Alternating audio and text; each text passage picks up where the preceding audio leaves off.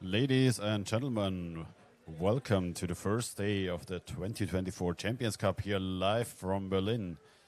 We're here in the commentators booth today with you, and we'll be starting the first game between the Orcas, the reigning champions on the female side, against Isbjörna from Sweden. The Orcas, renownedly from Colombia, traveled all the way over here to defend their title from last year, and we'll be very interested to see what those Ice Bears from Sweden can bring against the Orcas.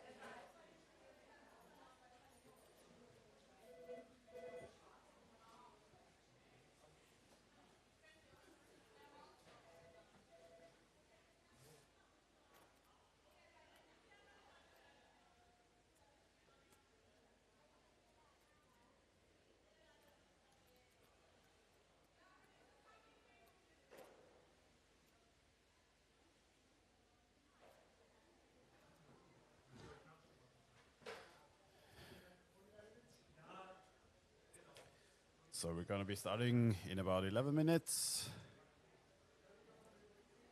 We're seeing a full team from the Orcas. Currently, teams still warming up. Here we can see the game plan for today and for the next games. So a little bit of a team introduction. It's Isbjörna from Sweden. And the Orcas from Colombia. Starting us off here with the first match today. We will see the Swedish team in the white jerseys and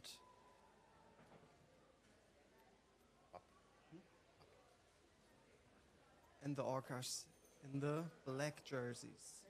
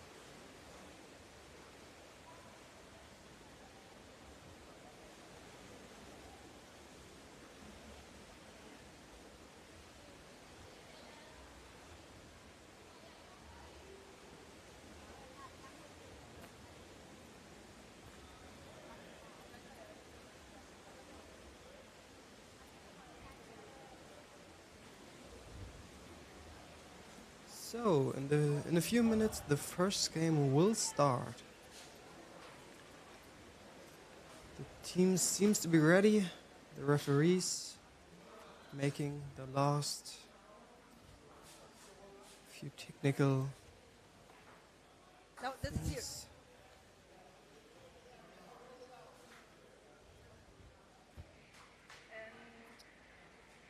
Kannst du mal gucken für den zweiten Schiedsrichter, den Drücker? Wie ob der da ist.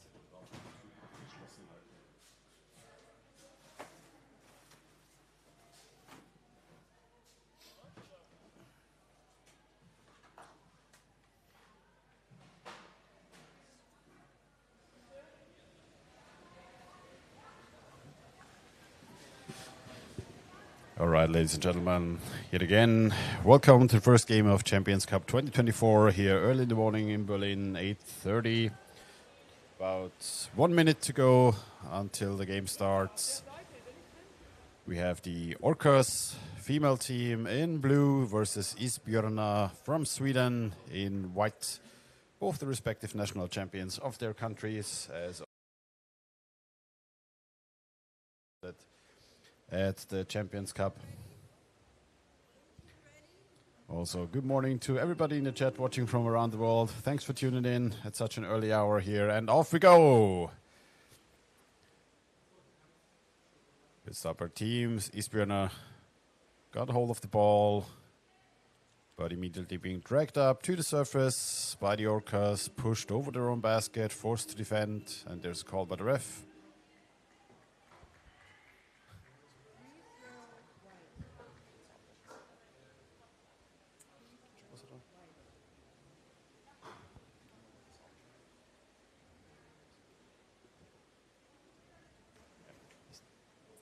So free throw against the Orcas.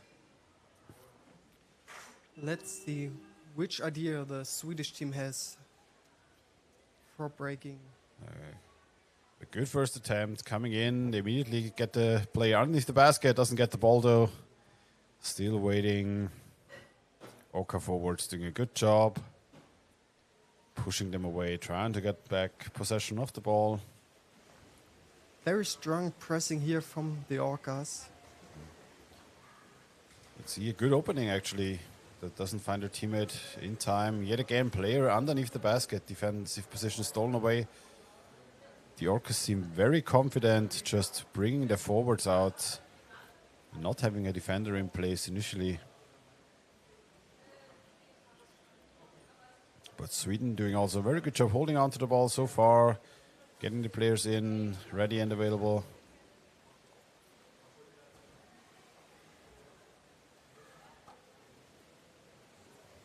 Orcas currently the reigning champion, but Isbjörna coming in. Trying to attack the goalkeeper from above, pulling her away. Exchange though available for the Orcas. Good clear. Ooh, ball dropping down, picked up by the Orcas.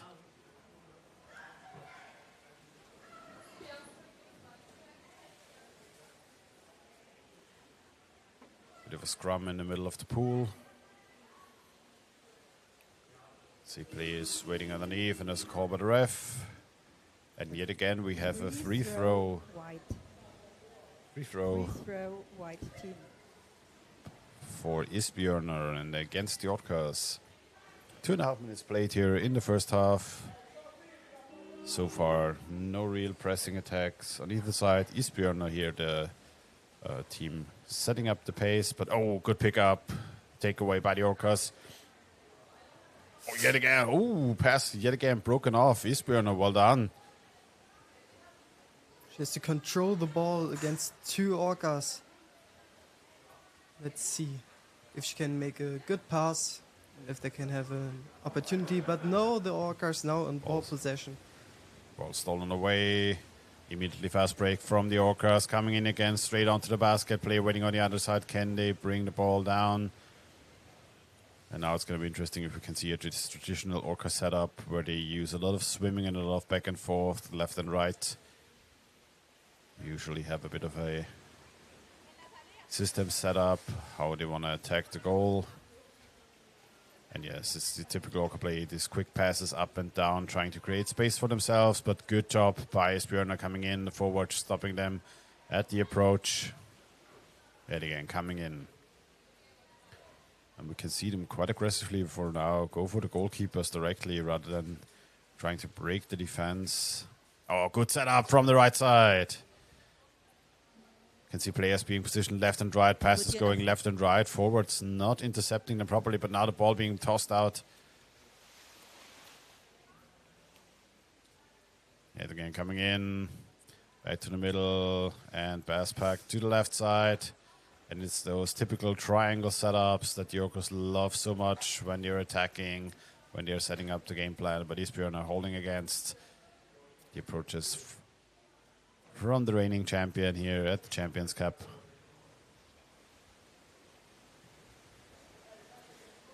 See scrum on the surface. Both teams holding onto the ball. Now the ball is again by the female Orcas. And now they are attacking again.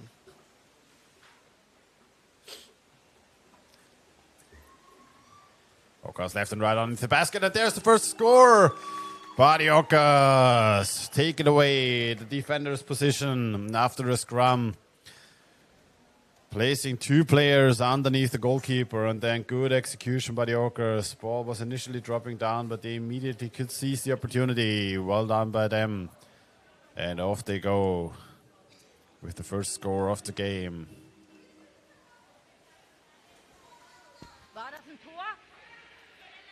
Quick discussion by the refs there.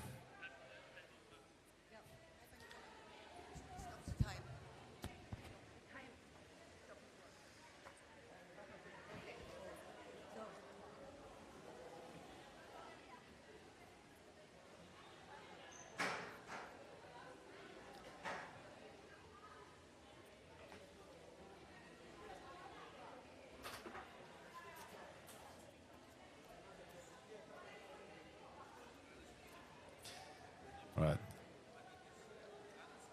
Yeah, we can see the referees discussing the goal a bit. Oh, okay, the referees are discussing a pushing situation. So it might not be awarded a goal here. We'll see what the referees decide. There's a referee timeout at the same time again.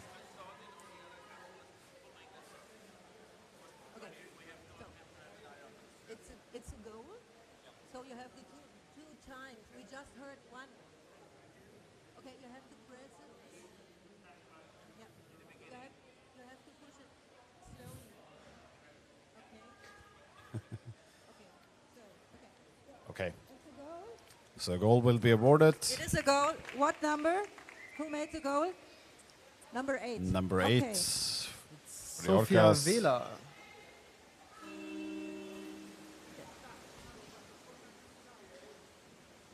We can see it. Hopefully we have some replays in the next games or for the next goals. That would be nice.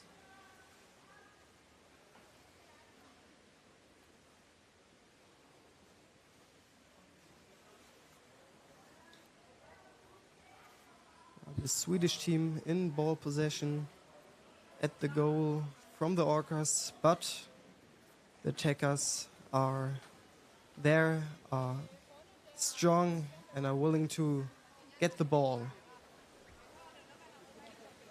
Sweden trying to come in again, though stopped by the Orcas. Them not giving them a little bit of space, even pass backwards, going for the fast break. Going to the left side of the pool. Sweden, good interception now coming back in. No defender in position initially, but now could they bring the ball to the other side? Player waiting, though the defender coming in the middle of the pool.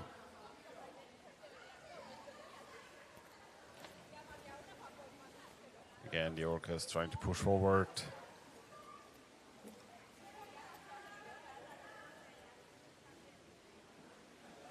Setting up from the right side. Closed side of the pool. Player waiting underneath the basket. Möller position for the Orcas. Can they score again here? Defender coming into the last point in time. Oh, that was close. Was no goal for the Orcas with a bit of a late insertion here. They're waiting under the basket. Up to get the ball. Got interception to the forward from Sweden, trying to get the ball back. So the Orcas going for them immediately.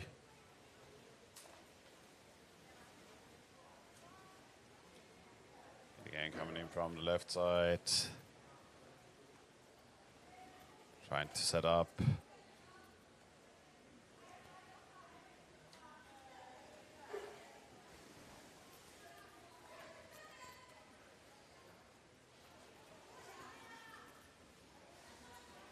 Surface scrum.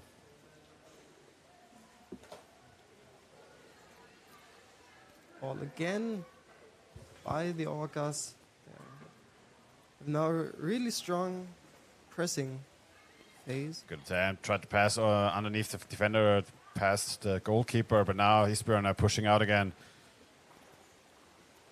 Trying to get the ball forward. Trying to go over the middle.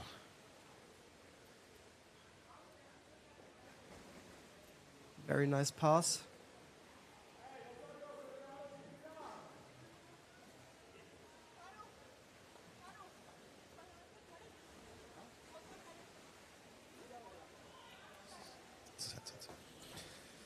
Orcas coming in again. Coming in again from the middle, trying to overplay the defender. Now pushing in again from the left side. Defender not in position properly anymore. Can they bring the ball to the side? Goalkeeper already No lifted goalkeeper. up. Basket stolen away. But I think Isbjörn are here in possession of the ball. We need 50 seconds to go in the first half. It's 1-0 for the Orcas. Isbjörn are trying to scrum the ball away on the surface right now. With 40 more seconds to go.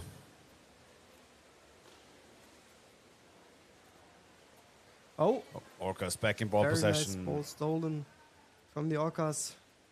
Can Möller, they create a last chance? Möller position taken away by the Orcas. Can they attack the goalkeeper immediately? Ball trying to rip it out. Still in possession for the Orcas.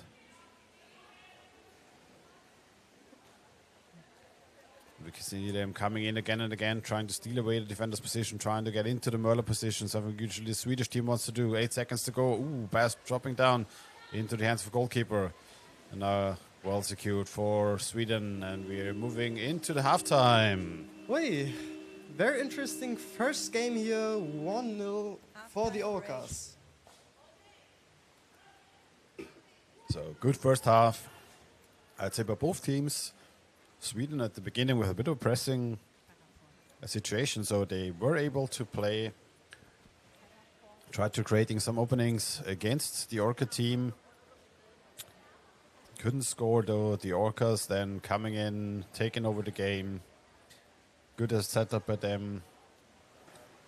Having the opportunity, stripping the ball away from the Swedish team and getting their first score. And it'll be very interesting to see how both teams will move into the second half, what they can bring here at the first game of the day at the 2024 Champions Cup.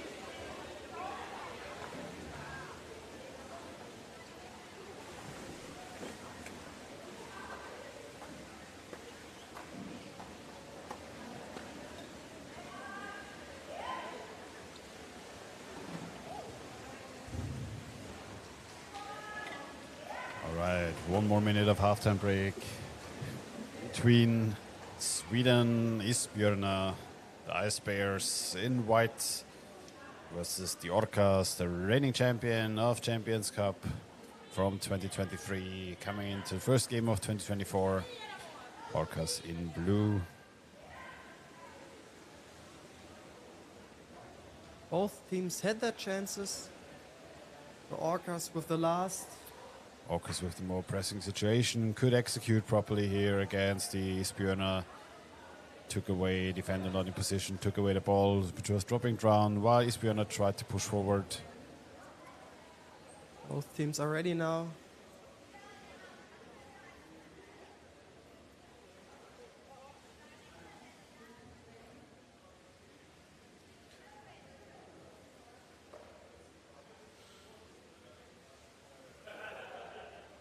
Everyone is waiting for the game to start.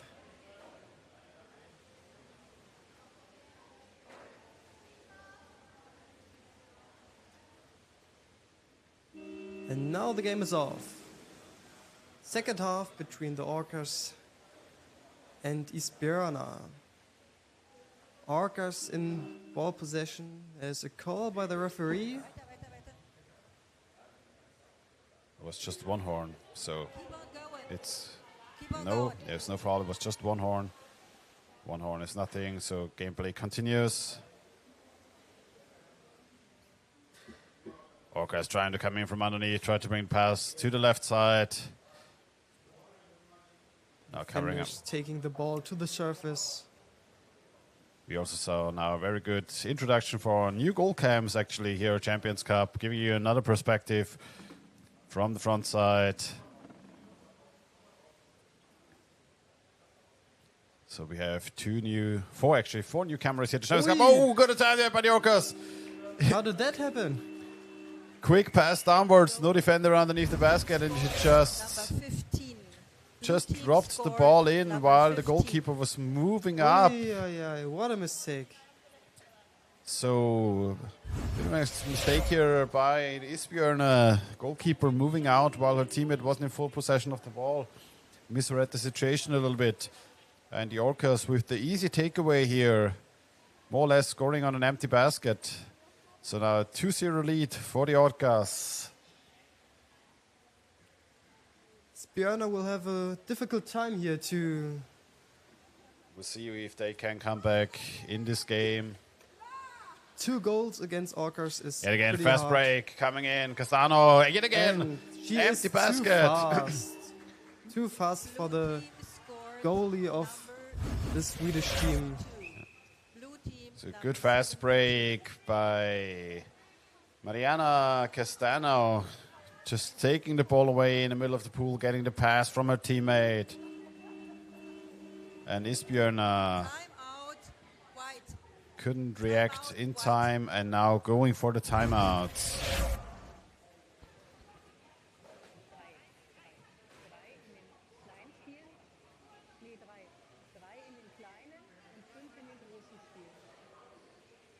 So habe ich es auch den Mannschaften angesagt. 3 Minuten. Also, dann haben wir den Zeitpuffer.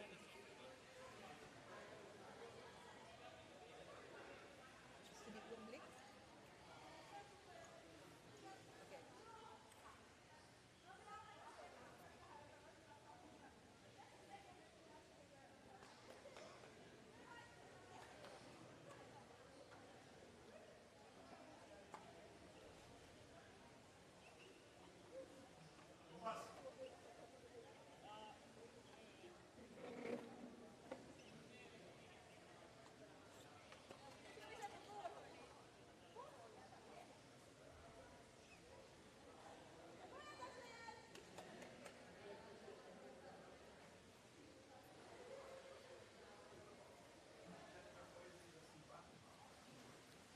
15 seconds, then the second half goes on. Finnish team tries to motivate themselves to not make those mistakes we've seen.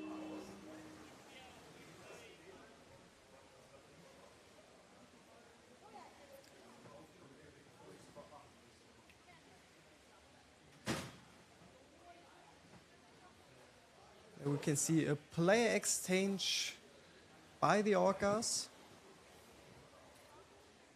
Number 48 out and number 16 coming in. Orcas back in possession. Defender moving out a little bit, creating an opening for the Orcas coming in from the right side, attacking the goalkeeper, trying to bring the ball to the left. Defender, though, could intervene. Ooh, a bit of a risky situation. Wasn't fully aware, but the ball was... So you can see them set up again. And it's something that it's become very prevalent in modern water rugby is those close plays around the basket, those quick passes left and right. And this is something that the forwards really have to look out for, to intercept those quick actions around the basket, to protect your goalkeeper and your defender and to help them out as best as possible. Another call by the ref. Attacking the head. Yeah, we can see immediately the Orcas trying to steal away the basket. Creating pressure from the get-go for the Isbjörnar defense. Coming in again. All being tossed out. Back in the corner. Play waiting on the other side. Maybe wants to overshoot them.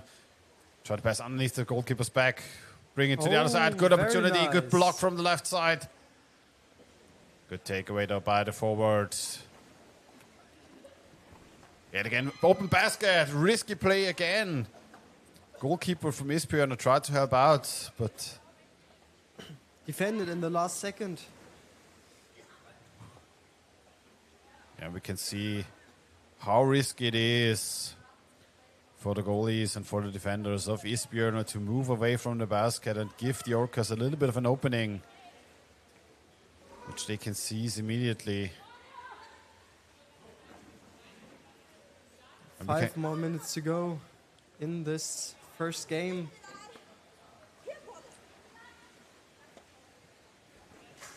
Set up again. Player left and right of the basket, waiting for the ball to be brought to the other side. But then also we can see them move out, in and out again, helping out their teammates. And we can see still being available on the right side of the basket. Oh, pass Getting gets to another her. ball. Tossed back into the middle. To the left side, attacking the goalkeeper from above. Ball dropping down. Can she pull off the goalie? Oh, very underneath. nice pass. Now she has the chance. And there's the score for the Orcas. Wow. Very well played sequence by the Orcas coming in from left and right, creating space underneath the basket, and then the final execution.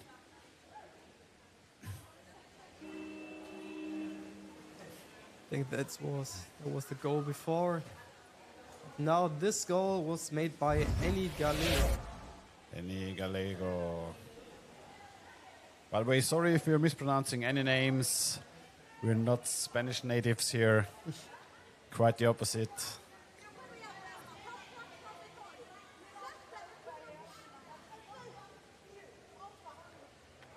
Sweden scrubbed up at the surface. You can see two Orcas immediately waiting underneath the bulk. Waiting for the ball to drop down.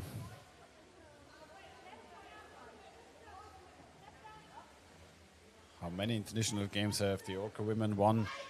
They at least have won a couple of Champions Cups over the last years. So much about that. Call by the referee. All out of play. Now But you can, I think a free throw for the Orcas. but you can pretty much say that the Orca team is a huge part of the Colombian national team, which is mostly consolidated of Orcas. So, Isbjörnar picking off the ball. Two players coming in. Would have a pass break opportunity. Just the goalkeeper and defender. Can he bring the ball down to the left? Broken up. Forwards now in position for the Orcas. Pushing out.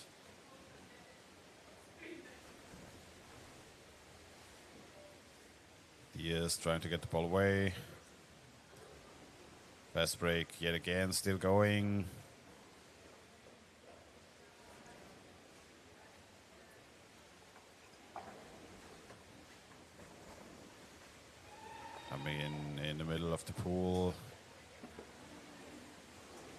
Player underneath the basket, taking away the space. Ball on the left side. Can the defender get in position? Yes. Able to get her position back. We can see how quickly those players take away the space from the Swedish Isbjörnar team, if given the opportunity. We can also see the setup play by the Orcas, coming in left and right. Defender nearly pushed away from a position. Good to pick up though by the forward. Tried to get the ball away, but yet again, Vela coming in from the right, attacking the goalkeeper. All the space taken up underneath the basket. Defender though getting up hands onto the ball. Now coming in from underneath, push up. Goalkeeper though can get her hands in between. Basket stolen away though from the Orcas. But Isbjörnar trying to break forward, but yet again, the ball stripped away in the middle of the pool. And Margarita Garcia, number 15,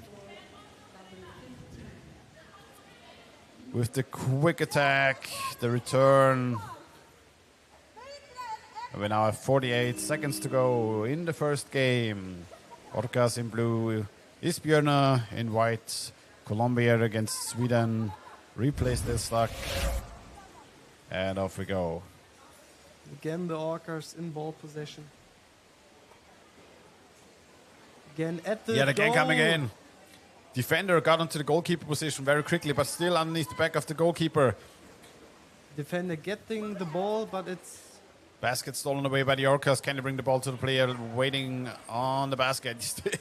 The Orcas exchanging on the Isbjörnar basket, still waiting for the ball to get there. But the forwards from Isbjörnar trying to scrum away the ball. Last seconds. And now the game is over. First game, 5-0 for the Orcas. Wow, really nice game, really fast game. Well played by the Orcas. Yes, well played. Isbjörnar holding against the Orcas, having a good stretch of attacks here at the beginning of the game. Though the Orcas showing that they came to play and they came to win. And we can already see their signature play style, which they bring. Quick passes left and right across the basket. Bit of up and down, stealing away the basket whenever they get the opportunity. So well played by the Orcas. And a good morning here also from the commentator booth at the Champions Cup. Good job at both teams. 5-0 takeaway. Good first game. And we will immediately move into the second game of the day, which I can only see Stuttgart, German champion at the moment. Versus Boblen. So Stuttgart versus Norway, Boblen. The Norwegian champion. Team. Here's the German team.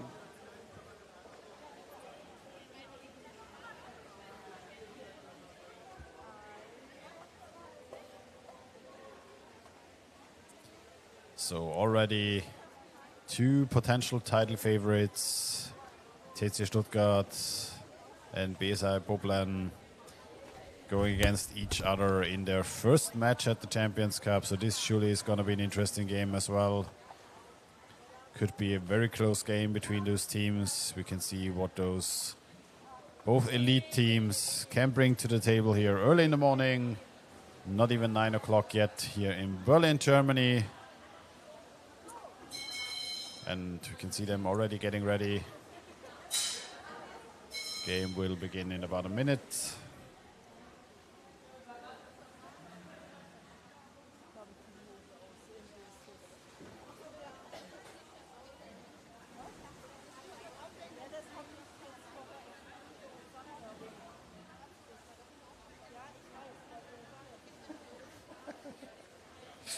I can see Kaiser Lilia, head referee of this game.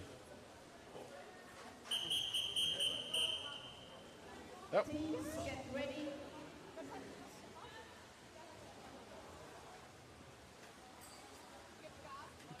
We can see the Norwegian team in the white jerseys and the German team in the black swimming suits.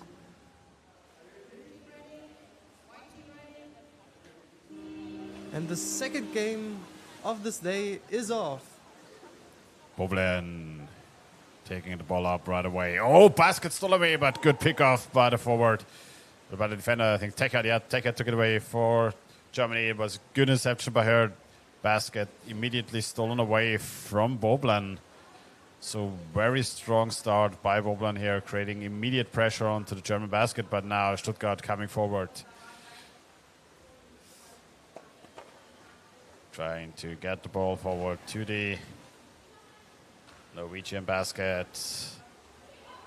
Good kick by the defender onto the ball. Looking for teammates.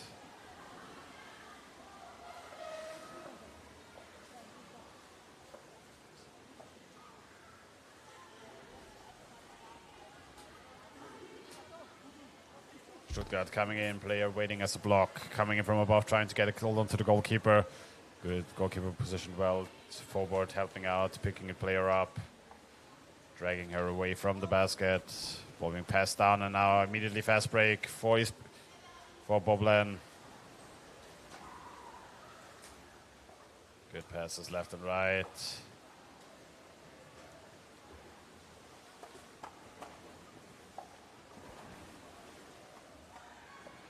Oh, good pickup by the German team, but they lost the ball second later.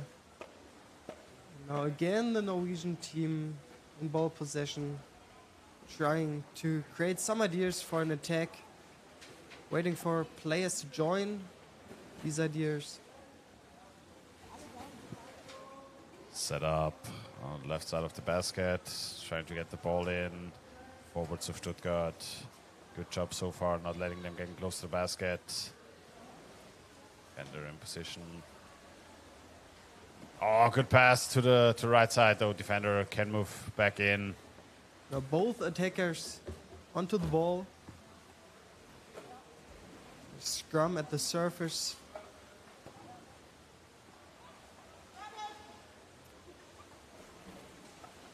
The Norwegian team is still in ball position.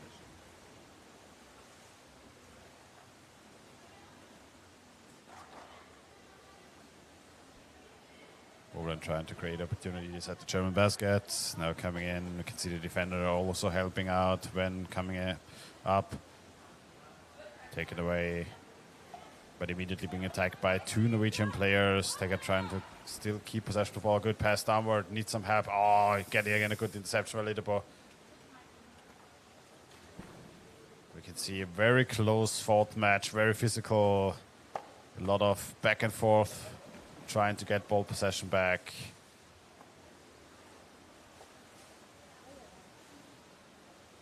But Boblen so far not yet having pressing opportunities, but being in certain control of the ball.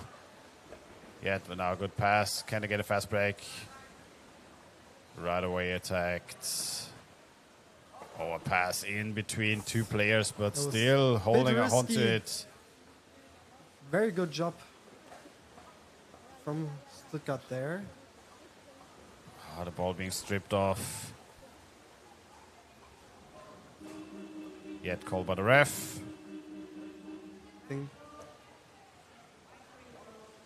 So free throw for Boblen.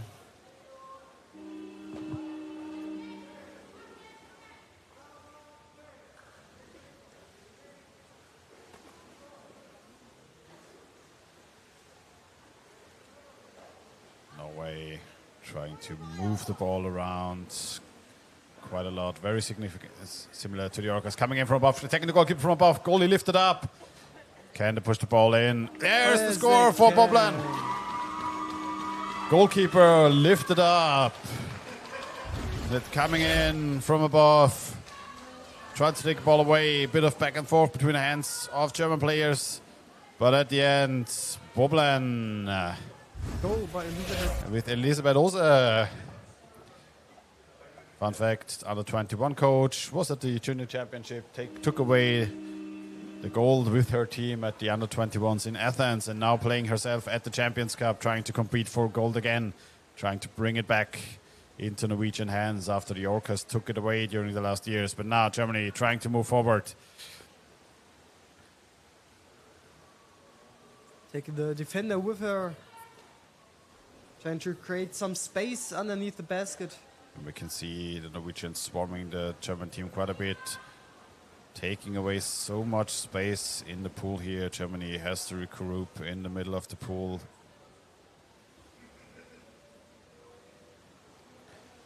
From the side, from the right.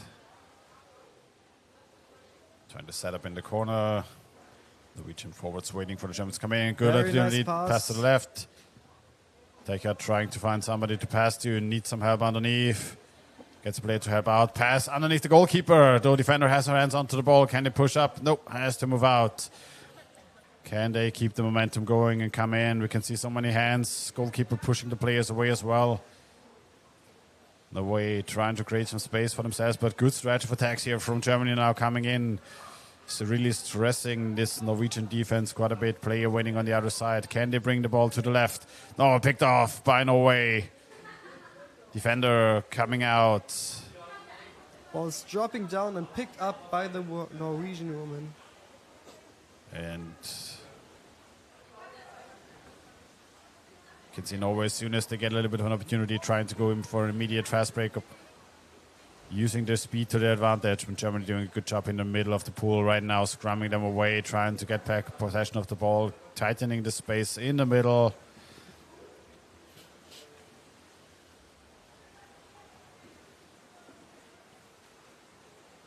Norway now in a more comfortable position, being one score up.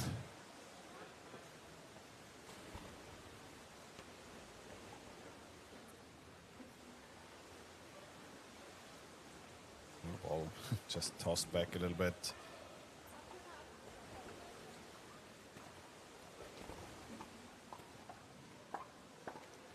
Again coming in, defender coming in a bit late, going for the yet again for the goalkeeper. Good attack, hands from the defender. Trying to get the ball away from the goal.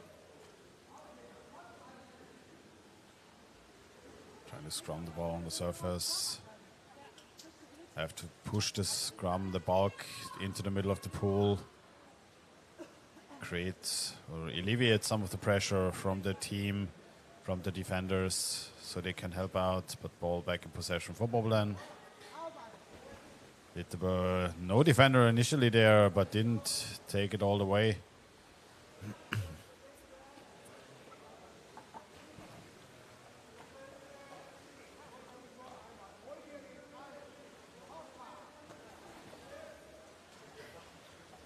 But we can already see here in this game against Germany, she expected her player to be there and showed. But Germany coming in, trying to get the fast break off. Is alone, though, against three Norwegians. Can the ball still be taken away? Yes, still in possession for Germany, but we can see the defender helping out right away for Norway.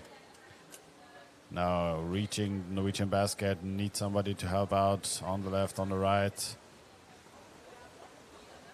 Right away attacked.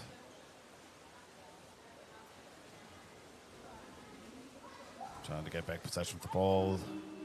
Called by the ref. Called by the surface ref.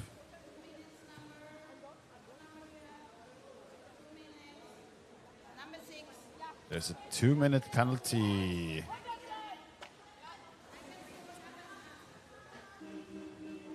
And it seems to be against Norway, against Boblen, number 6.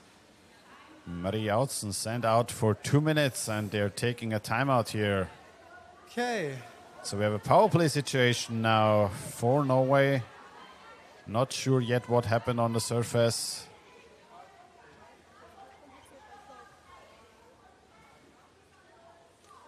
Taking on the head was called by the referee.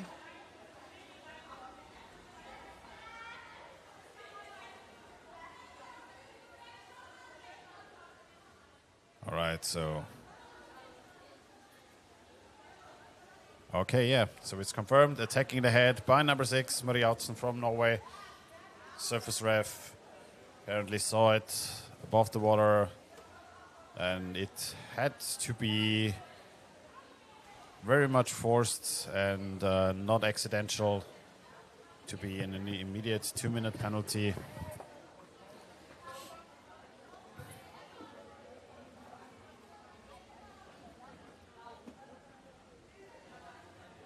And as we all see, the 2-minute penalty will start after the timeout, of course. The timeout not considered part of the 2-minute penalty.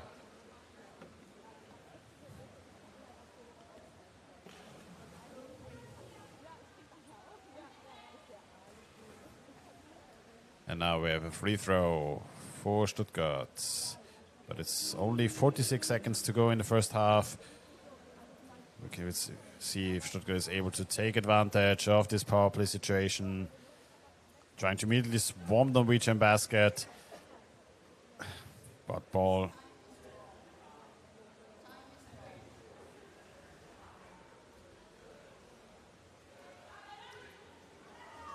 Oh, ball is being scrummed away on the surface by Norway, trying to tick down the clock as best as possible. 15 seconds. We've heard a little bit of a call by the ref that the time is not entirely correct. Maybe they didn't stop the time as soon as the timeout started.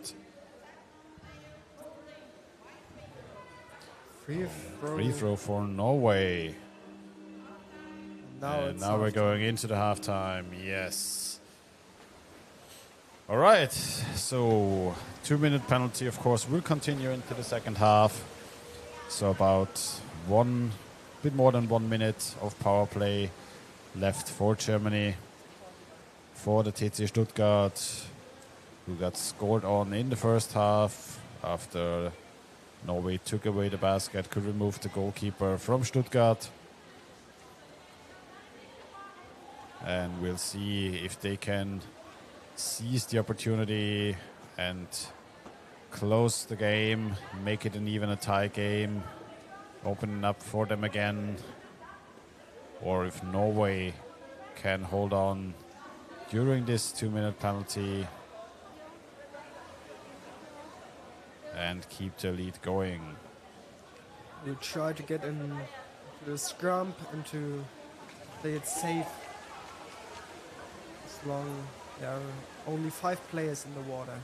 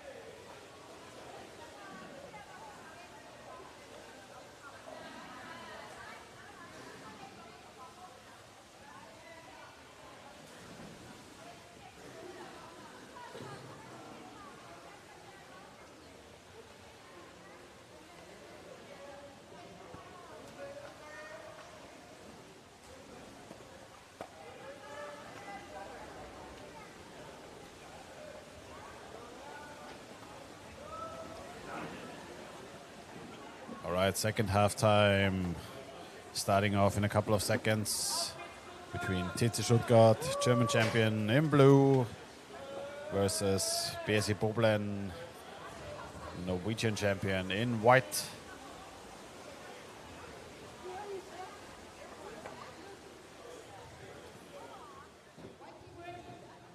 Teams getting ready. Change by Stuttgart. Anna Michaelis is now playing. Stuttgart trying to get possession of the ball, still in power play for them. Norway just with 5 players in the pool for about 30-40 more seconds. Can Stuttgart push forward hard enough, create some openings. Going for the basket right away. Attacked by the Norwegian forward. Being scrummed away. Good rip out of the ball. But they have to push. They have to break in a little bit faster. Nice Need pass somebody in here. the corner. Good attempt by them. Coming in. Still space underneath the goalkeeper. Can they lift up the goalkeeper? Good attack by Germany so far, but the goalkeeper, we can see the ball handling above the basket. Goalie though back in position. And now fast break for Norway, and they can get away immediately. Defender arriving rather late. Can they push the ball underneath the basket? No, defender, good hands on the ball taker, trying to rip it out, trying to get the ball back in possession for our own team. Passing forward. Ball though immediately attacked by 3 Norwegian players trying to get it back into their own hands.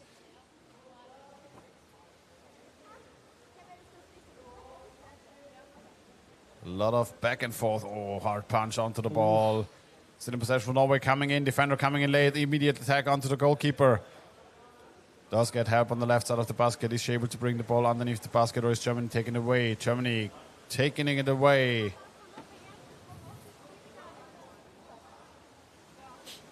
Very strong pressing here by the Norwegian team. Also now back in the water with 6 players. So power play for Germany is over.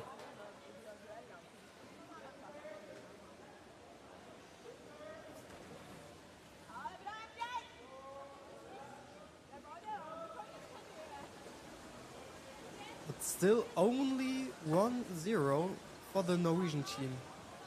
So Stuttgart has all chances and yet enough time to score. We can see though the issues they have, not connecting the passes often enough. Norway intercepting them very well so far. Now coming in with 2 players from the corner, trying to create some space for themselves a little bit, helping out.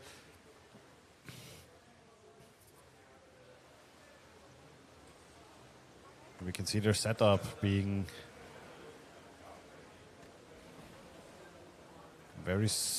rather slow right now. But then again, Norway tightening up the space so much.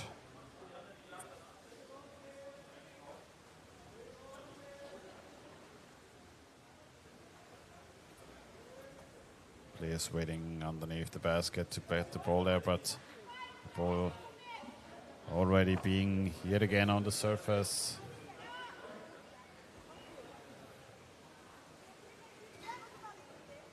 Attempt to come in from the right side. Very few space for the German team here to create an attack.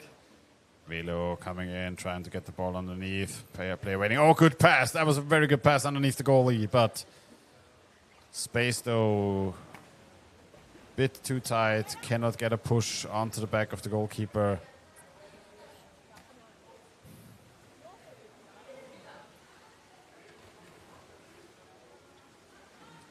Now would have been a good opportunity. The forwards from Norway were not in position yet, but not able to take the advantage here. Ball dropping down in the middle. Stuttgart still in ball possession. Nusa And they retained. hold the ball. Nusa tried to retain for the team, though picked up by Oudsen. With back and forth here now. We can see the Norwegian forwards going out very far into the middle of the pool, trying to get the ball now back into their team's hands. Rey looking for somebody to pass. Left, bit right. But time and time again, the Norwegian forwards in position to just intercept and stop them in the tracks when they try to approach the Norwegian basket. So Germany needs to have maybe a little bit of a double pass, a little bit of a back and forth pass, left and right, to create some space for themselves. Now block set up in the middle of the basket.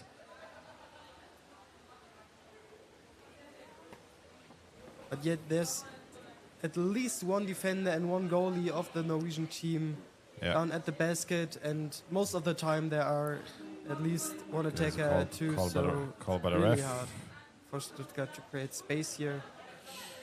Shoving. And the ball now into the hands of Boblen again. And yes, as you said, Germany maybe needs to take a little bit more risk, bring 4 players, have a player available to pass, maybe back into the middle of the pool to create a little bit of a triangle setup in front of the basket, if you've seen from the Orcas, to be able to bring the ball from the left to the right side, to create an opening underneath the basket, to outplay those Norwegian forwards.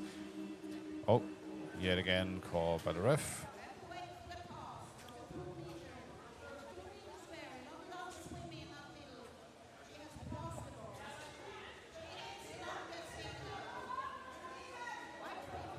So it was an infringement of the 2 meters rule during the free throw. Nobody is allowed to enter and participate in the game until the ball is passed. And as soon as it's passed, you are able to enter the circle and take part of the game. And now Norway.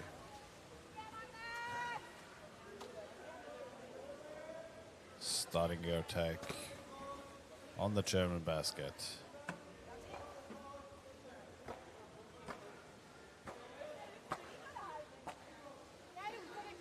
You can see that they want to keep the ball safe. They're not playing very risky here. So good pickup, takeaway. Nusa trying to go for a sneaky pass behind the back, but no defender in position for Germany. Good takeaway though. Stopping Norway from a fast break opportunity. And we have now Michael is trying to bring the ball forward.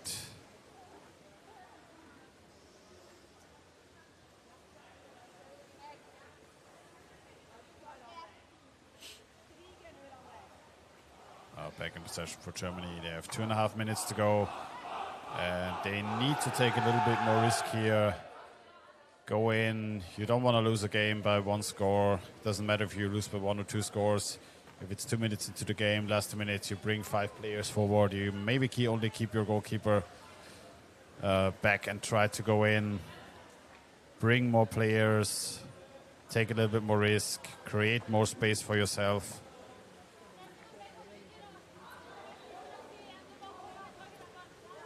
Two more minutes to go.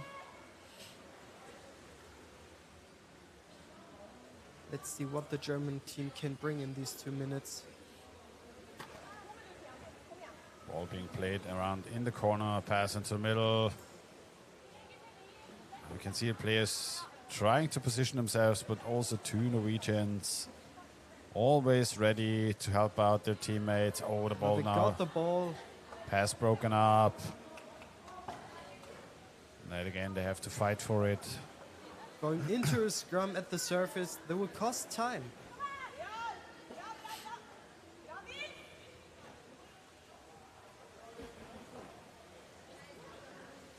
Now, potentially one of the last opportunities they get. 1 minute to go.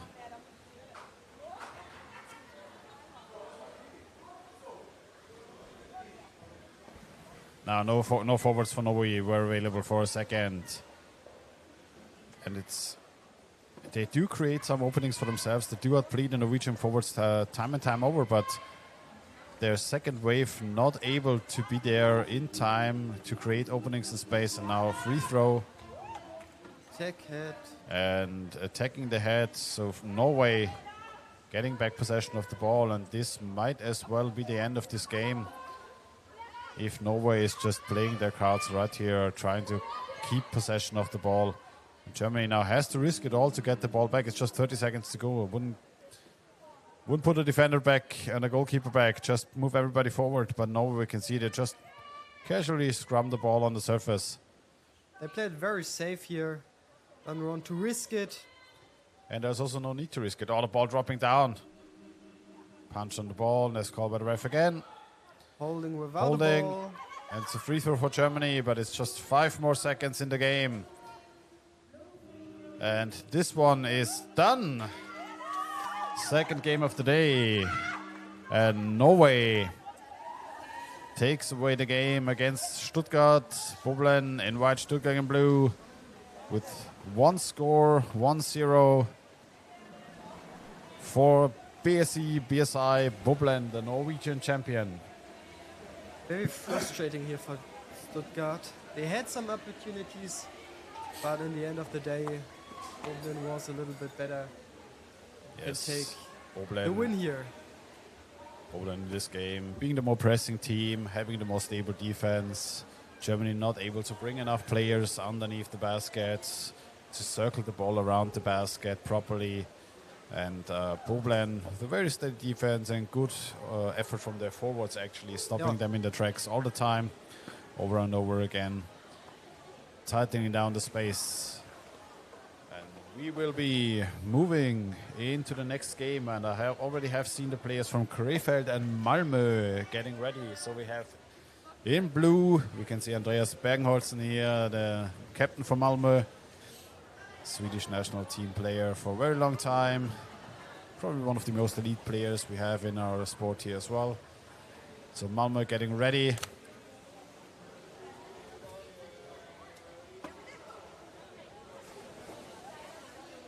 Oh, both teams blue, so...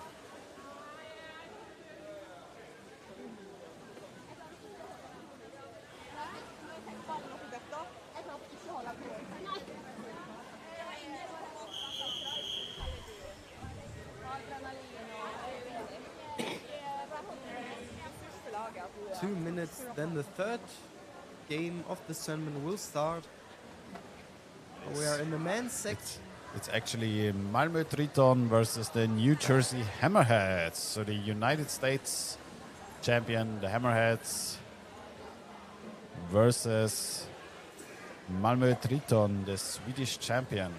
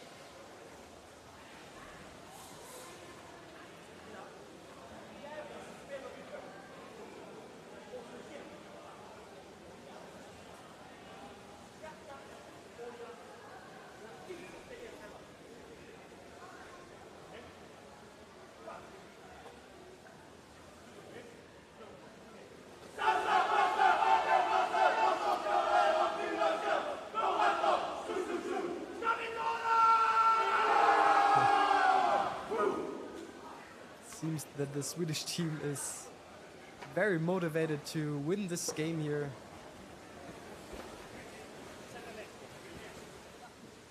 Both teams are getting ready.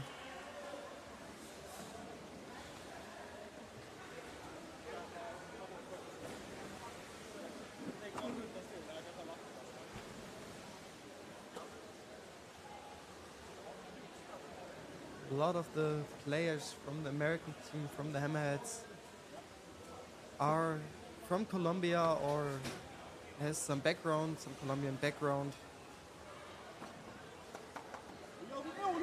And the Warrerrugby is there, something like the national sport in Colombia. They brought it up to America.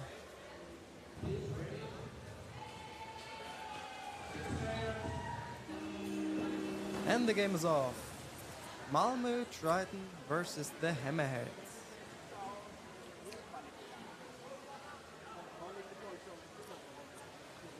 New Jersey getting in possession of the ball.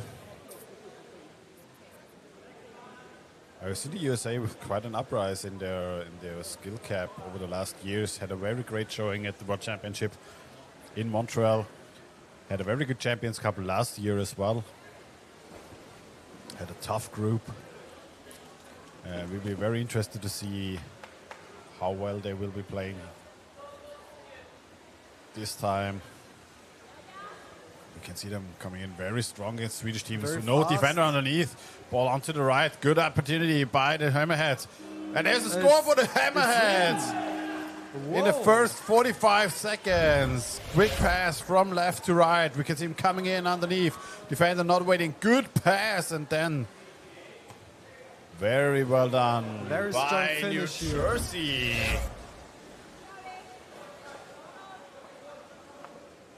Jason Acosta bringing New Jersey ahead.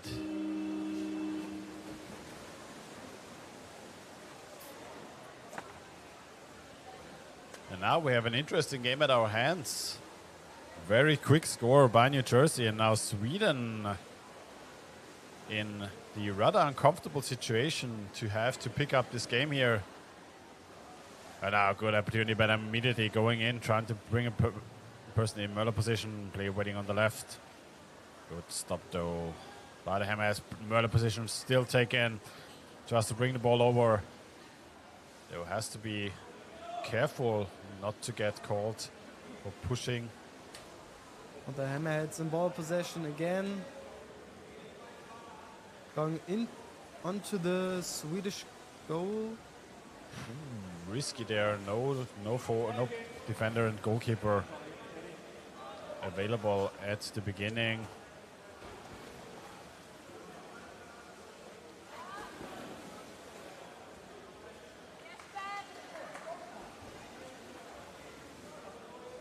Jersey yet again back in ball possession. So Sweden. Ooh, very strong attacking there by the Swedish team. Can they get the ball out? Still trying to bring the ball out, but good forechecking by New Jersey so far, keeping them in their own half. Sweden needs to play underneath, but now opportunity for them to move forward. They need to make it fast. Defender, bit of weird timing there. Both teams not really in position, but nobody going fast. They're from Malmö waiting under the basket, and not getting the ball. New Jersey yet again back in ball possession, trying to move it forward, being pushed back into their own corner, backwards pass to their own goalkeeper, now being able to push forward. And yet again we can see a player waiting on the right side, moving in quickly, scrummed away.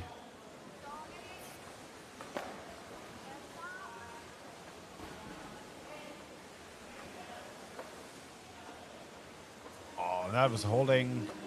Yep. Call from the ref. Will be called. It's good. Free throw for the Hammerheads.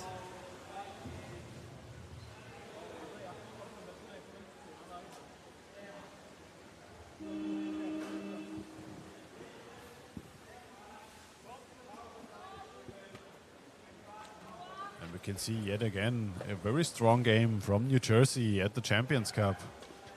They already surprised people last year, yet again holding from Sweden, but New Jersey, two players coming in, trying where they go immediately for the basket. Jersey in a comfortable position to be up by one, so they don't have to move in as much as Sweden has to move out and try to get back possession of the ball here in this first game for both teams. Good pass to the right side again. Defender though coming in last second. Bergenholz now trying to pick up the ball for Sweden, though being immediately attacked, pass forward, immediately attacked, picked off by Hammerheads. Now 1 versus 1. Yet again underneath the goalkeeper. Can they push the goalie up? Defender coming in late, but now pick off for Sweden. Ball being played in the hand. Back and forth between New Jersey, Hammerheads and Swedish. Dritten Malmö here. There's just back and forth in front of the basket. Goalkeeper there on the basket. Still Jersey in possession. You can see Karl Falk coming in from behind the players, is using his long arms, but still New Jersey. Very good ball handling thus far.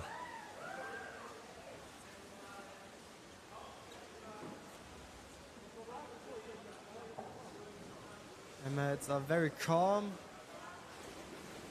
They don't have the pressure. Yeah, the pressure is on Sweden to get back in ball possession. 5 minutes played here in the first half.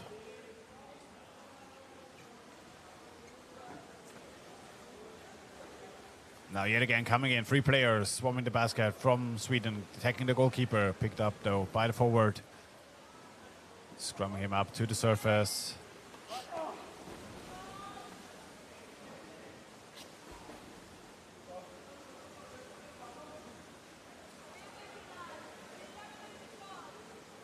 Scrum here on the surface. Malmö now in ball possession. Nice pass. Moving in, Bergenholz coming in, 2 versus 1, trying to create some opportunities. Has a player on the other side waiting. 3 Can he versus bring the 3. ball on the other side? Doesn't see his player on the other side waiting for the ball. Ball dropping down. Back in possession for Jersey. Can push out. Yes, can push out. And now fast break opportunity, but good effort from Sweden, closing down the middle of the pool. The first more or less pressing opportunity here for the Swedish team coming in, but not able to see his player waiting on the left side, trying to execute. All the Space taken up underneath the basket.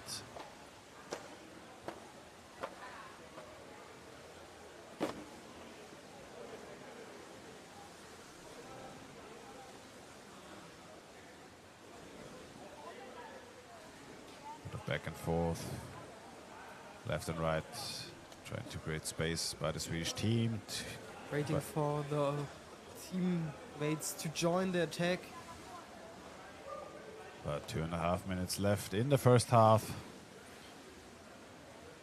Now 3 Swedish players are around the basket trying to get the ball to the left, although being tossed, pushed out a little bit, and Hammerheads back in possession. Heavy attack here coming in from Sweden.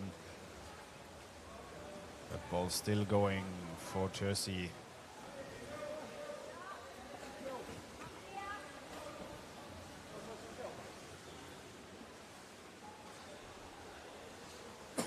Risky pass. 2 more minutes to go in this first half of the game. Now Hammerheads back over on the Swedish side.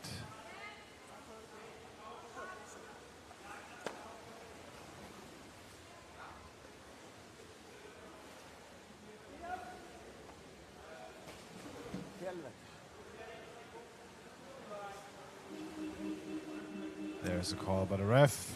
Holding onto the head. Free throw against Malmö.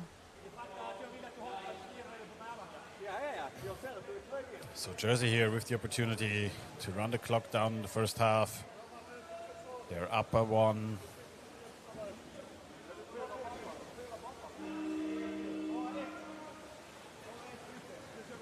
You can see Sweden trying to get the ball back, having their forwards out quite far.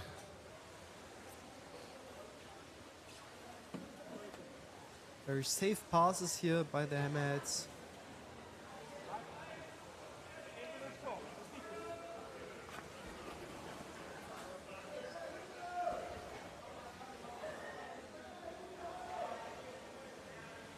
No pressure here. Hammerheads trying to keep the ball amongst their own, playing it in the corner now, bringing 2 more players. Still possession for the Hammerheads, now stripped. But still taken. It's like a tentacle wrestling match. 4 players having arms and legs intertwined. Ball, but though dropped down. No call by the ref yet. Ball in possession for the Hammerheads. Still playing it back and forth. Handling it very well so far. 6 seconds to go, and Jersey That will be it. will take away the first half of this game. Hammerheads in white, Malmö Triton in blue. And Hammerheads with a beautiful goal here in the first minute of the game. Quick pass from left to right. Malmö Triton maybe not yet quite awake at this rather early game times here, 9:30 in Berlin. And New Jersey, even though they might be a bit jet-lagged, coming in early and taking away the first score of the game. Well done by them. And we will be moving into the second half quite in a couple of minutes. But Sweden now in the pressing situation to have to close out the game, have to tie it up. We'll see what they can bring in the second half, and we will be right back.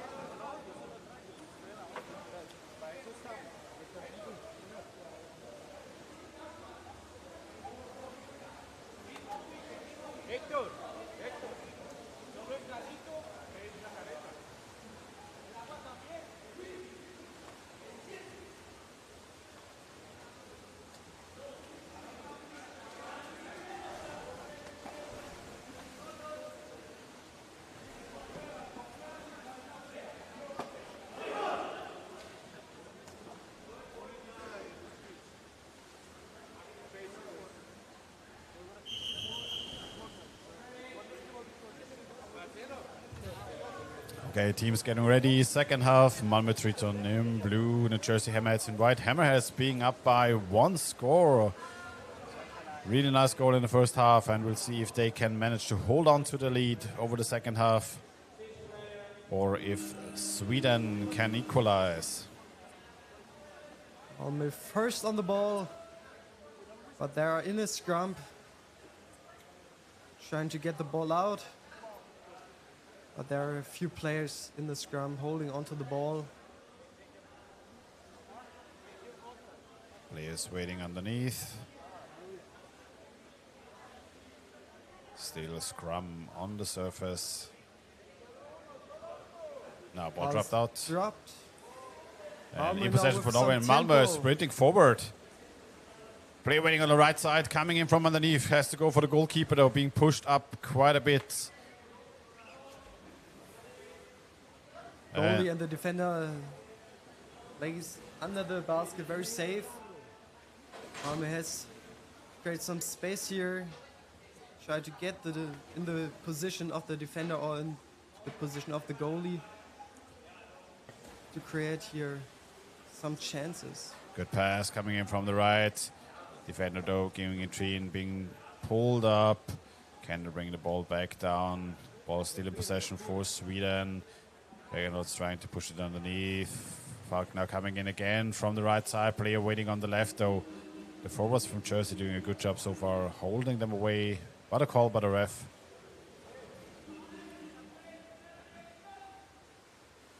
Ooh.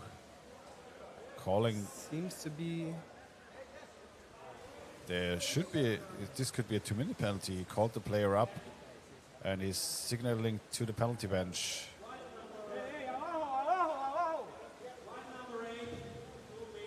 Two-minute warning for roughing, so very strong hard attacks onto a player. Giancarlo Castro into the penalty bench, or as the Australians would call it, the sin bin.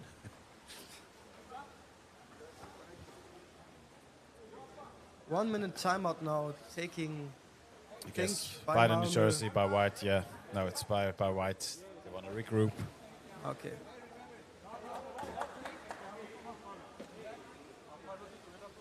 All right, so the Hammerheads now with one man down and Malmö Triton with the power play situation. Interesting, going to be interesting. They will bring their A game. Both teams can use and seize the timeouts to recover a little bit. And Malmö Triton will surely try to seize this time to equalize.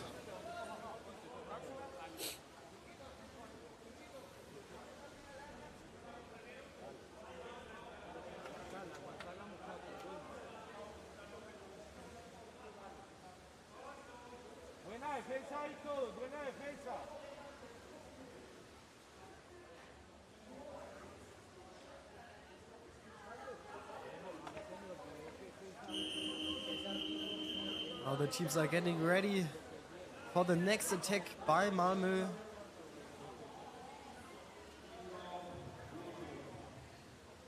So Malmö Triton, free throw. Can see them trying to set up. And there we go, coming in. Malmö Triton already having a player on the right side waiting. We can see them immediately bring 2, 3, 4 players. But now they have to bring the ball onto the other side of the basket. Thus far, good attempts by the Hammerheads, just scrum the ball up and trying to push them away. Trying to run the clock down as best as possible. Player from Malmö waiting under the scrum, hoping for the ball to drop. It's taken to the middle of the field. Ball dropping down, hands of Malmö Triton. Defender goalie in position, no forward there yet. Coming in from above.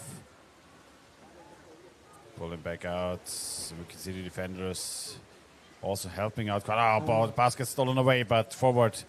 Oh, the ball being tossed. The ball come to Malmö. It's called by the ref. This is going to be interesting, and it's pushing though by Sweden, so bit of relief, pressure relief for New Jersey as they get the ball back. Sneaky one, placing the ball on the step on the ledge there. 30 more seconds to go for the penalty time.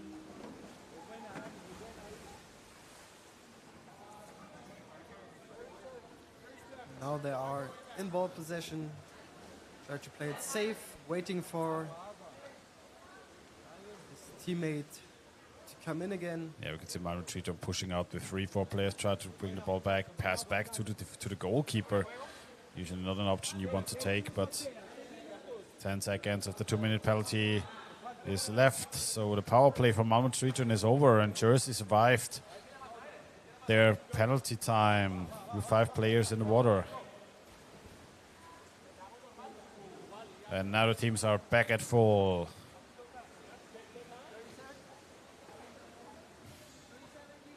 Passes here in the middle of the pool, trying to create an opportunity.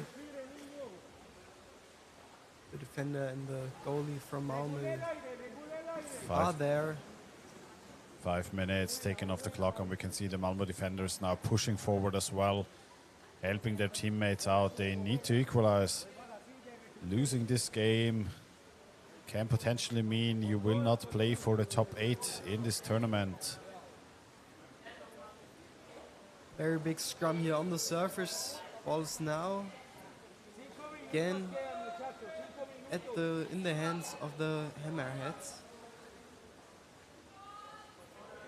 Oh, dropping down, still in possession for New Jersey.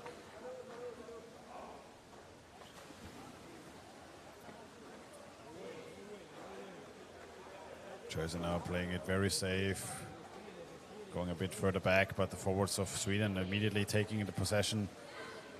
Bergenholtz trying to push forward now, fast break opportunity, only a goalkeeper there, but now 3 Hammerheads coming in, trying to swarm the basket, helping out, balls back in possession, dropped by Sweden. Trying to push off, but Sweden trying to close down the space, not letting them forward. Good pass attempt over by Jersey, bringing the ball a bit forward now. Has some space amongst themselves, but yet again, ball taken away by Malmö Triton. Now they have to get in with tempo, and not just one player has to go onto the goal. They need 3-4 players to go for it, to create some chances, but the Hammerheads are very strong in the defense. They're now in ball possession and going to the goal from Malmö.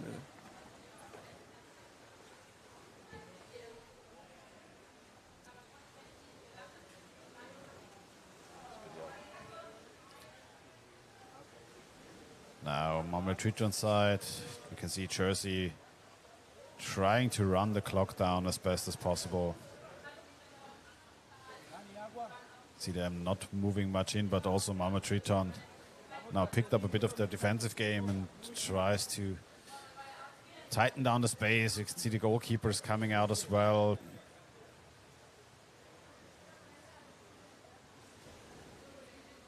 Three more minutes to go. It's yet not enough time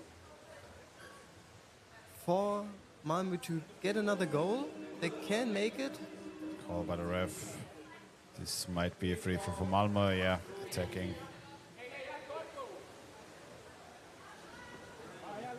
Or strangling, and then the basket stolen away by Malmö Triton, so if they can execute the free throw rather quickly, they might have an opportunity here to get in. Players waiting in the middle, left and right.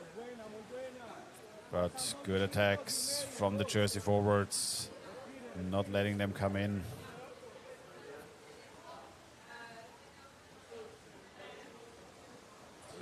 Again, a scrum at the surface. New Jersey Hammerheads, team from the USA against Malmö Triton from Sweden.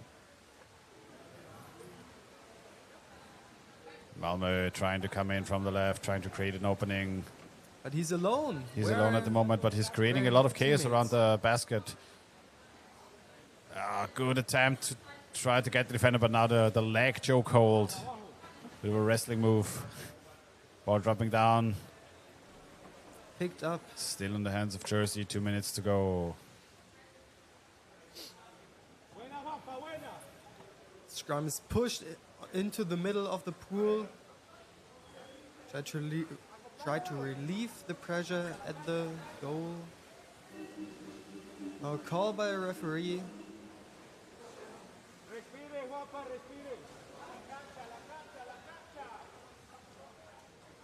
There will be a 3-4.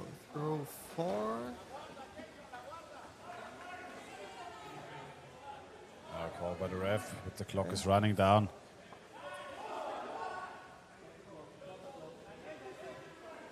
Yeah. Malmö rightly so, protesting a little bit during the ref discussion.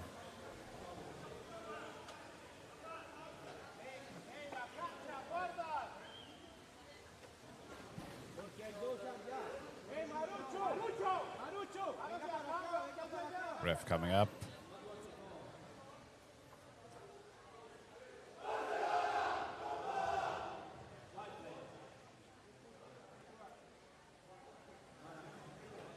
Yeah. Okay, free throw Okay. for Malmö. So, Little bit of chaos Malmö here. 3-2 free throw. A white player had ball possession but was stepping on the ledge. You're not allowed to have any part of your body on the ledge, as it is assisted swimming, and the referee would have to guess that you're so exhausted you have to be taken out of the game if you're not able to swim yourself. So the rulebook says ball possession is going over to your opponent.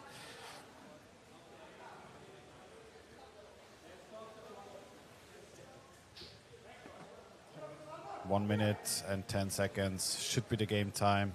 I think they will give Malmö a little bit more time because the clock was not stopped.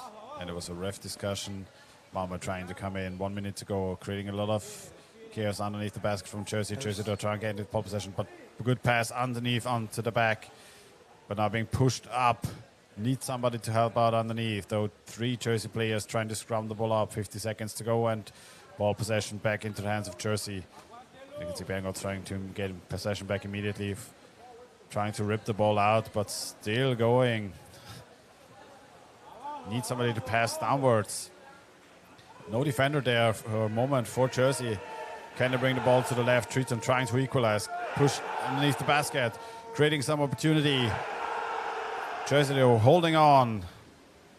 Just trying to scrum away the ball.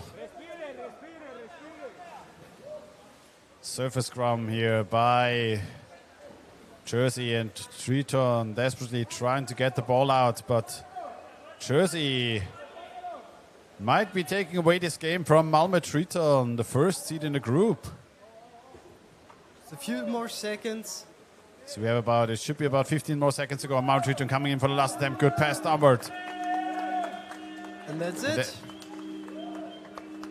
The Hammerheads winning this game against Malmö with 1 goal. Hammerheads taking it away. It is more or less the first upset in the group. The first seed losing their first game here, Malmö Triton. And the New Jersey Hammerheads from the US taking the game away. And we will moving also right back into the next game. 5 minutes to go until the German champion and reigning champion DUC Krefeld is going to take the playing field against Barcelona from Spain. Couple minutes break here from our side, and we will be right back.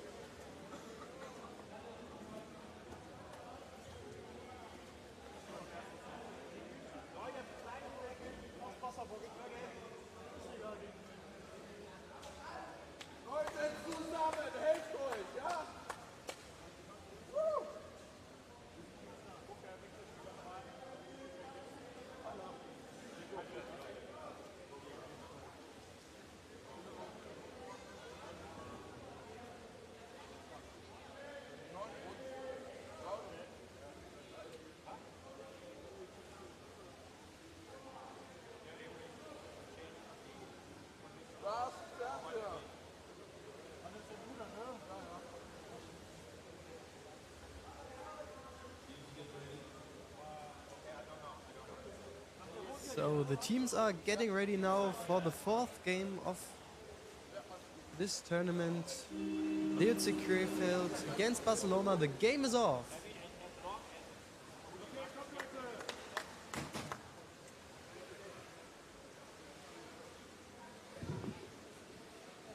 Krefeld in ball possession. Trying to create the first chance. Krefeld missing one of their key players though. Martin Meske is not here. Congratulations to him. He's got his first child just a couple of weeks ago. But though this year, Philipp Kreisig taking over his spot, who was missing last year. So we'll see what the German champion can bring him, already trying to bulldoze themselves into the Barcelona defense. And we can see them taking up space on the left side of the basket. Oh, they're very good nice attempt pass. coming in from the left. The ball taken Very, away very at the close. last second. And this is already one of their signature strategies, I would like to say. Two players taking up space underneath the basket, but now dangerous situation underneath the over the basket from Barcelona. And something that really stands out, I think, for Krefeld especially, is their ability to keep possession of the ball and hold on to the ball, even though they're under a lot of duress from players. So yet again, pushing in. They're still waiting on the left side. Barcelona trying to pick up the ball. And now it's a free throw call for Barcelona. Attack on the head.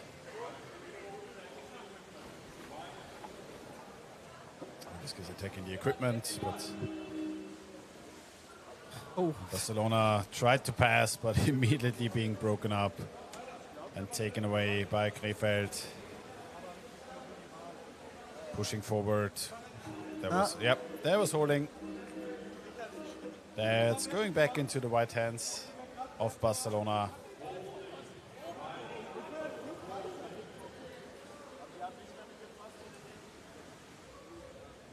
So, new player pulling play from Barcelona back in the middle. Now yet again, free throw.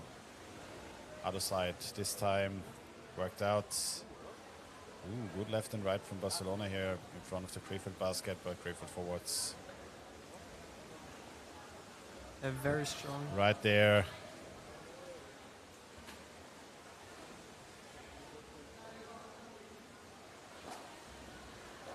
Now ball possession going onto the goal from Barcelona. Trying to create pressure. Not a very good pass there.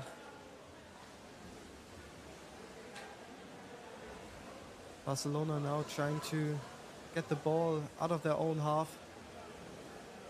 You can see how much pressure Krefeld is creating in the middle of the pool, but now opportunity for Barcelona to push forward. No defender underneath the basket, but the Barcelona player didn't notice it, didn't push forward further, waiting for his teammates to come in.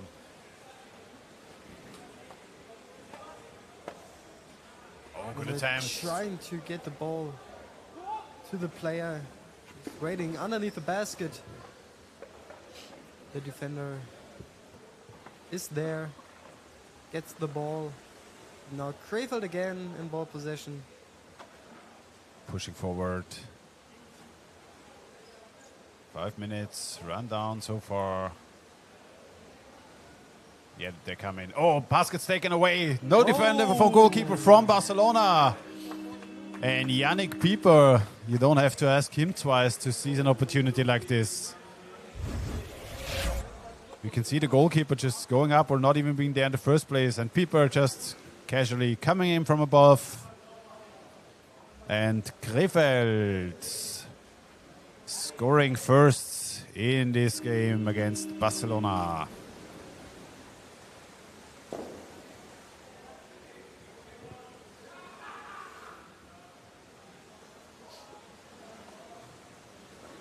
Now let's see which ideas the Barcelona team has to break the defense of the German team. Again, Krefeld at the Basket of Barcelona. They don't see the ball. And Barcelona pick it up. They need to get out of their own half. What a missed pass. Oh, And very then- close. Is it in? Oh, It seemed in. ooh. It seemed 95% in. Ball has to be underneath the rim entirely, otherwise it is not given as a score. And yet no. again, no 2 player versus on his 1. basket. But how did he? There was a Unlucky miss. there was a bit of a fumble from Crayford there. Did have the pressure point, but just ball got tossed up over the goalkeeper. We can even see Crayford signaling his teammates just take it down a notch.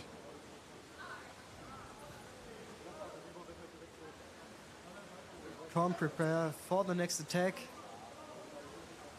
Yeah, now moving in. Pipa, oh, good attempt, bring it back to the other side. Pipa still waiting on the left. Keeper's waiting. Can say lurking. For the ball. Good attempt, passing the ball into the corner. Barcelona defense now a bit shaken up. Defender back in possession. Oh, But the ball dropping down. But picked up by the defense from Barcelona. But good interception by Crayford coming in, sweeping in right away. But a call by the ref. Stopping the game in its tracks. And there's a holding call against Barcelona.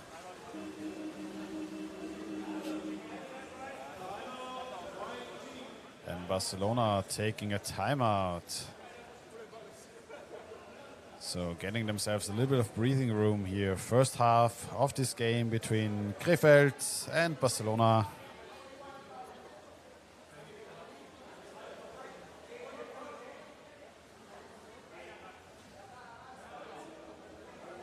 And Barcelona with the timeout.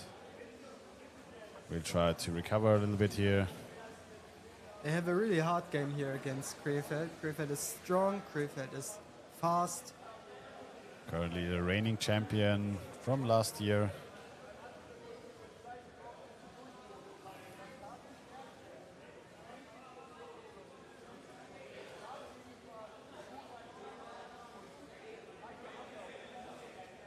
And we see an exchange from Barcelona. Number 7, Jorge Gomez is out. And we have number 69, Juan Hernandez, coming in.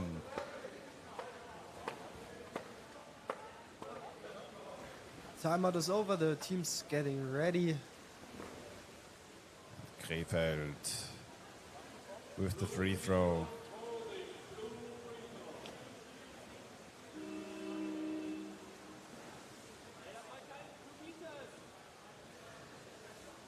Barcelona trying to tighten it down a little bit in the middle of the pool.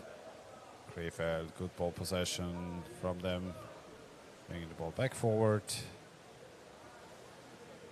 Into the corner, waiting for the teammates to join the attack. And to play safe.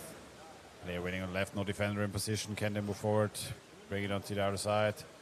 Trying to pull it. Just doing it himself. Philipp Kreisig. Going in himself. Showing- See him come in from underneath. Showing no mercy with the goalie of Barcelona. Just pushing him from the goal away. Philipp Kreisig, who was missing last year due to an injury. One of the best players from the Krefeld team. Now this year joining their team.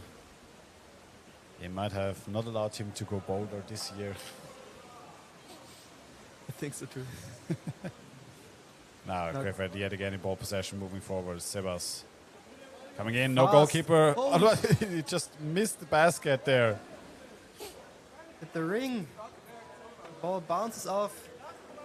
Barcelona take it up, but can they bring the ball out of their own half? Krefeld's attack is very, very strong. They are fast. And they can swim between the passes and get the ball very fast. Now Barcelona good attempts to bring the ball forward, trying to outplay Krefeld a little bit back and forth. Now at the basket, coming in, trying to bring the ball to the left. Very Good nice attempt pass. here. The pass going to the left. Krefeld defender was there in position, but had to react rather quickly, and now Krefeld coming in. Oh, people cannot pick up the ball properly. Being attacked though by the forward. Still waiting for a player to join him. Now has his teammates. Good attempt. You see the Krefeld player here trying to hold the ball close to the defender's back, so he cannot react properly to pass to the left or to the right. 1 more minute to go. Yeah, again, coming in.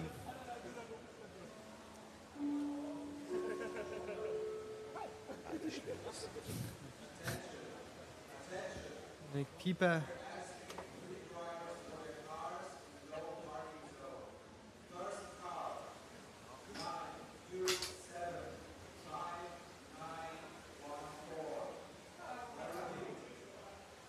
Krefeld again in ball possession, trying to create an attack. Holding on by the Barcelona defender.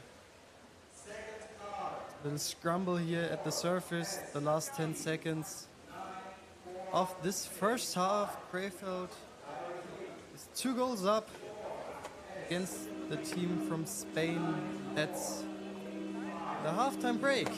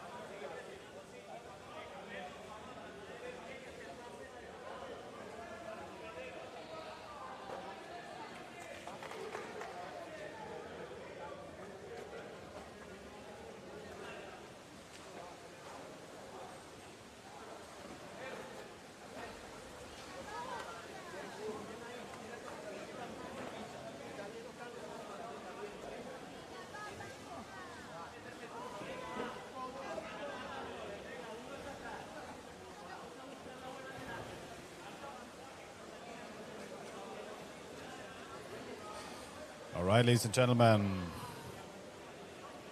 Next game, next half between Krefeld from Germany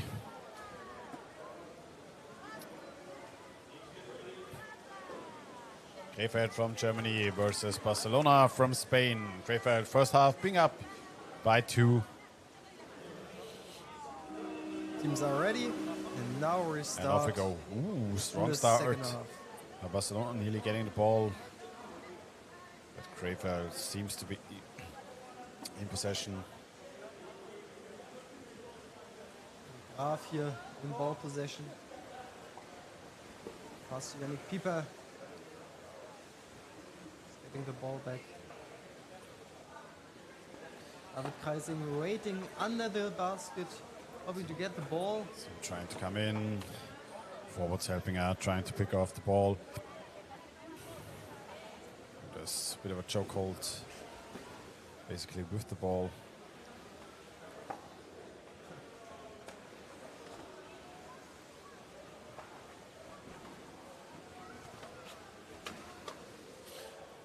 Okay, we're still waiting underneath the basket, trying to get the ball, but not a call by the ref. Holding without a ball. Pushing or holding. I think holding is it. Yeah, it's holding. Barcelona getting a bit of breathing room.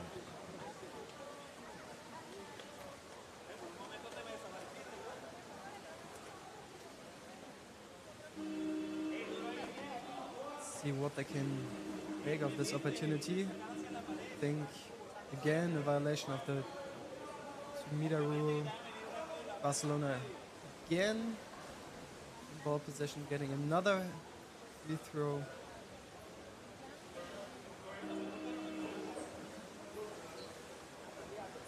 Now Barcelona trying to come in. They took up the space underneath the basket. Can they bring the ball to the player?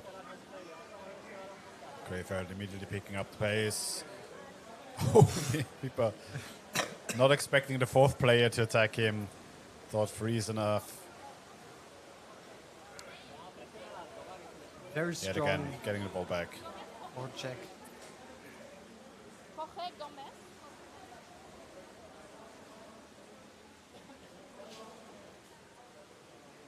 Bit of a surface scrum. Players waiting.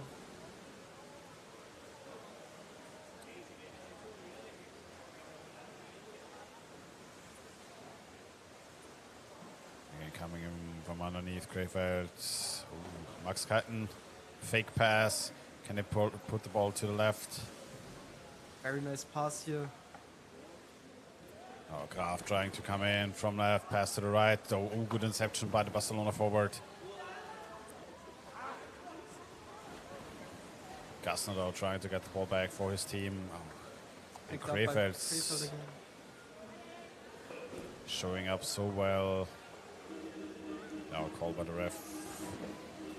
Seems to be against. Oh, yep, holding the fin against Krefeld.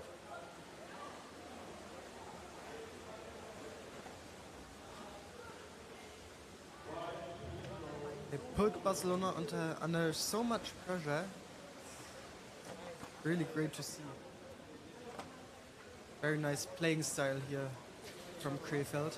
Something that Krefeld is doing really well is taking up a lot of space at their opponent's basket while being able to hold on to the ball and move it over and along the defenders. But now, see Barcelona also immediately trying to take up space at the Krefeld basket, coming in. We can see the forwards trying to take up space, closing down the space as best as possible.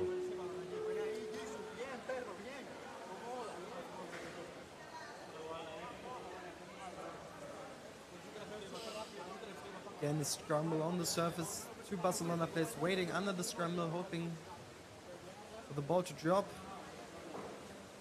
Barcelona still in ball possession. Such a great chance at the goal from Krefeld. Colombo doing well, holding on to the ball, bringing the ball into the left of the basket. Wants to pass the ball into the corner, but the defender being in such a good position to intercept anything that is going left and right. And we can see the Krefeld defenders not being super. There's holding called, and this will go against Barcelona.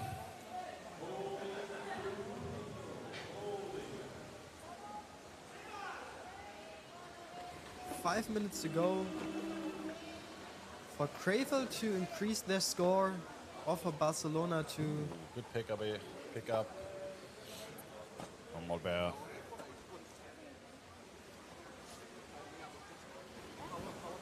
But still in back possession for Krefeld. Goalkeeper coming in late. Nice Pass the ball to Pieper on the right side, bringing it back to the right. Isaac there. Try to get the ball back. Classic recovering for Krefeld, coming yet again in. Attempt. See them coming in from the right side. I think the camera's. Oh! And we see a similar situation to before. No goalkeeper on the basket for a moment. And this time it is Sebastian Hernandez. In the change of the goalkeepers. Now it's number 10. Get on.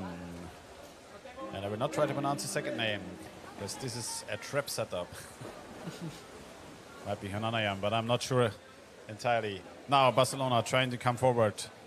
3-0 lead for Krefeld, only 4 minutes to go. So Barcelona here in a very tough situation in this game. Krefeld being the favorite coming into this game, though, surely showed us why they're up.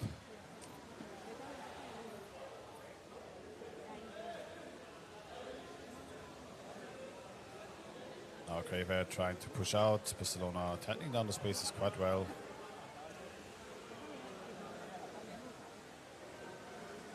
Now coming back in. Left and right. Kreisig going himself. Nope. Bring it. Oh, he was still expecting. Graf still expecting Kreisig to be there on the left side, on the right side of the basket. Oh, good attempt to try to move the goalkeeper. Long arms. Manuel Gassner keeps possession. We need somebody to pass to.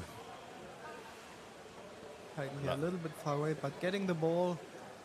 Gassner, last year's MVP on the men's side, scoring and defending the final penalties in the shootout against Denmark. Bring the ball in from the left. 3 minutes to go. They don't have the pressure. They're calm.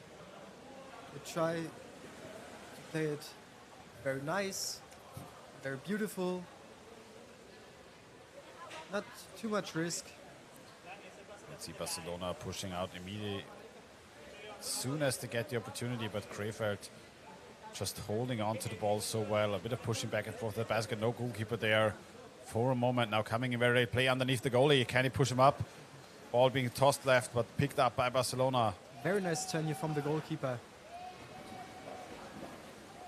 Barcelona trying to bring the ball forward. It needs to pass backwards. We can see time and time again the forwards from Krefeld having a hand on the ball, breaking up the pass. That's making it very difficult for Barcelona to bring the ball out of their own half. And now coming in. Oh, good attempt. 3 players from Barcelona pass to the right. Also with the chance.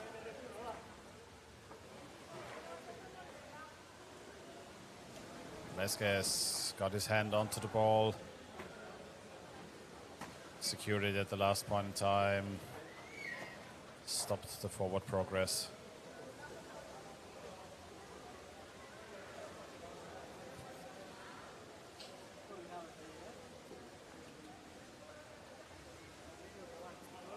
Now Barcelona still in possession at the Krefeld basket.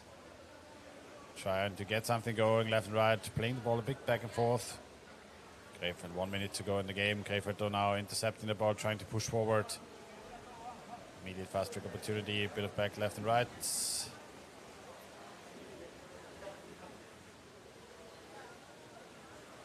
Also subbed, I think Philipp Kreisig is out in the second half. Krefeld, Nadja Wefers came in for him. On the surface, 45 seconds to go. And Krefeld will be taking away this game. Barcelona will not be able to score 3 times in about 30 seconds of rough game time. Krefeld with a very calm and collected game so far. But Barcelona came in, a couple of opportunities, tried to create some openings for themselves, placed players underneath the basket, had some good attempts, but stopped by the Krefeld defenders. Even if late. And we will be moving to the end. Oh, an attack on the mask at the last second. Krefeld taking away the first game here against Barcelona.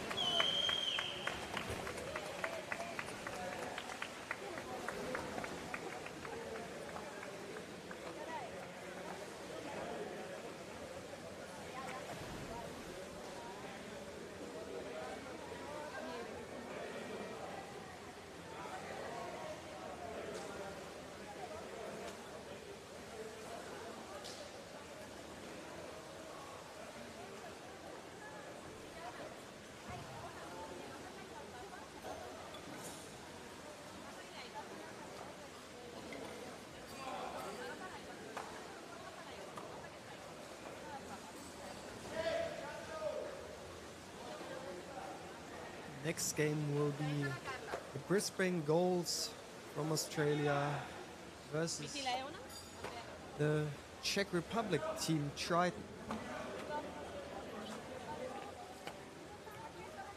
Game will be starting in a few minutes.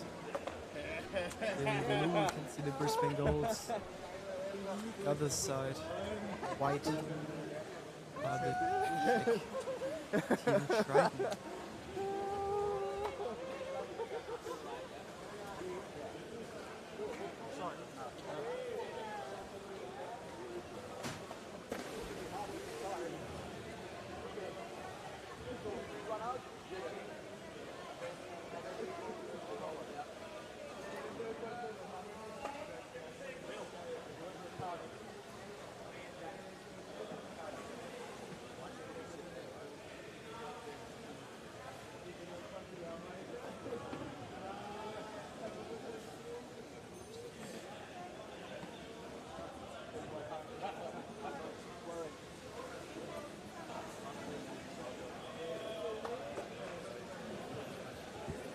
Right, we go into the next game, the Brisbane Goals in white versus Triton Berun, the Czech champion. And those Czech players might be a bit surprised when they come back out of the water because their cars were in danger of being towed because they were parking in no parking zone. And Germany being very German about their parking rules. Yes. Ordnungsamt coming right in. But now focus on their game. So the Brisbane Goals, Australian champion, coming all the way from around the globe versus the Czech champion in blue. Surely going to be an interesting game between those two teams.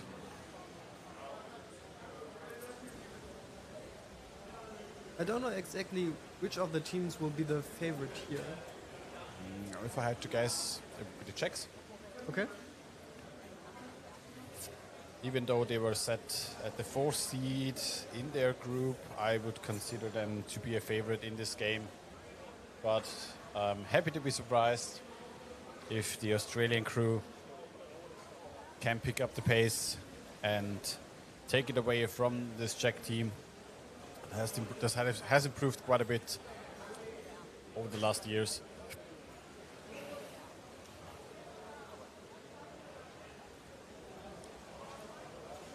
But might be a game that is going very much head-to-head in this sequence. You can also see quite a couple of Australian national team players on the squad from Brisbane. But same goes for Triton Berun.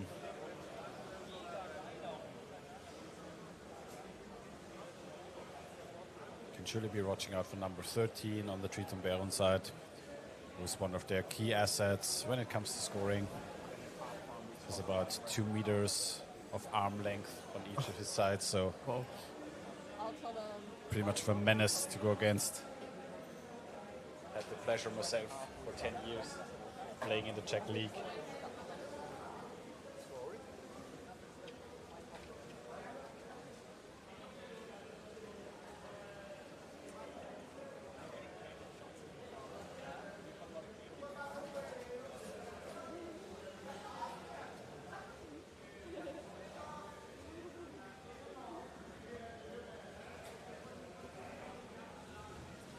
After this game, we will have 3 more games in the men's section and then again 2 games from the women teams.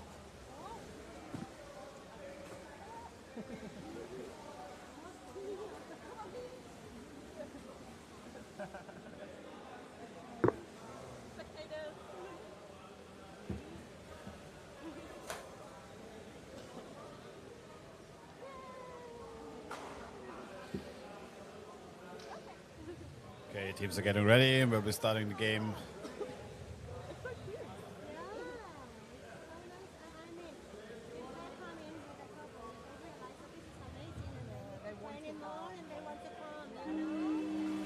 And the game starts. All right, off we go.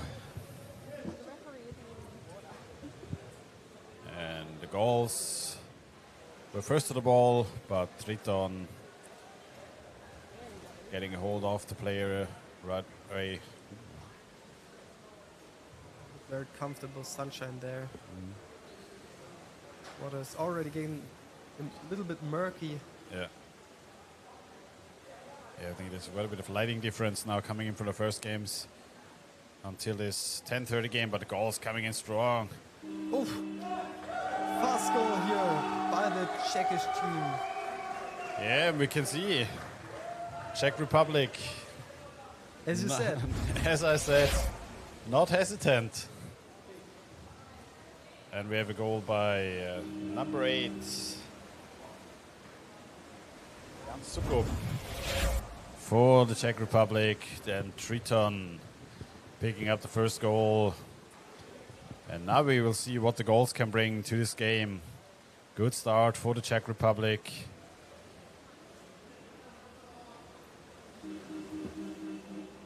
Call Call from by the the ref. referee. Holding. And there's a free throw against the goals. So white free throw.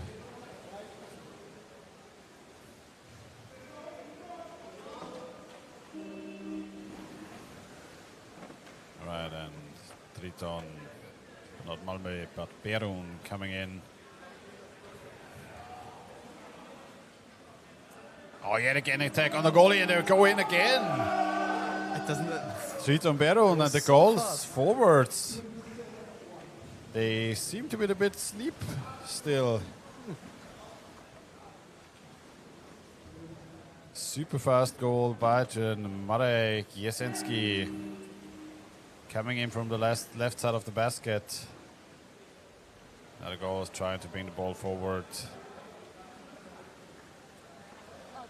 Already up by 2 minutes played, and now the goal's coming in from the left. Trying to get the ball somewhere near the Czech Republic's goal, trying to come in. You can see the Czech forwards tightening down the space, picking them off. Fast break opportunity, and yet again, Triton coming in, storming in. Very fast. The Brisbane Goals here trying to get see the ball back. 2 players waiting on the left, bringing the ball to the left. Oh, good attempt, but picked off by Brisbane. Brisbane having a bit of trouble moving the ball forward, moving the chains.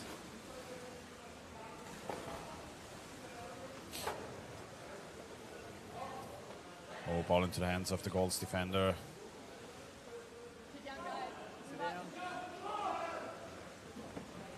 Goals now in ball possession. Trying to go onto the goal from the Czech Republic. The attackers are already there. Trying to create some chaos. Getting the ball. Ooh.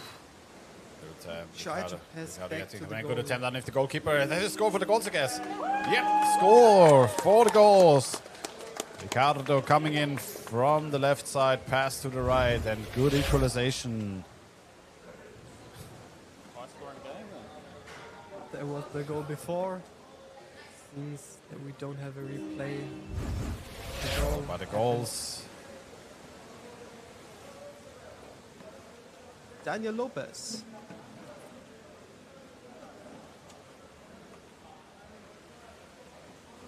Czech are in ball position. Yet again coming in from the left side. Defender not being there, attacking the goalkeeper immediately. Ball being played a bit left.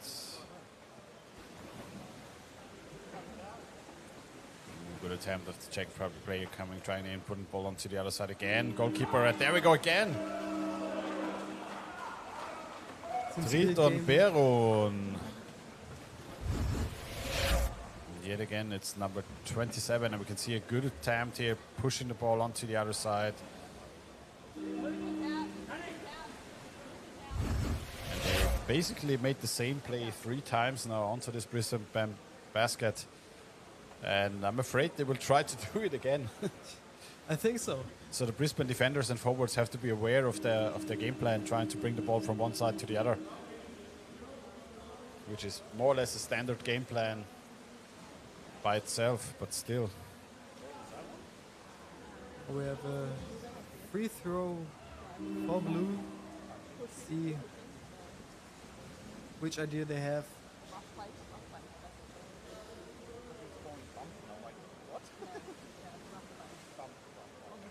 The Czech defenders and goalies are there, creating no space.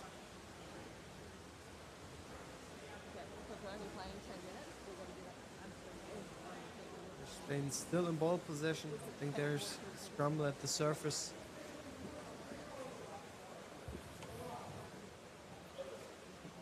And the ball is in the hands of the Czechish player.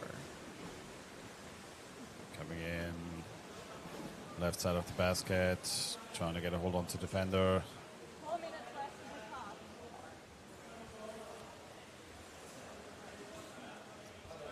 You can see them trying to create some chaos. Good attack, good pass onto the backside yet again. And we can see 4 players from Triton just being underneath the basket.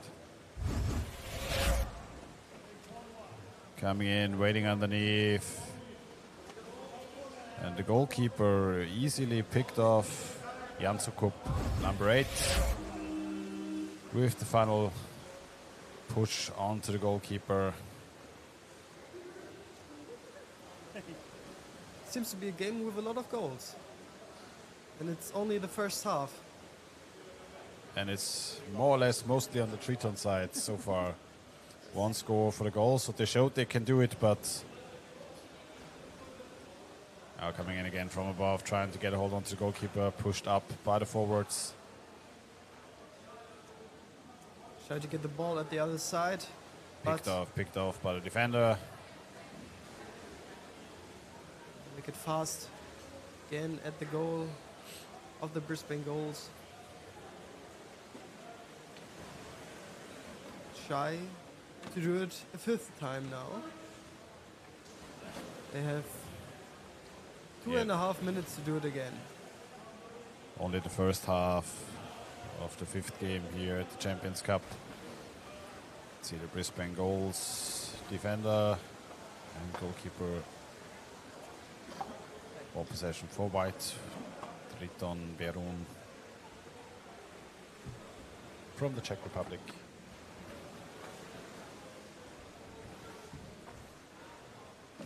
Now again coming in, exchange from the goalie was made yet again underneath the back of the goalkeeper, pushes it again. From the same side, same tactics. Same old. Never change running Let's system. say, yep, never change a winning system, never change a running system. As long as it works. And we score by number 13 this time, Robert Pollack. He has the power to push up the goalie and to make the goal quick. He can do it. Check again in ball possession. Going on to the goal of the Brisbane Goals. Coming in again from the left side. I think the goal cam sadly is a bit misplaced on this side. We will see it then in the second half when the sides change. Goals now trying to push forward. Goals having a bit of trouble here, holding on to the ball quite often. Ball dropping down into the hands of a Czech player, passed it forward, but did not find his teammate, found his opponent. Now the Czech Republic have a very comfortable 5-point lead, don't have to exhaust themselves. But I'm pretty sure they will try again, come in. It worked well for them so far, so why change winning system? See it again, player winning underneath, forwards. Forwards from Australia basically trying to shadow them at this point to keep them from scoring. We can also see a bit of a size advantage for the Czech players, being very physical and very physically dominant in this game. 5 seconds to go in this first half. Will they create a last attack? No. Now the game, first half of the game is over. We will take a 3-minute break and then we'll see you In the second half.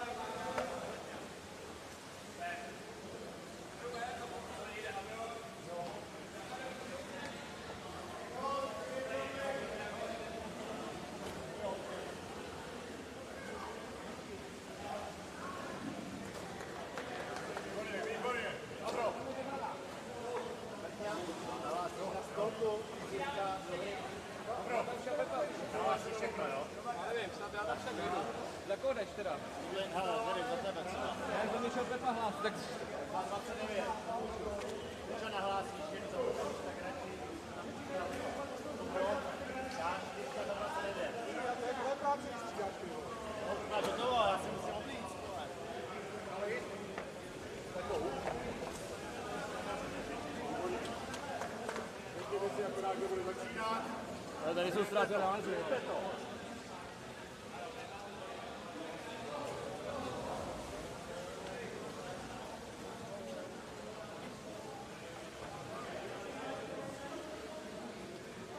Dobrý, hele, kluci, super, začátek, výborný.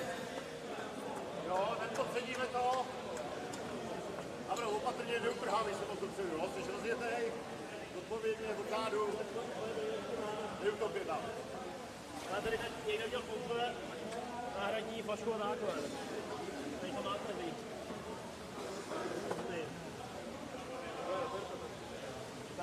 To je jediný, to je jediný.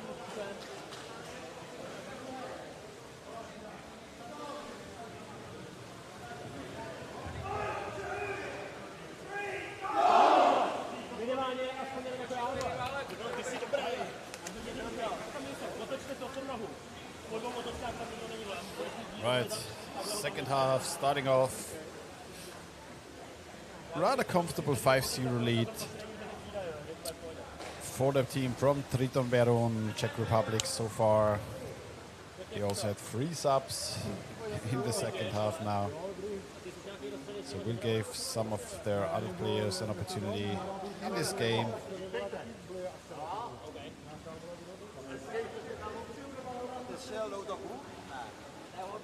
A já jsem byl právě včera ráno, jsem byl úplně v pohodě.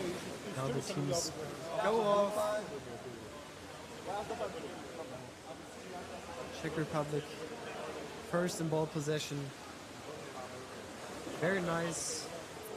Ball stripped away from Czech Republic. Goals had ball possession for a short time. See him fighting a bit. Doesn't see his teammate waiting behind his back.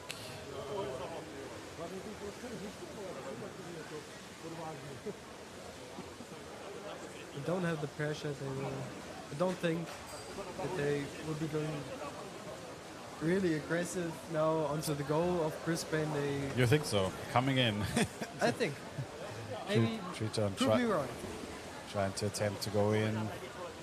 Oh, ball being taken off by Brisbane, trying to move forward, stopped in the middle of the pool by the Czech goalkeeper now, attempting to push out.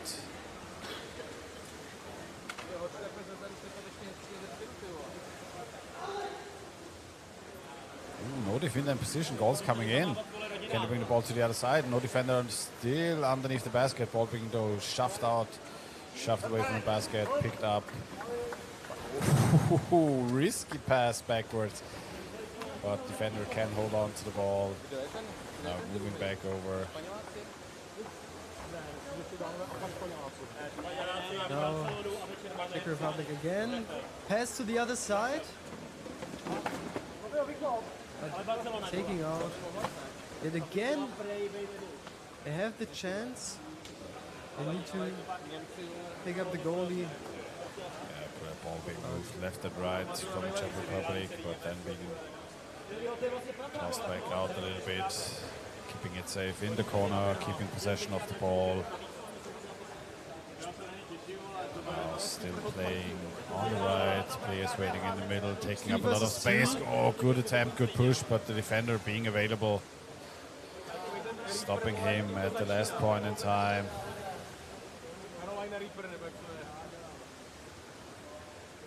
There's no teammate to pass the ball, and the pass back to the goalie is very risky always. Good attempt for them, pushing forward, 3 quick passes, bringing them to the other side of the pool. With the Czech defenders already in position. Teammate didn't see the ball, being pushed back a bit further now. Picked up. Again in the middle. Now 2 versus 1, they can... Oh, good attempt from the left. Underneath the goalie, defender though in between. Tries to push the ball out. Goals coming in again. 3 minutes played. So far, 2-3 good situations here for the goals in the second half.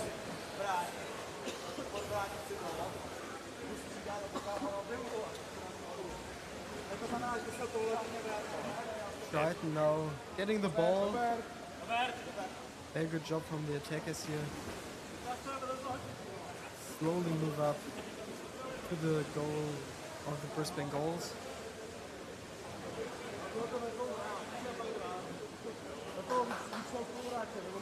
All the end defenders are there. If Triton can do it again with the tactic, or the Brisbane goals now understand the tactic, you can do something against it.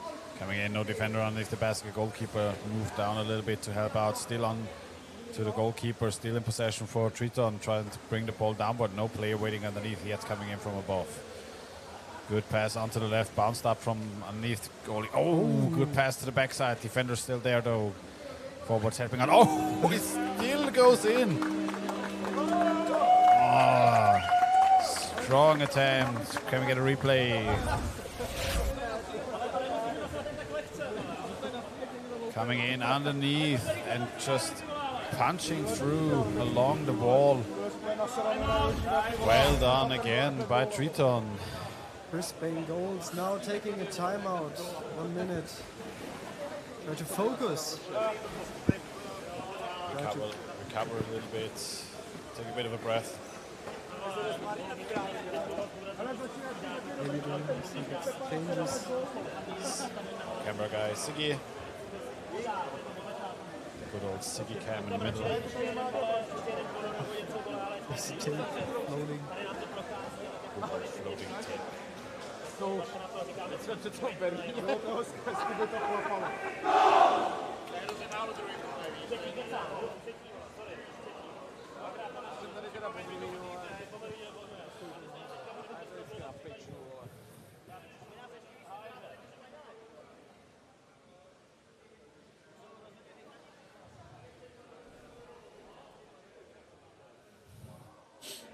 Timeout is over. Teams are off again. You also see a Czech player on the bench rocking a fabulous mustache, but now back into the game action. And Triton in ball possession, even though goals just had to swim off.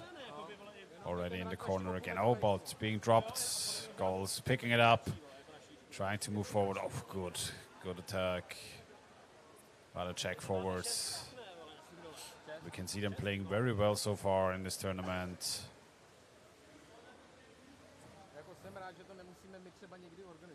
Both teams are losing the ball quite often due to the very strong attack from both teams. I can see again coming in, defender trying to get in between ball and ball carrier, but that was number 13 again, Robert Pollack. Just pushing him away. Just ignoring the defender and just shoving himself through the defense. Doesn't care for the goalkeeper, doesn't care for the defender as well. Don't want to say I said it, but I said it. Called it.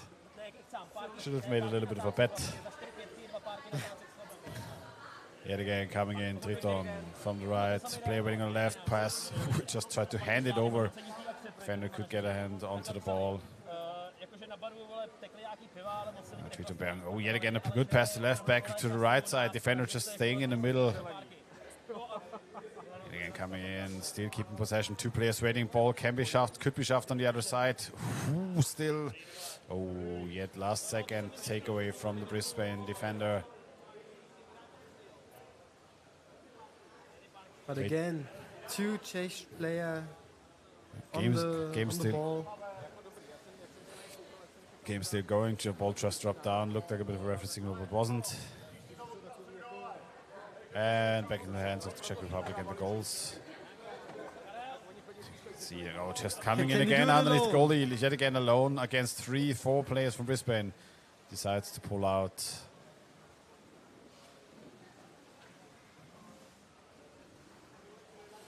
Oh, they have the chance again. Trying to go for the goalkeeper, still going. Basket lifted, the goalkeeper lifted up a little bit, pass to the right side, defender in position. Attempts to bring the ball to the left. Can bring the ball yet again? Nope, doesn't lift you. You can see in the goal cam replay ball coming in. Into the change of the goalkeepers. Yep, just straight into the exchange of the goalkeeper. This surely is something that this Brisbane team has to fix throughout the game, throughout the tournament. They had a couple of times now during this game where they also scored into the exchange of the goalkeepers. 8-1 lead for Triton Berun against this Brisbane team. We have a scramble here on the surface. We can see how difficult it is for the goals to just move forward a little bit. Yet again intercepted by Triton.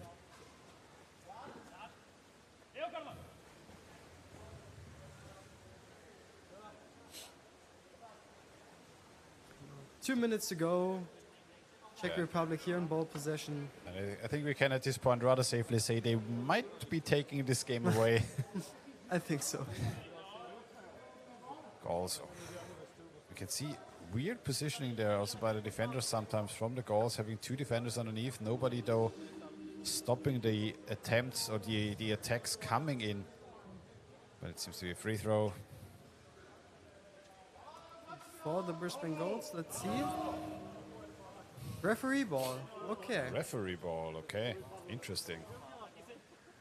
Ball just being dropped in on the close side of the pool. Now Triton in a very comfortable position, just can run the clock down.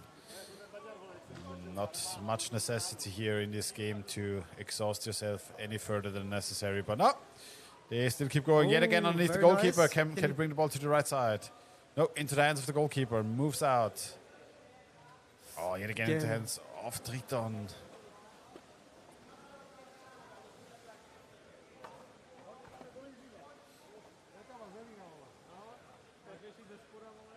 Now again the chance. 30 seconds to go. Going for the goalkeeper again. Player pushing himself in. Pushing everyone away, but taking up to the surface, holding onto the ball. 20 seconds.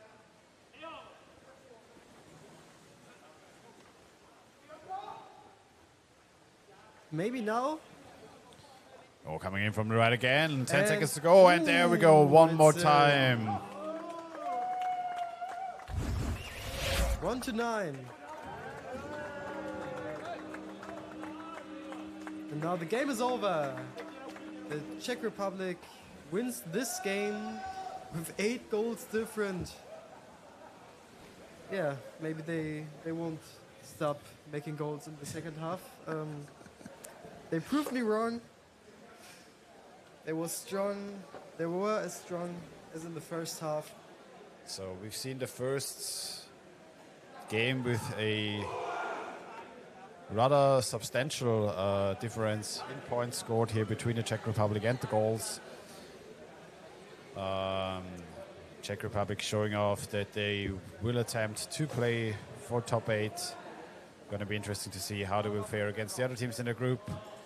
But we will be moving on to the next game of the day, which will be Ålesund from Norway, the Norwegian champion, against Hemeline Sukkultajat. I let you always pronounce this name. Urhel Sukkultajat. And if I say it wrong, correct me. So Finland against Norway, which can be a very interesting game. Norway here with a very strong lineup from Ålesund.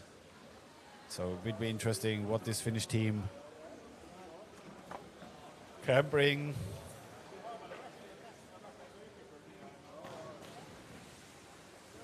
And we're starting off in a couple of moments.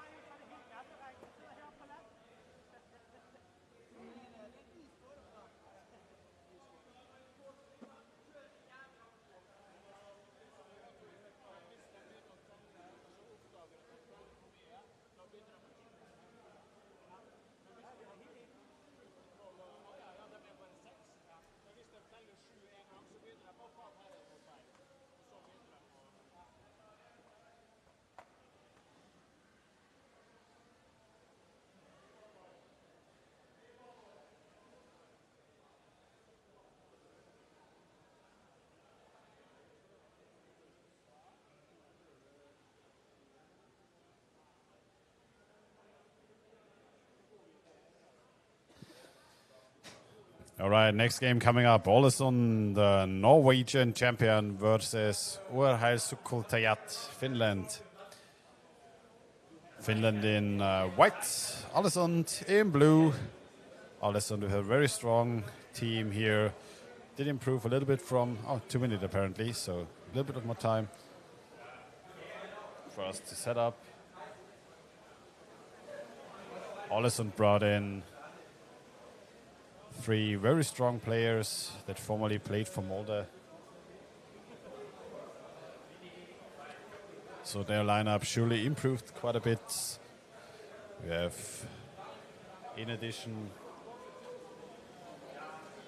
to the team from last year, Inge Pettersen, old Norwegian veteran, as well as Øyvind Nyhus, captain of the Norwegian national team for the latter 20 years.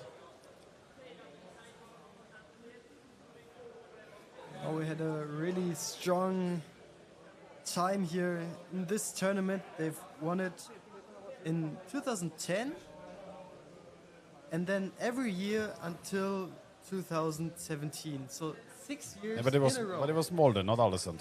Be careful about that. So different Norwegian team there. But yes, Norway has been a top contender in the Champions Cup for the later years.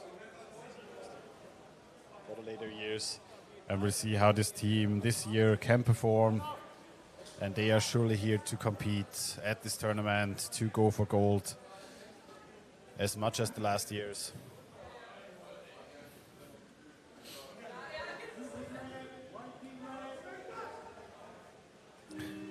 And off we go. Game starting off. Oh, Norway coming in, trying to get possession of the ball. Finland, though, closing up. Coming in strong as well. You know, in ball possession, trying to move forward, though, picked off by Norway again. Norway trying to move the ball. Oh, call by the ref. It is a holding called against Finland.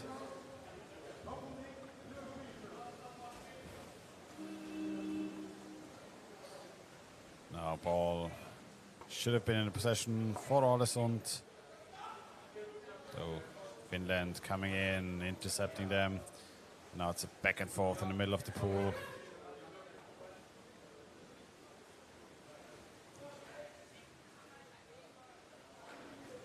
Searching for a teammate. Call by the referee. Free throw against the Finnish team. Against the Norwegian team. Checking the head. It's against Finland. So Norway in ball possession.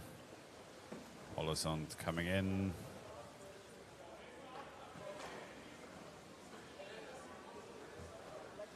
Finland, though, taking away the ball off their own basket.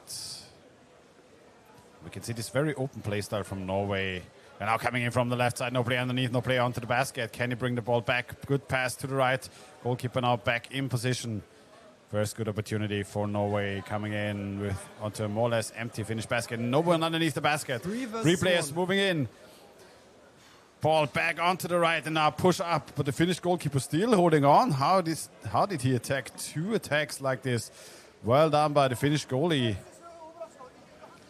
It was Inge Pettersen coming in from the middle, and then again another attack from the right side. Bjørnheim here. Bjørnheim recovering for Norway. You can see them again being at the Finnish basket.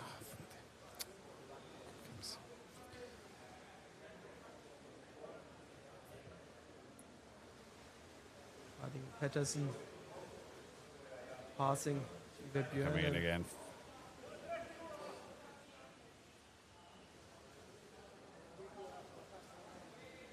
See Norway setting up. Wartek waiting a bit on the surface. Taking their time to breathe. Maybe also waiting for...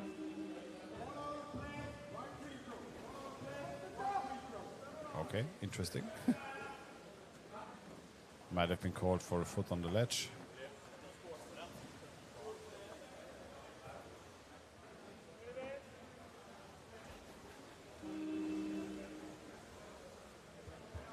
Finnish team on ball possession, but Yet again, very fast. back in the hands of Norway. Waiting for the teammates to come in. Good fast break opportunity from the left side, waiting for his player to come along with him. Goal already, as you can see the ball underneath the head of the goalkeeper there. Now we go, the score for Norway coming in. I guess it was number 10.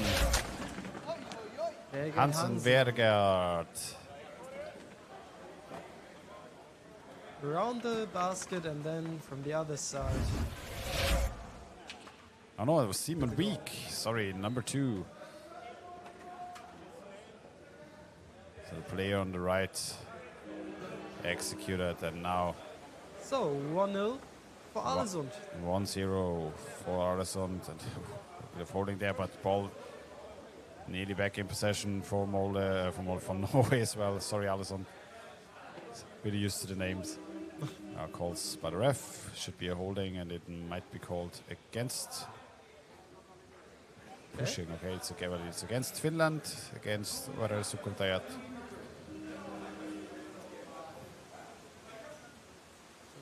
Further down. Pass to the right, underneath the goalie. 2 players waiting on the right side. Can they push through? Oh, being pushed back out a little bit again. Set up from the corner, from the close side of the field. Waiting for teammates to join the attack. Very calm here. Waiting for the right moment, but Good attempt by the Finnish forward, trying to break away, take up the plate ball, needs somebody underneath him to pass forward to, but the space being tightened down by Norway now. Good opportunity, them come in. Norwegian defender though in position. Norway with a mixed team of very young players paired with some old veterans. I said it yesterday here at the meeting, Mario Skore alone has more playing experience, about 40 years of underwater rugby experience under his belt than some teams combined.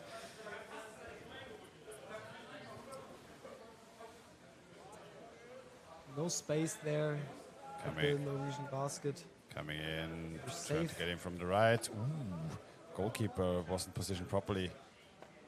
Defenders, though, forwards picking up the ball. Warrerrugby now nearly being pushed out. Ball picked off by Norway, and now trying to push forward. So I think 3 players coming in, 1 left and right. Left basket taken away by the Norwegian player, and there we go. An easy score for Norway. Baltic Pettersen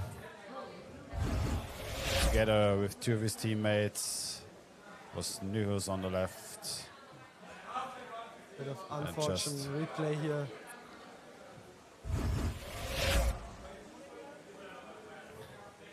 So the 2-0 lead for Norway, for Alesund.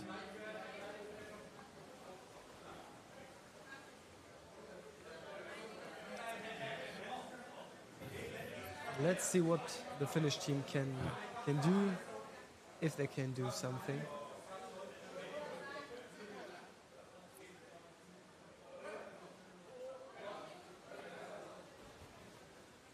Waiting for the teammates.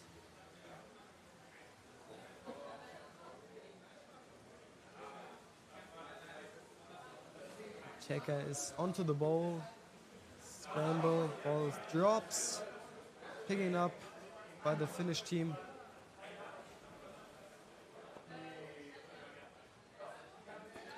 Finland tried to come in from above, but picked off again by the Norwegian forwards. Bring ball, and we can see more of those long, very straightforward passes. Mario Skore coming from the left, doesn't have a player available initially, but now, oh, good time pass to the right. Can he bring the ball back to the left? Oh, very, very beautiful idea, though very well done also by the Finnish team, taking away the ball here. Tried to shove it through his legs onto the other side, blinding, more or less blinding the defender, but forward from Sukkultajat. Reading the play very well, but Norway still in possession. Now No defender underneath the goalkeeper. Goalie though with a good move there, twisted himself quite a bit, so it doesn't give the opponent the scoring opportunity. Baltic Pettersen now trying to rip the goalkeeper away from above. That is in. And Pettersen doing himself.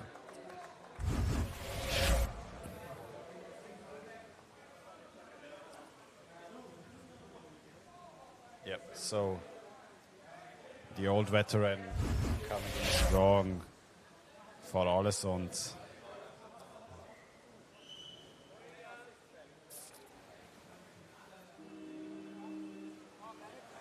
2 minutes to go, first half.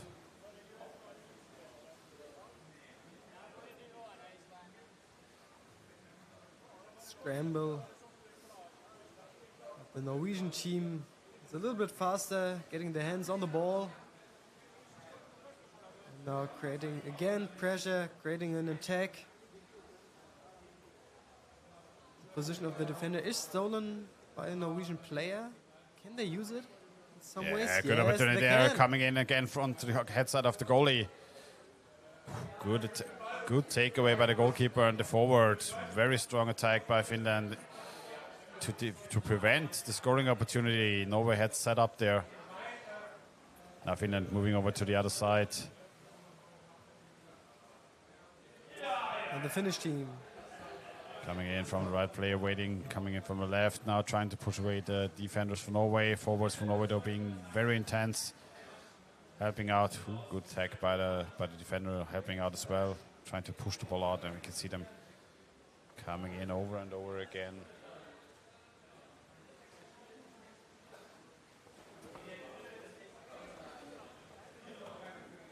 "30 seconds. The Finnish team to score.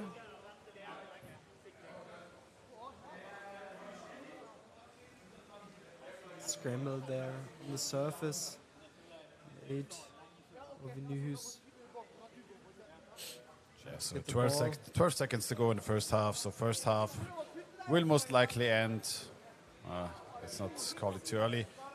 5 seconds to go. No Finnish defender underneath. 2 seconds to go. And a last second score. I held myself back. Last second score, I think it was Pettersson again. Yeah. Number 1, Baltic Full Pettersson, count. just swimming in underneath the goalie, moving away from the basket, trying to get into defender's position, but Pettersson just under-swimming him. Already 3 goals for him in this first game against Finland. There's a very physical and experienced player. He knows what he does underwater.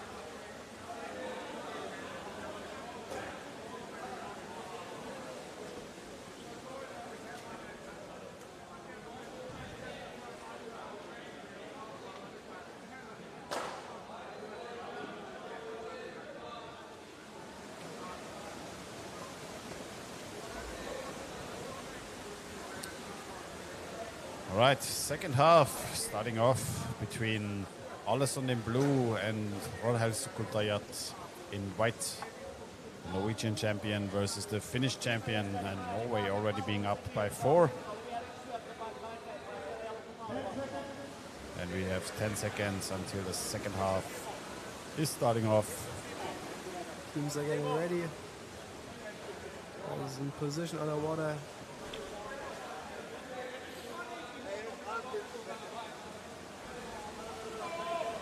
We are waiting for the game, for the second half to start. And off we go. Action in the middle of the pool. Seems Norway got in possession of the ball first. Players already waiting at the basket. Still defender also in position. Coming in from above. Good attempt to attack the goalkeeper. Ball still in possession for Norway. The Finnish forwards doing a good job trying to pick them off. Ball being handled back and forth underneath the goalie, though now in more or less Finnish possession. Being picked away. Norway again by the call by the ref to stop the gameplay. Holding.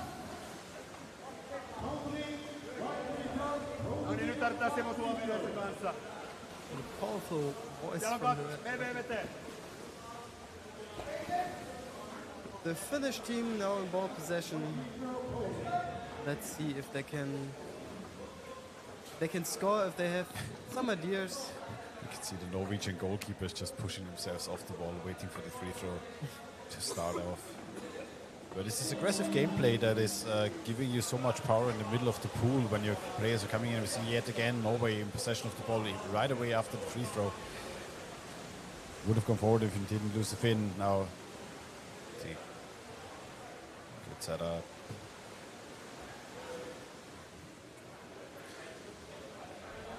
Oh, good attempt, bringing the ball to the backside underneath, behind the defender. Two players still trying to hold him back. Finland trying to get back in possession at their own basket. The ball still being handled by the Norwegian player at the corner. Creating a lot of chaos here. Super nice 100. Yeah, super nice 100 goal. He's pushing out to the goalie. No defender. Just two Norwegians. Can they do it? Coming in again. Oh, expected his player to be on the other side. Nobody was there, but Finland doesn't even see the ball at their own basket now, trying to move out. Heavy set of attacks, and Norway yet again coming in. No player underneath the basket for Finland in the beginning, but Norway will be attempting to bring the ball to the right side. Oh, shoving it underneath. Good attempt now for Norway. Can they push the goalkeeper up? Trying to create some space. Defender now back in position and still going. Oh, lose the ball. It's still going, and now Baltic Patterson trying to score. The ball being handed back over and over from Finland to Norway. But it was a very nice camera angle. We've seen everything. There was big shout out to the technic guys. The new field cams that were available, sadly at some point in time, they get a bit disrupted by players because they are fixed on the floor of the pool. But now a good opportunity for us to see them in action, give us unique views onto the game. Ball being kicked away a bit. Now, Warrerrugby trying to move on, held back by a Norwegian forward.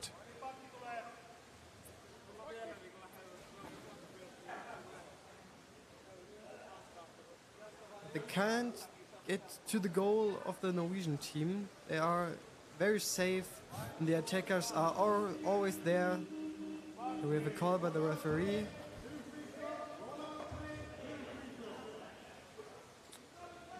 Free throw against the Finnish team. I don't exactly know why. I'm not sure. I think it was an attack on the mask. Oh, that was a very beautiful pass behind the back of the defender, but couldn't pick it up right away. And Patterson again coming in by spot pass to the left, and beautiful setup by Norway. And we get a replay from the same cam. Different perspective coming in, ball being handed to the other side. Can see it now through the rims of the basket and then pushed in from the left side. Well done.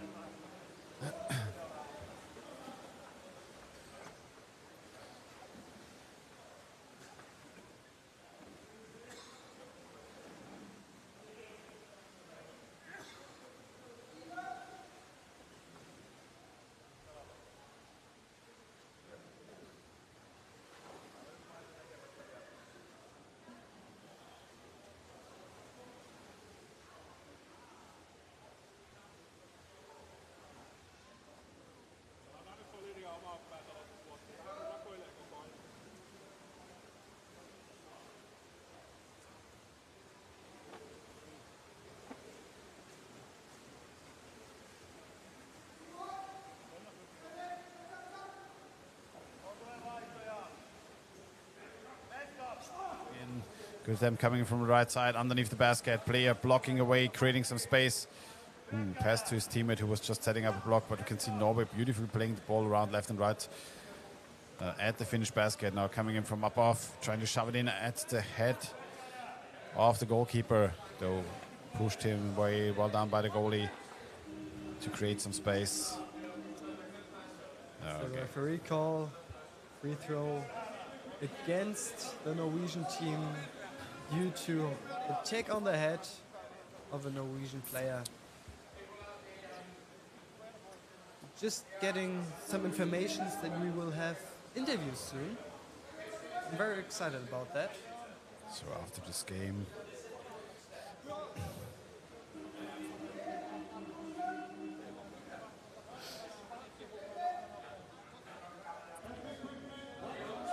another free throw for the Finnish team.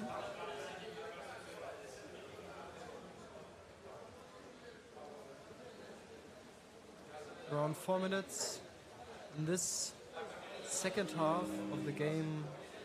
Norway against Finland or Alesund against Ethiopia. not you tried. You tried. Pronounce Warrerrugby. It's not that difficult. Warrerrugby. Easy Finnish names as we used to. Now Finland in ball possession, trying to move on to the Norwegian basket. We can see the Norwegian forwards creating so much pressure onto those Finnish players. Ball being handed yet again.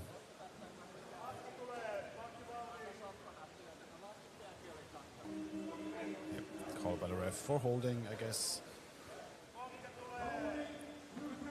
Yep.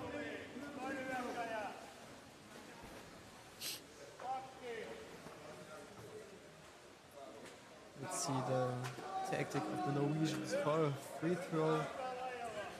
Coming in, yet again pass to the left. Ball dropped out a bit. So we can To the other side, a very nice pass. going a bit into the hands of the Finnish forward, trying to push it out, but still back into the hands of Norway, coming in from underneath. Picked off by the defender, but you can see two Norwegian players immediately going for the ball right at the Finnish basket, which creates so much pressure for the Finnish team. Now trying to push out, goalkeeper got a hands onto the ball, can find a passing opportunity, though doesn't have a second player to pass forward to immediately. And yet again intercepted by Norway, trying to get it out of their own half now.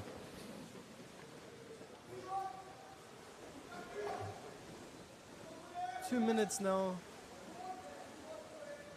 The Norwegian team again in ball possession, creating pressure, creating chaos at the goal of the Finnish team.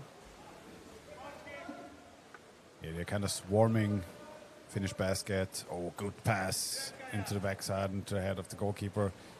And again, trying to set up on the right, who lost the ball. Finland now picking it up. You can see. Getting it back instantly.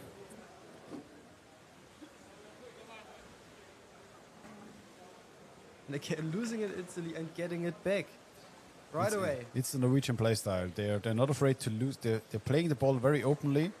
They are very seldomly tucking it in as the Germans do, trying to keep it close. There they go, coming in on. Yep. Fast enough, without hesitation. Was it number one again? Was it Again, actually? Was it Bardinger Bardinger Pettersen again? Snitch, but it seems like it. They might at this point be so used to him scoring, but it could be him.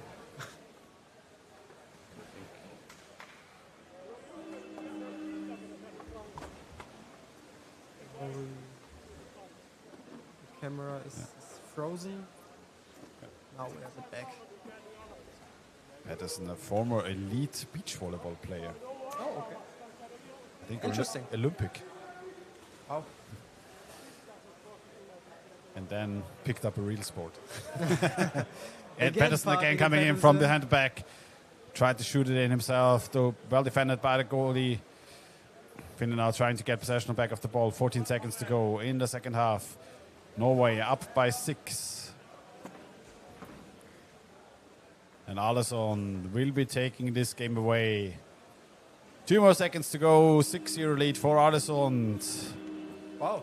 Strong first game for the Norwegian contender here at the Champions Cup. Finland with very nice stretches of defense, especially during the second half, but had a lot of trouble coming out of their own half. Had to defend for very long stretches of the game. And Norwegian forwards just disrupted them so heavily throughout the game. Very hard for them to defend. And we will be having an interview now in the break of the game, and we will be right back.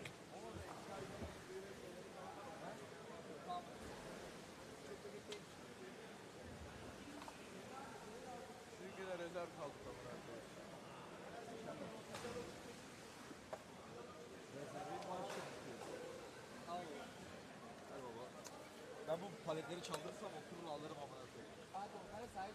Adını bakın ne zaman. Neresini yazacağım oğlum?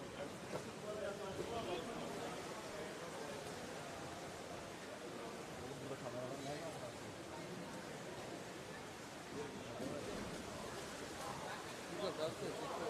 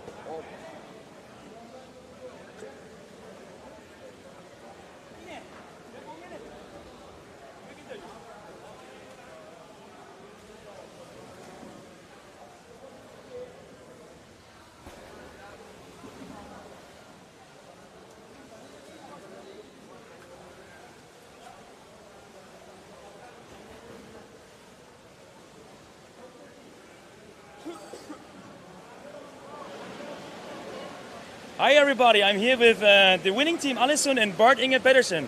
Bart Inge Pedersen, we haven't seen you for a while. Where have you been? That's true. I've been building my house. Yeah, so I've been a carpenter for the last 2-3 years. That's amazing. We saw that you had some... Huh? You got it? Again? Zimmer, yeah. Yeah, so you work carpenter, you're building your house. We saw you made some counter attacks. Yeah. So you gained also kind of speed, or how is this a new game style that you are now the fast swimmer in the team? I'm being a little bit of thinner, so of course it's easier to start the kicking earlier. So yeah, and carpenting, it's a hard line of work.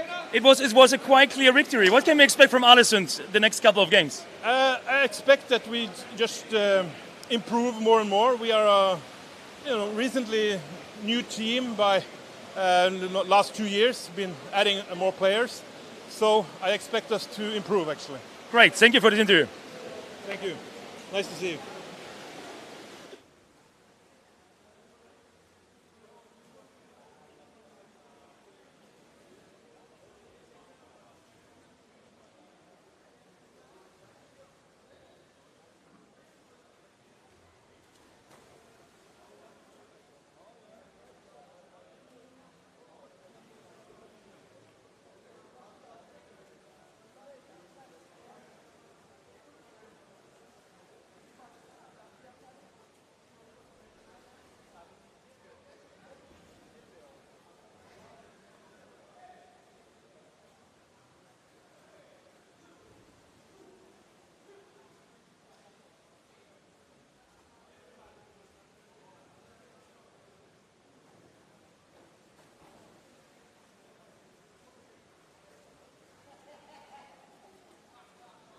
Dass die Leute alle quasi mitspielen. Also maximal mal 3 Fragen, dass ihr auch ungefähr wisst, wann vorbei ist. Zack, zack, zack und raus. Genau. Swingen würde ich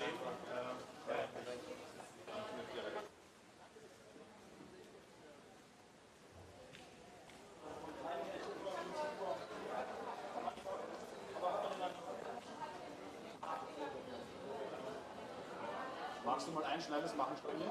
Super.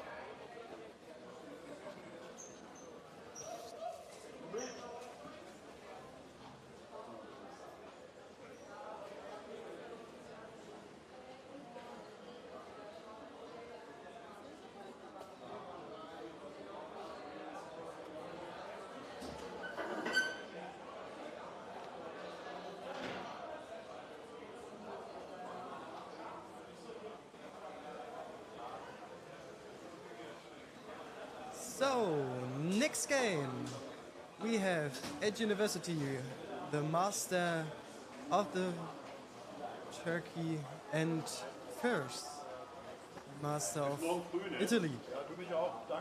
Will be a very interesting game.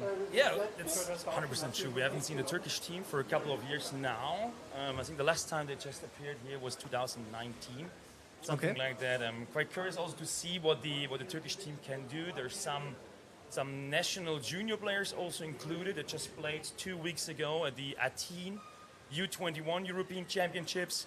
Won it? And the Turkish team won, yeah, correctly. They won it. They so let's played see what very aggressive Yeah. and strong, And also- physical, very strong, and we will see if they can do it also here at the Champions Cup 20. And also very good to see that the elite team is also going to include the juniors immediately into the squad. Yes. So here we go now, Ege University versus the champion from Italy first.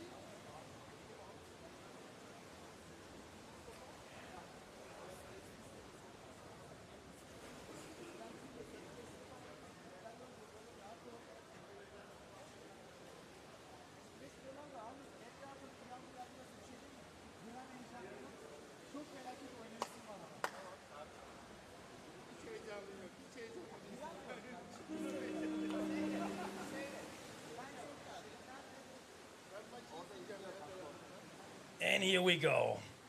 Starting the champion from Turkey, Ege University, in blue versus the Italian champion from Firenze.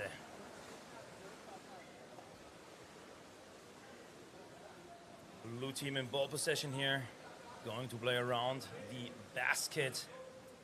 Try to steal the basket here.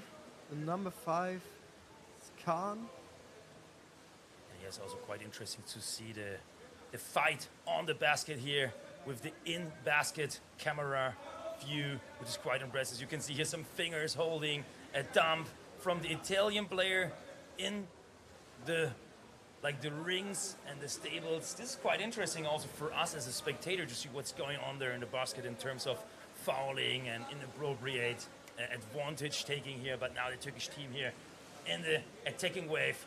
Player number 1, Semi, the goalkeeper, waiting here for the pass. But the defense from Firenze here is intercepting and stopping them for breaking through. Very good checking here from the attackers of the Italian team. Don't let. It's quite good. Kind of blind pass now to Semi, which was the expected move. We anticipated it already. He was in the positioning then. And in the replay, we might gonna see the attack sign. So he's waiting there. We have the pass from player number 6, Jalen Öger here, bringing his player in the right spot to score here. 1-0 lead for the Turkish champion from Ege University. And here we go. Semi Oja with the goal. Very strong. 1-0 lead now after 2 minutes played here in the first half of the game. Turkish team again in ball position, creating an attack, creating chaos. And they're quite dominant, physic in the offense. Italy here, no chance right now to leave the own half of the basket. The forechecking and offense of the Turkish team here, quite confident. Another 2 against 1 move, and here we are, another one. 2-0 from Ege. Doesn't matter there's a defender, doesn't matter there's a goalie, just go right through them. Quite well introduced from number 11 here. And then finally the goal, Hakan Togar, the captain. Very well experienced and also, how do you say, veteran player here from Turkey. Was part of the national team for many, many years. We haven't seen, unfortunately, the Turkish national teams in the last couple of international appearances, except of the European U21 Championship. But here we go. And now we saw Italy in the first time attacking the basket, immediately losing the ball. And now again it is the Turkish champion here going straight forward at the basket. Also here we can see the Italian team here with 3 people at the basket, quite defense-orientated game style, while the Turkish team is more concentrated on playing on the offense here. See Ertrug here, number 11, who was the assistant of the 2-0. And again now, the Turkish team here in the offense. But this was very well intercepted by number 4, Andeloro Salvatore, who didn't want the player to pass under his butt, which is, of course, a difficult or a quite dangerous move here. He intercepted successfully. We have a free throw in favor for Italy. Let's see if Italy can do something with it. If they have any ideas for breaking the Turkish defense. But again, the Turkish attackers are right there, attacking the ball, try to get them back. But still, Italy in ball possession. But Italy here right now with the chance at least to attack. We saw number 8, Bruni Francesco, waiting on the other side of the basket. I'm not a big fan of this position on a 180 degrees attack angle because there are too many hands for interception. Now we see a 1-against-1. The Almost goalkeeper, dropped. number 12 here, Virgilio Umberto. This is the last member of the game, tried to defend it and successfully defended. And here's a 3-against-1 attack. And he which does was it. Immediately occupied it, I guess. In the replay, we might gonna see also this very massive and dominant attack here.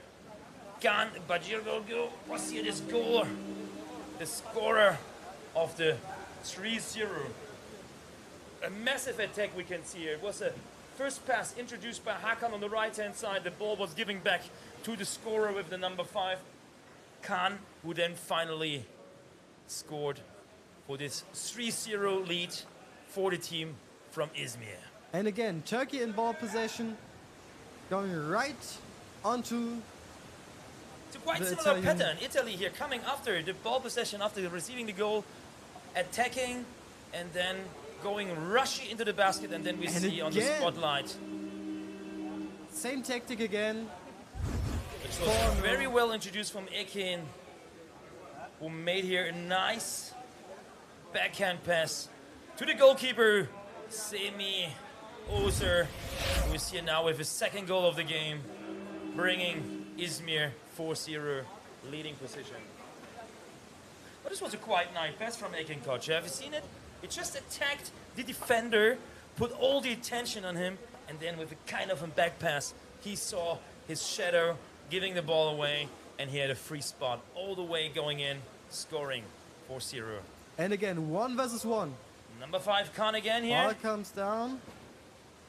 who scored the Adas 3-0, Salak. had a chance to go Ugur, number 6. One of the junior players who played in Athene as well. And then here again, Very nice. Can he bring the ball up? dominant attack here from the Turkish team. And again, I think that was 5-0, 7 minutes played. First. the And you can Italian- see the game style. Theo. The thing is here, the defense positioning is quite missing at the Italian team. Because there's a lot of dominance, like under the ring of the basket, which giving it a lot of opportunities for a Turkish team to pass the ball back and forth, left, right-hand side. And it makes it so difficult for a goalkeeper to understand or estimate where at least the attack is coming from. For a goalkeeper, it's very hard to defend generally a basket. It's more importantly to understand where's the ball coming from, to put all the focus and pressure on that specific side. Here, with like being literally 3 players around the basket for 2-3 attack waves, it literally is impossible for a goalkeeper here to defend it successfully.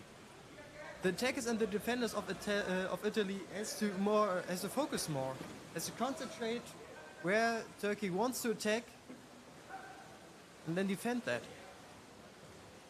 And again, Turkey in ball possession here. We see now the Italian team here in the defense, also with a focused defense player. But now here again, a fake pass from Hakan, who then stealing the position, and now the player coming from the bottom line, number 4 here, Umut.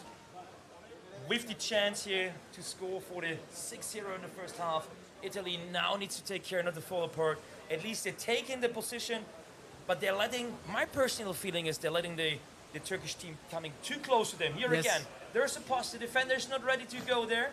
He's not aggressively enough attacking here, and therefore it's an easy spotlight for the Turkish player here to attack.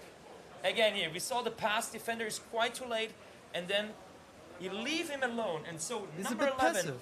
Ertürk Unlu, has here 2 waves of opportunities to score. First attack, he stopped and blocked, and then he immediately realized, oh, no one's going to attack me.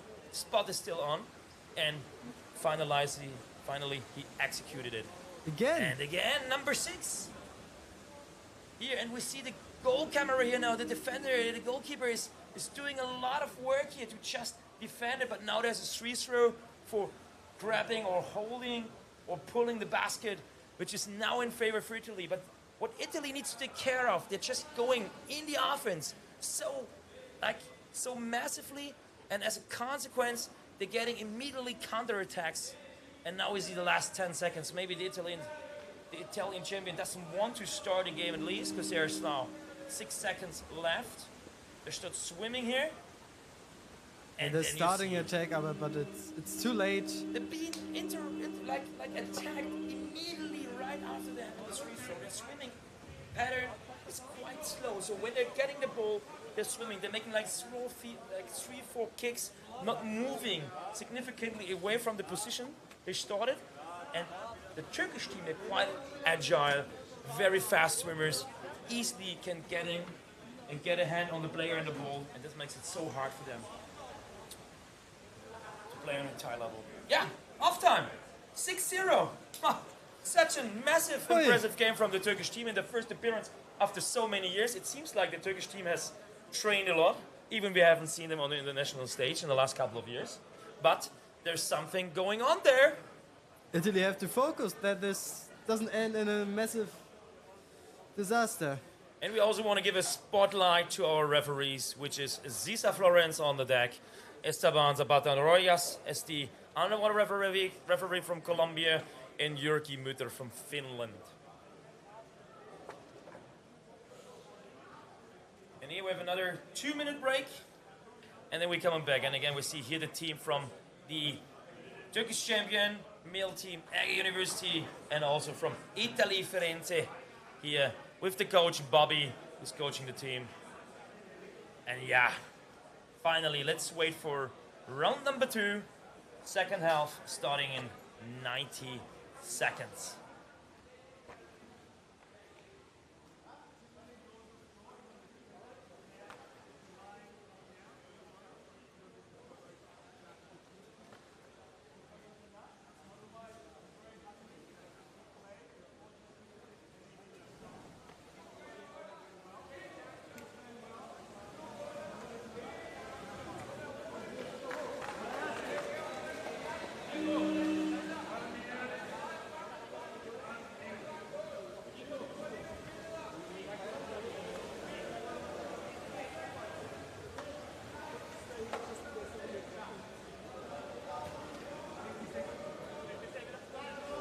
And we are ready to go in the second half of the game. We can see the results, the early results from the first day of the Champions Cup 2024.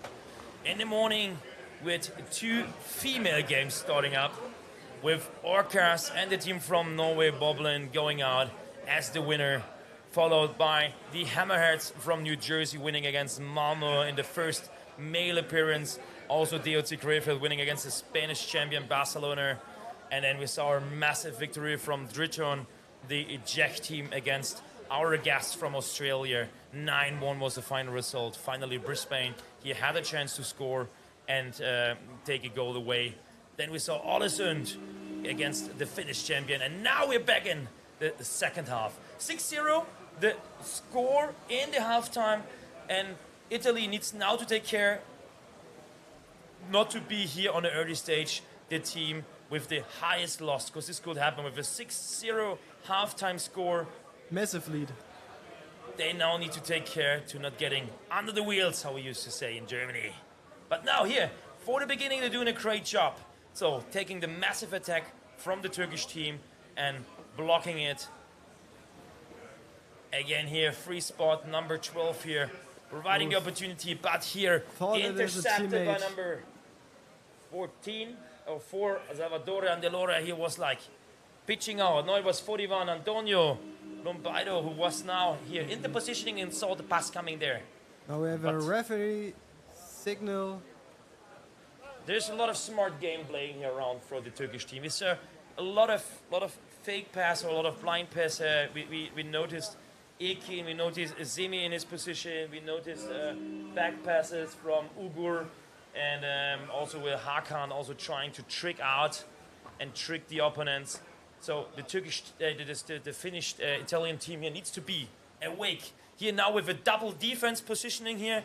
Antonio here with 41 now, taking the spot behind the defender, which is a more focused area. And now we see here again Ugur defending, attacking, and now making another free spot and blind pass. But the second wave here was missing.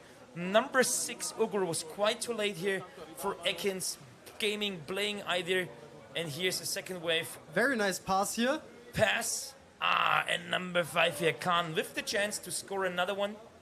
And missed it. So far, 2 minutes gone in the first half. This is a very good starting into the second half for the Italian team, because they already got and received 2 scores in the first half after this time frame. They build up an attack again, the Turkish team. Waiting for the teammates to join the attack, creating chaos on the goal of Italy. Let's see what they can do. Now we can also see the Italian team much more focused, much in the defense, much more concentrated there. There might be a change in the strategy or in the positioning. Here also a great attack. Left-hand side, right-hand side. Goalkeeper here doing a great job. And referee call for penalty. All right, so far so good. We saw at least an Italian player here attacked by Ekin from the right-hand side, and then in the 1 versus 1, another attacking wave then from number 52, followed by number 25, and finally then referee giving the call for the penalty. We see a timeout here from Bobby, the Italian team, taking the timeout after 3 minutes in the second half. So Mohamed with a chance to attack, followed by Ege and Yilmaz, and there was some heavy pressure. Timeout, Italy, taking the chance to breathe, and then we're gonna see a 1 versus 1 situation, which is called a penalty throw in underwater rugby. First penalty of this tournament. First. Most probably not the last. Hopefully not. Finally, we're gonna see a very tough, intense situation now for everyone who is quite new to underwater rugby. A penalty throw means 45 seconds, opportunity for the scorer against 1 defender. The defending part is not allowed to leave the basket area of a 2 meters radius in terms of attacking the opponent. So he needs to get in ball possession within the 2 meter radius around the basket. So not on the surface, not in the midfield. He has to wait at the basket until he's been attacked. And we see number 12 here, Umberto Vagelli, taking the defense spot. And Khan Irsi with number 40 is going to attack. Off they go.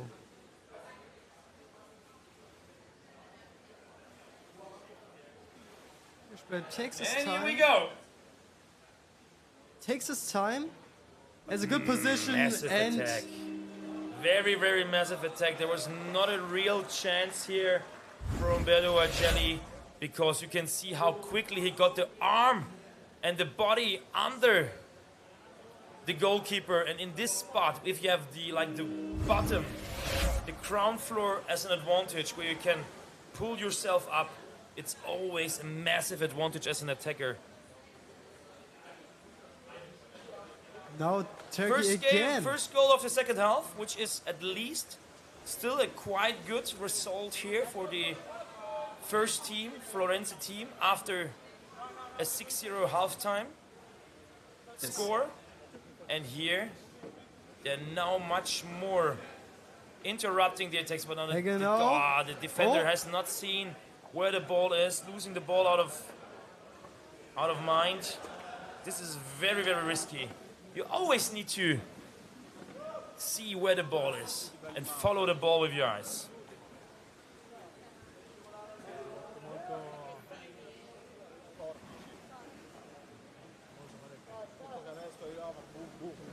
The Italian players has to be exhausted. It's so difficult to hold on to that pressure so long.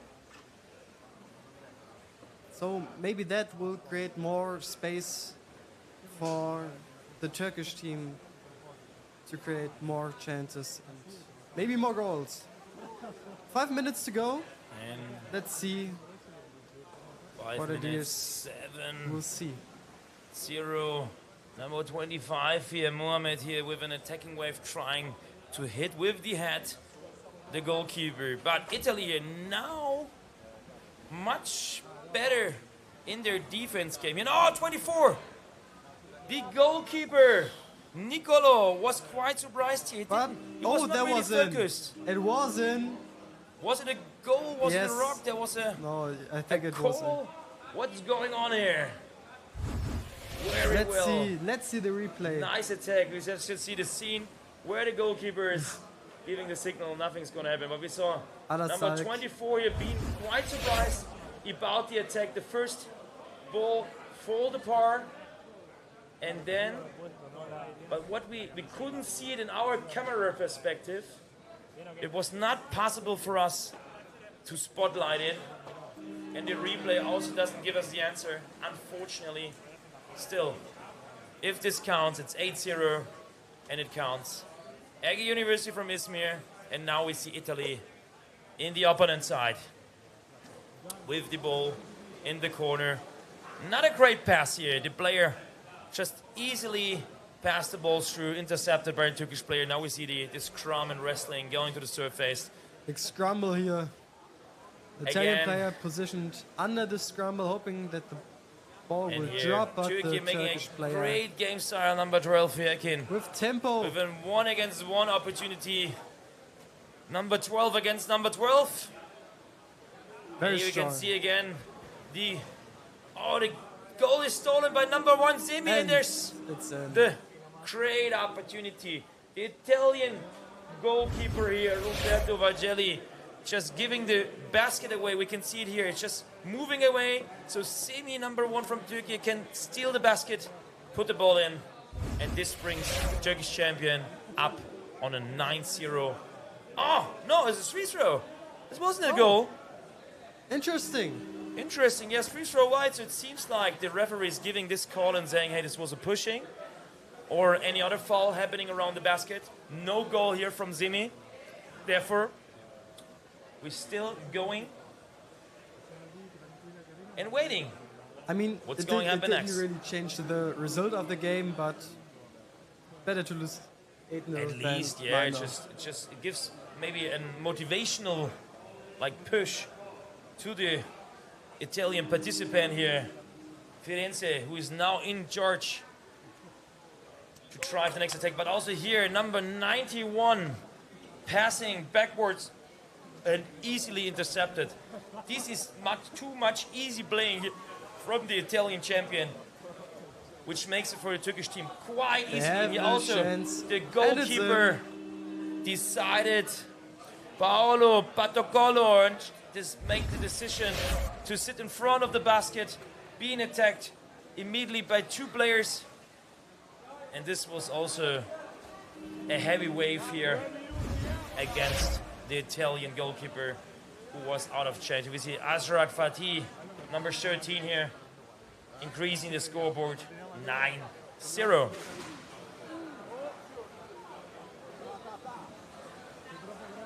And again, they are off. Again, 2 the Turkish versus team 2. here now with the attacking wave. Pass back and forth. A lot of playing here around number 25. 90 seconds left here. Second half. A clear victory and at the same time the highest winning score we have seen so far today, 9-0. The defense of Italy was a bit better now in the second half. Second half, we saw a 6-0 result here. It could have been even higher, but I have not the feeling that the Turkish team stopped attacking, but the Italian champion here from Firenze is much better structured in the defense and doing a much greater job here around.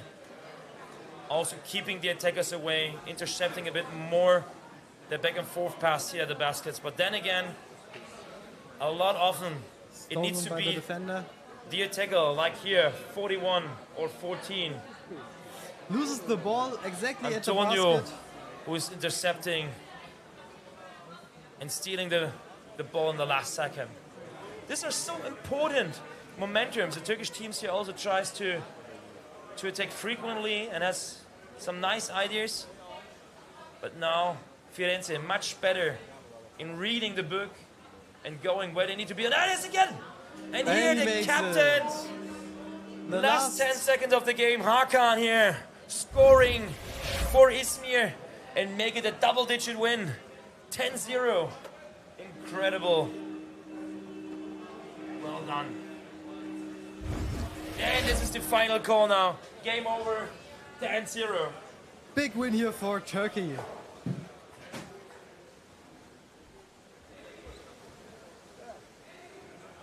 Hopefully we have again an interview that would be nice.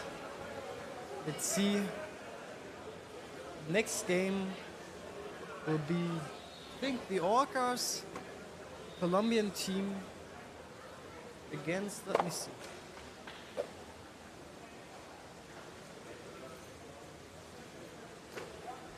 Great. There we can see the Orcas versus the Flipper.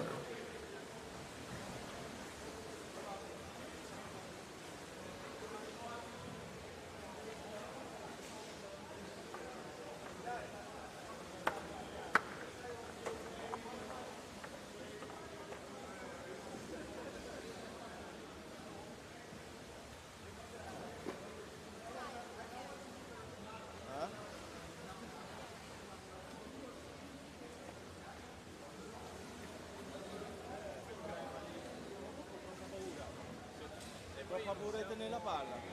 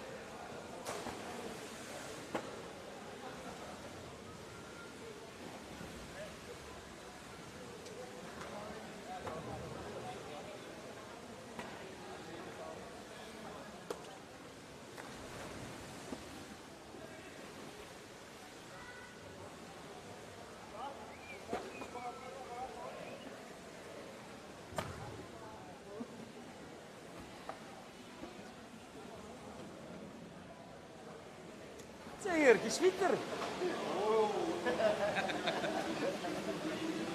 Nathalie.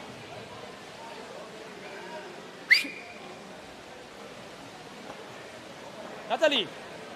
Hey. Is ze? Ja, hier, du musst mich suchen.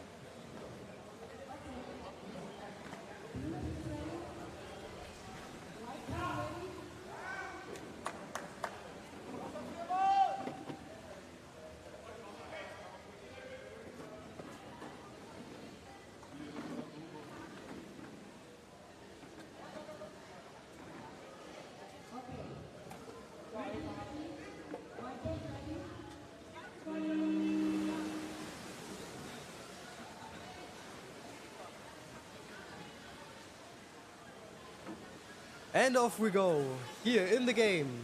Flippers versus the Orcas. The Danish master versus the Colombian team. The Colombian now in ball possession. First attack on the goal.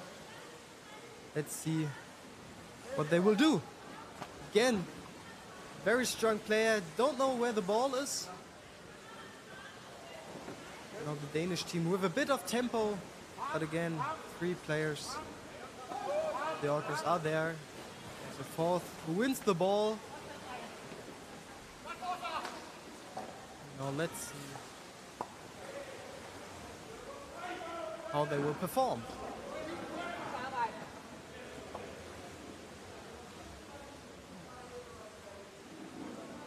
Very good forechecking here from the Danish players. The Orcas are very good at controlling the ball. Don't give it away.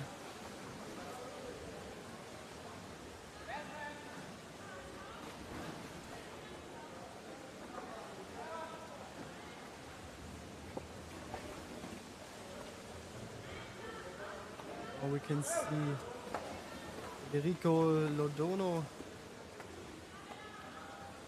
There he is, passing the ball to his teammates, try to create an attack. But the Flippers are very solid there in defending.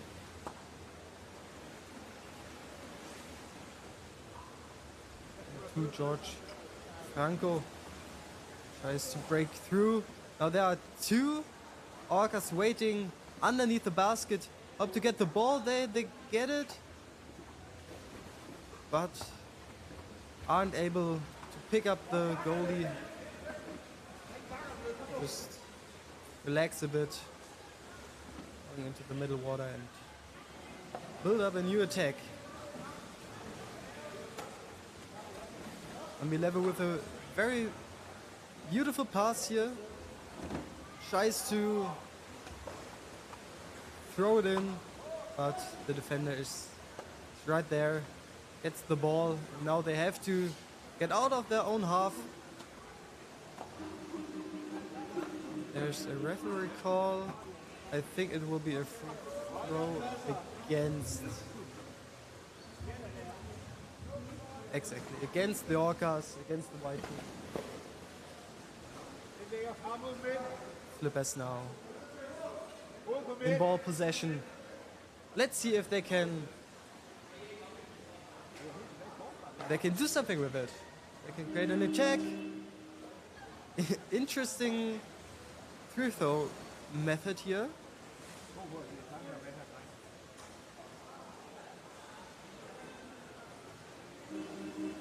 I think the ball was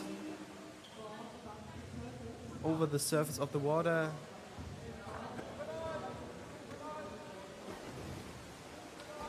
Free throw for the Orcas. Let's see their tactic. Number 43, that is Sebastian Monsalve. Playing the ball around the basket.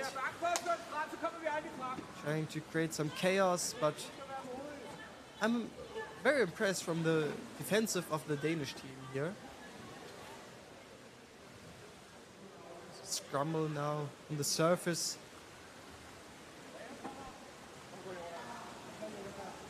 Fredrik Vandenberg holding on to the ball.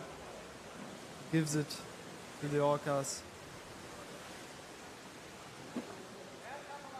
Build up an attack here. But the attackers from the Danish team are very aggressive and always there. Let's see. Beautiful defense here. A bit of chaos here. But the Danish team can recover and are now onto the goal of the Colombian team. And now the Flippers with their first chance. Big scramble now. Ovio on the goal. With Paolo Castriolo passes the ball out to Hendrik Kaas.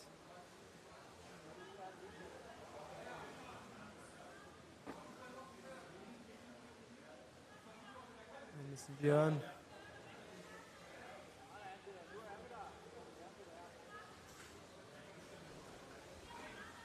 Let's see. Really nice pressure here from the Danish team.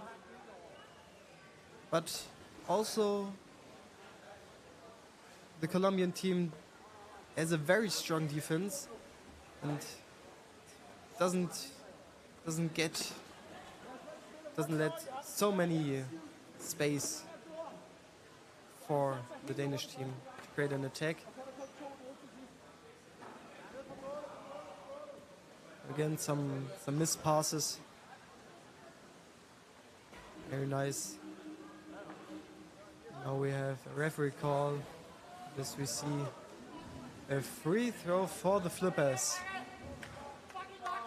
Maybe they can score from a free throw. 3 minutes and 40 seconds here to go in the first half of this game. Of a really good game.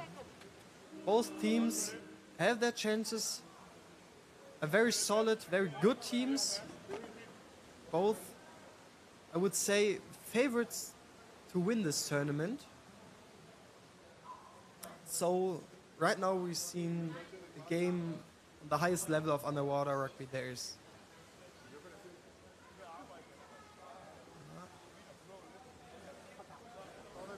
Lucky with the pass. Now the Colombian team onto the ball, the Colombian attackers, but Danish team got it right back, passes the ball, searching for the teammate, and there is Björn Andersen waiting for his teammates. There he is. Can't get the ball around the basket, loses it to number 4, Daniel Arias.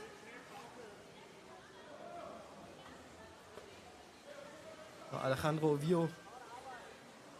Viedo, I'm sorry. Oof.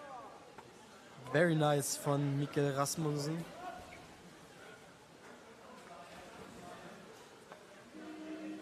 Scramble, but the referee calls attack on the neck. So attacking the mask. Okay. Again, a free throw for the Flippers. The Colombian playstyle is very physical and a bit aggressive, so it's not. It happens quite often that we see free throws against them. It's a big scramble now on the surface. A very physical play style from both teams here.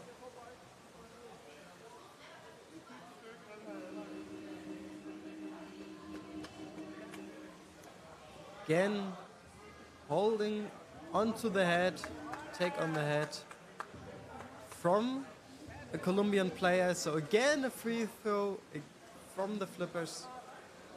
1 minute to go. The Colombian team has to focus a bit. If they have too much, if they attack too much, maybe they will receive. Maybe they will receive a 2-minute penalty, and that would be very unfortunate. Now the Danish team with a really strong attack had some really nice opportunities.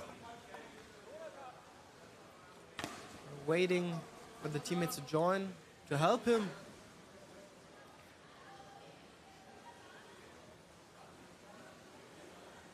Yeah, Alejandro Viedo.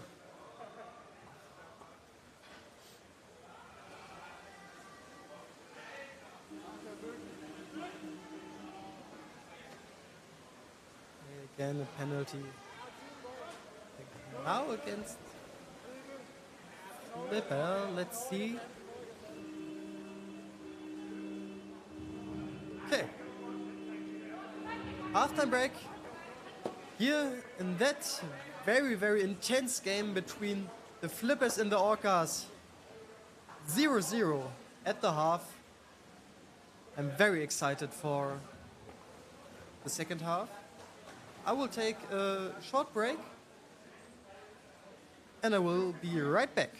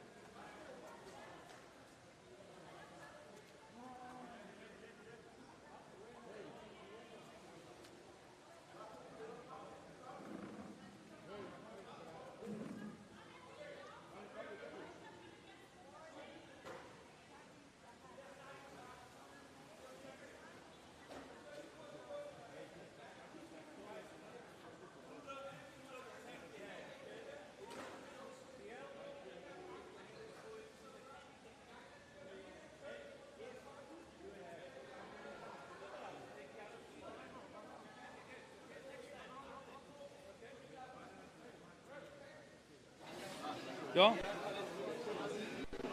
Now we are with Ekin, number 12 from the Turkish champion Ege University. Ekin, we haven't seen Turkey for a while. Where have you been?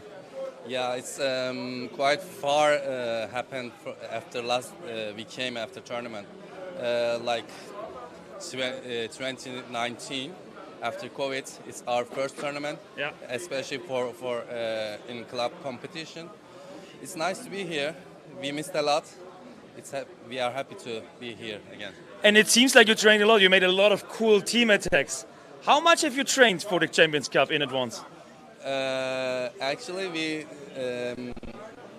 do 2 trainings in a week as a team. We have special tactics. We never quit the training after COVID. We always try to keep training, and we train a lot. And also individually, each player trained a lot. Thanks a lot. Thank you. Thanks so much.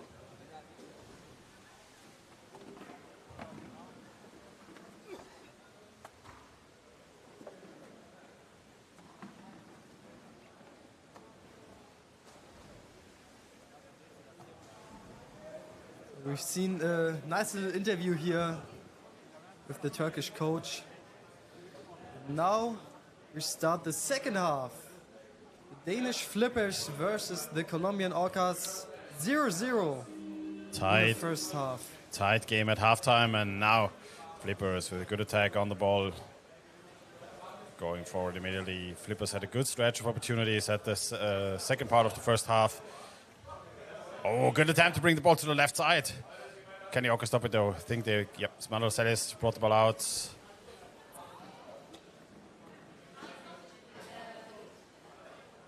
Now scrambled up to the surface. Danish pass. Hendrik now in ball possession. This is his ball.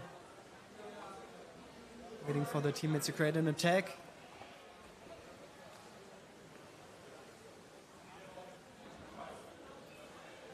Finds Lars Wikström Greve. That was a good attempt brought into the corner. Stopped though by the defender from the Orcas. Good pass downward. Londoner trying to create some space for himself. Quick movements. Ooh. Elon tried to intercept the ball at the passing attempt to Ovidio. There's a call from the referee. What do we have? A free throw against For the Orcas. the Flippers. I think it was And off they attacking go. the equipment.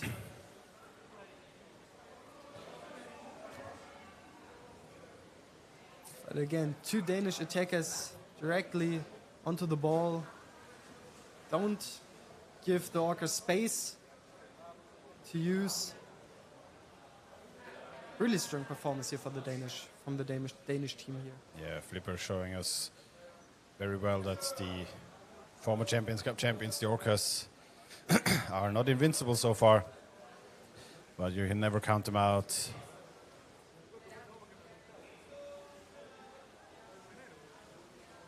And a tie in the group stage could make Vienna, as the third part in the group, a very miserable team, as both of them will want to score to come out ahead as first in the group. So Vienna is praying at the moment, I guess, for a score or either side of this matchup. I think so too.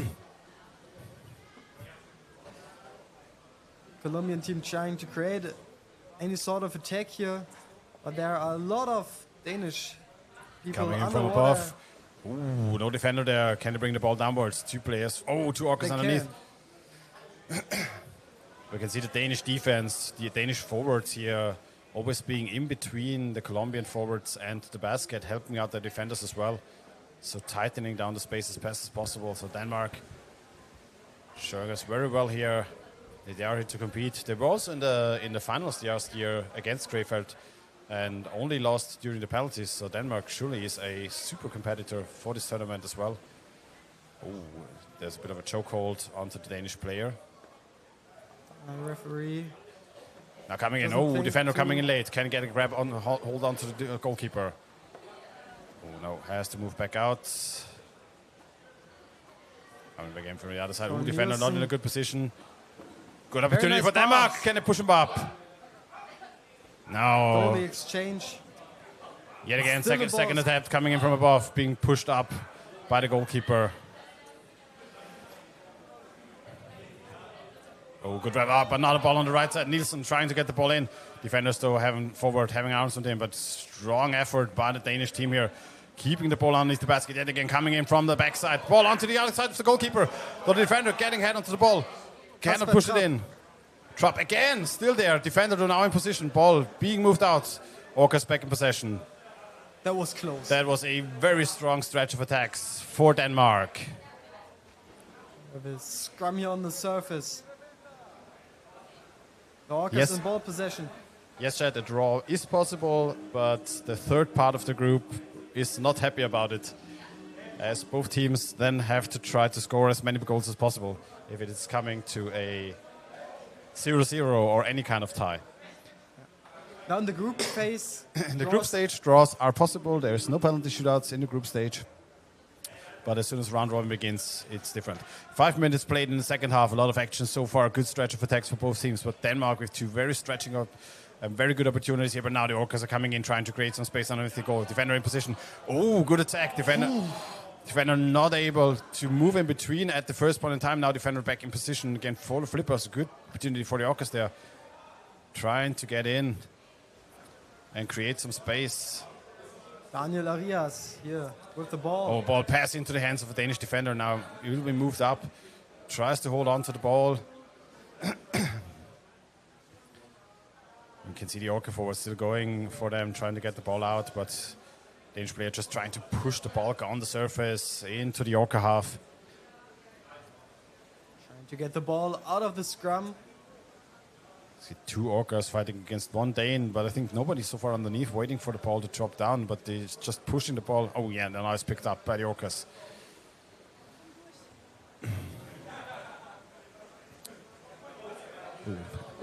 Lost his Without mask. a mask. Like, he can't coming make in. a safe pass there.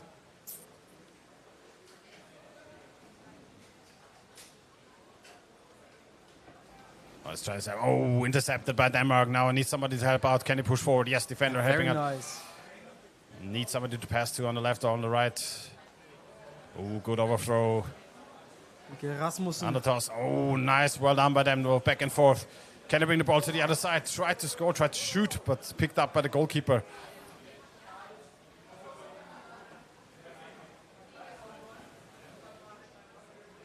People now trying to establish something at the Colombian goal, but now Colombia moving forward and having two players at a fast break opportunity.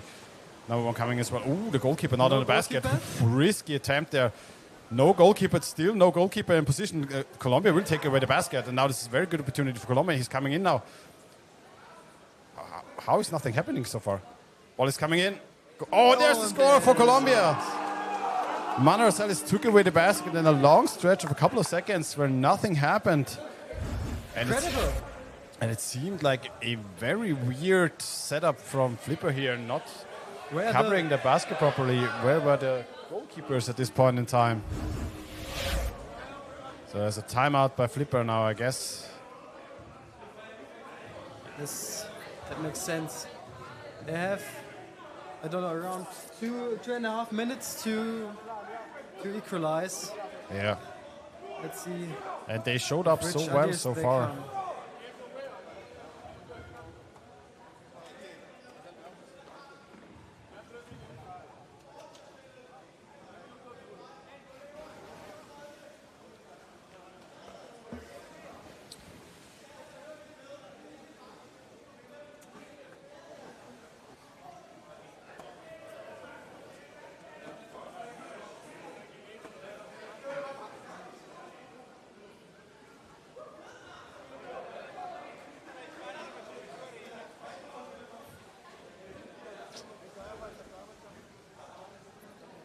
So timeout getting to an end, and Denmark now needs to be very aggressive, has to push forward. They had some really good opportunities against this Orca defense.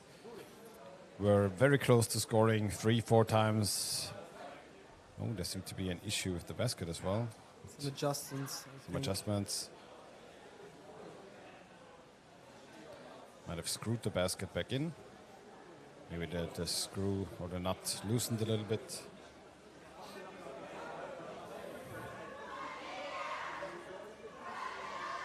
So we'll be very much interested to see what those flippers can bring now.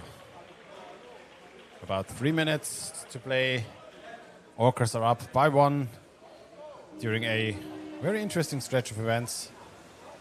Now flipper moving out to equalize.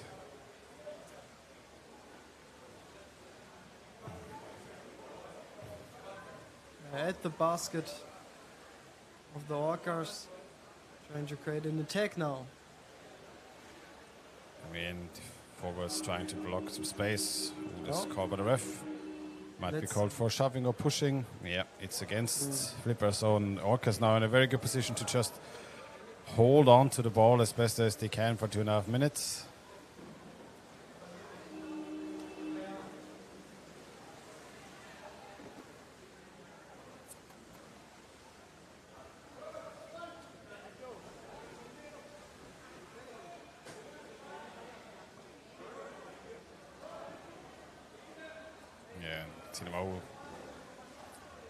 It's coming in a little bit. Oh, good pass to the other side. Very nice. Well done. Although there's a grip on the neck. Yeah, I think that was very much in danger of foul play there. But refs might have been around. Oh, good attempt now coming in, trying to attack the goalkeeper directly. And I think this could have been a very strong opportunity for the Orcas. I think again it was Manuel Celis, number 7, who attempted to come in. Ball being shoved back.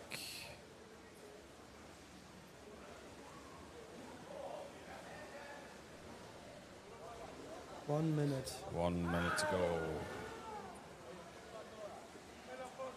Now safe. Oh, yet again, no goalkeeper. Didn't attempt to shoot the ball in. Well, it was a bit risky. No, they lose the it's, ball. It's the second time that Flipper does have issues at the goalkeeper position. Weirdly enough, but it's a free throw for Flippers and the clock is ticking. They have 45 seconds, so they need to pick up the ball quite quickly. Flipper trying to bring one player to the Orcas basket. They need to execute very fast. The clock is ticking down. I don't know what they're waiting for. Now picking up the ball. Batman with the ball. And off they go. Orcas immediately trying to go for the ball carrier. Back in possession for them. Londono trying to keep the ball within his own hands. Just blocking it down, locking it down. 20 seconds to go on the clock. Now they're moving back forward. That will be close, I don't think. The Orcas will shut it down.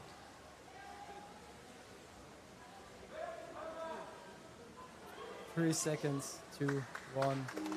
And the game is over. The Orcas win. Orcas with the takeaway, but a very unusual goal, I would say. Yes. For especially what has been shown in this game so far. Flipper with a huge mistake on their goalkeeper position. Having 2 goalkeepers more or less miss their spot. And the Orcas being able to steal away the basket. For quite some time. For quite some time, actually, yes. And then being able to come in and shoot the ball in. And we're now going to head into the next game, which is going to be between Barcelona and Vienna on the female side. So my home club playing against Barcelona. So I'm already sorry if I might appear a bit biased from time to time.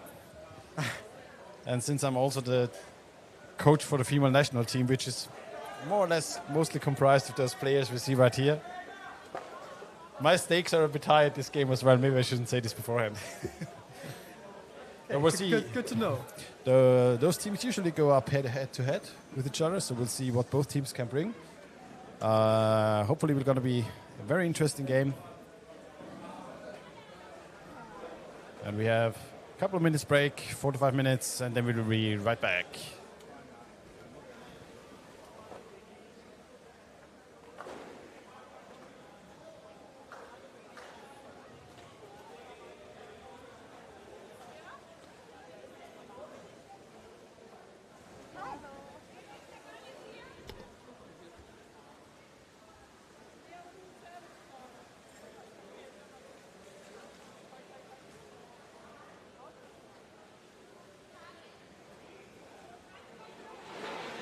I'm here with Diego from the Orcas. Congratulations, you had a very tough game and you scored.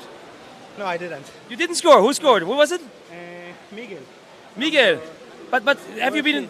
Yeah. I don't know what to say about it. But you explored a very, very tough game against the Flipper team. Explain how it was.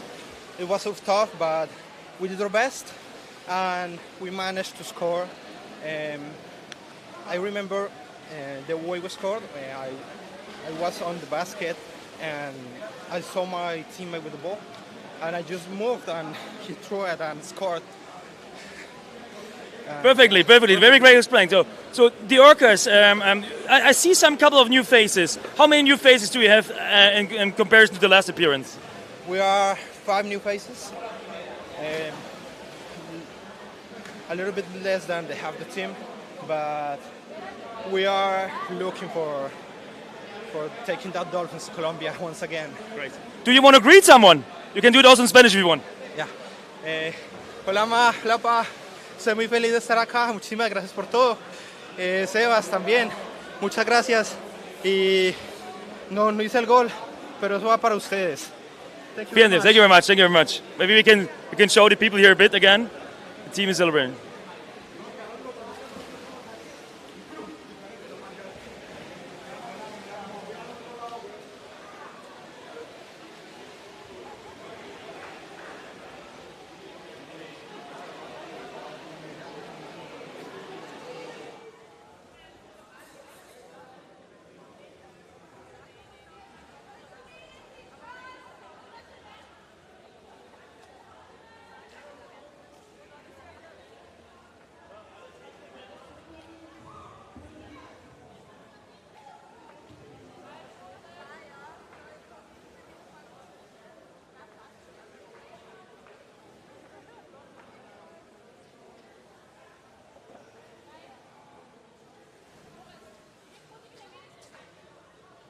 All right, I'm here with Mikkel from the Flipper teams. Mikkel, very, very tough close game. I saw a scene where you were so close to score and you could pass your saying. What happened in this scene and why didn't you score?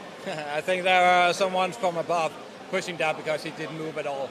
His head moved a little bit, but there is no space between his shoulder and basket. So 2 times I couldn't bring the ball in because they were tight on the goal.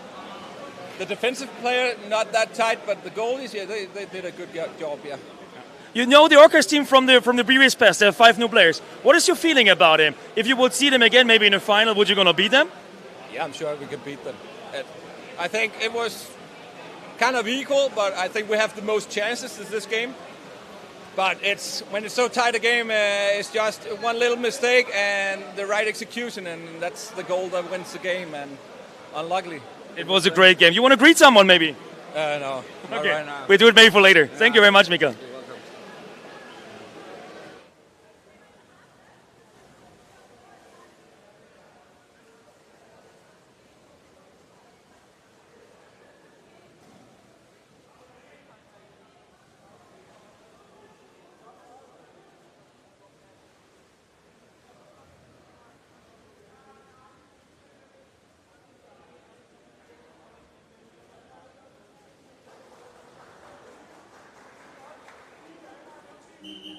Näher an den Mund, man steht gar nicht. Du schreist richtig rein, weil du so nah bist. Ach so, bei den anderen dann. Bei den anderen sind das so weit entfernt. Ah, okay, dann müssen die ja ran haben. Den haben wir gar nicht verstanden. Ah, okay. Du warst hier, mach mal ein bisschen so in die Fresse oder schneid das ein bisschen höher. Oh, die Fresse rein, Alter. Der konnte kein Spanisch. Weißt du, was der da als erstes gesagt hat?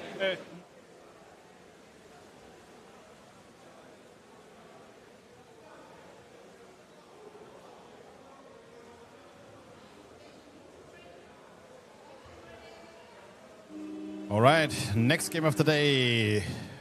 Vienna versus Barcelona. Vienna in blue versus Barcelona in white. Sorry for being maybe a bit biased. Vienna, my home club. So Vienna now in black, coming in immediately from the wall side, trying to push in. Player also has a steady block in the middle of the field.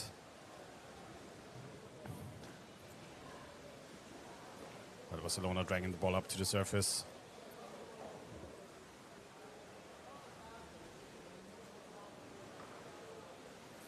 And again coming in. And coming in from the wall side, trying to push the defender away. Good attempt by the forwards. Ball being passed back downwards. Still going. Trying to create some pressure. Now the defender's position taken away by a player, but ooh, ball taken away by Barcelona, trying to come out of their defense. Good attempt so far. Ball still being handled by Vienna. Janowski trying to hold on to the ball, trying to bring it down. A bit of a chokehold onto her. Now need some players to pass forward to. Players set up in the corner. Waiting for teammates.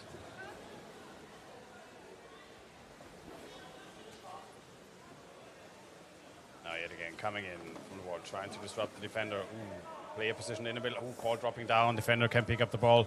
Can they move out? Two players from Vienna immediately attacking them, trying to block them from pushing forward.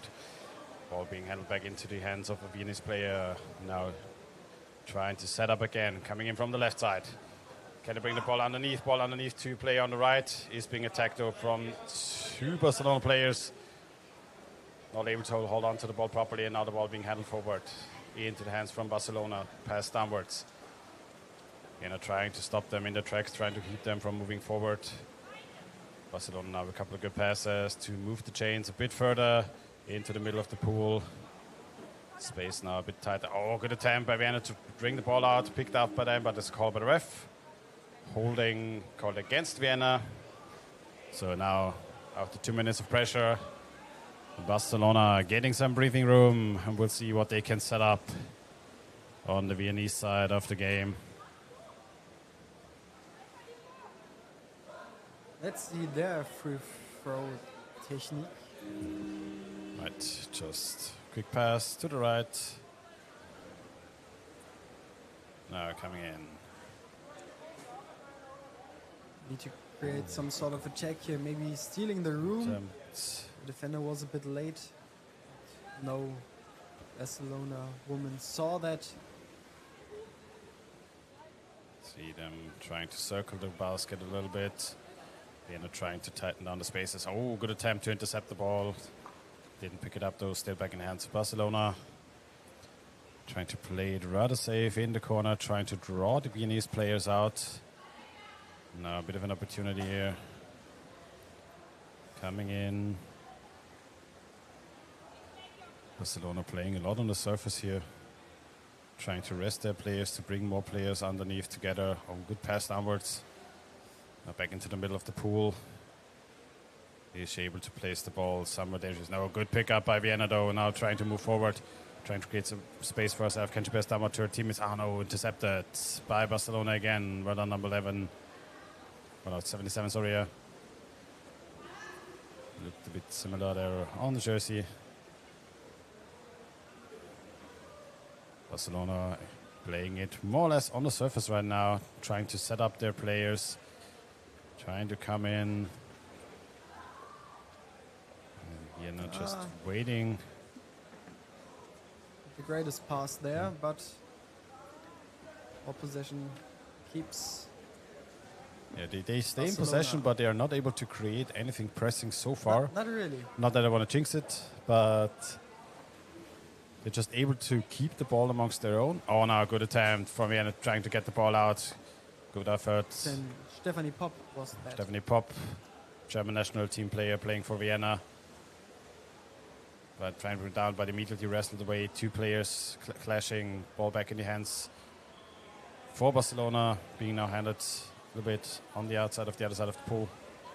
You can see Vienna trying to get in possession, and just Barcelona just trying to stop the game, more or less, basically. Yeah.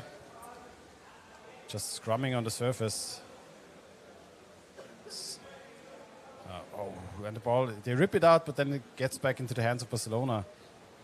We'll see how they want to set up their game plan. Schmutz now picking off the ball, trying to get it. Trying to get Decker, trying to move the ball forward. But then it's immediately the ball being scrummed up and just heavily secured by Barcelona there. Then trying to move it further a bit, but lacking the underwater presence so far to create some gameplay for themselves. Schmutz, good recovery. Very pass, nice. pass forward. No defender No. underneath. Has to move in One versus immediately one. now. Good attempt by the goalkeeper to push her away. Wasn't able to get underneath the back and push the goalie up. Needs some help now here in the corner, trying to move out. Doesn't see her teammate underneath. Now yet again, Barcelona immediately going for the ball carrier, but Vienna trying to set up the game plan here in the corner, trying to bring the players forward. Scheuer now trying to push away in. Attempts to come in from the wall side, trying to use the ball to their advantage. Yet again, 2 players underneath. Can they push the goalkeeper up? Goalkeeper, though, still very resistant. Well done by the Barcelona to defend this attack. 2 players were underneath. Good block was set up. But the forwards read the play. Coming in from the other side. Need to move the ball to the right again. Needs some help on the left side. Pushes the defender away. Good opportunity. Nice block set up. Yet again, scrummed away by the forwards from Barcelona, but no goalkeeper there for a moment. Did need some time, some breathing room. Ball dropping down again. Oh, doesn't see the ball. She didn't see the ball. Oh, this could have been huge for Vienna. Well, was just dropping out of back. She was just trying to get the position, but didn't look at the ball. A lot of players now holding onto the ball. Ball dropping And down now. Barcelona now in ball possession.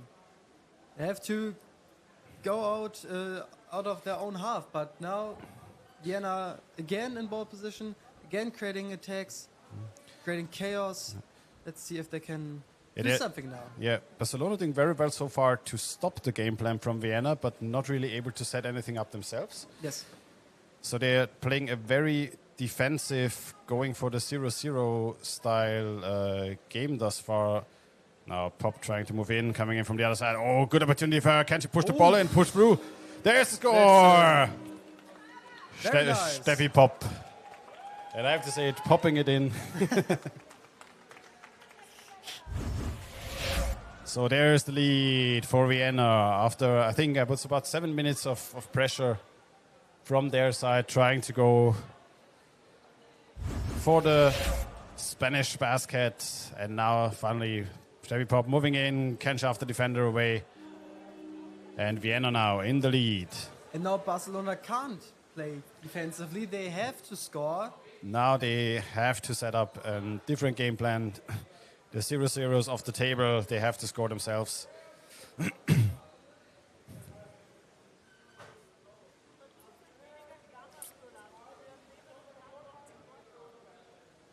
Yet again coming in from the wall, trying to push the defenders away. Defender though still in position. Ball being moved up a little bit. Scramble. Player from Vienna waits underneath, hoping for the ball to drop, to get the pass. Come back in. Oh, Vienna back in possession.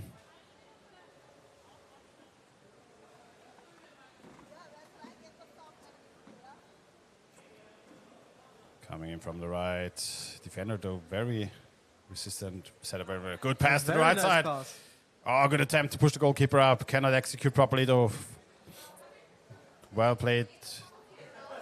Now Barcelona again in pole possession, trying to move forward, but very tight space here so far for them.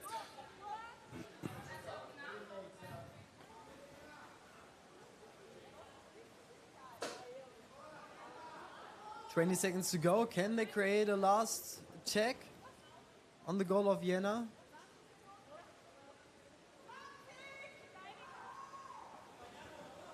Yeah, again, one player coming in. Picked off by the forward. Okay. Well being taken away. I think that will be it for the first half. And this should be it for the first half. Vienna tried for the last fast break, but clock is up. We are at halftime. Vienna being up by 1. I would say being the more dominant team during the first half. Heavy pressing onto this Barcelona basket so far. Barcelona were doing quite fine at the beginning of the first half, trying to just hold on to the ball, but were not able to set up their own gameplay, their own game plan. And we'll now see if they are able in the second half to make some changes, to make some adjustments. We'll see how they come out.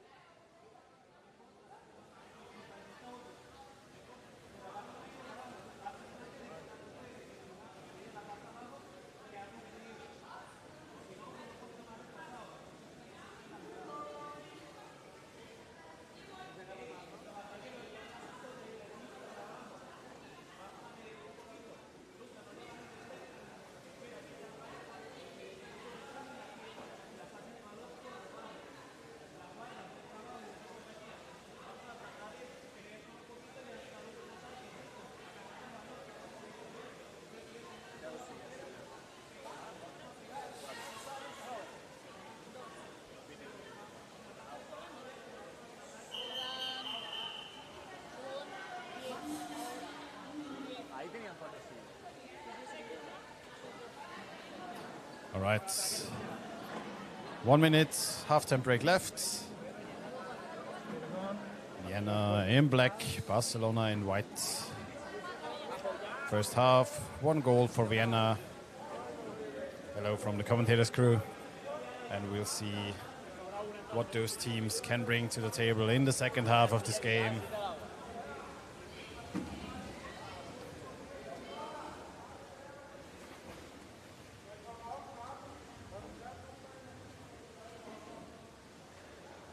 Seconds to go.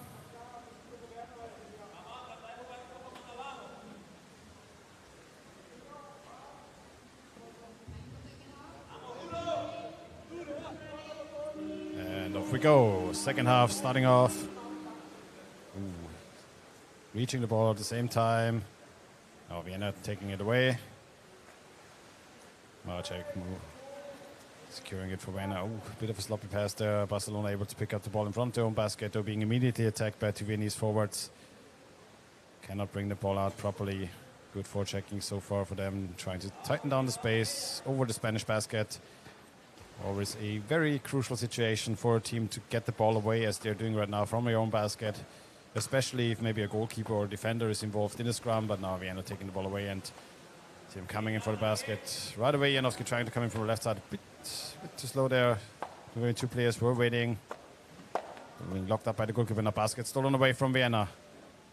Marcek still waiting for the ball to drop down. The game starts how the first half ends. A lot of scrambles. A lot of scrum. Vienna at the goal of Barcelona. Yeah, Barcelona playing very defensively. Yeah, Barcelona struggling to get the ball further away so far quite a bit, but now a good pass forward. And we can see Vienna having quite decent underwater presence, trying to create space for themselves and trying to get the ball back.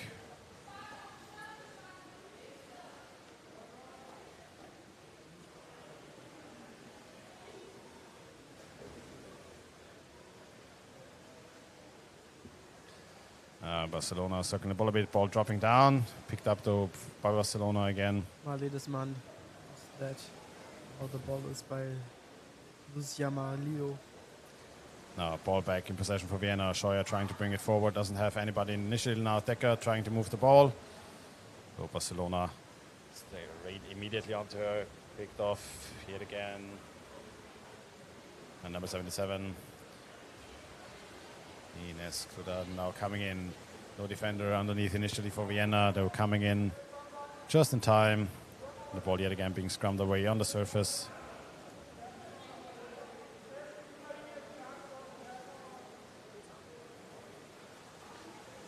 Coming in for the goalkeeper. Ooh, wants to go during the exchange. Good timing. Waiting there. Now coming in now. Spain picking up their pace, trying to move in, setting something up. No forward there. Helping out for a moment, but ball picked off by the defender. Trying to move out. Still in possession for Spain, and now a very good stretch for them. Doing basically the same what Vienna did, trying to come in from the wall, trying to set something up for themselves, having 2-3 players underneath and underwater for a bit of time. And again, coming in from above, going directly for the goalkeeper. About 3 minutes played in the second half. And now needing to defend a bit more. Now trying to pass the ball into the corner. Being immediately scrummed away. Now trying to move out. Ooh, a bit of a risky.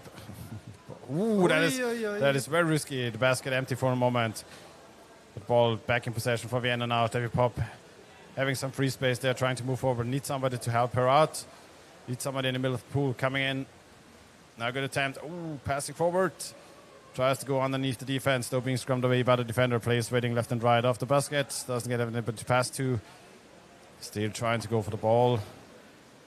Barcelona, though, immediately attempting to move forward. Take again. 77, Sidat trying to get the ball out. Schmutzler to carry for Vienna coming in. Empty basket for a moment. Can she push in? Needs somebody else to help her underneath. 2, 3, 4 Barcelona players just scrumming her away, trying to get her off their own goalkeeper. Oh, good attempt now. Neuberger underneath the goalkeeper. Can she push it up? pushes up the goalkeeper. The defender gets a hand onto the ball and tosses it back. Can he bring the ball back in onto the other side? Ooh, Barcelona, very dangerous situation for them. Another call by the ref. Choking. Free throw against Vienna. Maybe they can go again in such a pressure phase like they had at the beginning of the game, of this half. So timeout for Barcelona. And I think they will try to bring in the same players they had when they were able to set up a pressure phase at the basket of Vienna.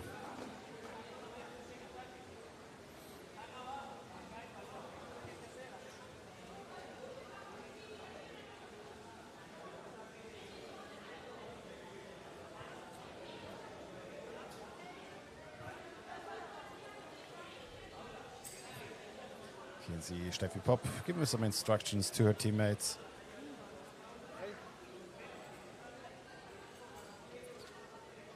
Vienna needs to be able to move the ball a little bit more quickly, and I think then they would be able to create more chances for themselves. Barcelona just trying to stop them as best as possible, just stopping the progress so far.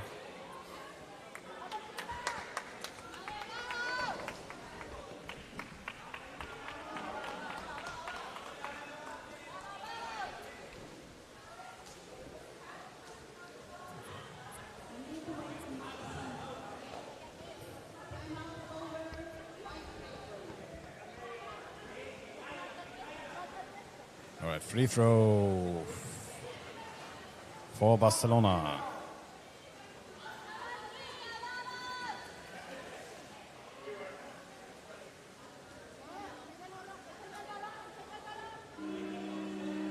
Five minutes to go in the second half of the game. Vienna versus Barcelona female. Vienna is 1-0 up. Let's see how this game continues. Still 1/4 of this game left, and now Vienna trying to move out. Goalkeeper coming from back, or the forward actually helping out, trying to push her way forward into the half of Barcelona. Now Vienna trying to set up a bit of a game plan. Pass downward, defender coming in position. Can they push them away from the ball? Ooh, moved a bit far to up. Oh! Sabrina Scheuer coming in from the wall, ignoring the defender and just going straight for the goalkeeper.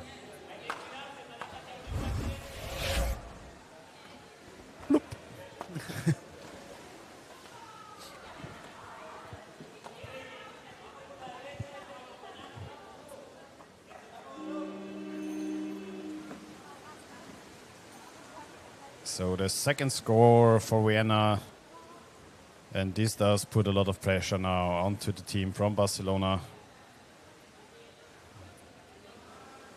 They have to bring everything forward now and get this one more score to connect, to be able to compete again in this team. Ooh, bit of an opening there for them. Defender coming in late, just swooping in at the last time.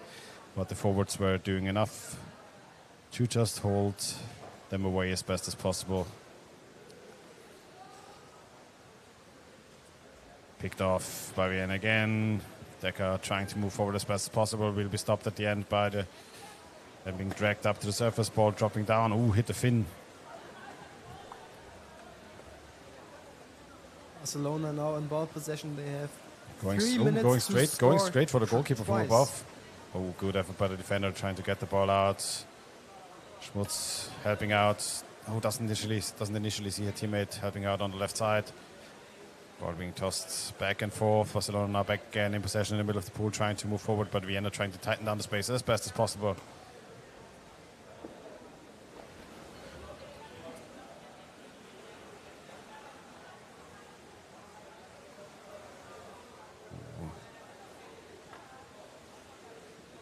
There's a lot of scrumming in the middle of the pool. Barcelona trying to get the ball back. Vienna also not fully able to go through the tight spaces they have created so far during this game. That was a bit of a risky pass. Should have gone further herself at this point.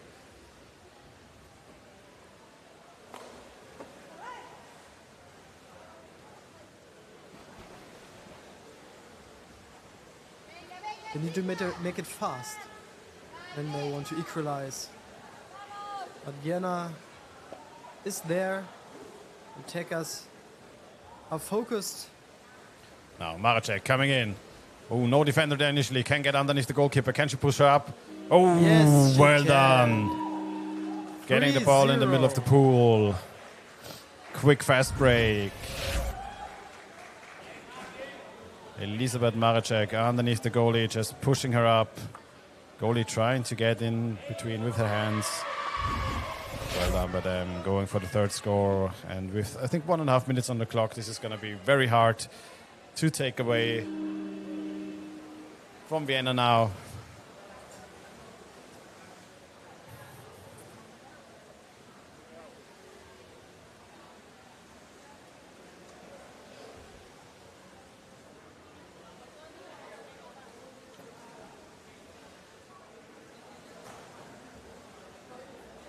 One minute to go. A lot of scrambles. Vienna back in possession.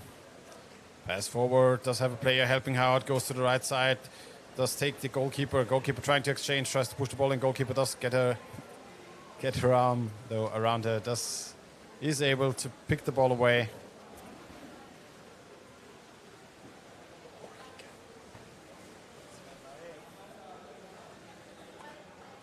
Still moving forward. Vienna trying to come in, pushing onto the defender, trying to create some space, trying to get an opening.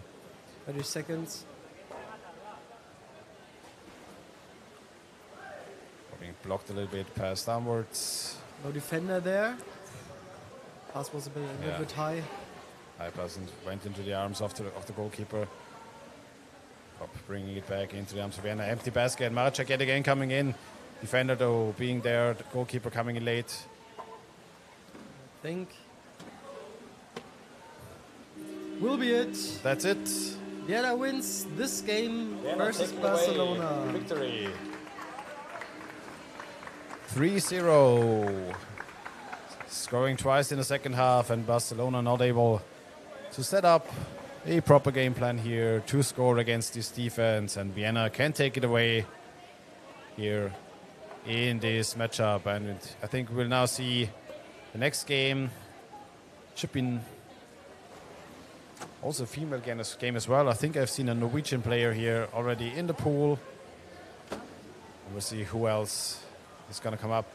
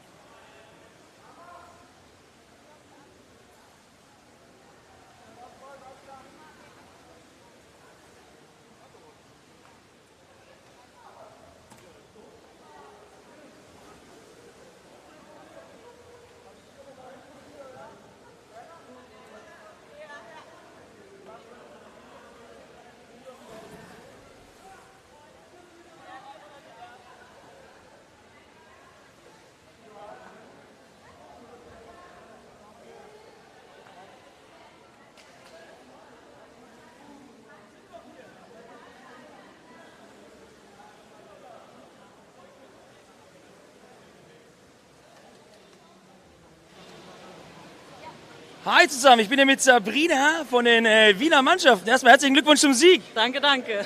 Wie fühlt es sich an? Erster Sieg, Champions Cup, erstes Spiel? Ja, guter Einstieg. Also wir haben schon gesagt, wenn wir das Spiel locker gewinnen, dann glaube ich, ist das ein guter Anfang. Sehr, sehr gut. Du hast das Tor, das 2-0 gemacht. Beschreib einfach mal, wie es passiert ist und deine Emotionen dazu. Ja, also es hat sehr gut funktioniert, dass wir zuerst schon einige Angriffswellen hatten und dann war es sozusagen noch der Abschluss. Ich bin hingeschwommen und ich habe gesehen, unten liegt so die Verteidigung und wir haben extra gesagt, na, wenn die Situation ist, dann vielleicht einen halbhohen Angriff probieren und der ist halt sehr gemütlich reingegangen. Und der hat geklappt. Herzlichen Glückwunsch dazu. Möchtest du jemanden grüßen? Ja, meine Familie, die schaut, glaube ich, hoffentlich zu. Also schöne Grüße nach Hause, nach Wien. Herzlichen Glückwunsch dir, gell? Danke dir.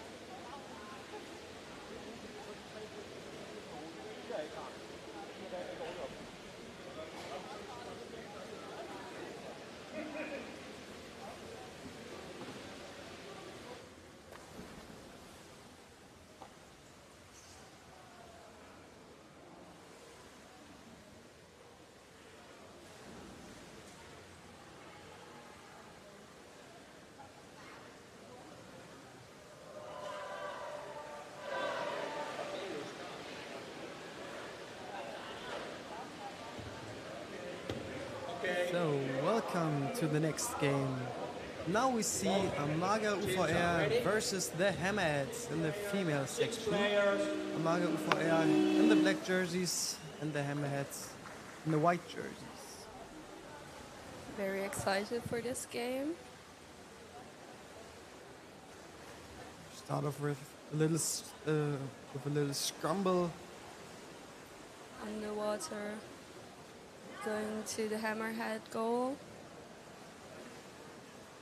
First nice attack. A lot of chaos here. But the Hammerheads can recover. Can they bring the ball out of their own half? Let's see. Back to Amagar. Scrum on the surface here. Nice, both teams lying under the scrum. Very good.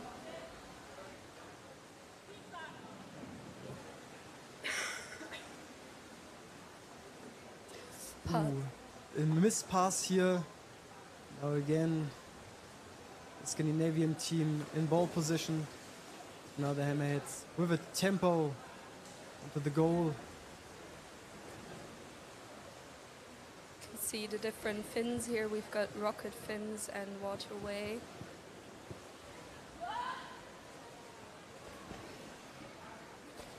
They're taking their time, waiting for the teammates to join the attack. The defensive is there. Really nice passes here.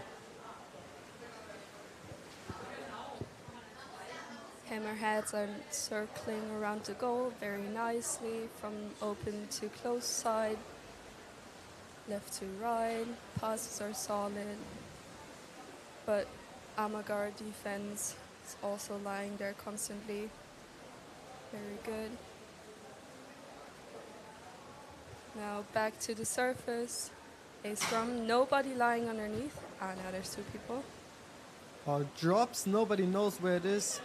The Marga player picks it up. The Scandinavians are now in ball possession.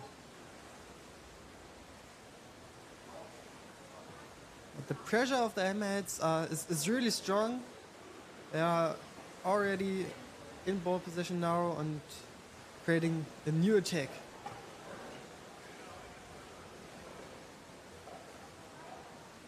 Again, Hammerheads lying underneath the scrum, getting the ball, not seeing their teammate. Now they got the pass. And this pass happens to everyone. Well, that player had a really long underwater time right there. Getting ball 3 times in total. Passing back, passing to their teammates. Defense is solid again. She pulled out, the Amagar defense pulled out nicely from under the goal. Strong attack from Amagar forward.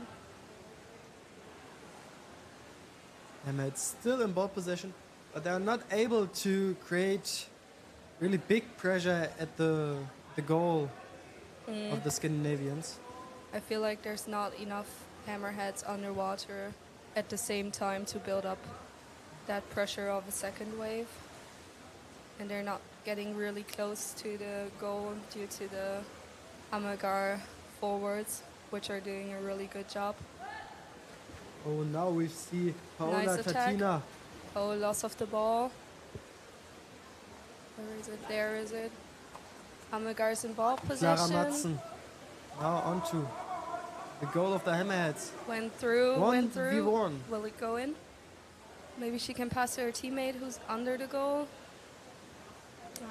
Unfortunately, not. Kilupsen loses the ball. Get it back, try to throw it in, but the goalie lays there. Can block it. What we saw here a few times already was the Amagar team attacking. Oh, we've got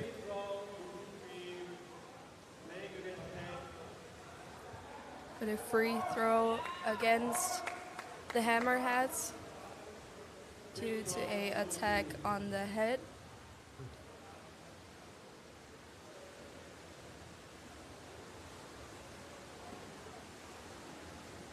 Hammerhead defense, I think, is already there. We can't quite see yet. There's a scrum on the surface. Nobody underneath again. Scandinavian team Oh, still no. in ball possession. A miss pass. Hammerheads went for that one quite well. And there's a counter attack. Went through the pool. Now at the Amagar goal again.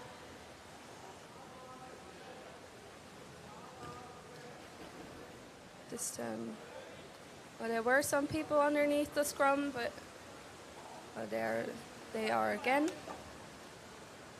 But mostly Hammerheads, no people from Amagar underneath the scrum waiting for the ball to fall down. Oh, there's Amagar.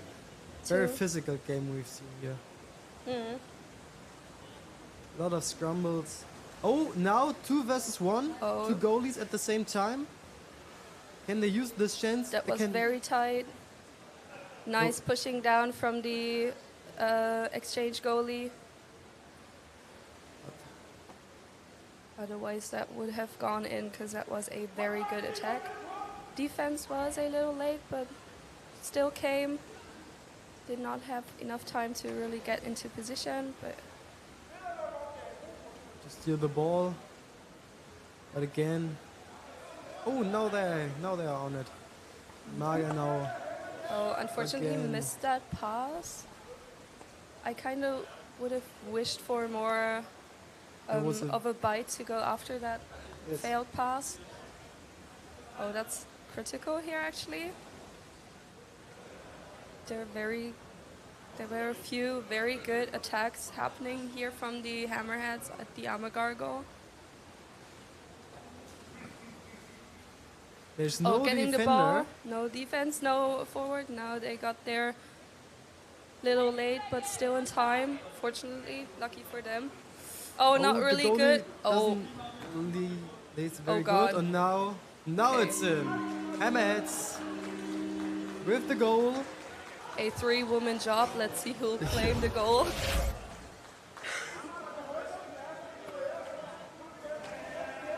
Jessica Uribe. Yeah, Very nicely done. All three of them went after it, supported each other. That's how we like to see it. A big pressure phase and small mistakes leading to bigger mistakes. Yes. And, we see how that ends. There was just one goalie and 3. One goalie who was not lying on the goal properly. Yes. No defense, no offense. And then that happens very quickly. But Amaga had some pretty nice pressure phases and chances too. Yes. So I wouldn't say the game is over. Not yet. I don't think Because so. we have also the second half of the game. They can still turn it around for them. Now Hammerhead again in ball possession. Amagar going after the ball. Could be outside the field. I think so. Yes, I think so too. That was pretty clear. Yeah, referee showing what we already thought. Free throw against Against the Hammerheads. Hammerheads. 1 minute to go. Maybe In the the south. Scandinavian team can use this 1 minute. To build up some more pressure on the goal from the Hammerheads, right? 1 minute. He calls it. Again, back to the surface. Nobody really lying under there. Now Hammerhead back. Amagar back there. Very good. Oh, nice turn. Going straight for the corner position. I think the Amagar team, they do the classical attack on the goal that most women do, which is knee on the bottom and then try to push up by with your arm. Yes. And I think they do have quite a struggle with that because there's nothing to push on when the Hammerhead goalie, how they're lying on the goal, because they're with the head to the wall, so there's nothing to push on Okay. with how they attack. So I think that's tricky for them as well. But 0-1, game could still turn. We said so before. Both teams have their chances.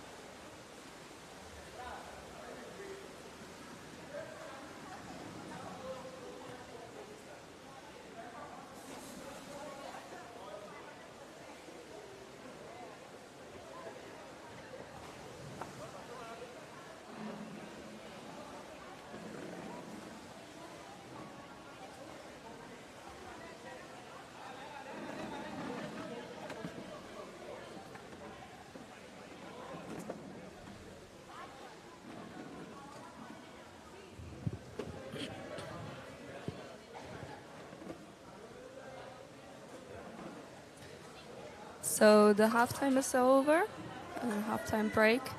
Starting into the second half with 0-1 for Hammerheads. And the game starts into the second half. Kind of missing the live stream here. Not sure if they're... Instant foul, a referee call. What is it?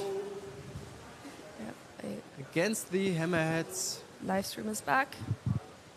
Very nice.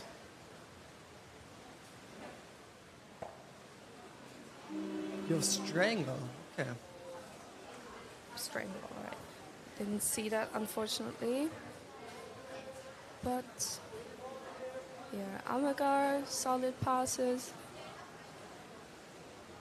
Alone under the water now. Let's hope someone will come. Yes, very nice pass. Yes. Now she has the chance. That was very well done. Pass above the defender to the other side of the goal. Now passing down to their teammate who was under the scrum. Attack from above.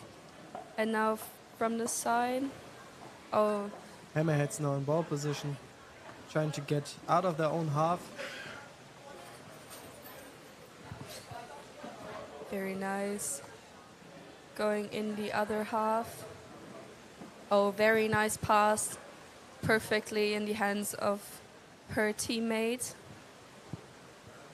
Now let's see if they can manage to make another nice attack on the goal like they did before. Oh yes. Could be attack but on the head. Yeah, I think attack on the head. Yes. Free throw. That's a free throw against Amagar. Could maybe take them a while to... Could take Amagar a while to get the ball back now. I think Hammerheads, maybe the slightly stronger team here. No, that was a bit risky. Oh, that was no. That should have been holding. Yeah, yes. Holding without. So the Scandinavian team now earlier in ball position as we expected, but let's see what they can make from it. Of that. Yeah, Maybe 7 minutes. Maybe they have someone going to the goal. No, they didn't. Oh yeah, there's someone going to Amagar girl going to the Hammerheads goal.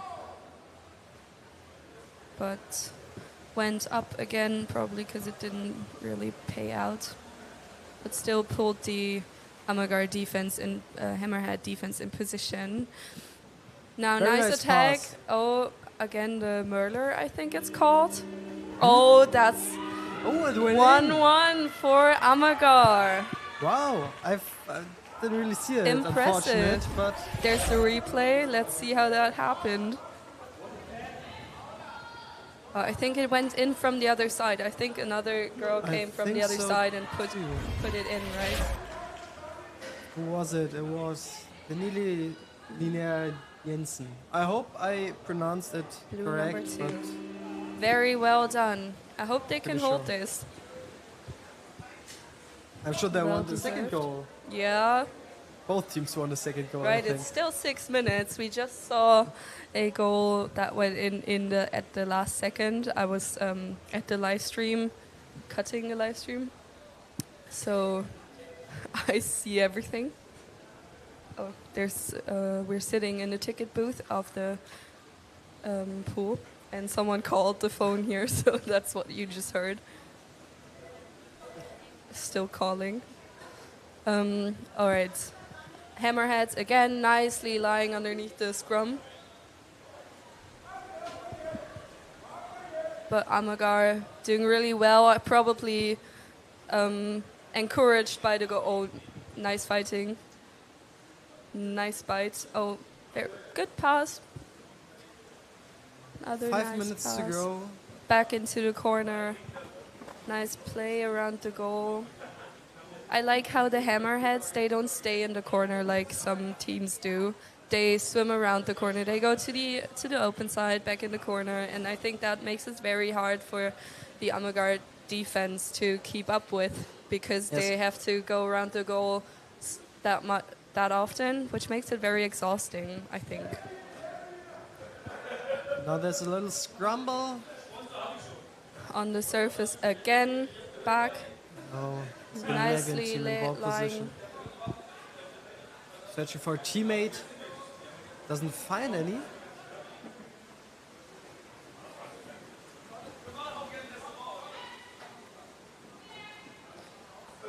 Back at the hammerhead goal. 4.5 minutes left in the game. Still a lot that could happen. We've been seeing a lot of going back and forth of the game. Both teams, I think, pretty equal. Yes. Oh, a nice attack. That was pretty dangerous, but very well defended by the goalie. I think she will probably exchange now. Yeah, she did.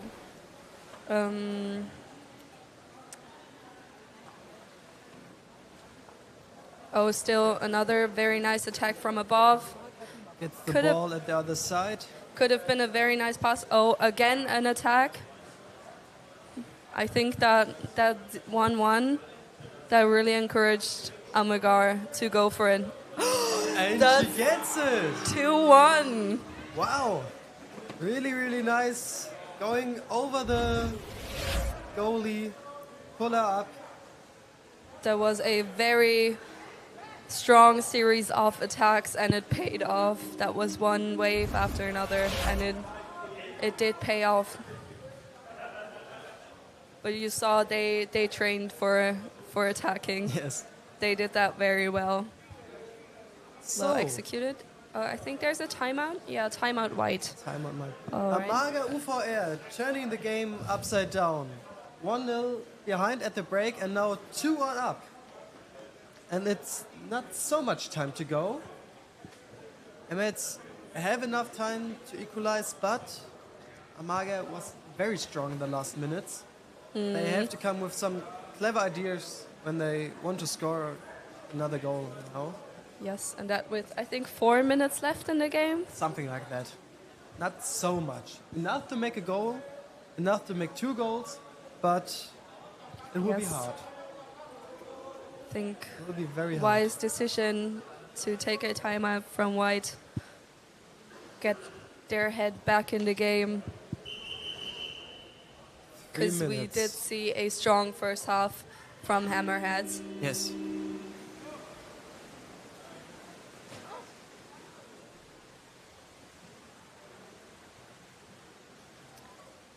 Amagar lying under the scrum strongly, and still again there's a few times where there's no one under the scrum, which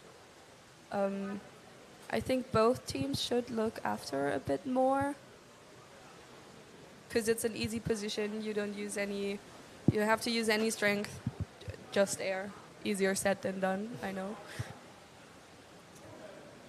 Still fighting on the surface with 2.5 minutes left. Amager gets the ball out of the scrum. And no searching for teammates. teammates. Yes. And the Hammerheads get the ball again, and again a scramble on the surface. But these scrambles are costing time. Yes, for the Hammerheads. a lot of time. And that's in They favor want for the Scandinavian team. Oh, that's not too bad. Let's see if she can get that. Couldn't get it on the other side of the goal where a teammate was waiting for the pass to put it in, but no. Hammerhead still in ball possession. Nice forward attack from Amagar. Defense is lying solid by Amagar here. I think one Hammerhead is on top of the goalie, was trying to exchange her maybe, or just position herself there. Oh, very nice steal, yeah.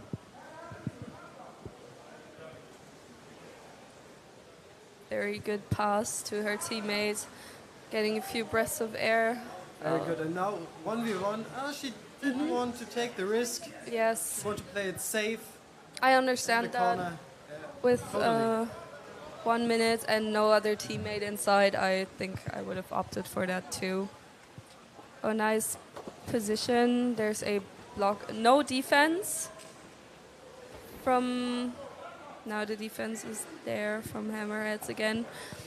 Amagar going into the goal. No teammates to play to, I think. Into a scramble directly over the basket. Yes.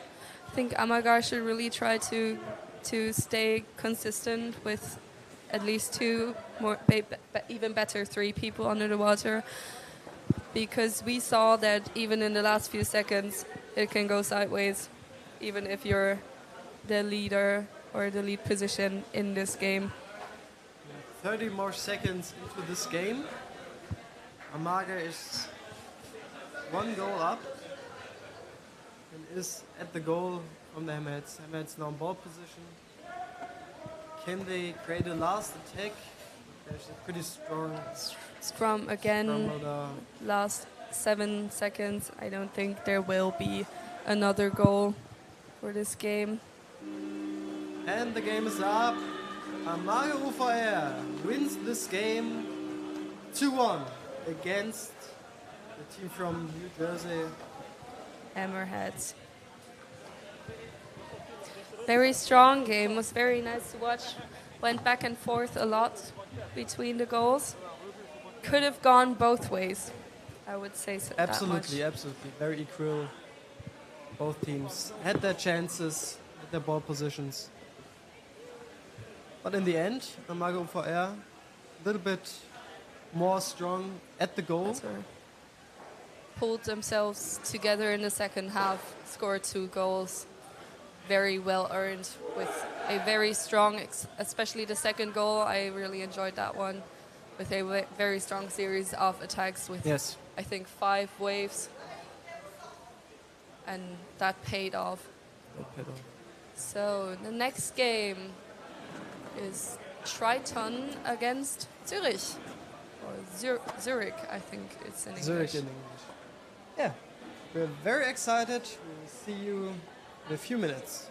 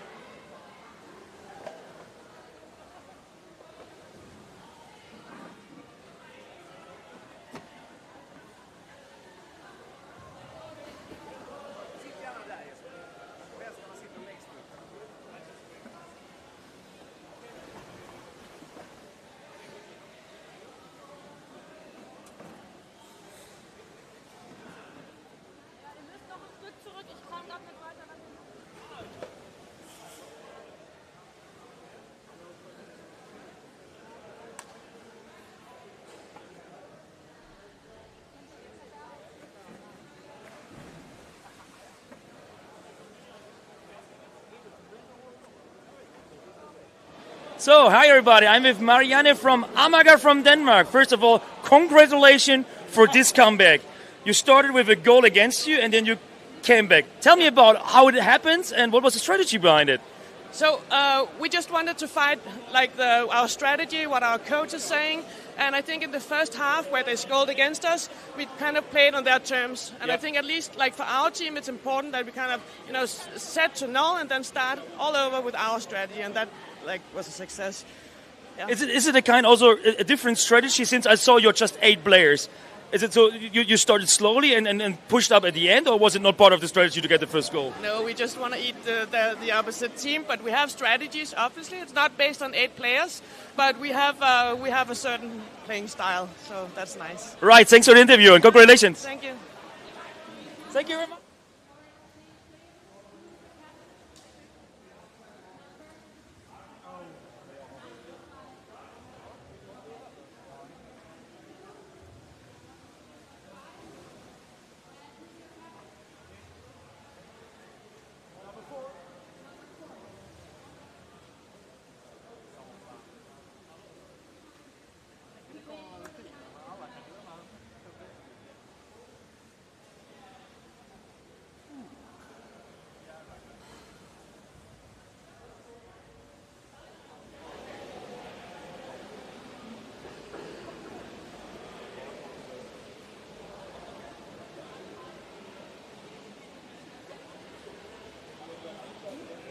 Okay, teams get ready.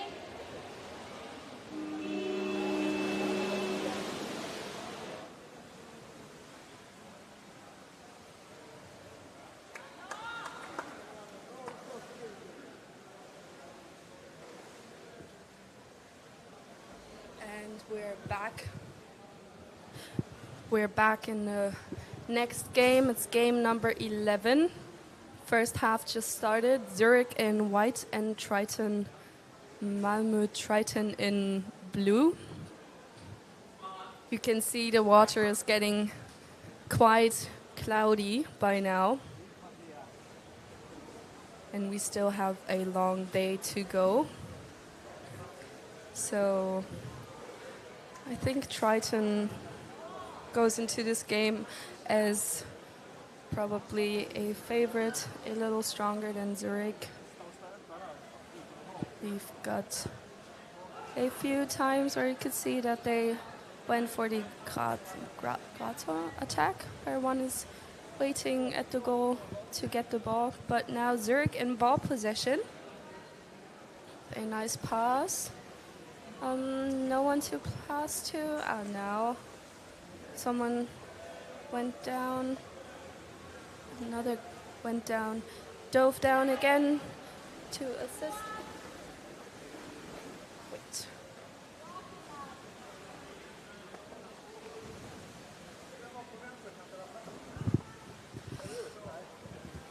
And now Triton defense went for an attack. Very nice. Defense pulled out from the goal nicely. Now with a strong attack to the middle of the playing field. Malmö Triton now in ball position. Very good attack here. Oh. Can she get the ball in the change of the goalies? And yes, she can. What a beautiful attack from the woman of Malmö Triton. Very nicely executed.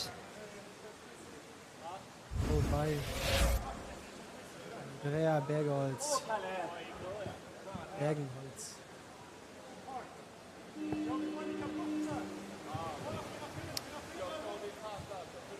So back to the middle of the game field.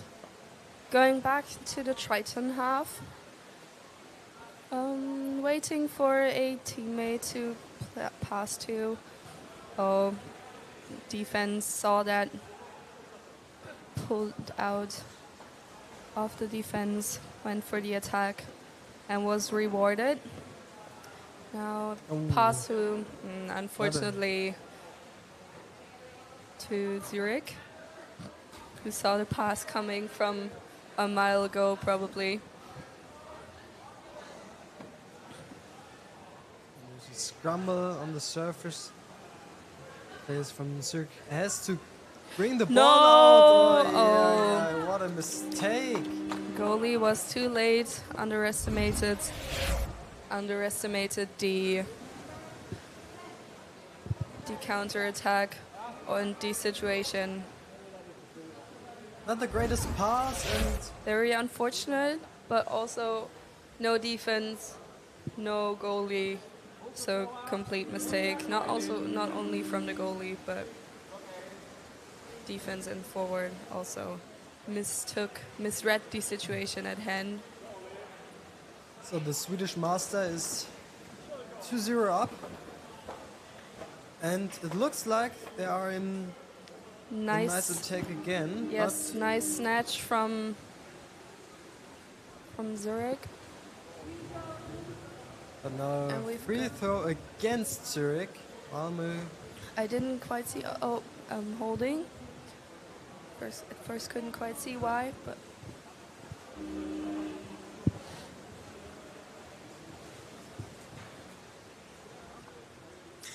Quite heavy attack on the goal here from Triton. There's one blocking the complete defense, but the ball is quite in the middle of the field, so yes, was a nice pass. And that was very unfortunate pass back to Triton. Goalie this time on time, but got pulled up. Went back in. That looked like a shoulder. That looks like a shoulder too in the upper right corner. But the referees have to decide on that, not me or us. Oh, nice attack, and it's in again. 3-0 for Triton here. Oh, we've got a replay. Let's see how that went in again. Oh, nice. Waited, pushed him up with the other hand. With one hand, very strong move there from Jens. Nice leverage from the ground here.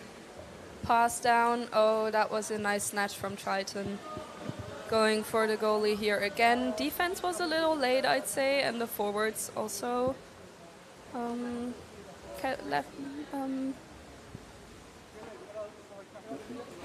we're waiting. Scrum on the surface right now. I can't quite see it. Oh, nice.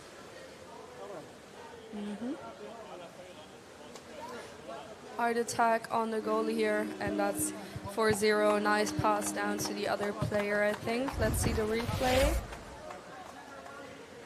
I think there's the attack from above, and then there's someone waiting in the corner on the other side, and yeah, pushed it in for the last few centimeters.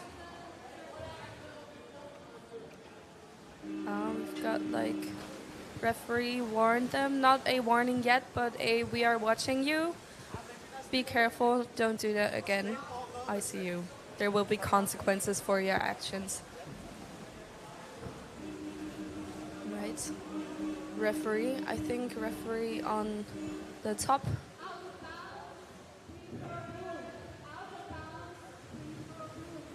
You heard it too, out of bounds. A free throw for Triton against Zurich. Nice pass down. Kind of missing someone for a nice pass back. Maybe they can get it on the other side to the one from Triton who is preparing for the Merler attack. No, not quite. Scrum on the surface again. Someone lying underneath. No one lying underneath. Pass back to Zurich, to the goal, to the defense. And goalie decided to go back on the goal. Wise decision since before they were too late. Referee is calling again, holding without a ball. Free throw against Malmö. Zurich now in ball possession. They have to focus. It's already 4-0, and it's the first half. Oh, first half. Yeah, that's right. We haven't even started in the second half. Free throw was given for roughing. That's probably hard play, in other words. No Triton underneath the scrum. Now they are, but no one from Zurich. Let's see. Back to the surface again. Ball drops to Karl Falk. Defense, nice counter attack here from the defender. Nice attack on the goalie. Oh, very strong from Jens Very Westerling. Karl Falk gets the ball, goes to the basket, sees his teammate Jens Westerling, passes it. Very nice. I think he probably passed under through the defender. Very strong goal. 40 seconds to go, 5-0. Nice pass. Back to the other side of the goal, but I don't think the pass reached the other side of the goal. I think the forwards went in between there. Referee call here from underwater. Free throw for White for holding. So let's see. Referee is calling them here to hurry up because the time is still running. Diving through the But ball, I don't going think up. Yeah, it's the last 2 seconds, I think. Not enough Yeah. time to build up new attack. So, that was the first half. Malmö Triton versus Zurich. And we're into the halftime break.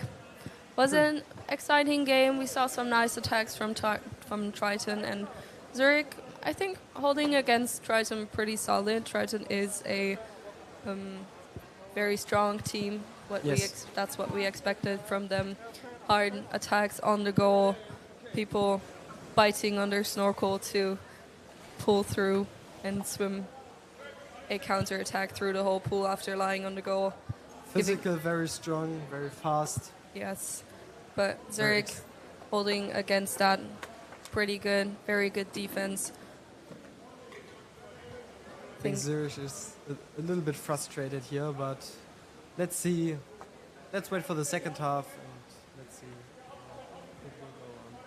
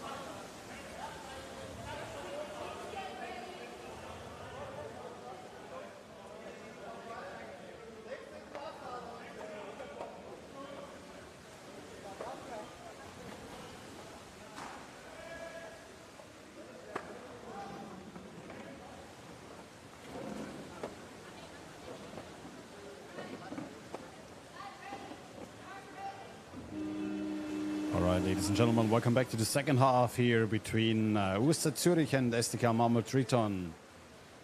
Malmö Triton with a comfortable 5-0 lead against the Swiss champion. But already had to take a loss here in the initial game today against the New Jersey Hammerheads. Someone coming in from above, underneath. Let's get an opportunity. Picked off by the defender.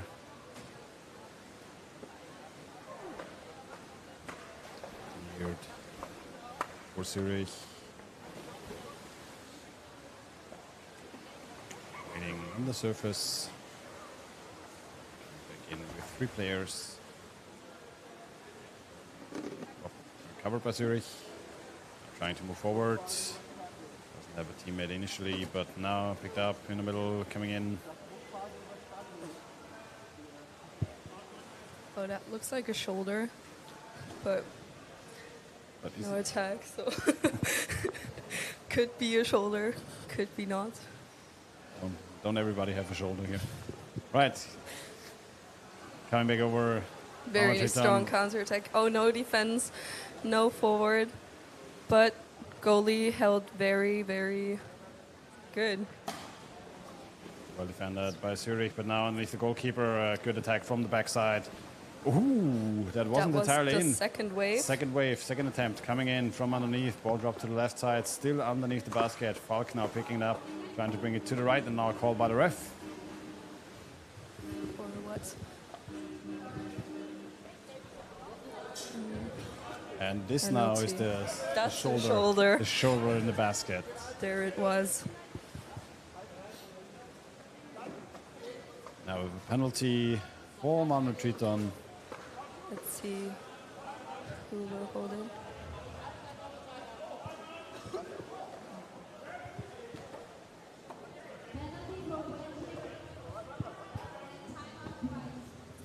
Okay.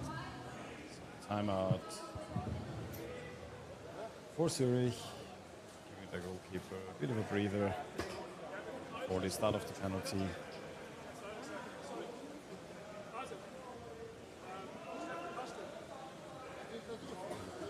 The referee either going down to fix the goal, I think they had some issues with that before, or getting the ball, let's see. I think there's the goalies discussing who will defend that penalty. Who is to take the beating?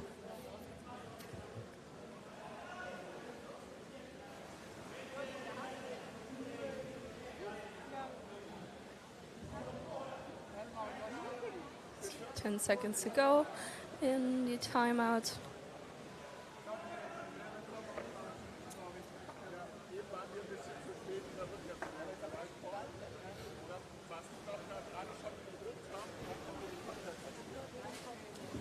They've decided. Got a... Oh, there's 2 people we're throwing in the water right now. They're not sure who Still wants to discussing. take All right. Or maybe just some motivational speech for their teammates. You miss, no dinner. Right, off we go. Blue attacker Philip Eriksson, white defender Ruben Rodriguez. I think Malmö Triton gave the opportunity to a younger player here to get experience for penalty. Ooh, that's an attack on the head. Yeah. Let's see. Still went in. Let's see if the referees will... Use the Merler. I think that's Birgit diving up there and... no hand signal from either side. Yes, just showing the score. Yep, so it should be good. Might have been a bit of an attack on the head there. Going up there, scolding Philip Eriksson, who still did a very good job. It was a very nice attack. On the first breath there. Nice in-goal perspective here.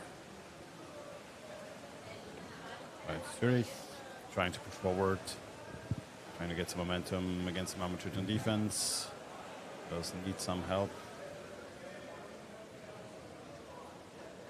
Oh, that looks a bit like Very from behind, very on the neck, but referees decide not to do anything.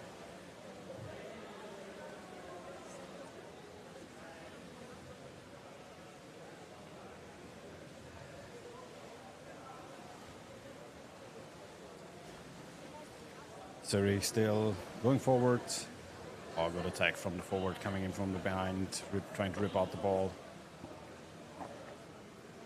Moving to the surface. 2 players underwater. Zühlke underwater there, under the scrum, waiting. I think Triton was called out by the overwater referee for being rough on the surface before. No team warning, but being called out for it. So they should be careful. See again, good attempt coming in. Now fast break opportunity for Mama Triton. Going straight for the Zühlke basket. Ball dropped down on the right side. Player wasn't straight up there. Didn't counter-attack with him fast enough. Merler position taken up, but has to move out to help out his teammates. Now Bangholtz trying to move in, being attacked immediately from the back. Zühlke defenders holding on strong so far. Ball now being played on the left side of the basket. Trying to move it to the right.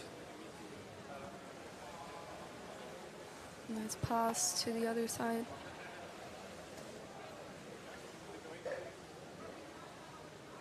Zühlke defense still lying solid. We've got 5 minutes left in the second half of the game.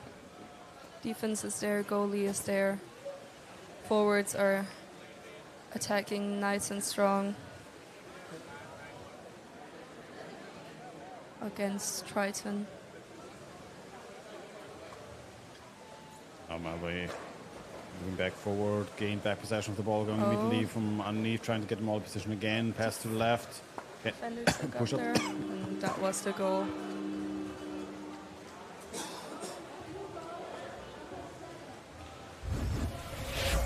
Number seconds called here. That's the replay. Let's see.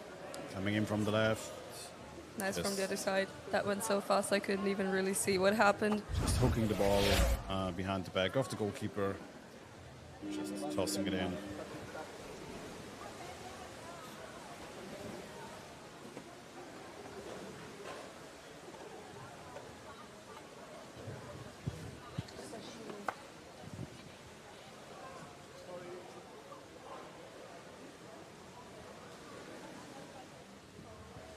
I think we're having a scrum, but underwater, not quite sure right now. Zühlke trying to set up a gameplay from the closed corner. Retreating forwards in between. Very nice here. The goalkeeper pushing out immediately, trying to help out, bringing the ball forward. 2 people at him. Oh, very nice there. Going for it again. Even that going after the next player, just even if it is to disturb for a second, really holds up the forwards for the counter-attack. Oh, that's nice going back there, 2 people. Good attempt coming in. Ooh, no goalkeeper there, just the defender has to move up. Could have been very dangerous. Will be picked up. Could have been a nice situation if there would have been a second from Zühlke there. But we've got a free throw for Zühlke. Let's see what they will do with that.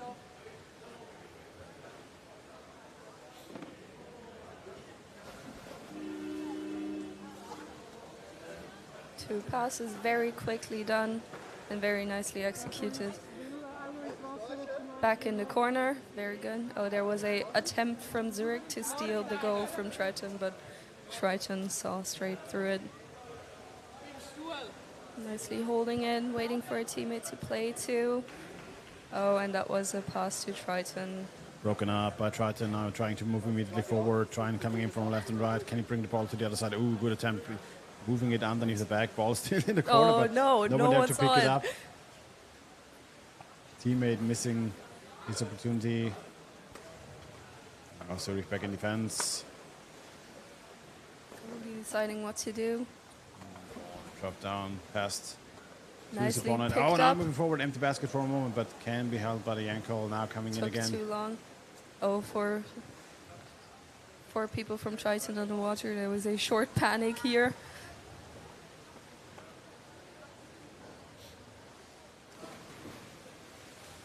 And even though it is a very decisive game for Malmö Triton, they show that they are at some point quite open at the goalkeeper position as well.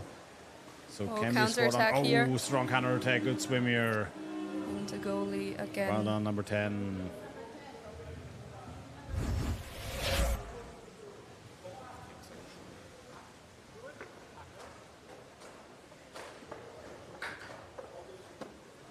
And unfortunately, again, a counter-attack from Triton. Now we've got 8-0 with 1 minute left on the clock in the second half. There's a bit of a scrum there. Now Triton again going straight to the goal, in for the attack. Defender was a little late here from Zurich. Could not position them well enough then. And 9-0 for Triton. Triton is attacking very hard here on the goal. 9-0 here by Jesper Larsen. Zurich.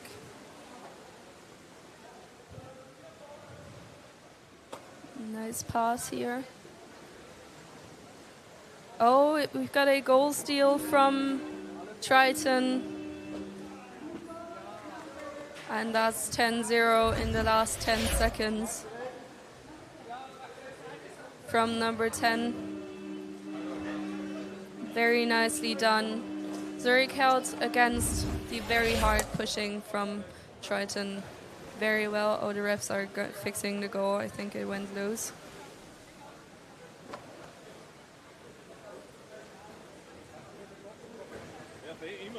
So Triton held very well. Zurich held very well against Triton.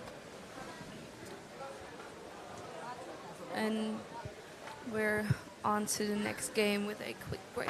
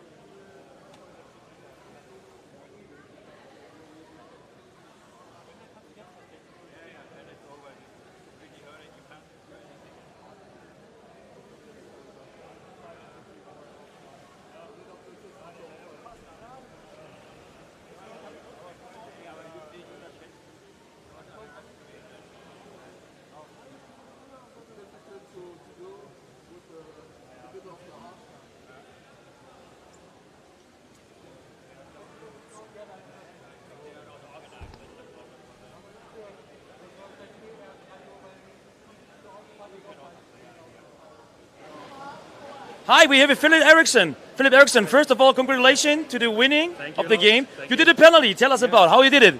Yeah, well, I did just a regular routine, did a swim around the basket, and then eventually I got into the Merla position underneath, and I could push and push it in. Yeah. It was the Merla position. Second game today. Tomorrow you have your next opponent. You don't know who it is at the moment. No. Yeah. Who do you wish for? Whatever team. To be honest, I have no clue which are in the pot of teams we can face, so we'll see. We'll see. All right. For that, congratulations and good luck for tomorrow. Bye-bye. Thank you. Thank you.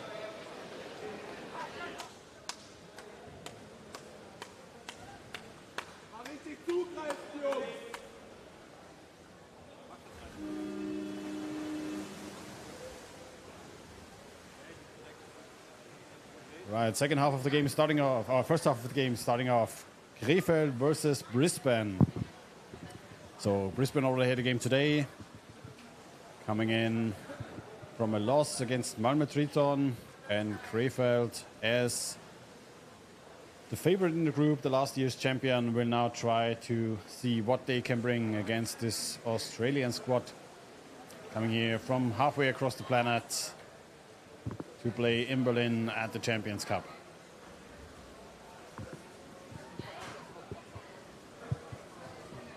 Krefeld trying to come in from the left.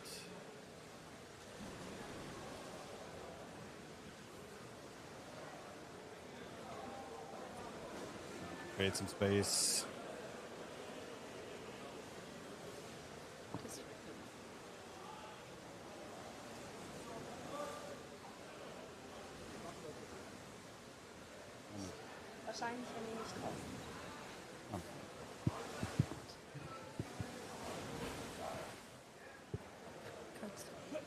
Brisbane in ball possession, scrum going to the surface, but both teams lying underneath the scrum. Krefeld back in ball position, nice pass there. Now moving forward, Krefeld coming in, pass to the left, good effort, attempt, good attack on the goalkeeper. And that's a goal. And Philipp Kreisig, after a good pass to the side, picks up the score. See people coming in. And Kreisig with the execution from the left. Well done by them. I think Krefeld does a really nice job with putting the ball in the corner of the goal and then letting it stay there for someone else to pick it up. And the picking up by someone else actually works really well. Yeah, Krefeld, one of those teams, were very efficient in moving the ball alongside the ring and the bottom of the basket. And now Manuel Gassner coming in, trying to pick up the goalkeeper, moving the goalkeeper up, pass to the right. Ball still moving, ball yet in the corner. It's picked off by the defender. Yep, Brisbane got a hold of the ball and now moving out, trying to go into the middle. Ball back in possession for Krefeld. See the defender coming in. Defender in position, Krefeld taking over the corner. 21st teammates. Ooh, the defender in another good position, can move in from underneath. Nobody underneath there, can tag the goalkeeper forward there. Pushing the goalkeeper downwards.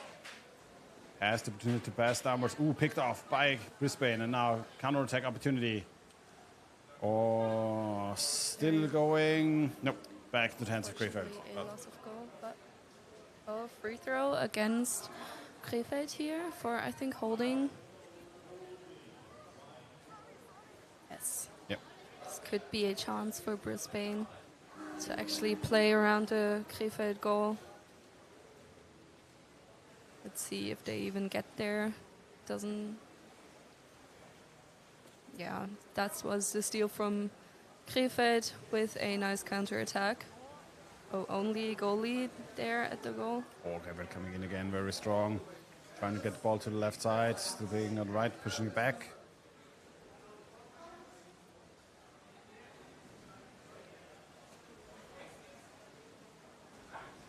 Nice recovery here from Brisbane. That looked very close a few times right now. Ooh, counter-attack. So player trying to sprint forward quite a bit, but now back in possession for Krefeld.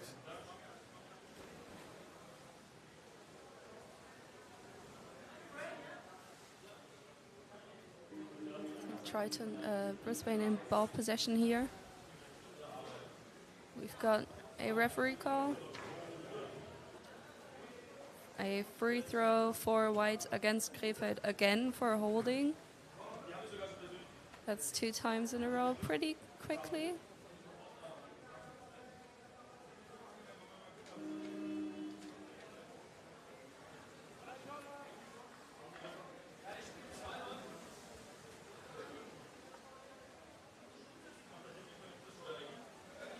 Krefeld nicely pulling through here. Second player coming in. Gassner trying to attack the goalkeeper, gets a hold onto the neck of the goalkeeper. Pass, oh, wonderful pass to Philipp Kreisig in the corner. But good effort by the defender, just moving him up. Will bring the ball back down into deep. Oh, Let's see if we can have a this should replay be of that. replay by the goal cam actually this time. Maybe we can see it from above. Kreisig moving in and passing down to Yannick Graf, who just pushes it in from underneath. So second score for Krefeld. Very strong for holding the attack off from the goalie there, the first attack. And actually quite surprising, even though... How they get into the other half, right? Even though Brisbane so far has been under a lot of pressure, they hold up very well compared to the first game against Triton Bærum. But we'll see how this game will progress. Ooh, open basket. Oh, that's a good opportunity for Krefeld. Oh, can nice be picked recovery. up by the goalkeeper. Well done, picking it off, trying to move upwards. Immediate strong pressure by Krefeld. Nice scrum. Let's see. Ball went down to Brisbane. Very nice that he didn't pass to his own player, who was, I think, the goalie waiting to get on the goal there. Very good decision. And now a counter attack. Oh, loss of ball and back to Krefeld. Immediately trying to move in. Keeper. I think the Brisbane players should, the goalies should decide more to lie on the goal rather than in front of it. Coming in, Pieper from the other side. Next goal. Strong, quick attack from Krefeld. Pass from the right to the left. See them coming in. Philipp Kreisig with the pass to David. Yeah, to Pieper, Yannick Pieper, I Yannick think. Pieper. Doing very well there.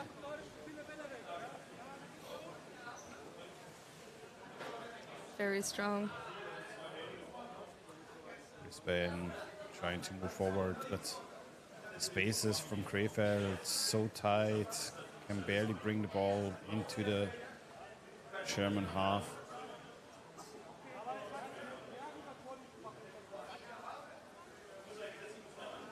Yet again, Hard good attack.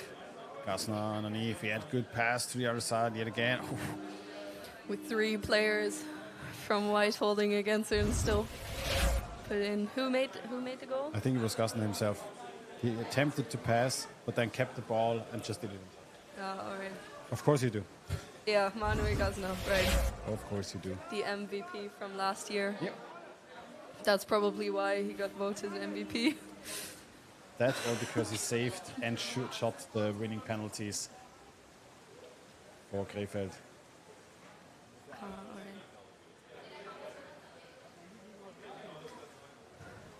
Little pressure from Brisbane here. Krefeld defending against them. But there's already 2 forwards at the Brisbane player. But they still hold the ball, managed to get in the corner. The player underneath, but I think Krefeld is back in ball possession. Ball dropping down. Defender picking up. And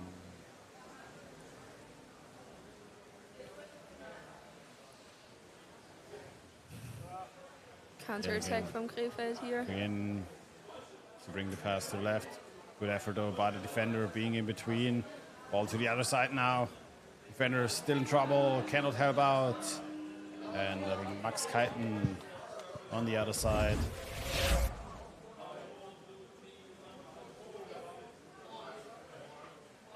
Werner Paul.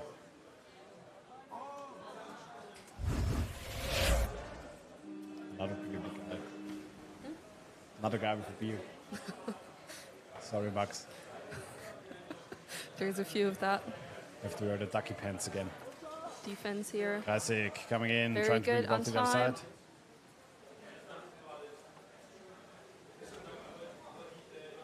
Oh, very good attempt from them coming in, moving the ball back and forth. Goalie went back on the goal, was deciding to go up, but good decision to stay. And there's his exchange partner. You can see how efficiently Krefeld is able to move the ball around the basket. Defenders from Brisbane barely in position. And we go into the halftime break. So strong first half from Krefeld, but also Brisbane, I think, showed quite a bit of improvement here from the first game to the second one. But at the end, Krefeld with a very dominant performance underneath the Australian basket. Australia really struggling to bring the ball forward, hold on to it in their opponent's half. And keep it there. And keep it there.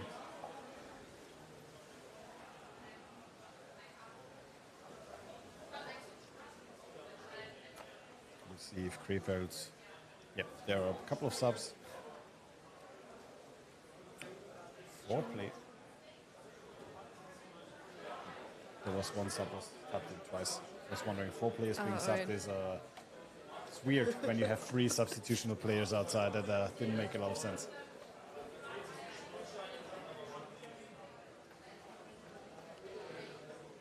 Yes, about 1.5 minutes left during the halftime.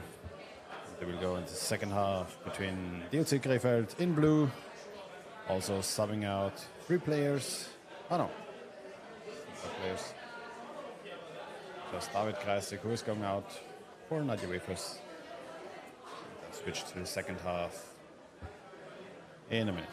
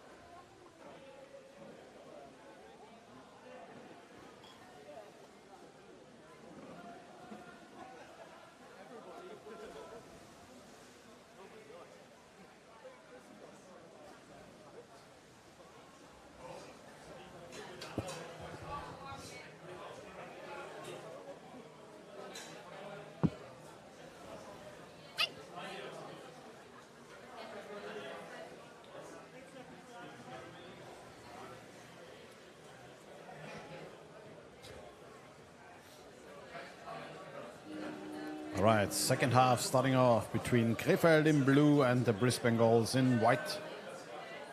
Krefeld taking with the ball during the swim off.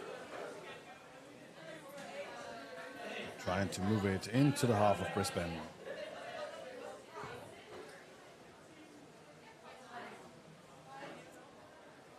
One player waiting in the corner from Krefeld here.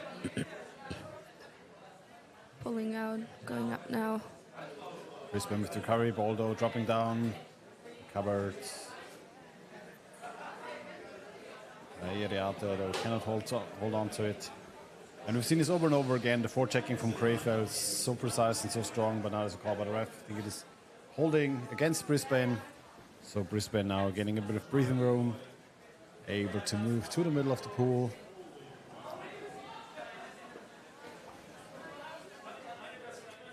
It's actually the 3rd time in this game that Krefeld has been called out for holding. Happens.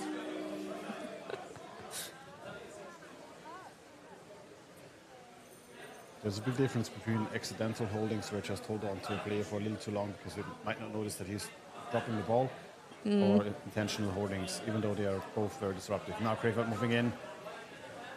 Coming Nice in job left. from the defender here. That was a nice pass to the back, but it was a bit too slow. Defender 99, oh 95, sorry. It's their sub, no name on the sheet for us. Sorry, number 95. Did a good job.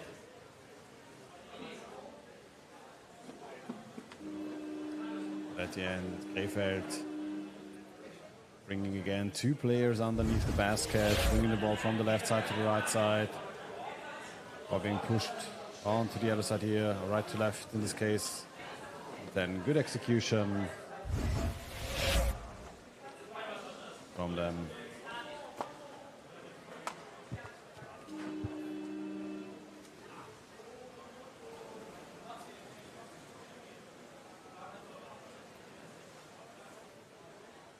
Krefeld back in ball position right now.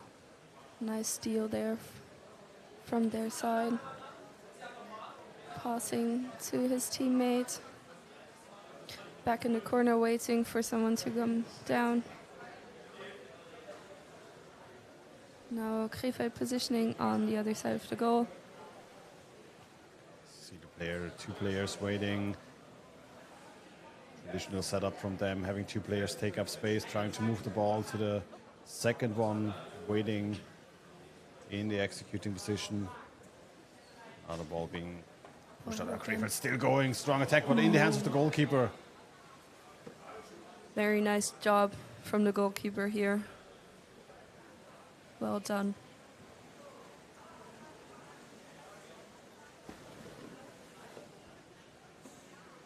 I think we've got a scrum on the surface now. Just pushing the player out of bounds. It's a free throw for Krefeld. Easy way to get the ball back if you're playing too close to the sideline.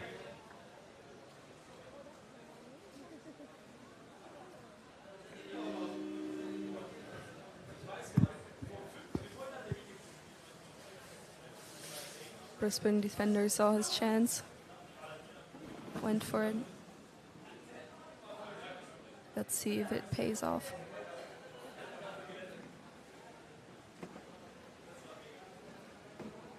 No one from Brisbane under the scrum. So if the ball drops, it will be back in Krefeld's hands. Still on the surface. Oh, upside down now? Now that's the call by the ref. Ball above the surface, and it's in the hands of Brisbane.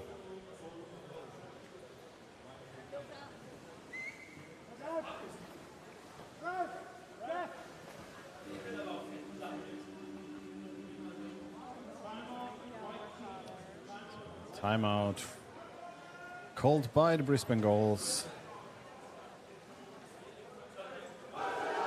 Taking a bit of a breather, maybe trying to recover a little bit. Even may try to put a certain group of players into the pool to try to break through the defense from Krefeld.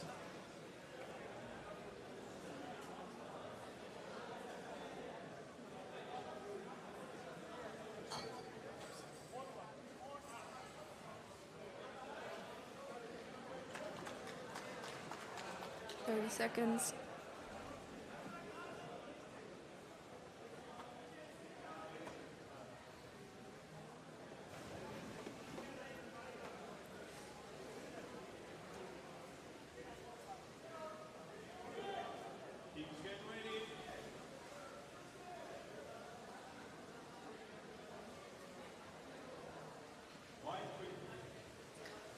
And the game continues with a wide free throw. Nice pass down here. Nice attack from the forward from Krefeld. But Brisbane manages to keep the ball in the corner. Oh, Brisbane behind the goalkeeper from Krefeld. Can they push it in? Hard attack Good here. opportunity for them. That was a close call. We saw the ball on the goal cam. On the rim of the goal. Cam's giving us a very good vision of how close it actually is for sometimes for a goal to come in. Oh, no, yet again a good attack from Brisbane coming in from above. Tried to go for the exchange of the goalkeepers. Well done by them for waiting it out, pushing the goalie down instead of switching and giving him the opportunity to just push the ball in. I think we're back on the surface right now. Brisbane nicely waiting. Ball back in the hands for Grave. Ooh, pass backwards to the defender. Philip Krasik. Passing down, counter attack. Oh, strong fast break coming in. Pass. Didn't see player waiting behind him. Players waiting on the left side though. Ooh, good attempt. Bringing to the other side. Back to the right. Attack under the head of the goalkeeper. Pass out. Nadia here with the ball.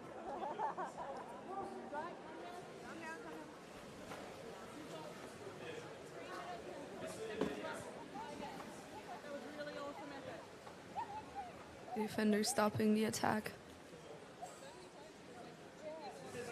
Oh, Basket no nearly stolen goalie. away. No goalie there for Brisbane. Can they bring the ball in? Brisbane trying to hold on to it. Squeezing through. Goalie is back. Defender is back.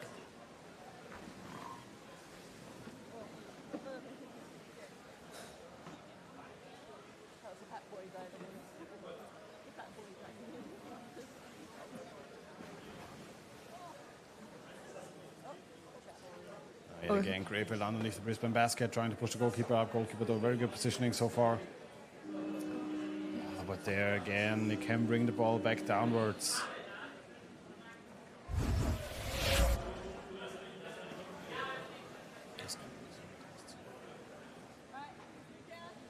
Goal for Yannick Graf.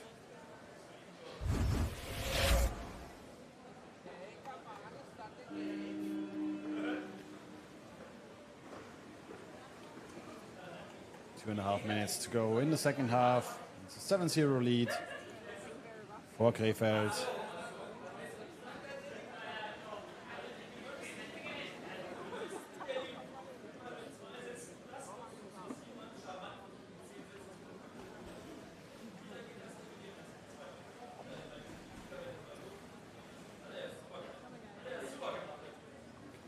Ball side again.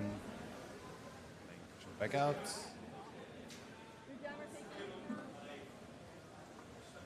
The forwards of Brisbane kind of waiting at the backside of the basket.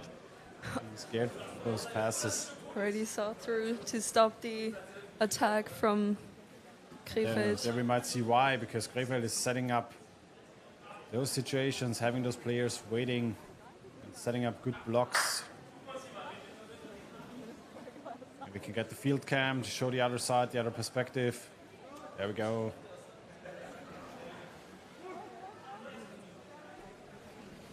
Trying to break out. Player waiting in the middle. Trying to push the ball forward, but yet again, Krefeld back in possession. And yep. Unfortunately. Please and thank you. Open basket. Too fast. Yannick Pieper.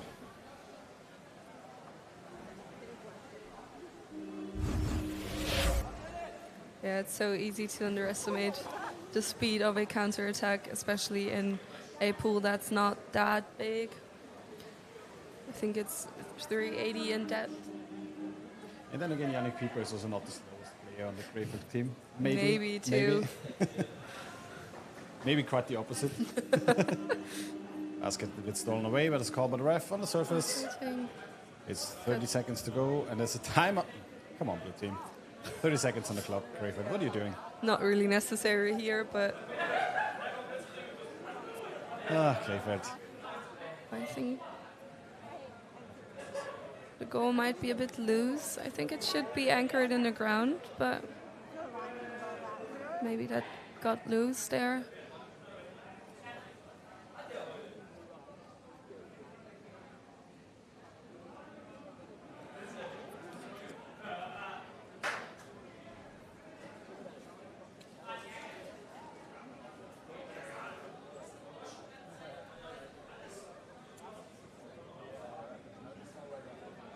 referee saying hello here.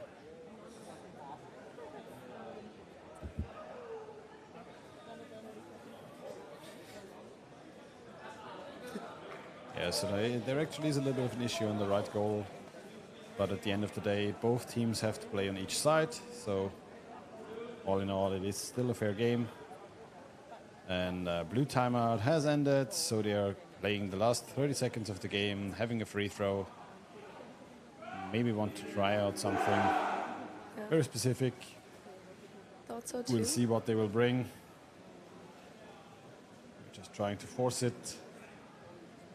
Good pass underneath the back of the goalie. But goal defender saw it coming. did get his hands on the ball. Gassner now can bring the ball back to the right. Well done by them. Can he push the goalkeeper up? No. Forward, backpacked. And the other goalie was pushing down from above. 3 seconds to go. And we're out. No, it was still. Did the goal still? Did the goal still count? It's a last second goal. I think so, actually. Might have. No. I say it's game time was over. But they might be giving it to them.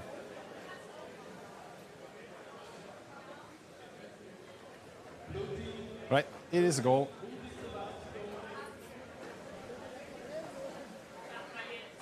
Let's be fair, it doesn't really matter at this point. It's for the statistics. Not really. Right, so Krefeld taking it away from Brisbane Gulls. 9-0 at the end. One more goal was scored at the end of the game.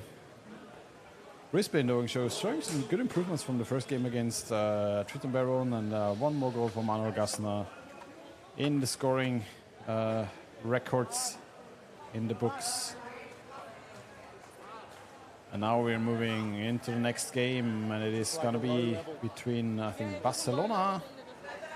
I think it's a women's game. Is it? Oh, not a women's game. Nope. Those are some very masculine women. Not to judge. I think it's going to be Barcelona on one side, and let's see who's going to be on the other.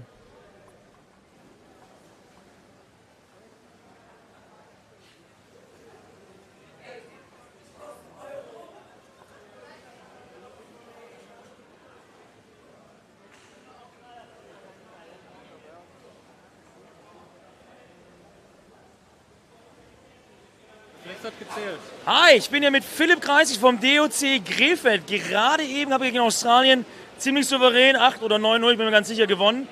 Für dich der erste Champions Cup. Wie ist es, Philipp? Ja, ich freue mich, hier zu sein. Wir haben eine echt starke Mannschaft und sind gut vorbereitet. Du hattest ja letztes Jahr bisher leider ausgefallen. Diesmal hast du so ein bisschen Probleme mit dem Ohr mitgebracht. Wie läuft das denn? Kamst du runter? Geht alles? Geht alles, ohne Probleme, ja. Super.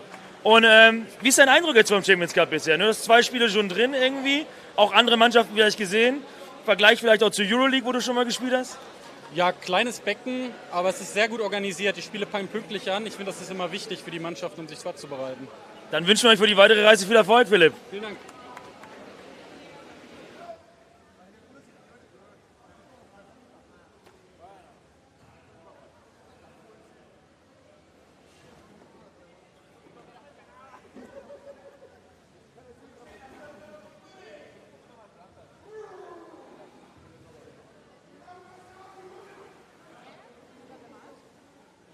Hallo zusammen, ich bin hier mit Bernd Reichhuber hier von den Damen. Du hast heute Geburtstag.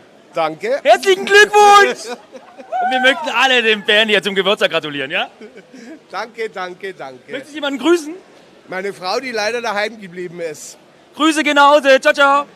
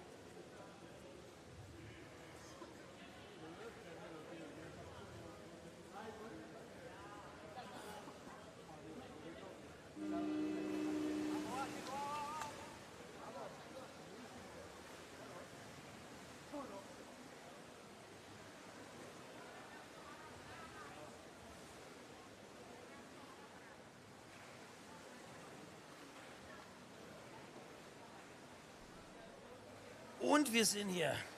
Let's continue the game. Next game, Barcelona in blue against the Czech champion Triton. And we go ahead. We saw previously the game of Krefeld versus the Australian team with a clear victory from Krefeld. 9, was it around 8 or 9? Counterattack. Counterattack, yeah, it was 9 goals. But counterattack for Barcelona coming in underneath the Czech goalkeeper. No defender in position. Not able to push him up though. I think they had a bit of a weight mismatch on this one. Ah, that's quite good. But we saw at least Krefeld winning against the Barcelona team 3-0. Now we see the Czech team. Both seem to be quite equal strong when we look on the restore possession. But now we see Barcelona holding the basket, which is quite weird practice. Referee giving a call, but not for the holding of the basket. Oh, no, it is. Here we go. Free throw white. The Czech champion here in the white colors. And Triton immediately moving for the Barcelona basket. We saw a player immediately swimming towards the goal of Barcelona. So we'll see if he was able to take it away or not. No, he's underneath the defender's position, but good pickup here by Barcelona. Now yet again a counter-attack for Barcelona, and we can see them moving in with a lot of speed coming in. Oh, very strong attack from Barcelona coming in from above. Well done. 23 number it was. 23. But this is quite impressive, at least, that they can play out their speed advantage here against the Czech champion here from Triton. Quite interesting, and now kind of a failed pass. Pass dropped at the knee of the Spanish player, and now this ball possession here with the white team. Holding, referee call, ball possession back for Spanish champs. And here we go again. Free throw for Barcelona. So far, so good. Quite intense game. A bit more counter-attack advantage here on the blue side of the game, but so far no clear goal except of the number 3, Daniel Garcia, with a heavy attack from above at the goalkeeper.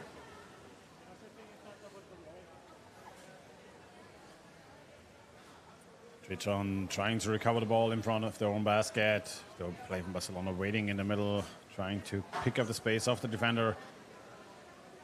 Does have to move out now.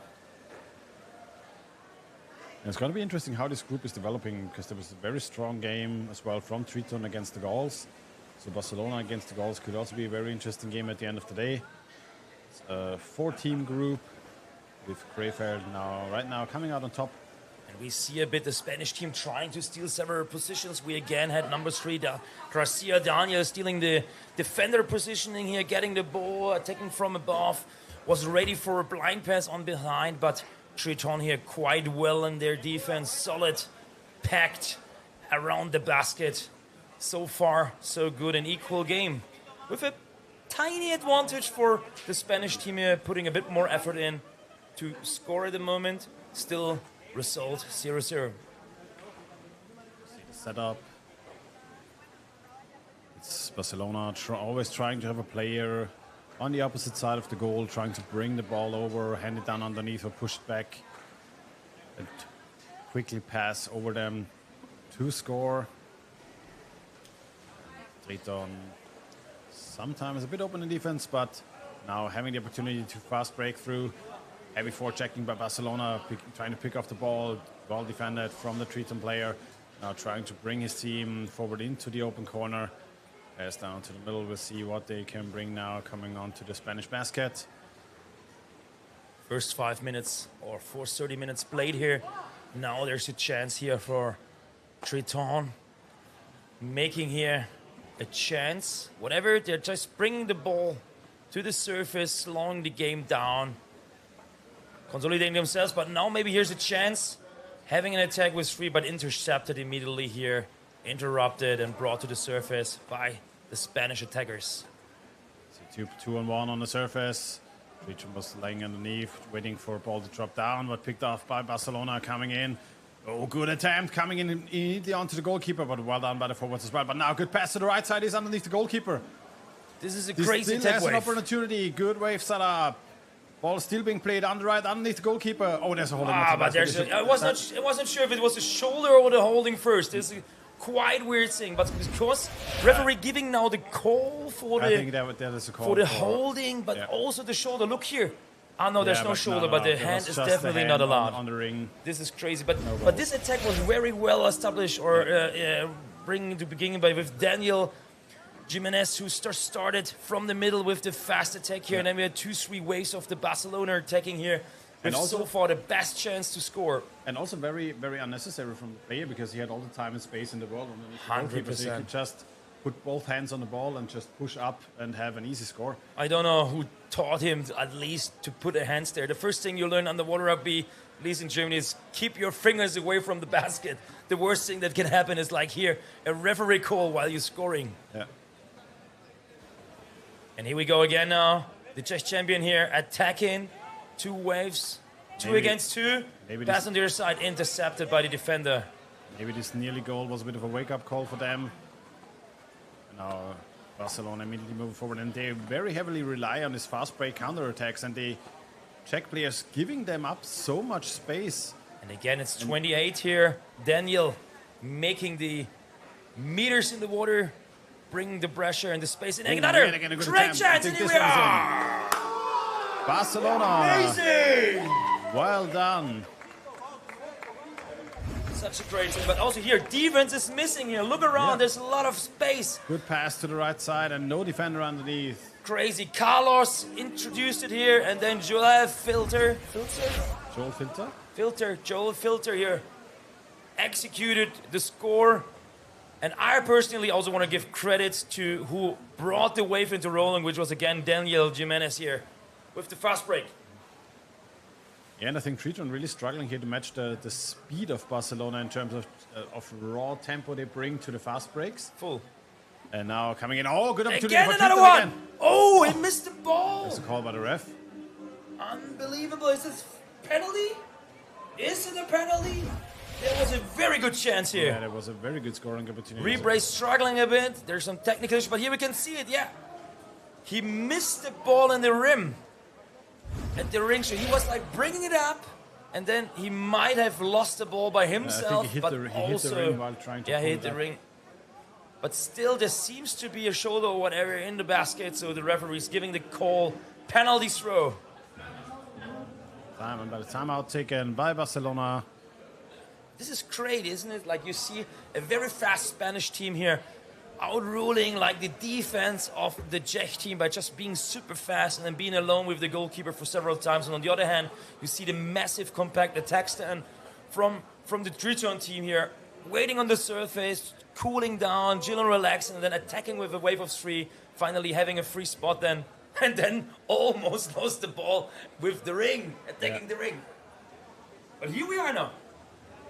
A bit of a discussion between the referees going on the other side. We'll see what's coming up, but I think it should be, most likely will be the penalty call, especially because Barcelona took the timeout.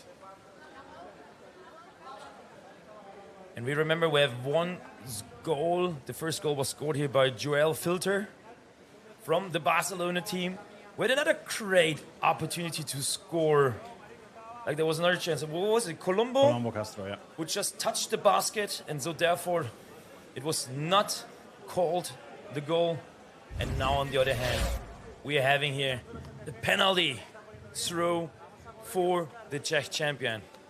At the end, this will be on a 1 versus 1 situation. We're going to learn who will be with us in the water. And here we can see Siggy, the underwater photo videographer here. Important asset to the team. All right. And we're going to see. I've got to think. Starting right Number now. 13 is most likely going to take the penalty. Let's see if it's Pablo. Coming in from above. Oh, strong attack and just forcing himself. Amazing. Onto Camilo with the Spanish number goalkeeper. 9 tried here to defend, but this was a very, very strong execution and giving it a wave to the fans and spectators, which is really nice. Robert Pollack, number 13. For Triton Berun. I've had this exact same scenario done to myself on the Champions Cup Oh, really? as well. Yeah, feels fantastic. Feels fantastic. was quite very well execution here. Did it Yeah. fast, he did it dominant. And then we are back in a very tough, close game. 1-1 to score right now. Barcelona against Triton. Oles choking. So valid free throw against Barcelona.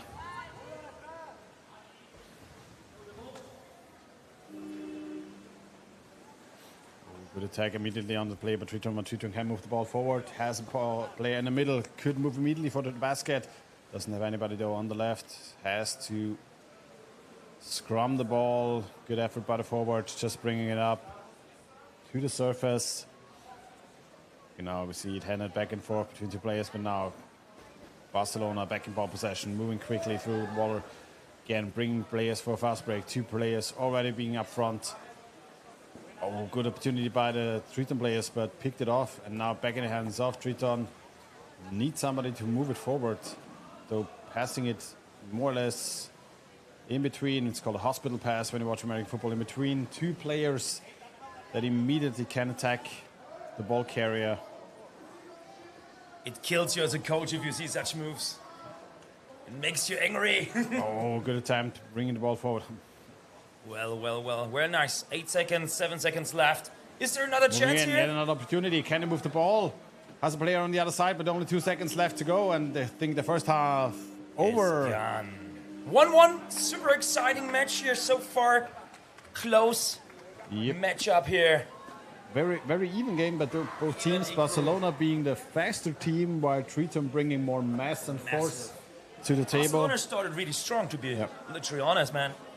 They just had the great spot at the beginning. They could have easily lead here 2-0. Yeah, a lot of opportunities missed out. Not well executed. On the other hand, we just saw like 2, maybe literally 3 massive attacks, and finally the last one resulting into a penalty throw for the and Triton struggling a bit of defense, lacking the defenders at the beginning of the game. So something they surely will try to fix over the next half. We'll see if they can have this stable defense now and match the speed that Barcelona is bringing into the pool. We have a 2 minutes break left here, halftime break, and then we're going to see you in the second half.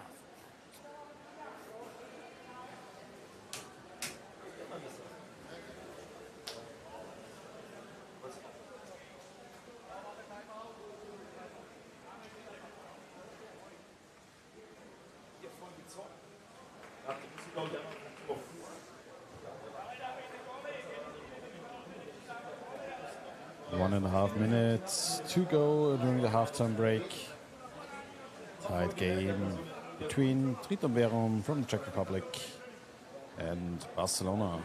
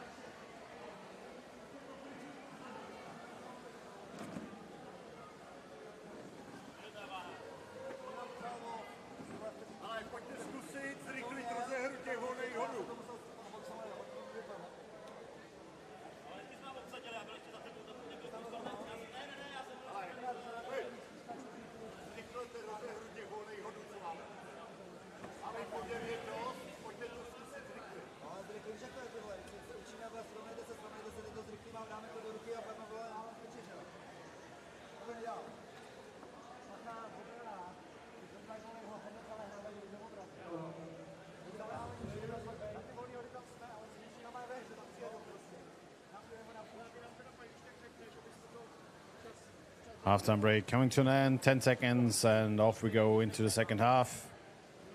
Tie game between both teams.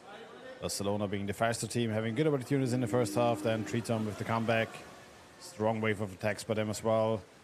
Triton getting the hands onto the ball, is trying to move the ball forward. The ball being scrummed away. See who will come up with the possession.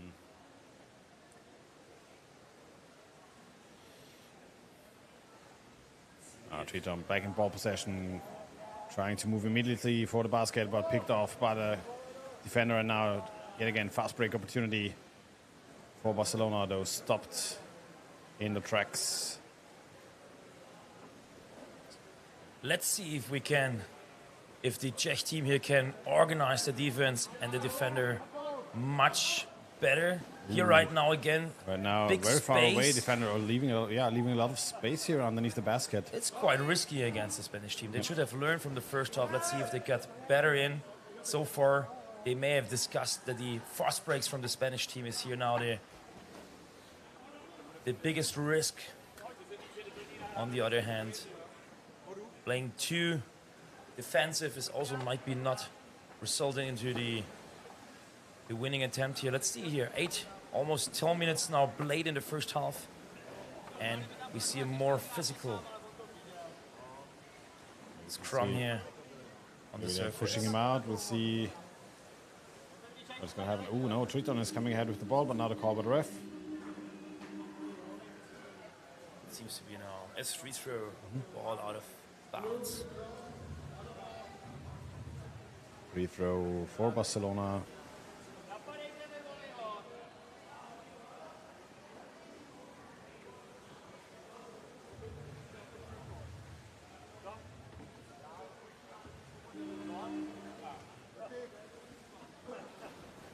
Barcelona moving forward, bringing two players. One waiting on the left side already to be able to receive the ball. Oh, the ball dropped nice behind his double back. pass here. Yeah, didn't see the ball. Was Leonardo and Joel here wanted to double pass each other, but then Leonardo missed the ball out of the eye. Nice, quite good idea here. Forward. Triton in ball possession here. Again, same situation, similar situation. Different passes team. behind Different own team, players. same situation, yeah. But Triton back in possession. Now. But here now. Oh, good Another opportunity for good spot Triton. here. What's going on here? The shoulders in the basket. Oh, the ball was very halfway. weird situation. The ball was halfway in. But also the goalkeeper, unconventional here, defending.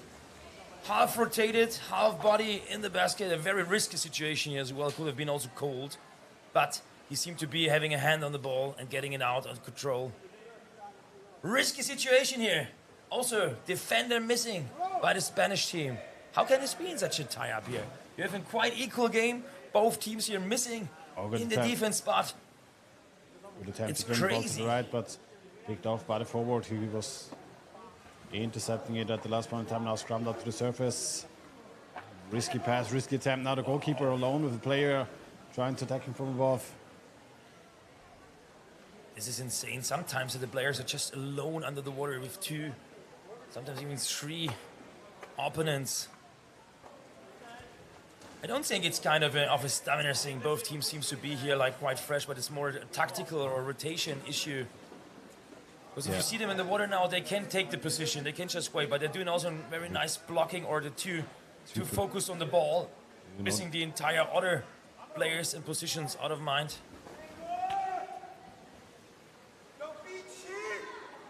And now the Triton team more focused on their defense. Physically with two players at the basket. Another game here and intercepted. Chance for Triton. Now Triton trying to move forward, has no player up front. Needs to take the safe option to the back.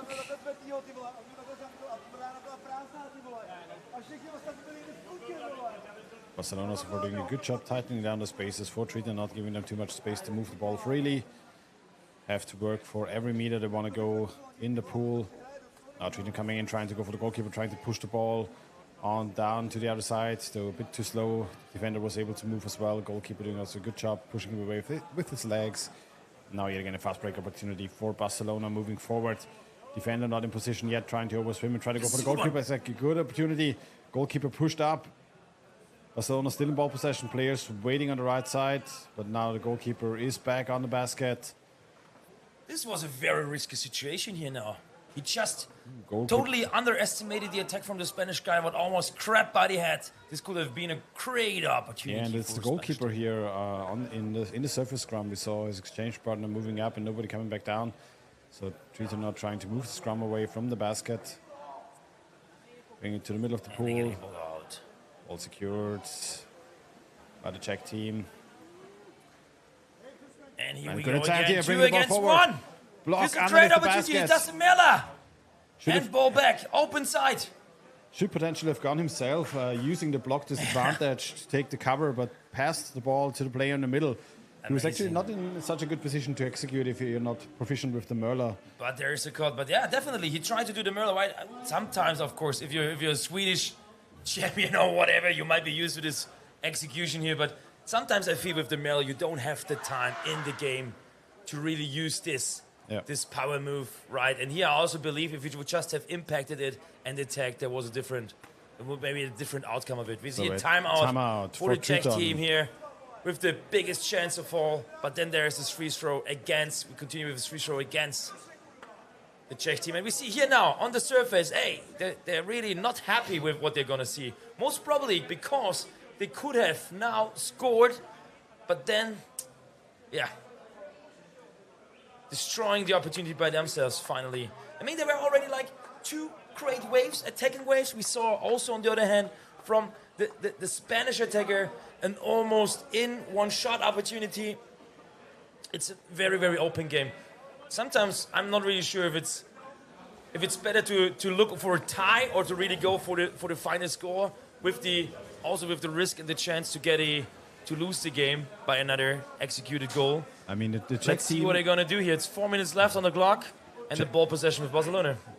Czech team had a very good showing against the Brisbane Goals, so they might be in a better place here. They might be in a better situation. Their strategy if should there's be a just tie. not to lose it, not to give it out of hand. Oh, But no, here no. we see now 2 Spanish players here blocking the defender. Defender's totally out of mind here.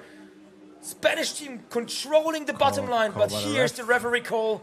Free throw. This is a lucky situation for the Czech team because entire ground was owned by Spain. Free throw White.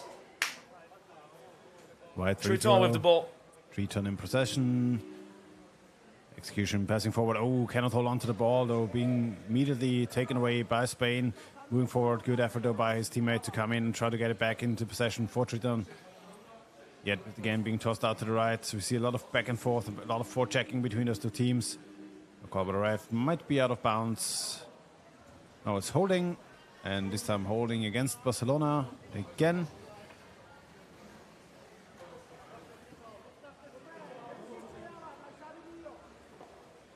And there are no more timeouts left.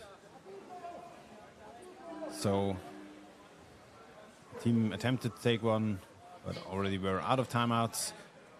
Triton picking up the space underneath the basketball, though dropping down. Oh, there's this a is whole holding line. with all the ball. Yep. This could have been also be a time penalty because there are 2 minutes 30 left on the clock.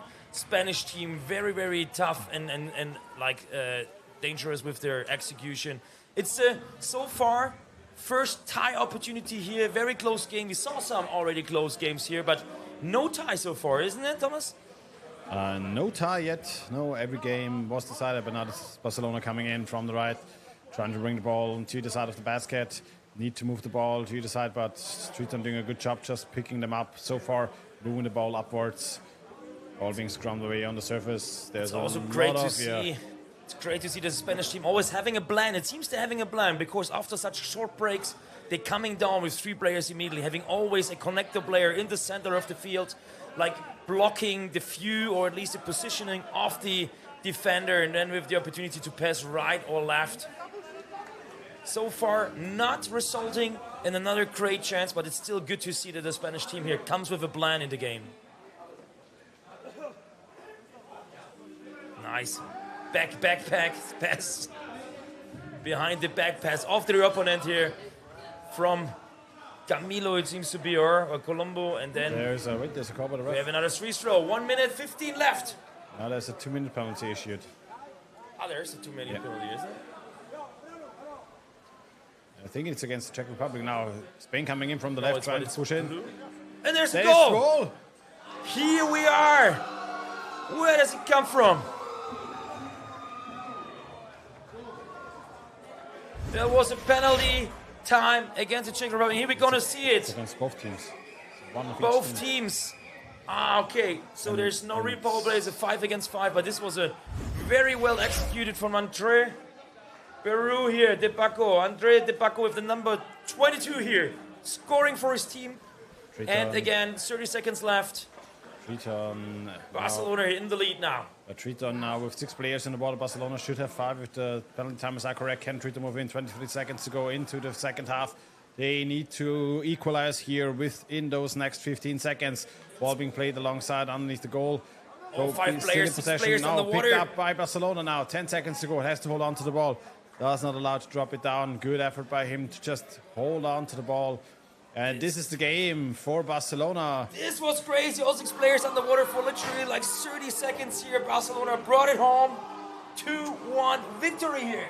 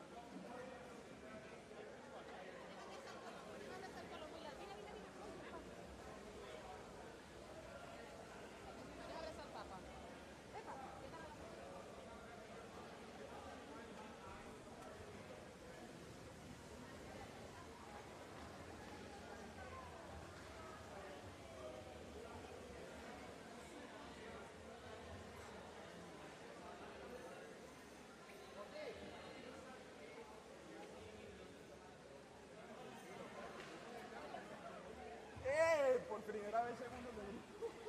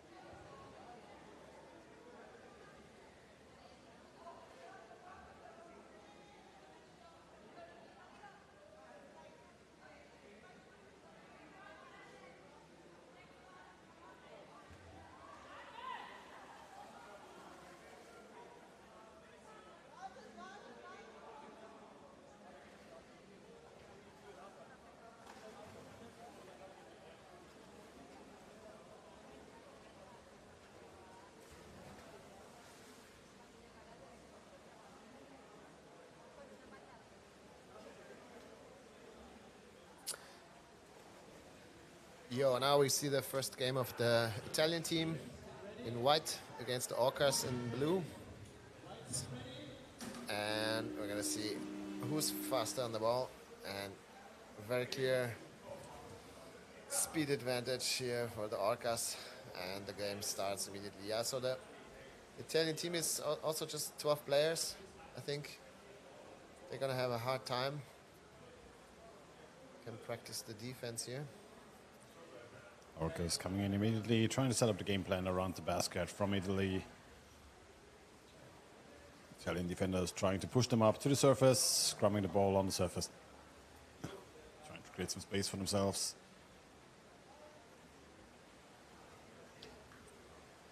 Left trying to pass it back to the right. Just wanting to move the ball back and forth. Now coming in and very quick attack. Body Orcas, number 6, Hani Galeago. Ball being played back and forth quite smoothly, and she's coming in. Goalkeeper not properly in position. Tried to move during the attack. They didn't have enough pressure on the basket, and there is a score for the Orcas.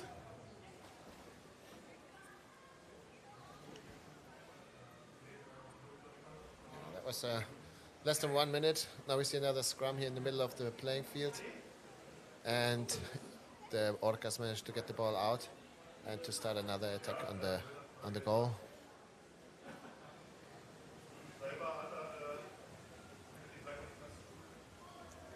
Orcas trying to position themselves underneath the basket. Defender in position. Ball being played to Leiden.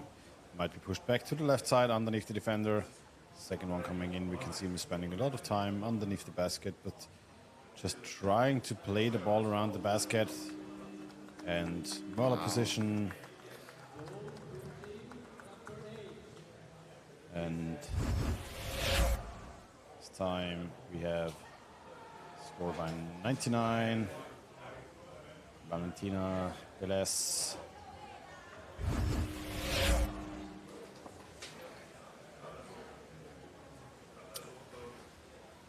Italian female team. Yeah.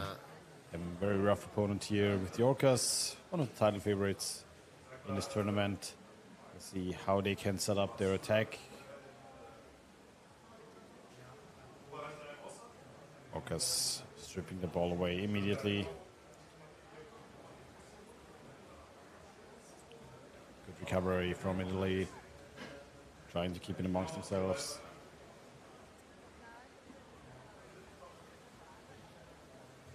Ball falling to the ground out of the scrum. It's rare that we see these scrums in the female game so much. So now that was a risky pass. The white team manages to get the ball, and now, yeah, there's a missing position. Next wave is hitting the basket. Again, retrieved, but they don't have so many players on the water. I don't know. It's probably also a physical issue. Yeah. Ball falling to the ground. Trying to move in immediately. Defender now coming in late. Oh, the goalkeeper pushing itself off from the edge of with the unintentional hero play, but now the basket stolen away by the Orcas. That was cool. And we have a goal by Manuela Torres. 15, Margarita Garcia, sorry.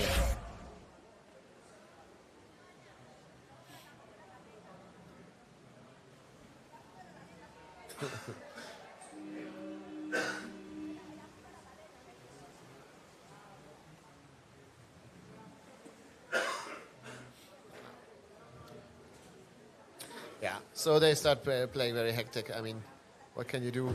So it's really strong pressure here from the Orcas team to the Italian team. And they tell, yeah, oh, yeah, okay. This is going to be tough to watch. So I think let's hope that the Italian team gets some calm into their game and sets up the defense at least to avoid getting too many goals scored on them. Yeah.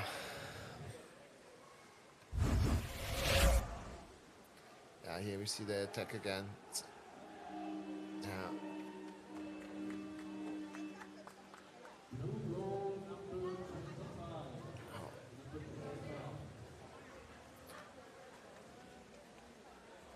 I think there was already a new goal while we were watching the replay.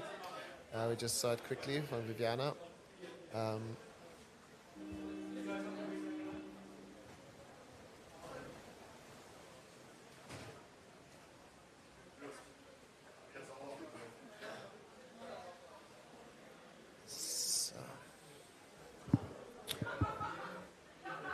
Yeah, we see the white team managing to just get to the middle of the pool and then being immediately surrounded by like 3-4 orcas, and yeah, it's really tough. So they left now 2 players already at home defending the basket, which is good, so they're in a proper position, but the goalie doesn't turn around, so it's repeatedly that the goalie has the backside to the ball, which is pretty weak, and yeah, maybe they should have a look at that if they maybe try to turn more towards the goal, towards the ball, to have more pressure and more chances to defend it. Okay, now again managing to reach the middle of the pool, and yeah, immediately intercepted by the orcas. It's also like a bit hectic passes, so I think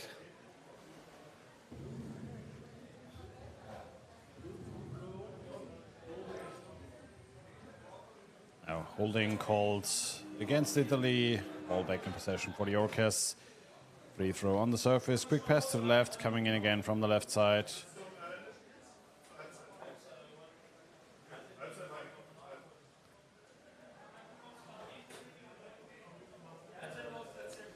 yeah, intercepted.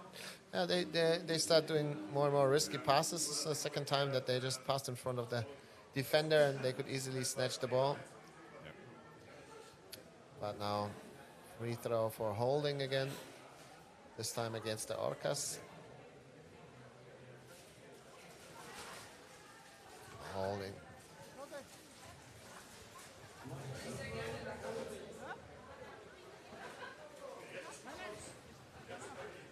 Do you hear me well? Because I don't hear myself, actually.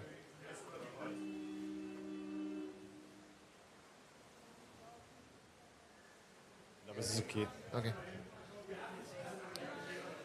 Right, again coming in. Italy trying to retain possession of the ball. The Orcas swarming them in the middle of the pool. We can see them attacking them. Oh, wow. Over and over, Okay. but good attempt by them to move forward, trying to create some space for teammates. Now 2 players available underneath.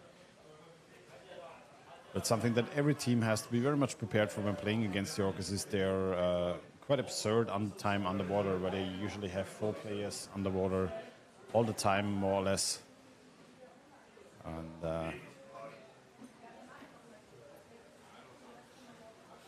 okay.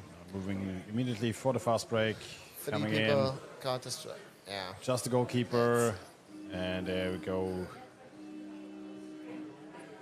Fast break opportunity from 3 players. Could have easily decided to pass left or right, but in the end, took it itself. Viviana Gonzalez for the Orcas.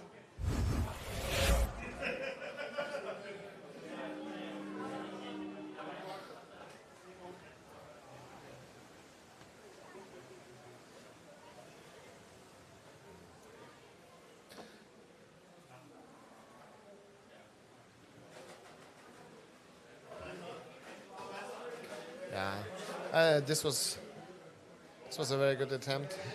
Orcas giving them space, letting them come to the basket. Maybe they also want to practice a bit defending here. I don't know, but yeah, doesn't take long. And then by some sloppy passes, they get intercepted, and then immediately they're on the way back to the goal. This time the goalkeeper is not even on the basket properly. A huge hole behind the back. And yeah.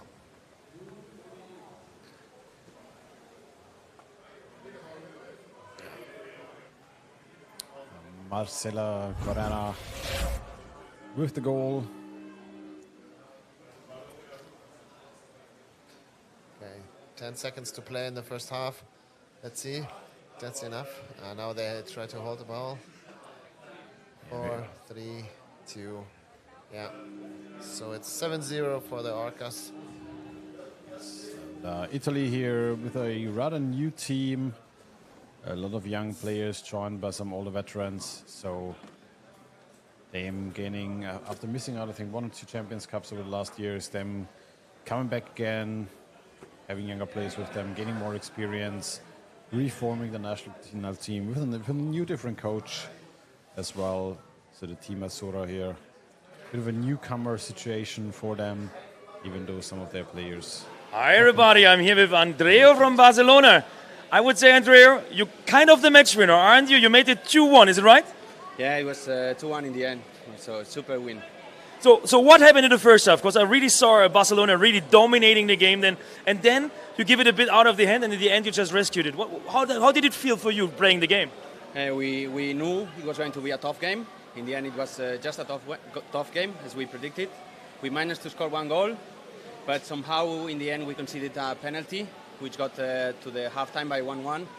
And in the end, it was a bit of a chaos. We got one out because of something happened I didn't see personally.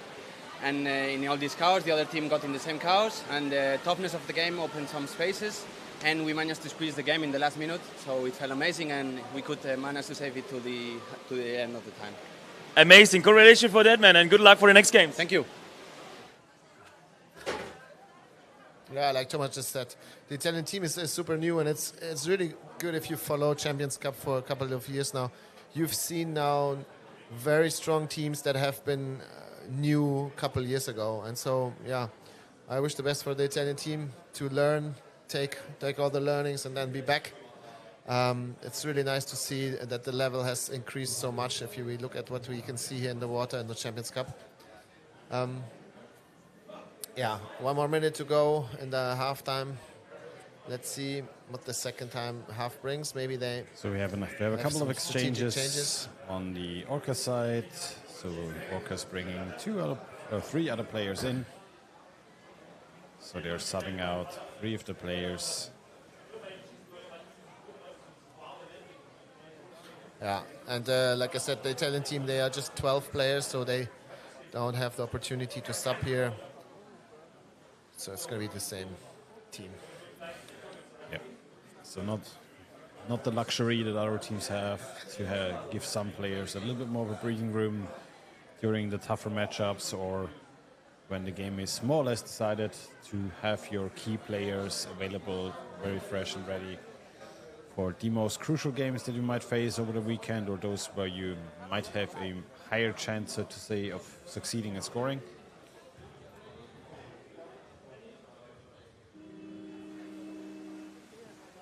And off we go. Orcas first to the ball. Yeah. Defense is in place for the Italian team. Also, Orcas player waiting on the other side of the basket, under the back. No turning around of the goalie, and yeah, that's it again. So, just that was again 22 seconds. Quick sequence of passes left and right. And going underneath. And there's somebody waiting to score at the open side of the basket.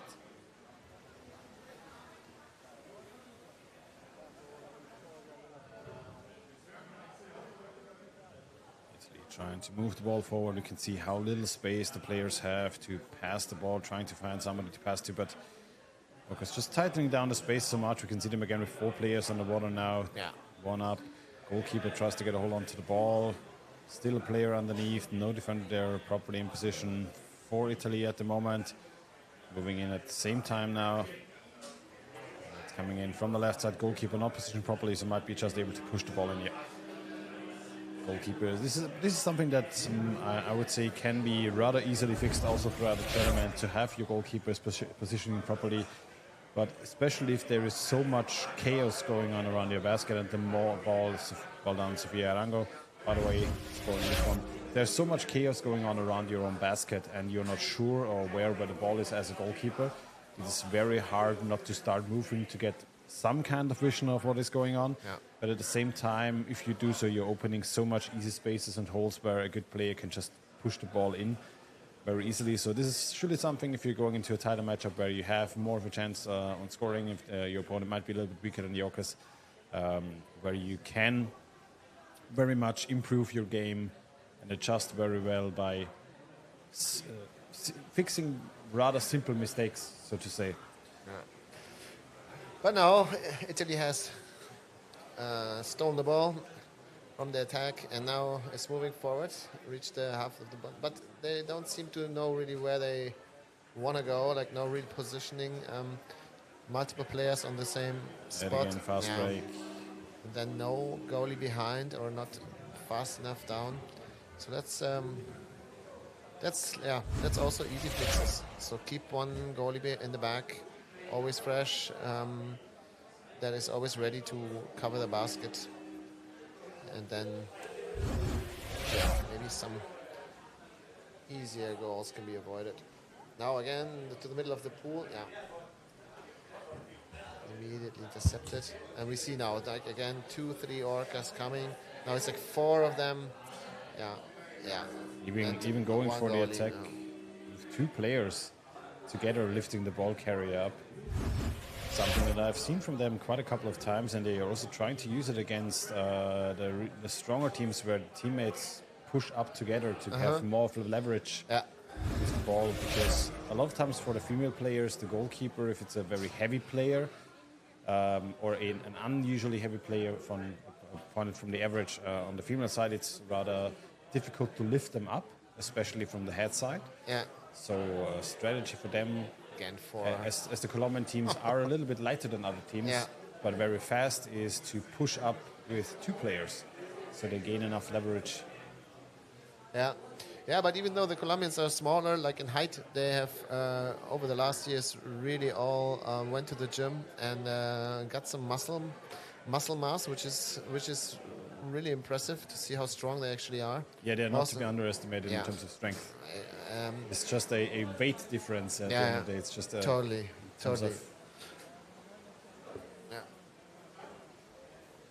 Defender moving up underneath. Just checking if the ball was already in the basket. It was not. But no. But now we have second wave coming in from behind. It's like you said. There's sometimes the loss of orientation and loss of knowledge where the ball is, and then this happens. So, golden rule: never look if the ball is in the basket. You will hear it. You hear the horn if the ball is in the basket. But it's really good to see the Italian team here. So it's nice to have so many teams, and I think it's really cool that rugby is spreading around the world. So best of luck and a lot of fun to all the new teams. Also going to be interesting to see over the last years if teams like maybe Singapore was here for 2 times, if they maybe might be able to join in again. The French teams have been here 2 times over the last years. They had a bit of issues during the national championship, not having a proper national championship to decide who is actually allowed to come here. We have a couple more teams who might be able to join in to fill up, so say, some of the slots that have been available. But at the end of the day, also for the tournament itself, it is a free tournament. It is a very tight tournament in terms of time schedule. So very well done, also very well done by the host to keep the schedule alive, usually very punctual. Now we saw a timeout of the white team probably just to catch some air. And now we continue. White has the ball again, swinging to the middle. Nobody really wants to have the ball. Now number 9 has the ball. Good attempt by her trying to push forward, but Chloe. 2 Colombian players 2 yet attackers, again. no defense. This time trying from the head side.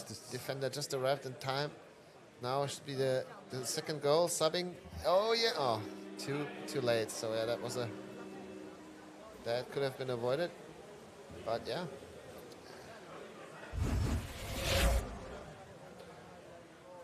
look how also they wrap themselves around the basket to prevent the defender. So to take position. That's really nice. Most of the time, they're just trying to take up all the space underneath the basket. If they're giving the space more or less willingly. Now Chloe again fighting.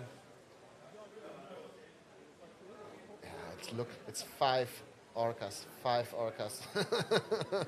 Coming in from underneath. It's like a swarm. Now scrumming, playing down. Still, someone is still down. The team. Yeah.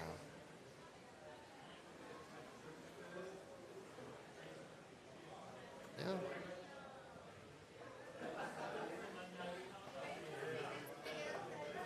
A bit of time passing underneath the defender to the other side. That was Great a nice pickup. combination.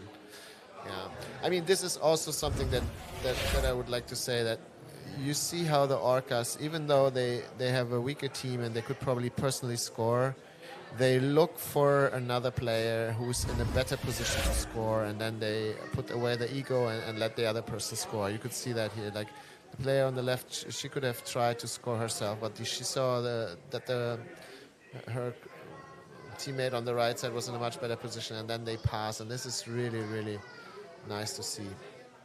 Especially during those games where maybe the difference of gameplay or game level is more or less significant. In this case, a bit of a difference to maybe other teams they might face. So it's another good opportunity, and there's the score by herself. Good pick up. We call this one the forklift. Just take the neck, take the back, push it in, off you go. There's a famous movie about the forklift driver. Yeah, I can see the forklift, off we go. And Marcela here, well done by her. I would want to say if there's a more or less sizable difference in game quality, and there's a score for 15, so can be realistic here. It is very important for a team to keep their pacing up as well as to keep their concentration up, and not to fall into the trap of lowering your concentration, because the intensity you leave the last game will be the intensity you go into the next game with usually. So this, also for the stronger teams, I would say a bit of a challenge in terms of gameplay to keep their level of focus up on at let's say equal level they would need for a finals or for a later stage game.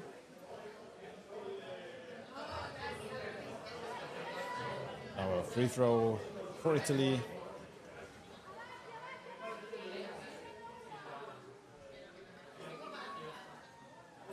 One and a half minutes on the clock.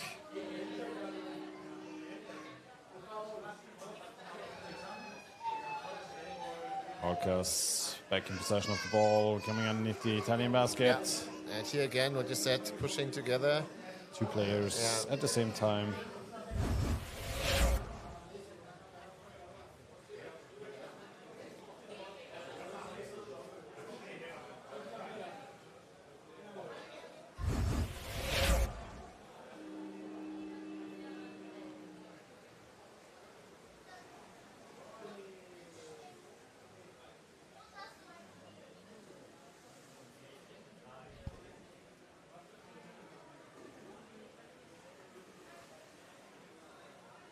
Again, 4 Orcas against 1 lonely goalie. 40 seconds on the clock.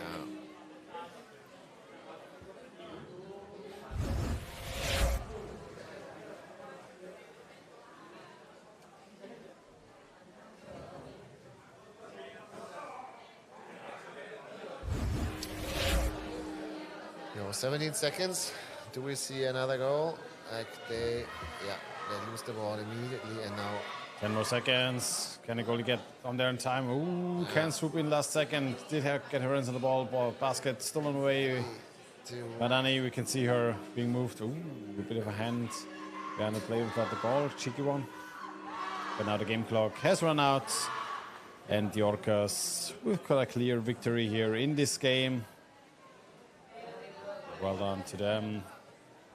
Good job for Italy coming back into the tournament, bringing a more or less composed team of a lot of younger players and also mixed players. And we'll be back in a couple of minutes with the next game of the day.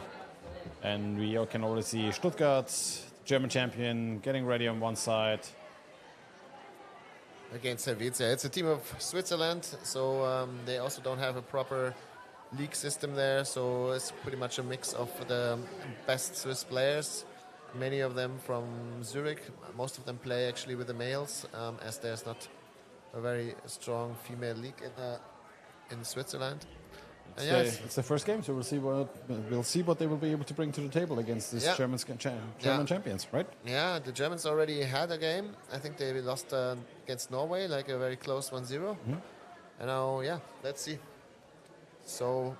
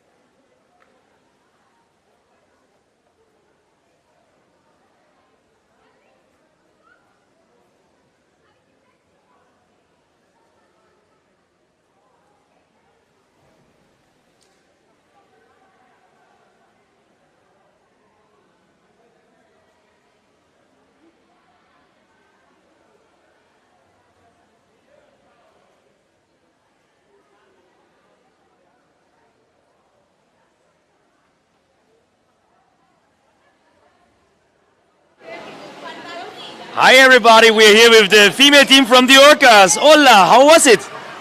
Well, it was a very nice place. It was the first time we played against Azura, the Italian girls, and we are very pleased about our performance. We were just missed to say hello to you in the first game. We weren't prepared with the interview, so maybe you all want to say, because I think it was a very great team effort you did here, right? If you all want to say quickly hello and then greeting your families at home.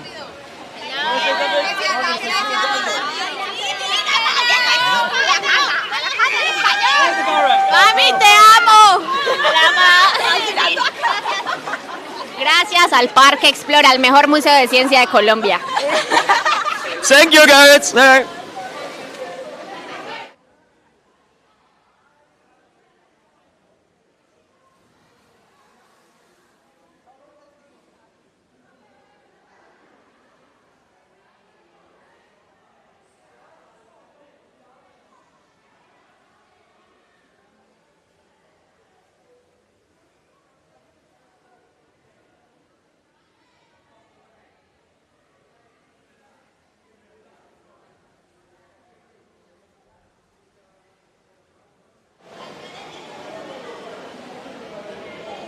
Sag mal Port, geh mal auf den Weg.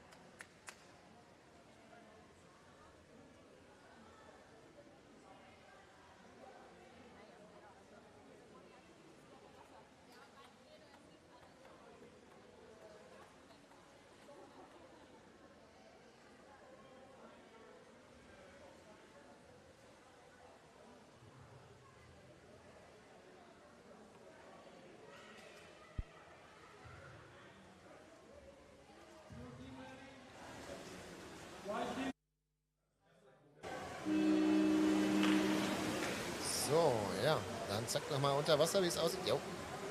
Hier sind wir jetzt Schweiz gegen Deutschland quasi. Grüße mal auf Deutsch, die hier aus Deutschland und der Schweiz zugeschaltet haben. Und dann switchen wir mal wieder zu Englisch. Okay. Yeah, so we see the first scrum. Switzerland getting the ball, but being right intercepted by the team from Stuttgart. Now, yeah, they observe each other a little bit. We have a blue player right at the basket, also holding the basket a little bit, and parked right in front of it, making space. And now this is the opportunity for the first goal, but the defense is not sleeping, and the attackers also try to now attacking from above. Let's see if the forwards can keep the space above the basket clear. And we have another scrum, so it's really fighting here. And you see also that there is a little size difference. I think the Germans are a little bit taller and maybe heavier. And let's see. Yeah. Oh, the first goal of the game. Yeah. Very beautiful attack. Nice passes around the basket. The attacker. No hesitation there. Right into the goal. Very nice. From Mike.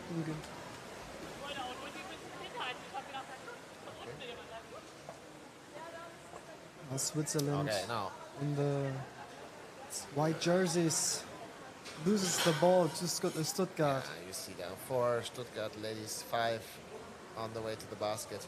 Again, creating space coming on the left side, from the open side. And yeah, now waiting for the second wave. Now they've positioned each other on the right side of the basket, trying it again. But yeah, the Swiss team is not sleeping.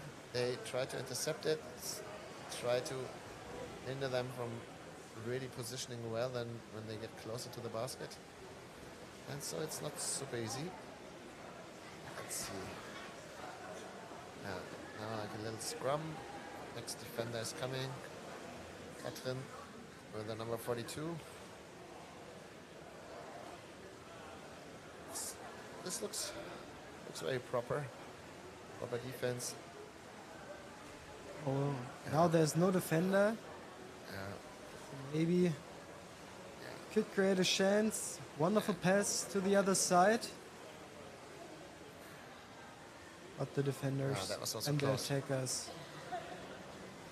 got a hand on the ball. Oh, yeah. But Stuttgart again in the attack. Now. Switzerland. This could be it. Like a chance to make a quick counter attack. But yeah, it's stopped right in the middle.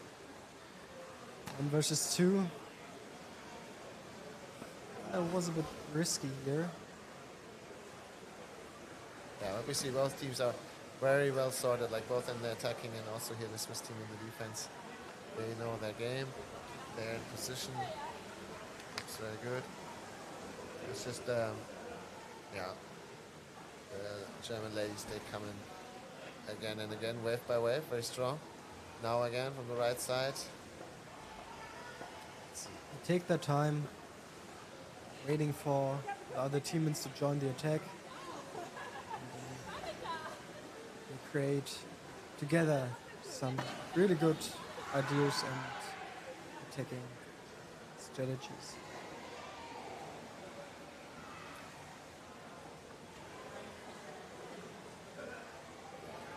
Yeah, number 7 is parked. Very wonderful pass.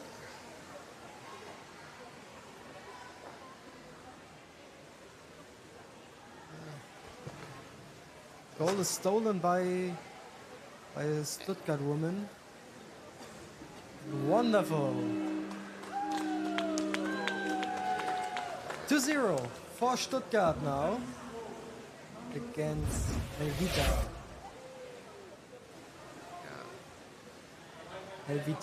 I'm sorry, Helvetia.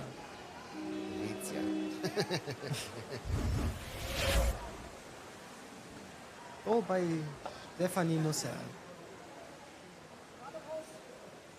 Well, let's see if the Swiss team can do something at the goal from the Stuttgart women. If they have some ideas. Now, I don't understand what that was. That was a very good pass downstairs. She could have just turned and then moved a bit, maybe into the corner or even attacking if she felt like it. But we don't know how long she was waiting there already and if she had the air still. So now we see again the Stuttgart ladies positioning themselves for an attack. They shoot in, forcing the Swiss ladies down, and then they pull out and make a second wave, and then in the second or third wave they manage to score. See how they position the player there. She goes down and then Very good play by the Stuttgart team. It's also the goalies are very light, the Swiss goalies, so they definitely need the support from their defenders. And German ladies, they have a little bit of more mass that they bring to the game. Very physical. Very physical team. Stopped by the referee. It was a free throw. Yeah, for holding. Okay, I didn't see it. So free throw holding for the blue team against Swiss.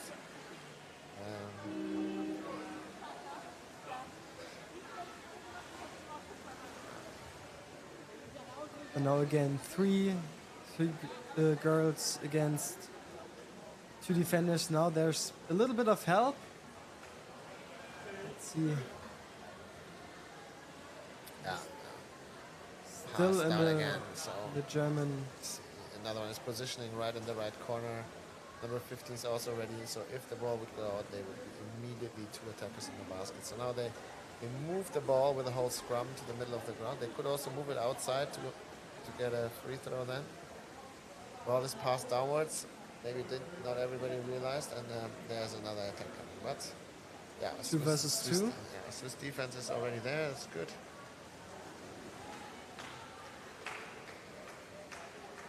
There's pretty much always someone in the corner there waiting for the pass.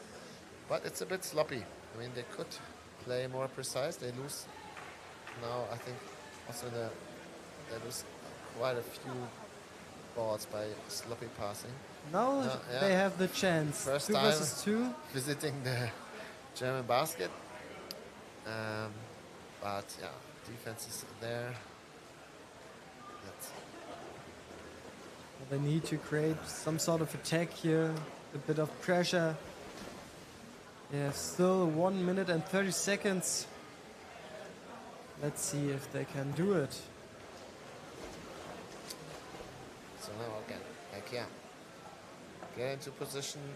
So there's hardly someone that could be passed to, and so then now they lost the ball, and again. 2 versus 2. Beautiful pass. Can they make it fast? No. That was too slow. Like a little bit quicker, and then. Yeah, we see here again now. Pass to number 9, and then she loses it. Very well tackled from the defender there. Now trying to bring the ball to the other side. Optimistic here, swimming ahead. Yeah, that's good. Now pass. The last 30 seconds. Oh, okay. Unfortunately for the Swiss team, the foul called. Oh shit. Okay. Change mistake. Yeah. So yeah, that hurts. So it's a 2 minute penalty for the white team. Probably we didn't see it, but probably some error in subbing. maybe there were 7 players in the water, or maybe they just went in too early. We couldn't see that. Zühlke woman No. steals the position of the defender. 6, 5, 4. They get the last goal in the last seconds. No, but a 3-0 lead in the half is pretty solid. Yeah, well defended from the Swiss team. And now let's see what the second half time brings.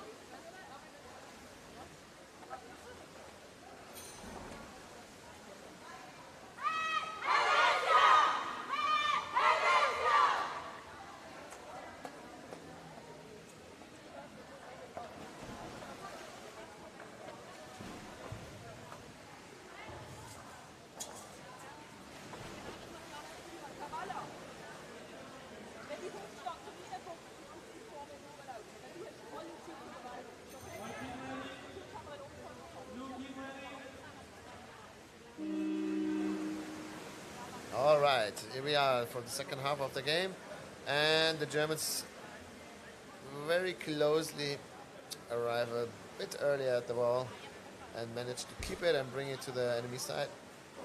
And now, yeah, they park in the corner, wait, similar as in the first game. They look, they decide, and now with 4 people try to attack the basket, but a bit too openly held the ball so that the defender could grab it. Now, White is still only with 5 players in the water. The 2-minute penalty is still ticking down. You can see the little timer on the left. 1 minute. yeah, we have to consider that, and given that, I would have expected a bit more power play now from the Germans to make use of this advantage of 6 against 5. Yeah, but you see, okay, it's a break. Everybody has a lot of air, so the defense is tight. Now again, second break.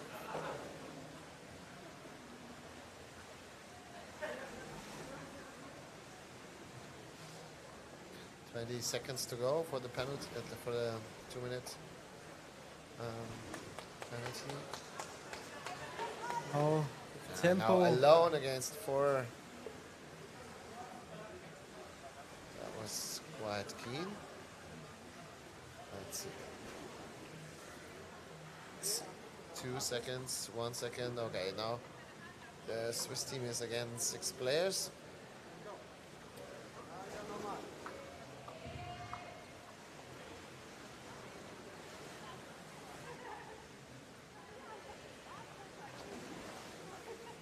The attackers and defenders from the Swiss team really hold on to the ball if they can get a hand on and try to take the Stuttgart women onto the surface.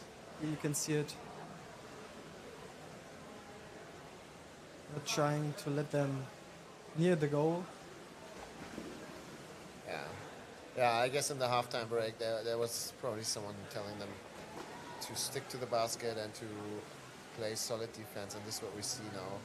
Like, all players are involved in defending the basket, and so it's very tough for the Stuttgart ladies to break through that, and we see a lot of scrums. Now even the Swiss ladies have the ball and manage to get to the middle of the pool because a lot of players are out of air and there's not really a position to pass to. And you see that defense is laying properly already, waiting for the attack. So I guess that's the new strategy of the second half, to solidly stay in position and to avoid getting scored on onto an empty basket. It's really oh yeah, very nice. That was made back down. Defense Ball is missing. by the Stuttgart women. The goal is open. Was open for a second, but the Stuttgart women cannot use it. Free throw No. against Stuttgart. Okay, now probably slow execution, everybody catching breath, and then let's see. Yeah, slowly bringing the ball forward.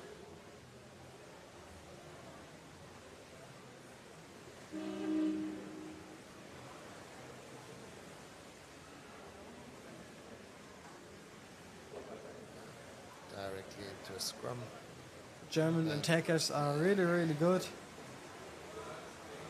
Always there, with fast. Now they have a chance. And there is the goal. The defender's coming a bit late, and then... We see it here, number 42 is Katrin. Anyway, yeah, now the defense is, doesn't manage to get between the ball, and then they can score from the... Annery with a really beautiful goal here. Stuttgart. Okay, blue team takes a timeout, that's interesting. Maybe to get a bit of rest. Yeah. I think it's exhausting too for the German team. Just to focus again.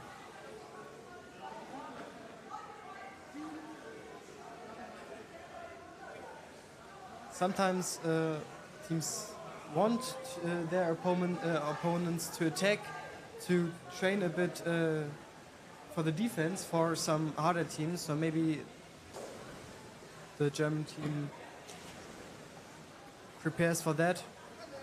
We will see. Yeah, we don't know. It can also be an equipment problem or something else. Somebody lost a mask, a fin, or something. Let's see.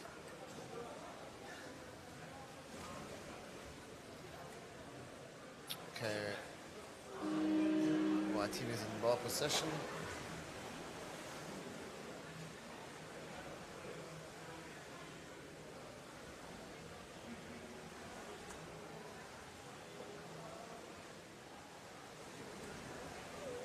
So 5 more minutes to go.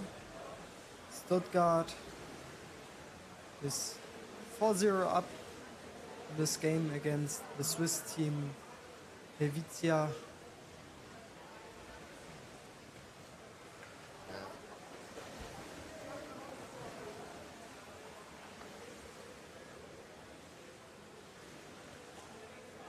A lot of Swiss players are underwater now. Yo, that was a nice one. I think actually she's a former hockey player, the Swedish team who just stole the ball there. That was really nice to see.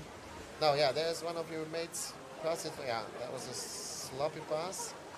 That would have been good. Now, yeah, defense is missing again. So that is, I think, the risk here. Going to the German team's half and then not being able to come back in time and to position properly around the basket and to set up the defense. That is actually what the German team here is probably trying now, bait them out and then... A risky pass. I think it's outside of the field. Yeah. So it will be a free throw against the Swiss team here. Yeah. Interesting. The goalie and the defender are already. And that's a huge difference. Let's see. But I think it's a huge difference if they're already in position, and like we saw, even with 5 players, they managed for 2 minutes to keep the goal free, and now look how they park at the goal. Crazy, okay. Sometimes you think the Stuttgart women are the defenders. No. Very nice. Oh, what was that? She laid there for quite some time, gets the ball. Really nice turn. I think I would have to see it again. I think she lifted her up with her leg and then pulled it in. If that was the case, I would like to see it again.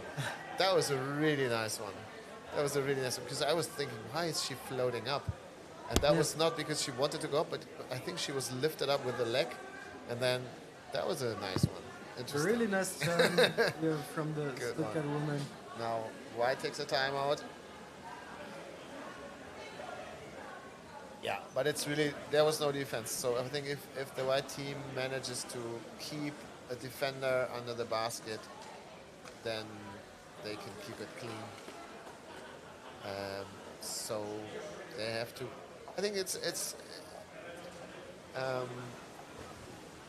often that the defenders here also try to forecheck and to attack the players around the basket, and I think they could leave that to the attackers and stick to the basket. The ball is coming to them anyways. Let's see what happens. Yeah, now they managed to break through, but yeah, a bit too slow. One more pass to the one on the ground, to the lady. That would have been nice. Yeah, that sloppy pass. This is like you made it to the other half. You are in ball possession. You force the other people on their basket, and then don't lose the ball by sloppy passing. Oh. Not very good positioning here by the Swiss woman. 4 players still scrumming there. So that's it. That is someone orientating back. See, the basket is empty, no defense. So let's see, get in place there. Now, they're waiting. Number 13 is positioning on the other side, getting the ball. Very nice pass. Can she make it in? There was quite a small hole. I think they were just subbing in that moment or turning around on the basket.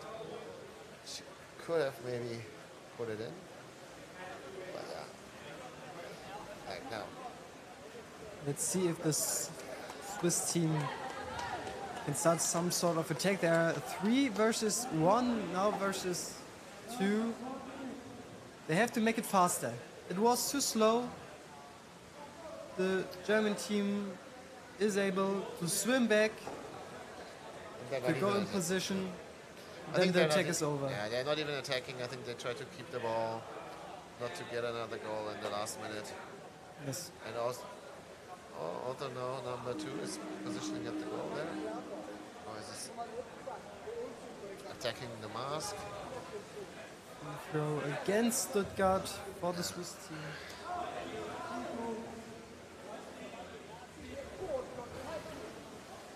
We see also how open the Germans now play. Like what I just said earlier, that there's no defense. Also, the German ladies, they didn't have defense earlier, just have everybody between the ball and the basket.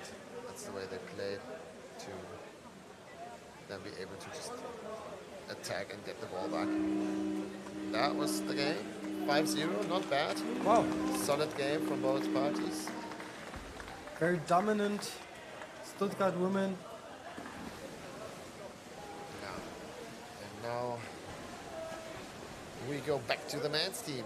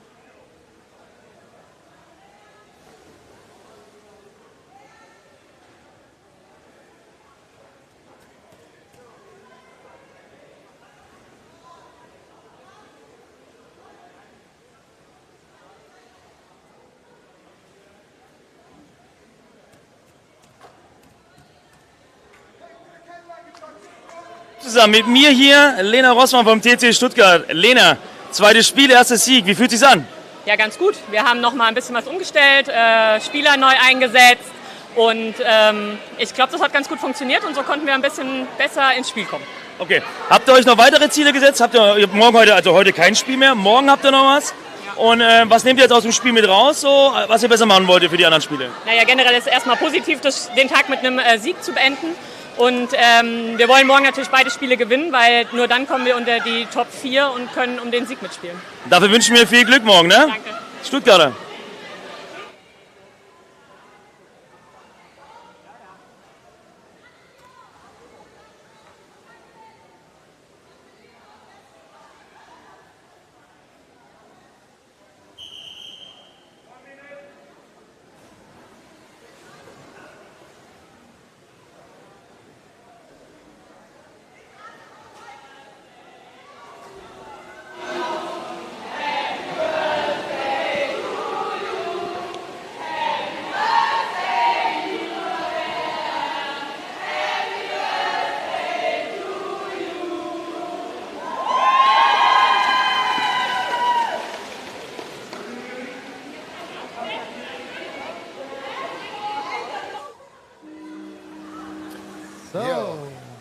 Celebration for the coach of the German team. It's his birthday today, and now we see already the game has started between the Turkish team and the Norwegian team. We see Norway in blue and the Turkish team in white, and it's immediately full on. Blue team trying to set up position in the corner but losing the ball. against. Okay, there was an interruption by the referee. Free throw against Norway, and Both teams managed to win their game very solid. Okay, referee interruption 2 again. meters. Maybe.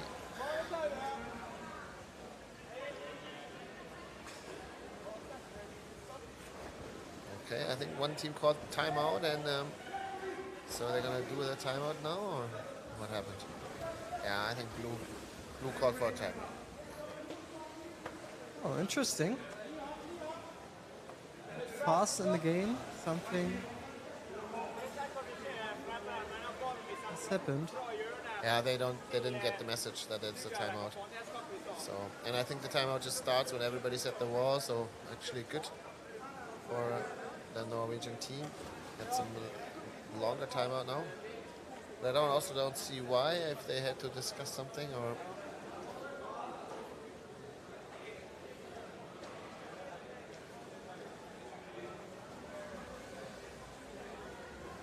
Okay. Interesting. And we don't see the counter, so I don't see how much time is left of the timeout. It's very quick. So this is the pre-game. So we have 1 timeout per game, and then later in the last rounds, it's like 1 timeout per halftime per team. So now their timeout is gone here. So often teams just reserve it in case they get a penalty shot or something. Now, but I don't see even. Yeah, it was blue team timeout. Yeah, okay.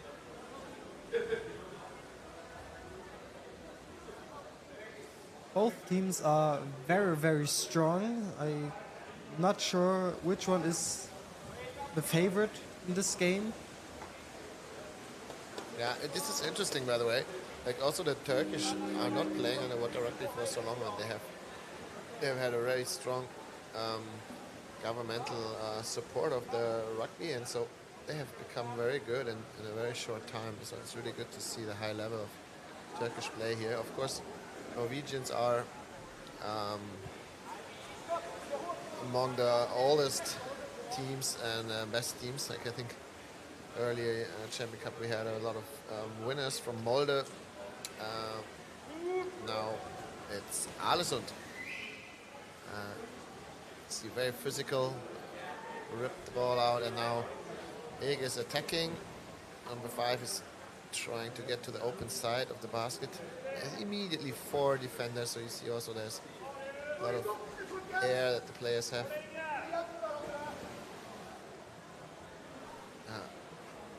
The defense taking the ball out. Defense plays good. Second wave again. So that's also very nice to see. They attack strongly and then they take the ball out, regroup, and start again.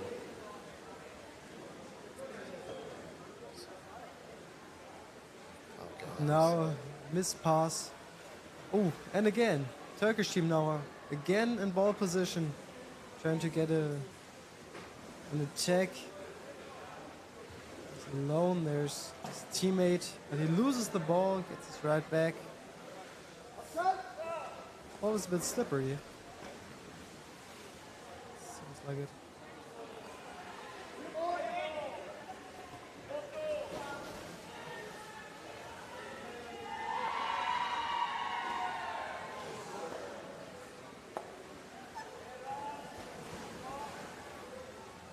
Turkish team tries to find some ways for attacking, but there are a lot of Norwegians on the goal.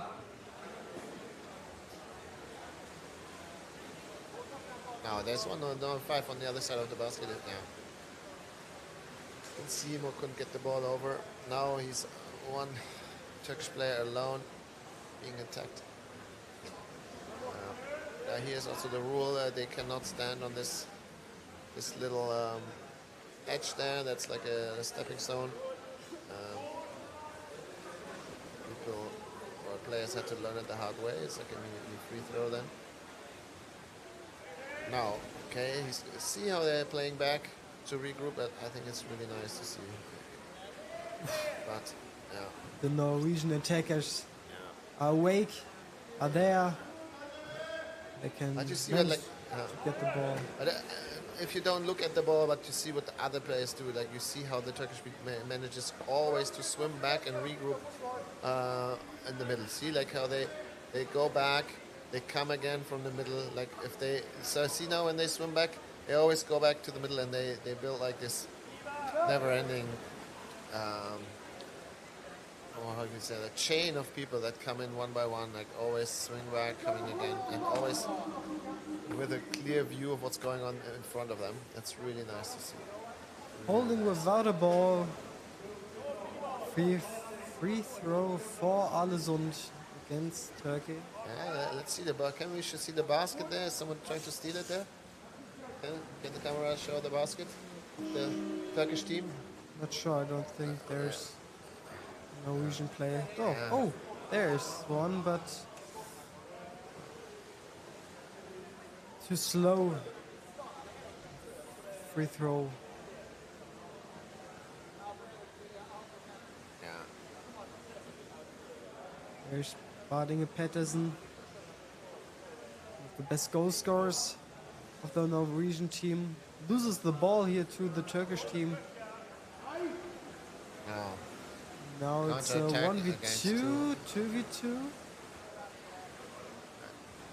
But again, the Norwegian team is there. They can secure the ball.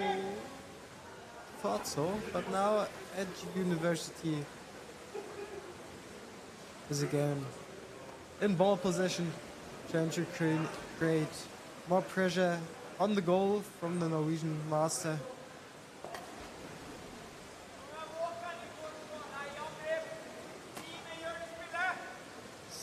See how they all like swim back. It's really nice to see. A lot of discipline. I think they had a coach that told them. I think so too. It's like the hardest thing to get the people to not. They're come very up, patient. Come up above the basket. So now.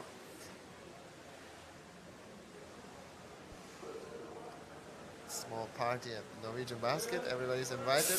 And then now, here's a 1v1 now. that could be a chance.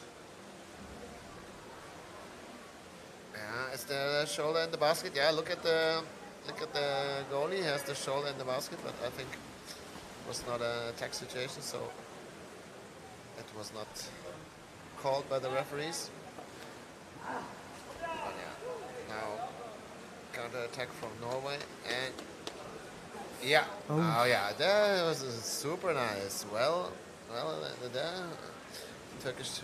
Well seen by the player Turkish paid attention. defender. Yeah. Knows exactly where the pass will be. That's really high level rugby here. That's nice to see. The referee calls free throw against Ege University. Not really sure why, but we will know in a few seconds. Well, maybe not. No, that will be a free throw again. They have to be 2 meters away from the one who I think makes number the free 99 throw. gets a warning, but I think sometimes it's 2 meters. You see how they like either wait on the floor or on the side, and then they push off. So then they're outside of the 2 meter range, and then immediately when the free throw is started, they shoot in. So, but I didn't see where that player came from. From behind. Yeah. So- but like too close, yeah. Yeah, way too close. All right. Okay. So there's a scrum on the surface, and the referee. I know what a referee calling it. Again, against the Turkish team. Okay, that's unusual.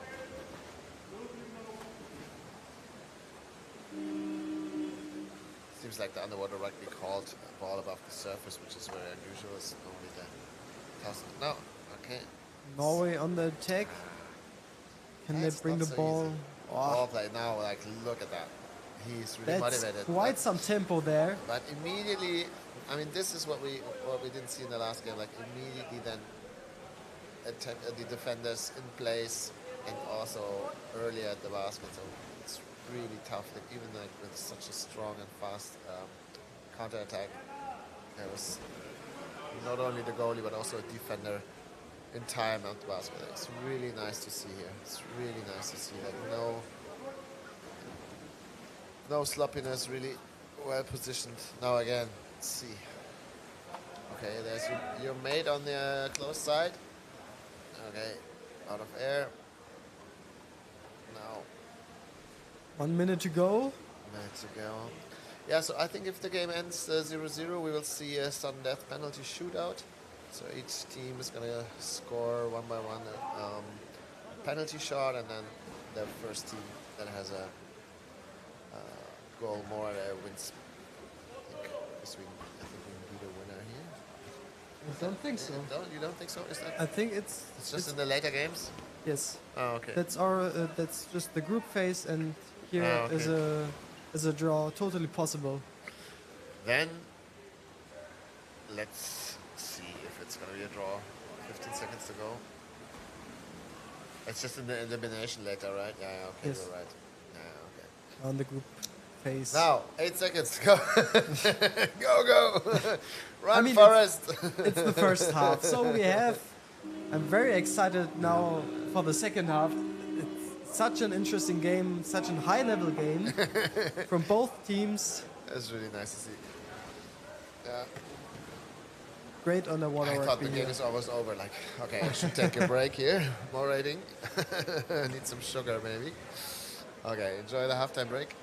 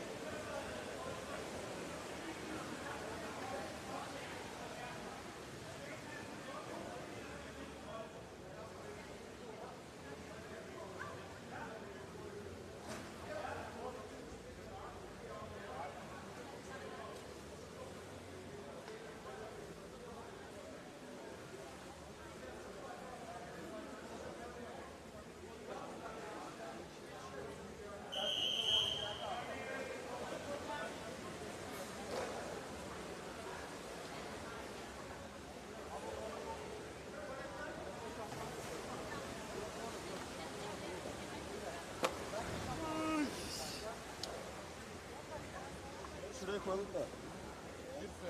Gireceğim.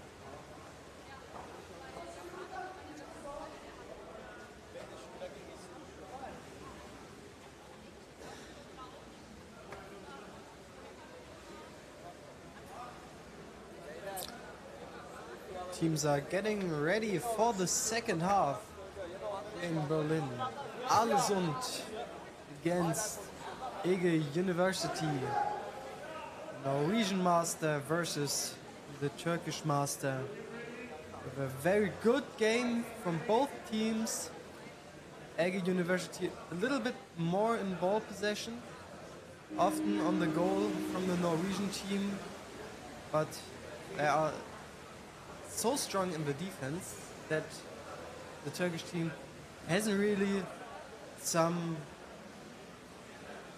really great and big chances. Some small chances, but nothing too special.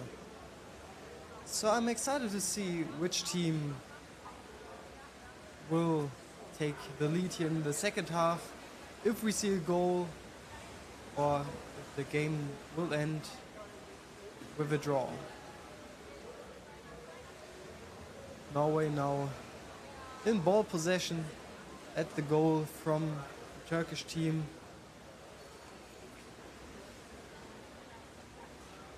Playing very calm, safe passes, the close side of the field. Now a little attack.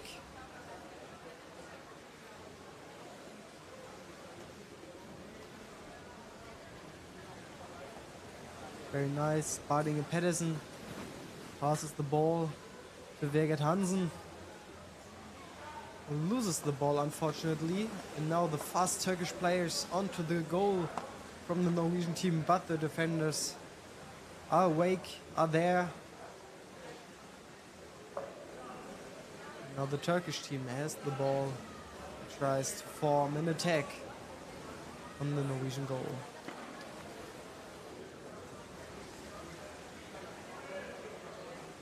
Very nice from the Norwegian attacker, getting the ball here. I think that's an attack on the head, free throw against Norway.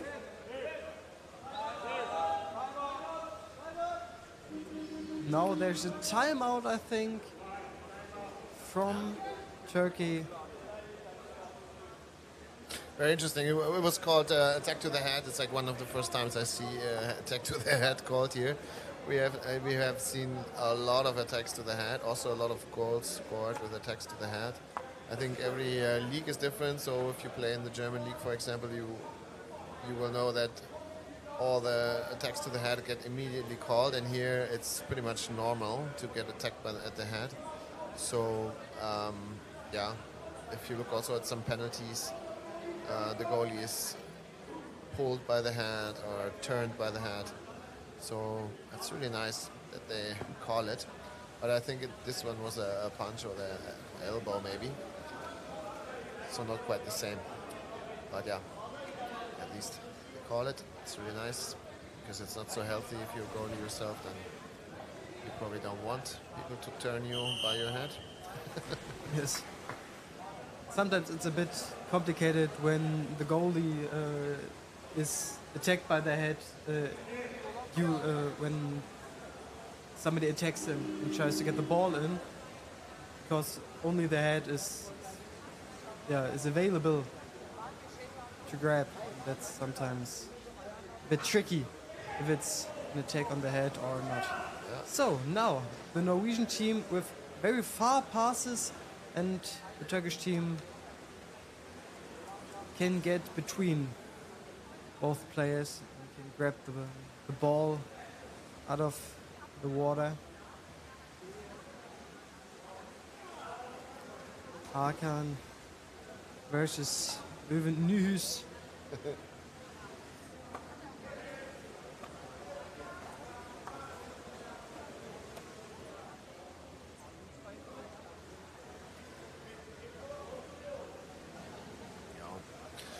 So they're a little bit slower than in the first half.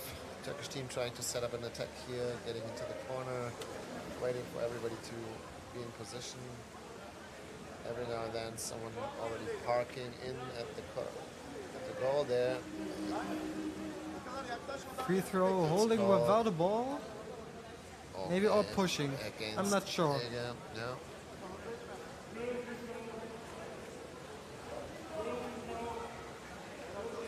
Pushing. Okay. So Alderson now in ball possession. Let's see if they can create any double. Oh, wow, Okay. that was fun. Coming from behind. Very their own, fast.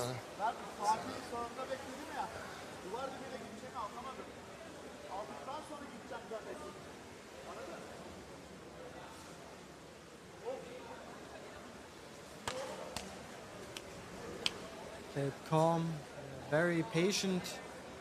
Turkish players when Much slower than in the first half, right? yes. Yeah. Very often some around the back passes by the Turkish team, which is often pretty risky, but they managed to do them pretty good. But it looks cool. It looks cool. And sometimes it's the only option. Works. Sometimes it's the only option. The ball seems to be hot. Okay. The Norwegian team 2v2. Very wonderful from the defender of Turkey here. Kicks the ball away. Gives his teammates time to come back to help him. And now Turkish team tries to recover himself, but forechecking of the Norwegian team is very, very strong. They won't let the Turkish team onto their own half.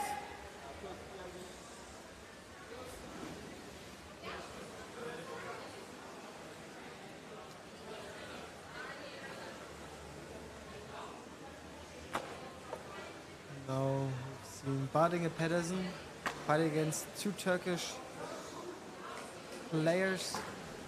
Passes the ball. Loses it.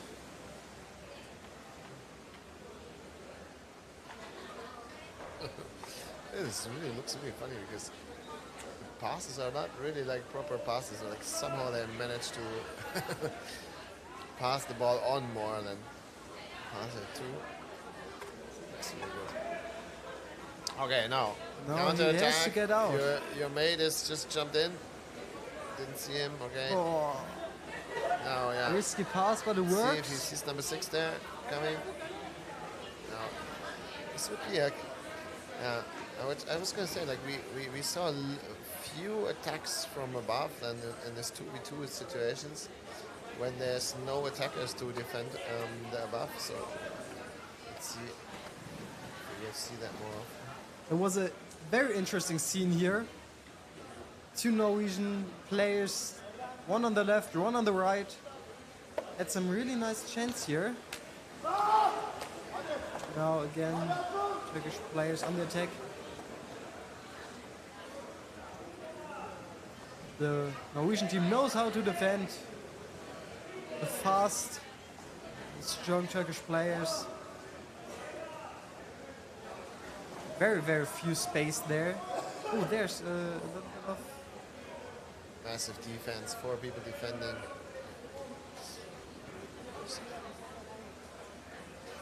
Ball hot again. Very nice from Axel Michelsen. Oh, wow. Okay.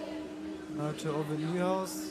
Now the referee calls a check against the neck. Free throw against Turkey. Yeah. I mean, this is like the last minutes, and we can probably see that the game will now be a bit tougher and rougher. And I guess it's probably what's going on. At Hansen. So now Norwegians in the ball possession in the corner, waiting for a good moment. Yeah. But that's just too many people. Swimming back.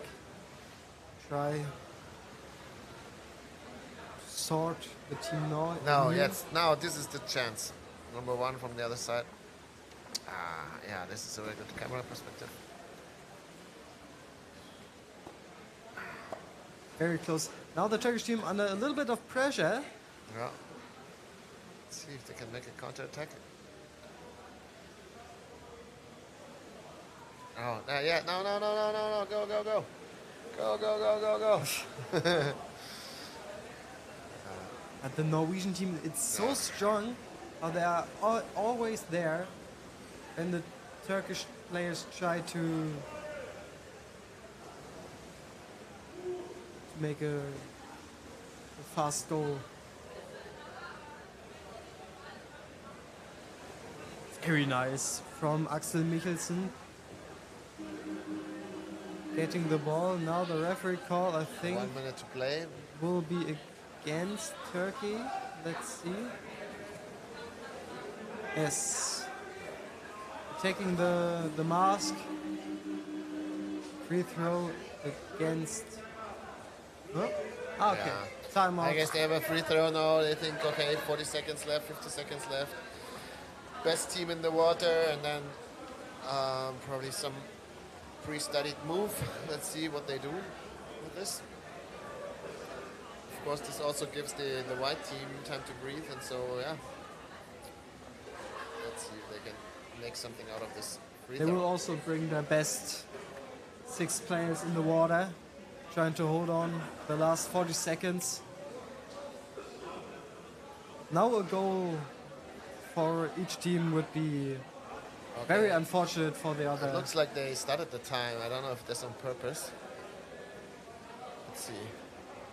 Looks like they, by accident, started the time instead of doing a... I think that's the timer. I think we have 15 seconds timeout. I think it should be shown below, no? Let's see.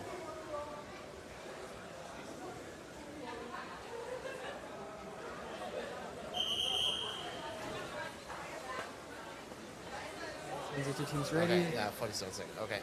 You were right. I thought they would have an extra display leg. Let's see.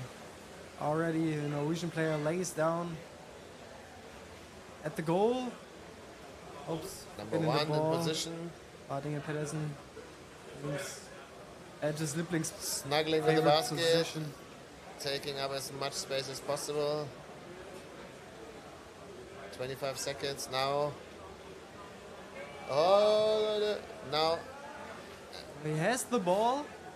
He has to go up. 14 seconds. 10 seconds. I don't think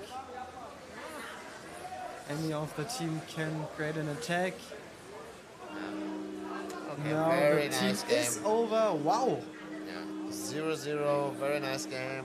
2 very strong teams, equal play. It's really nice to watch.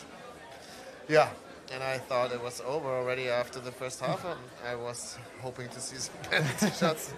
I should take a break, yeah. But I think, in my opinion, that was the most exciting game of the tournament so far.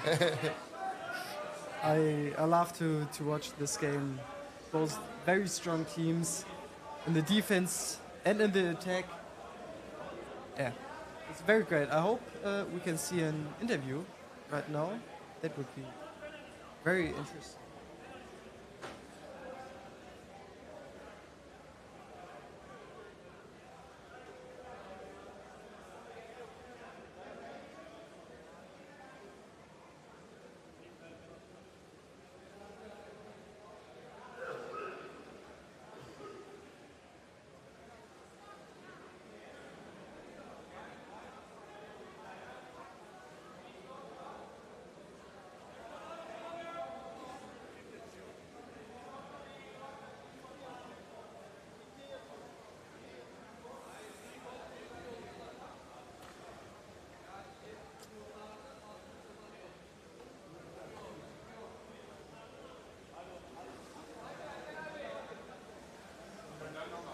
Okay, I was right. So we see penalties. Okay, I was just wrong that it was about past the first half, but see, every game needs to have a winner. And so we see now the Norwegians trying the first penalty shot on the basket of the Turkish team.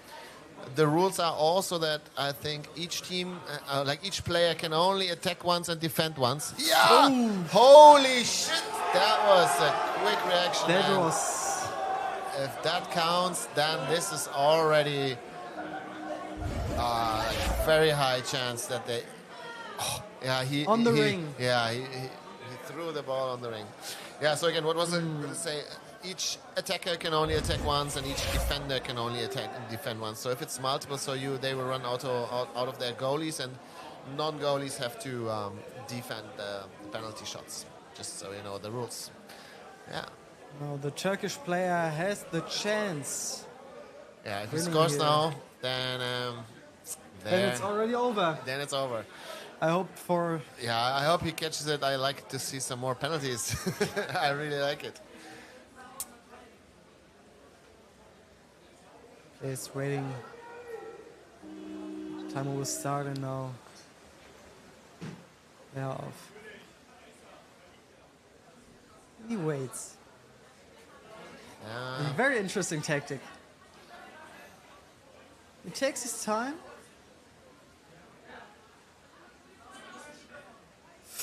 Ooh.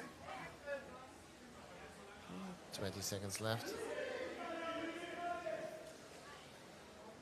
Yeah, don't underestimate those Norwegian goalies. They live on the basket. Yeah, 10 seconds.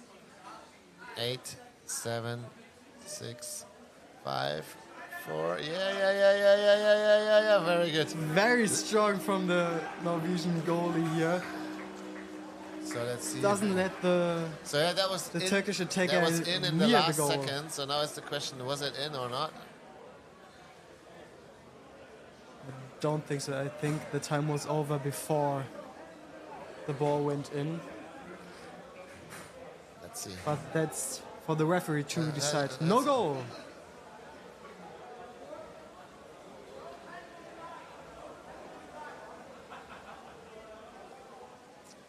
Referee. All right, so we see some more penalty shots. I like it.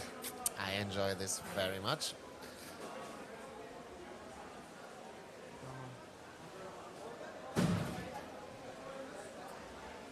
Let's see.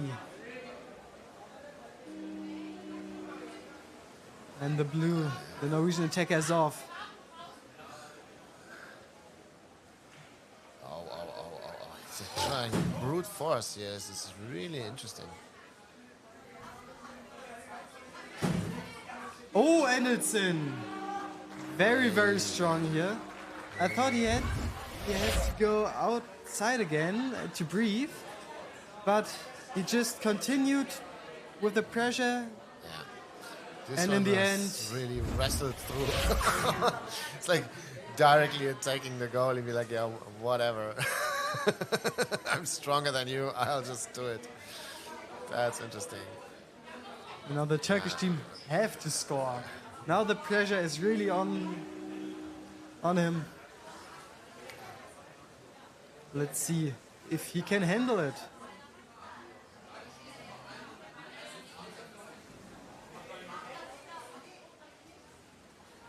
Oh, Turkish player has his leg. He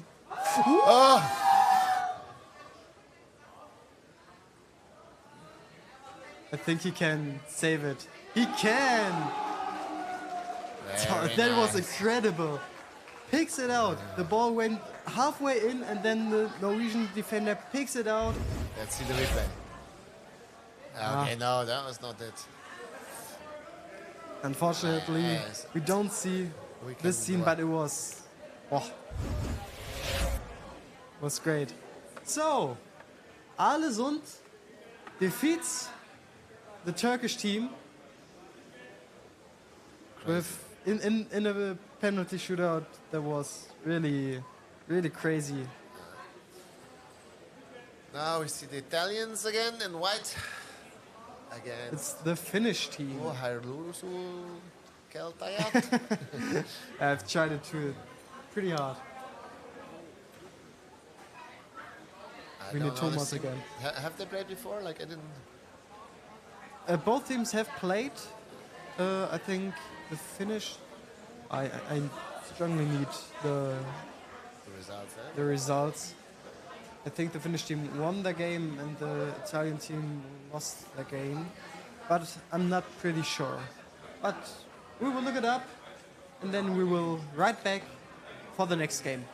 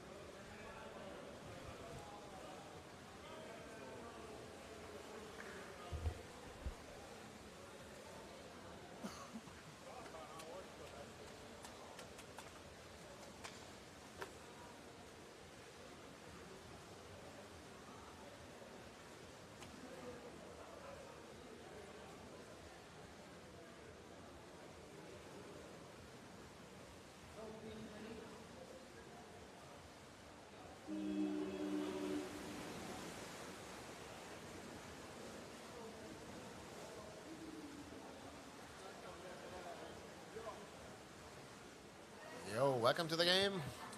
It's like Finland against Italy. Italy in white, Finland in blue, and like both teams have already played. Both teams have lost. I think it was a 6-0 for the Finnish team against, I think... Oh!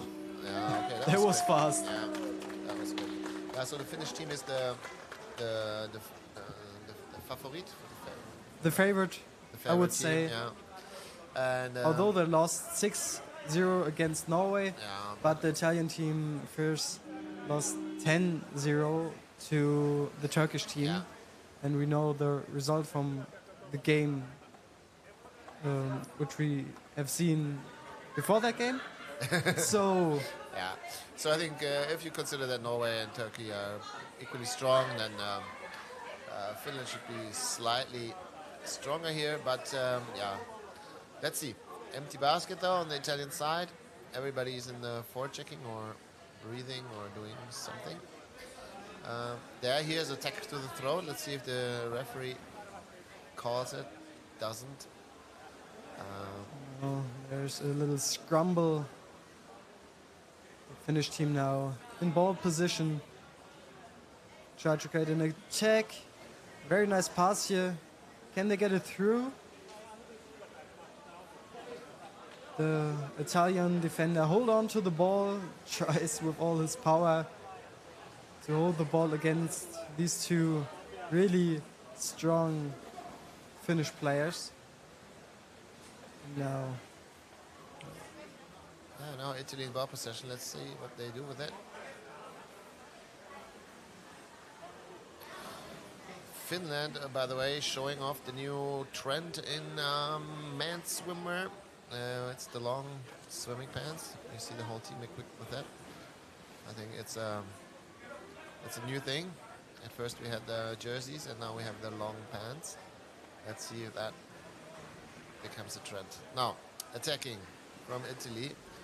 They have the ball in the corner, circling around and checking a bit what they can do, but yeah, now getting attacked and not really having someone to pass to.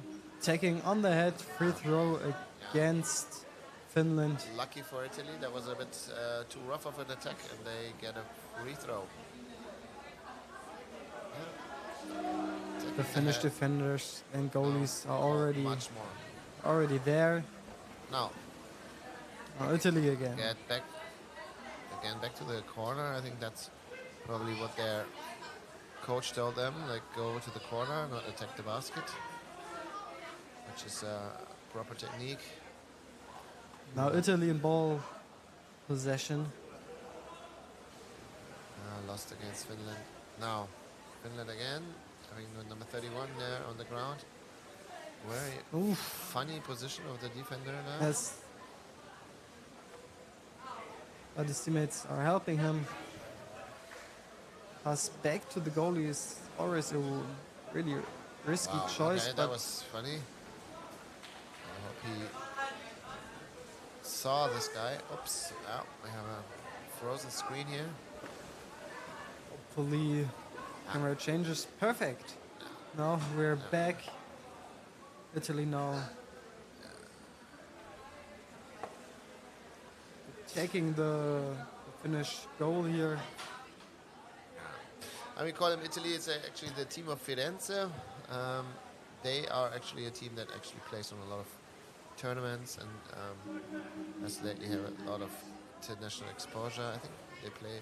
I don't know if they play also EuroLeague, but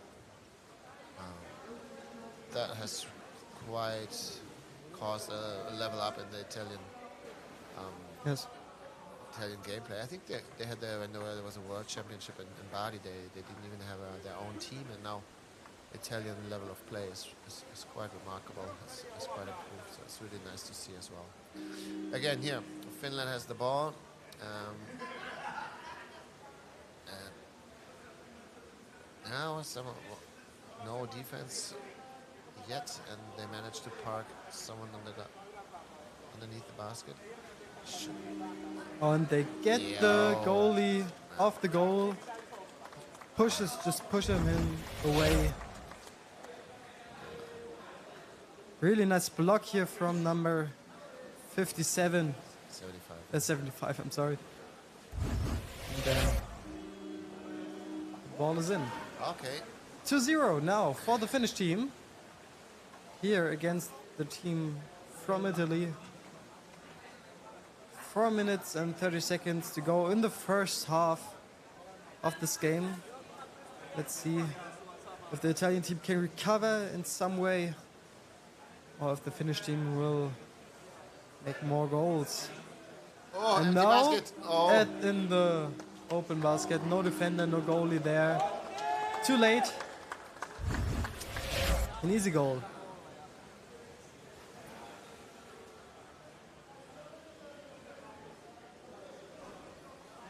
A bit sleepy, the defenders and the goalies. So now 3-0. Call by the referee. Holding without a ball. Free throw against Italy.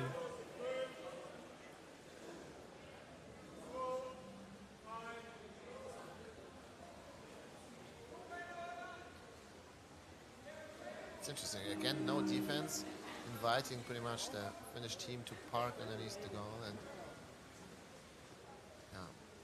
the Finnish team has some players who can play there for an eternity. For a very So long it's time. pretty risky to let them take this position.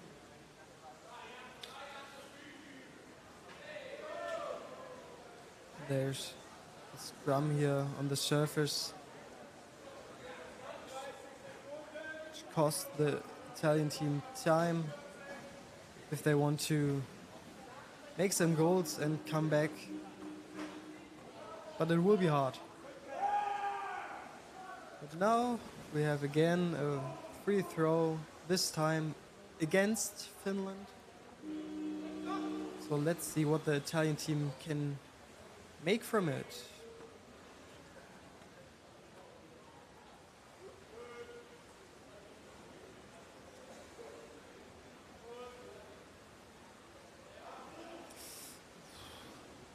Some attack on the head here. Wasn't enough for the referee. Or he didn't see it. I'm not sure.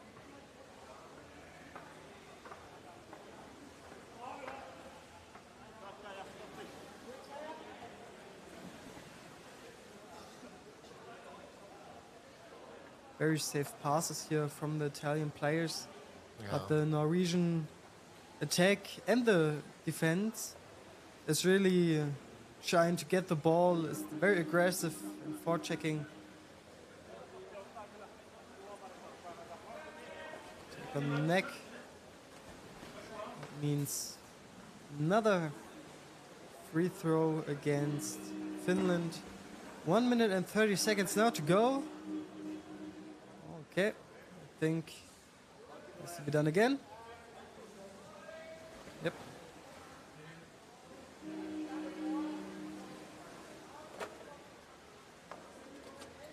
Again, at least two Finnish players get their hands on the ball.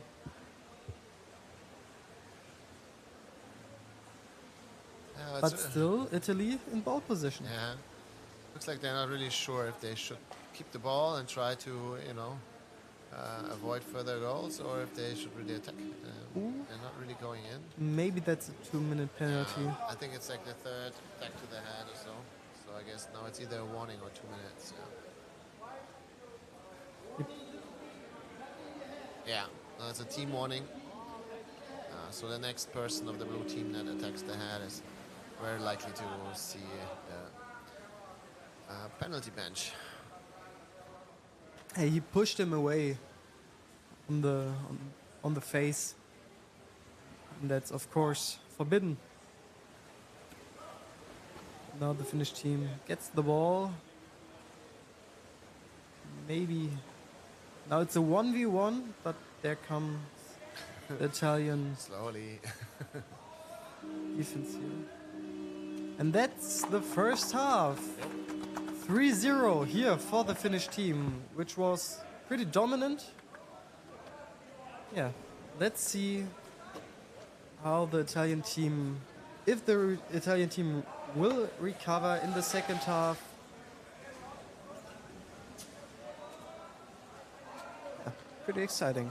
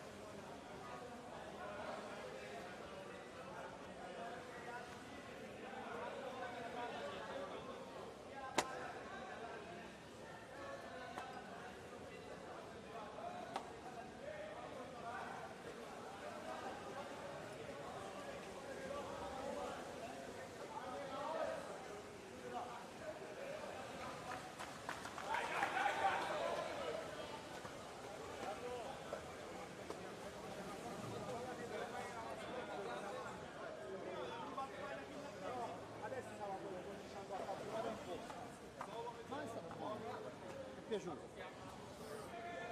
Almeno quello che abbiamo giocato noi, adesso vediamo che fanno gli altri.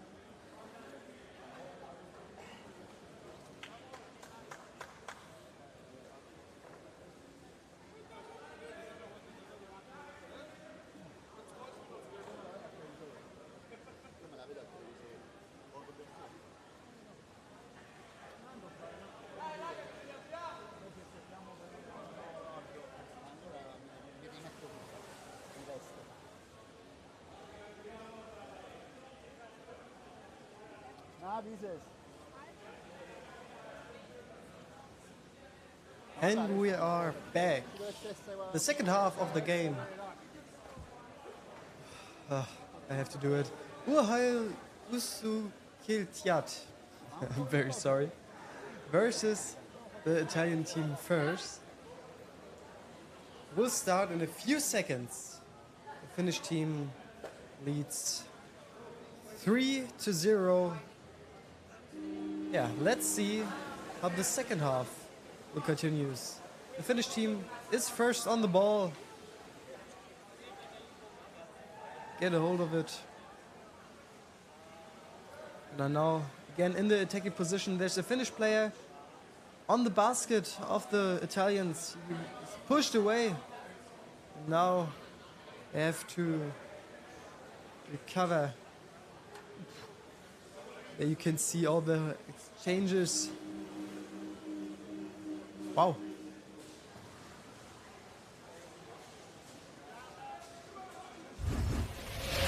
Okay, what do we have here?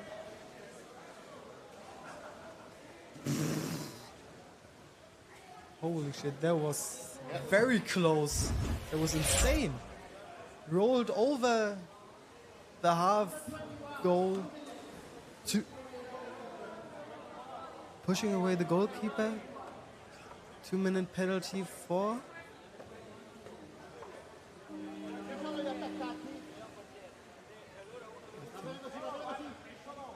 an Italian player?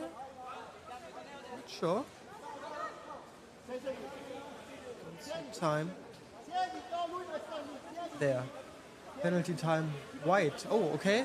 So an Italian player gets a 2-minute penalty time for pushing the goalkeeper. Nice pass here by the Finnish player, and now the ball is in. That was a very beautiful. So the Finnish team uses the advantage for the 4th goal of this game. Goal by Simon Ataiku.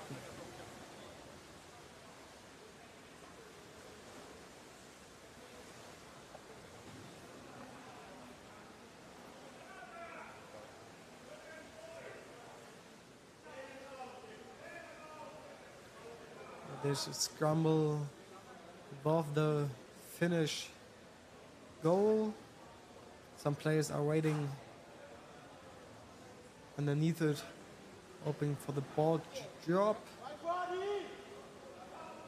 It's a pretty strong scramble.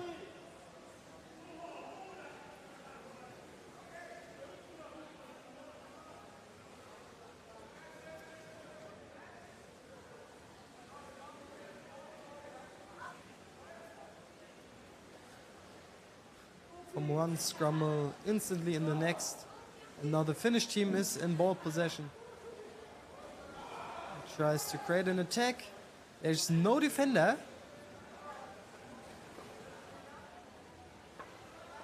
And now they have the chance.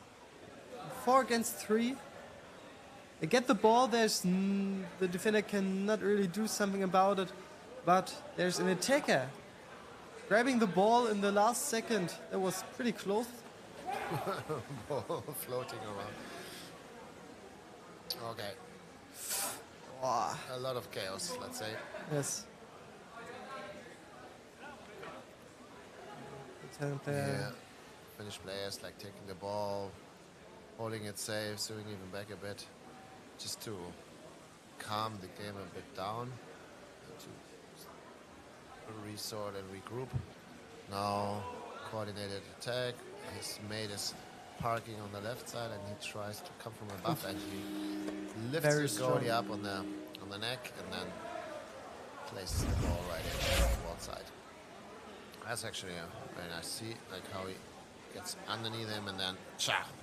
And there has to be an attacker helping the goalkeeper, because the defender cannot go up and help the goalkeeper, because then underneath the goalkeeper everything is open and there's a lot of space. So the attackers have to come and help the goalkeeper, because when it's not happening, then we have a goal here, like we've seen. So now it's 5-0 for the Finnish team. And just 5 more minutes to go. I don't think Italians can recover from this 5-goal lead. Finnish team again in the attack.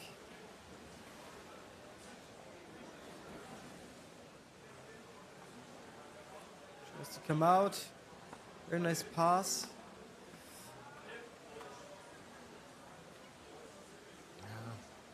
I mean, the Italians are very often also with the back to the attackers. It's not a favorable position. Very nice from the attacker, and now it's, I think, holding without a ball from the Finnish player, so it will be this free is a throw chance for Italy against to resort themselves and also maybe try a little attack.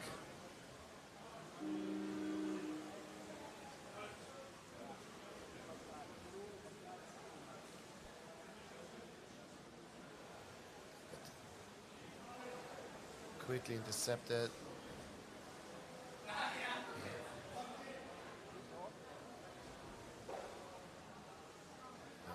Okay, one guy's pushing there without a ball.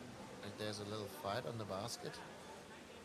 And putting his arm into the basket there. Interesting. Yeah.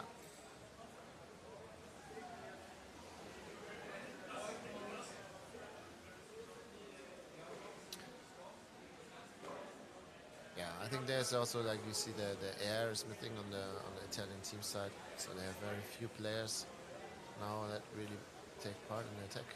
Now it's 3 down there. It's good, but like just for a very short time.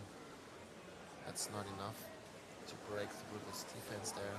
Plus the Finnish guys are forechecking really nicely.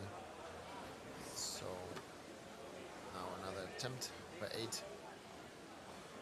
But yeah, he's looking for someone to pass the ball to, and there's pretty much no one. Now again, alone. Just 3 more minutes to go in this game now. Now they what a miss pass. That was fortunate. A bit unfortunate, a little bit unlucky here. Unlucky. And now yes, the Italians again. Steeman is a little bit late here. Let's see what he can do.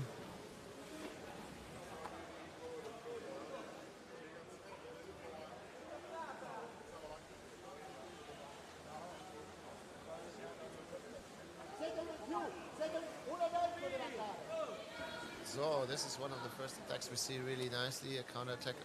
Okay. Pass It's already over. Over the defender, placed onto his belly. Okay. I think that's one of the biggest problems of the Italian team, that the passes are the pass quality, if they would increase that, it would be not at the level removing half of their from ball the other losses teams. here. No. Now pass back to the goalie. Okay. Also very unusual.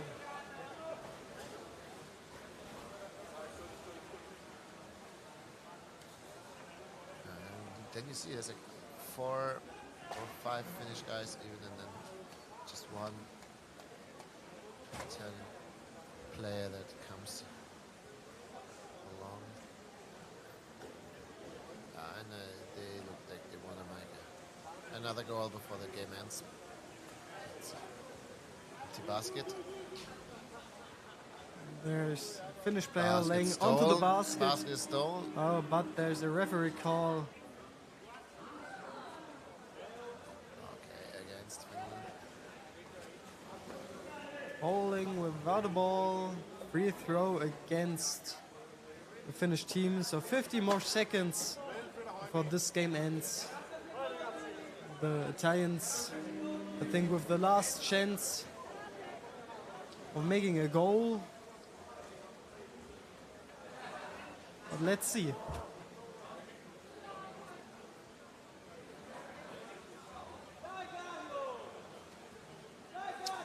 Seconds to go. Can they get the ball out one more time for another attack?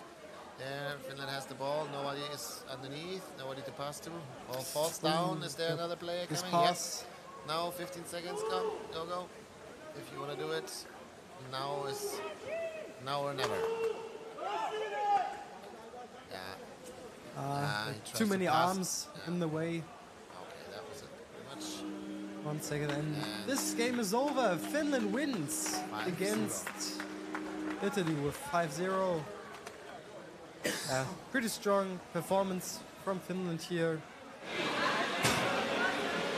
Hi everybody, I'm here with Tor from Alesund. Tor, first of all, congratulations to the victory against Ege. It was a very tough, very close game. Tell us, what was going on? Yeah, it was a tough game. We didn't get our play until maybe 5 minutes in the last second half. So we just struggled with everything. And then it's a good team to play against. They're strong and they are playing good. So, yeah. The penalty cheating was a real crimmy. Iver just missed the first penalty. And what was your feeling then when you had the ball and you had to score? Because you scored against Semi, I guess, right? He's a really good goalkeeper, isn't he? Yeah, he is a good goalkeeper. But I know how I shoot the penalty. And I was just waiting for the opportunity to get the ball in and then just we saw a lot of confidence in it. You had we could see you had a lot of conversation after the game. What is your plan for the next game, sir? What we're going to see from you guys? The next game is going to be a little bit different. It's going to be Firenze, so it's a completely different team, but we're going to have to try to play better together. We have to be able to put attacks together with more than 2 guys, because this was the problem we struggled with all the first half and most of the second half. It was just 2 guys going in, and then it's on this level, 2 guys most of the time don't score against good defense. So you have to bring in more guys. So that's just what we need to do. You have to bring 3 or 4 guys in to score the goals. Great, thanks. And then congrats for the next upcoming games.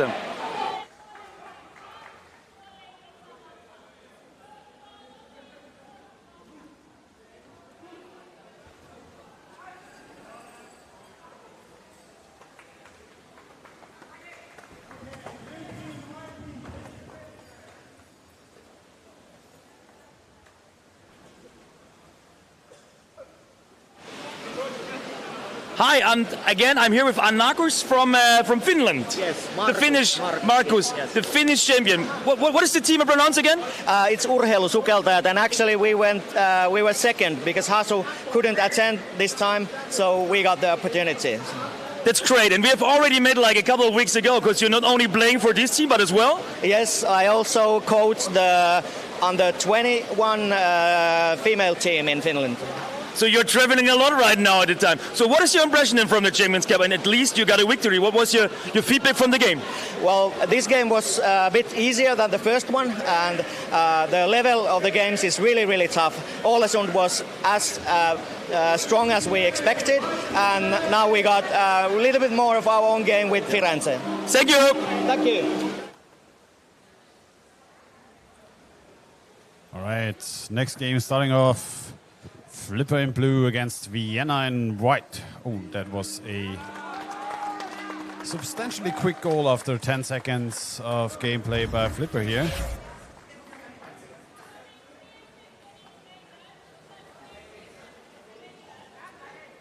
Lars Greve coming in from the side.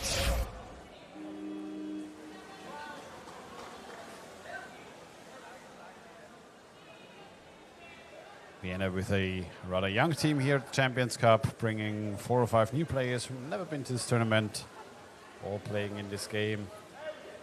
It's up to them to gather experience in this tournament. Pass behind the back. Lipper coming in. Vienna now in ball possession, trying to get to the other goal. Oh, yet again, no goalkeeper on the goal. Flipper picking up Vienna while they were trying to move out of their own half. And immediately going for Viennese basket. Was this already the fastest goal at the Champions Cup for the moment? Like, it was in the first couple of seconds, isn't it? And it was also against Vienna, but it was Norway. But it was Bastian Davidson here. Again, great opening here for Flipper. Now the second execution, the second goal, 2-0. But Thomas, tell us a bit. Like, I learned that Vienna missing some players today, right? Yeah, Vienna brought a couple of young players. One of the Viennese players is sitting behind the microphone in the commentator's booth, incidentally. And another one is standing outside, feeling not very well today. Maybe. And one more didn't even travel here because due to an illness. So a lot of young players jumped in, and we'll see how will they progress throughout the tournament. They have a very tough group. They have Flippers with Orcas in the group phase. But for them, it's more or less a very good learning opportunity. We'll see what they can do against Flippers. I think they have to. And Flippers also is one of the strongest teams from the last couple of years, been having in the top 4 series, and also last year in the final, against Krefeld. Basically 2 final contenders in the same group. But yeah, it's a good learning opportunity for young players to learn to adjust to heavy gameplay, to very forceful gameplay from Flipper, who are very well known not to hold back too much. And so, yeah, we're expecting a strong game from them. Game coming in again. Ball picked up, Kinderman trying to bring it out, but yet again coming in Flipper. Pass underneath. They're holding the basket for number 50. This looks like There's tried to get the ball out. Right. Hook ball dropped into the hands. Olsen Dackley here with the hands of the basket. He needs to take care. And yeah, the referee's holding the hand, and I might thinking that he's giving a call, isn't he? Holding the basket. This is what we saw. There we go. This is the 2-minute penalty. A 2-minute penalty here right now. Could have been also a penalty throw. But this is what we're getting here now. Number 50 here was holding the basket. Olsen Dackley. Yeah. I think this is a 2-minute penalties when the ball is very close to the goal. Yeah, it's a very estranging call to me. At least a fortunate situation for Vienna. It could be also a penalty shooting. But now we see here again the flipper team attacking massively from above. Number 24 here introducing the attack. Frederik Andenberg here trying to pass to his co-player. Nielsen Hendrik, who was in the position here to score. But then again, Mikkel Rasmussen here with the number 11 here. Ball being tossed above the basket. The Batman coming in, trying to pass to the right side. Player waiting on the right side, shoving even the goalkeeper. 14, almost close inside. Mikkel Rasmussen was number 14, 11, sorry, it was Kasper. And here we go again. Going inside this fight. Well defended, at least from Vienna, but we see a powerful, very dominating flipper team here from Denmark. A last year finalist here, who's taking the role, honestly, one responsibility here to beat down their opponent. They don't want to joking here around. Yeah, we've also seen Flipper today going head-to-head against the Orcas. Had one very unfortunate sequence in the game where they themselves misplayed quite significantly on their own basket, having no goalkeeper for about 20 seconds, which the Orcas, of course, capitalized on. But they surely are a tournament contender nonetheless. So they are here to compete, they are here to win, and we'll see what this Vienna team can bring against them. And here we see Andy Pell here intercepting the pass between two flipper players who try to bring each other in a good scoring position, and still now here flipper attacking the basket. Goalkeeper there. Last second defense coming in from above goalie. This is really intense. We still need to understand and just remind us that the flipper is here in... it's a power play situation. Power play for flipper here. So there are 6 against 5 in the water, and we see it. A small number in the left side, still 10 seconds left in power play. And Vienna did here quite a good job just to protect themselves for receiving another score. Oh, that's...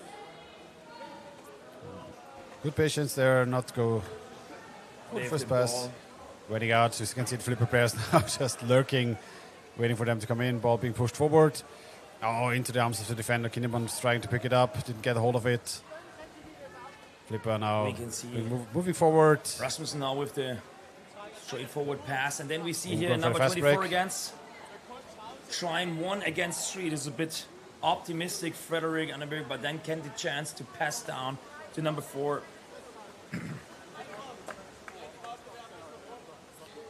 Good opportunity for Flipper, placing a man on the other side. Björn Anderson is waiting here. There's a shot in the basket potentially. No. The pass. And there was into the arms of the defender. Here. Adna trying to push out. Pass intercepted. Adna trying to push forward. One of the happy players from the Viennese team. He was in the right spot creating for some the right space. time, wasn't he? Yeah. Swooping in, last second defense. That's what they can. So otherwise, if you would have not intercepted, like Björn Anderson would have here another great spotlight to score. Would you say he was late or efficient? Again. A suspension, another one? What is it there? Another that's time that's very interesting. Here. We see the referees calling here now in conversation with the Vienna team. Who's the guy with the green snorkel who needs to go? Yeah, that's Akos Agner, who just swam away from the defense. Yeah, he just got the ball in the defense. He was in the right place to intercept the pass. I would very much guess it's one of those strange rulings where a player tried to keep on swimming when being held at the ankle. Maybe something like that. But it's time out wide, of course, because the goal was stolen by the flipper team. This was a very tough situation. Also,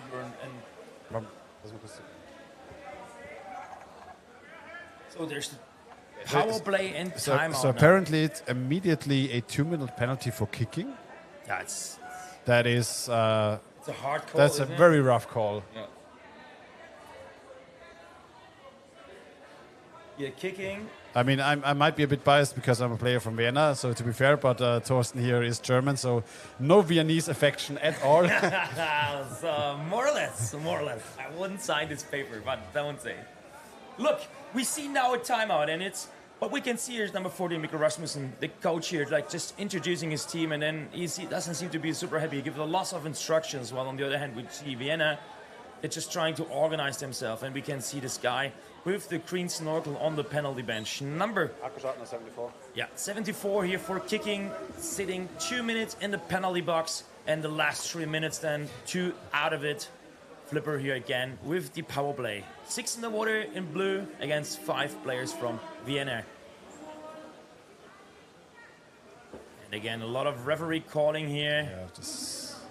It's a bit annoying. And then, oh, the player went up and now stolen by the Flippers. Yeah, so there's a very interesting sequence of and now we see 5 players here about, the and the basket's still stolen away, but his own nice. player doesn't see it when now the ball is moving into the corner. Oh, and here Andy Pell here intercepting the great opportunity that this was already like the basket was already almost still. There are Vienna players. It was last. I would say thank you for playing goalkeeper for Vienna. Oh my God, player 99. Coming in, Greve from the left, going straight for the basket. He's not on the list, but he's protected, and now there's in. Greve doing it himself, coming in from the side. But there were a couple of missed opportunities in beforehand, and how can it be that he was just so being alone? Not attacked properly. I mean, it's power play, so it's 5 players for Vienna. But still, there was a defender just keeping him the opportunity because he was pushing with his free arm from the bottom line and then just pushed his head and body into the goalkeeper while the defender stayed very, very passive in this situation. I understand that you want to protect yourself, you want to protect and save some space, capacity, and power and air. On the other hand, but that's, of course, 2 minutes, you need to give it all. This may be some I'd say maybe a mistake from more or less experienced defenders where they try to keep the basket, the lower part of the basket as clean as possible, but do not move up enough if a player is coming in to attack the goalkeeper immediately. Kind of impeded because it was like literally not really 30 seconds into the penalty timing, so the power play was like starting with 2-3 massive waves after stealing the basket, and now we have a streaming issue. Quick one. There's a glitch because Vienna scored, so they can't show it. Ah, yes, it can. We're gonna see then in never. Oh, you really know something going on, and we still see now. No, Flipper back in possession of the ball, obviously on the Viennese side. Still waiting for the underwater view here, but still 3-0 lead here for Flipper in blue, the champions from Denmark, in favor. And again, under the water. Let's do and see what's going on here. Vienna in this game so far with 2 time penalties, played 2 times with just 5 players in the water. Yeah. I would say one was actually legit, the other one was a bit questionable. Yeah. The shoulder in the basket call or the holding in the basket was also quite questionable. Could have been in the penalty throw. Yeah. Let's see. But on the other hand, and the Flippers here, quite dominating team here. Played in the morning already against the Orcas. Another very, very strong team. Series champion here from the last couple of Champions Cup years, and also Flipper last year finalists. And here now, they're still trying, of course, to find their groove, to find their flow. Attacking here massively, but now there's halftime. 3-0, halftime score. It could have been higher, I would say, for the Flippers as well. On the other hand, I also need to give credits to Vienna, doing here a quite great job in defending it with a kind of a handicap having at the moment. They also learned it. Some players have been out, handicapped, not in the water, saving themselves and preparing themselves for tomorrow or after games. It's also learned Vienna 3 games today. One late game again, or 2 games today. A late game against the Orcas. They're in a 3-player group, so they have the Orcas late today and then today at about lunchtime. If they do not beat the Orcas, which I will give, I mean, there's the 1% chance of anything happening. Then they most likely will meet Firenze tomorrow at lunchtime. And here we see some of the results of the day. We started this morning 8:30, and now we are already at the 5 p.m. game, seeing Flipper against Winne on the group stage. This game decides also, makes it to the top 5, let's say top table, top 8 round. The loser cannot place higher than place 9. 9, yeah. Yeah.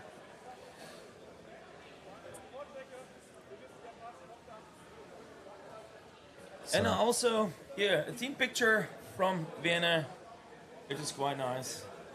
Followed by a team picture of Denmark, the Flipper Series champion from Denmark. And also we want to mention, of course, also referees, with Peter as a deck referee, Kai and Christoph Pohl for underwater. 1 minute left during the halftime. We'll see if Winne is also opting to sub some players. I do not think so, as all the others that are currently sub are a bit sick.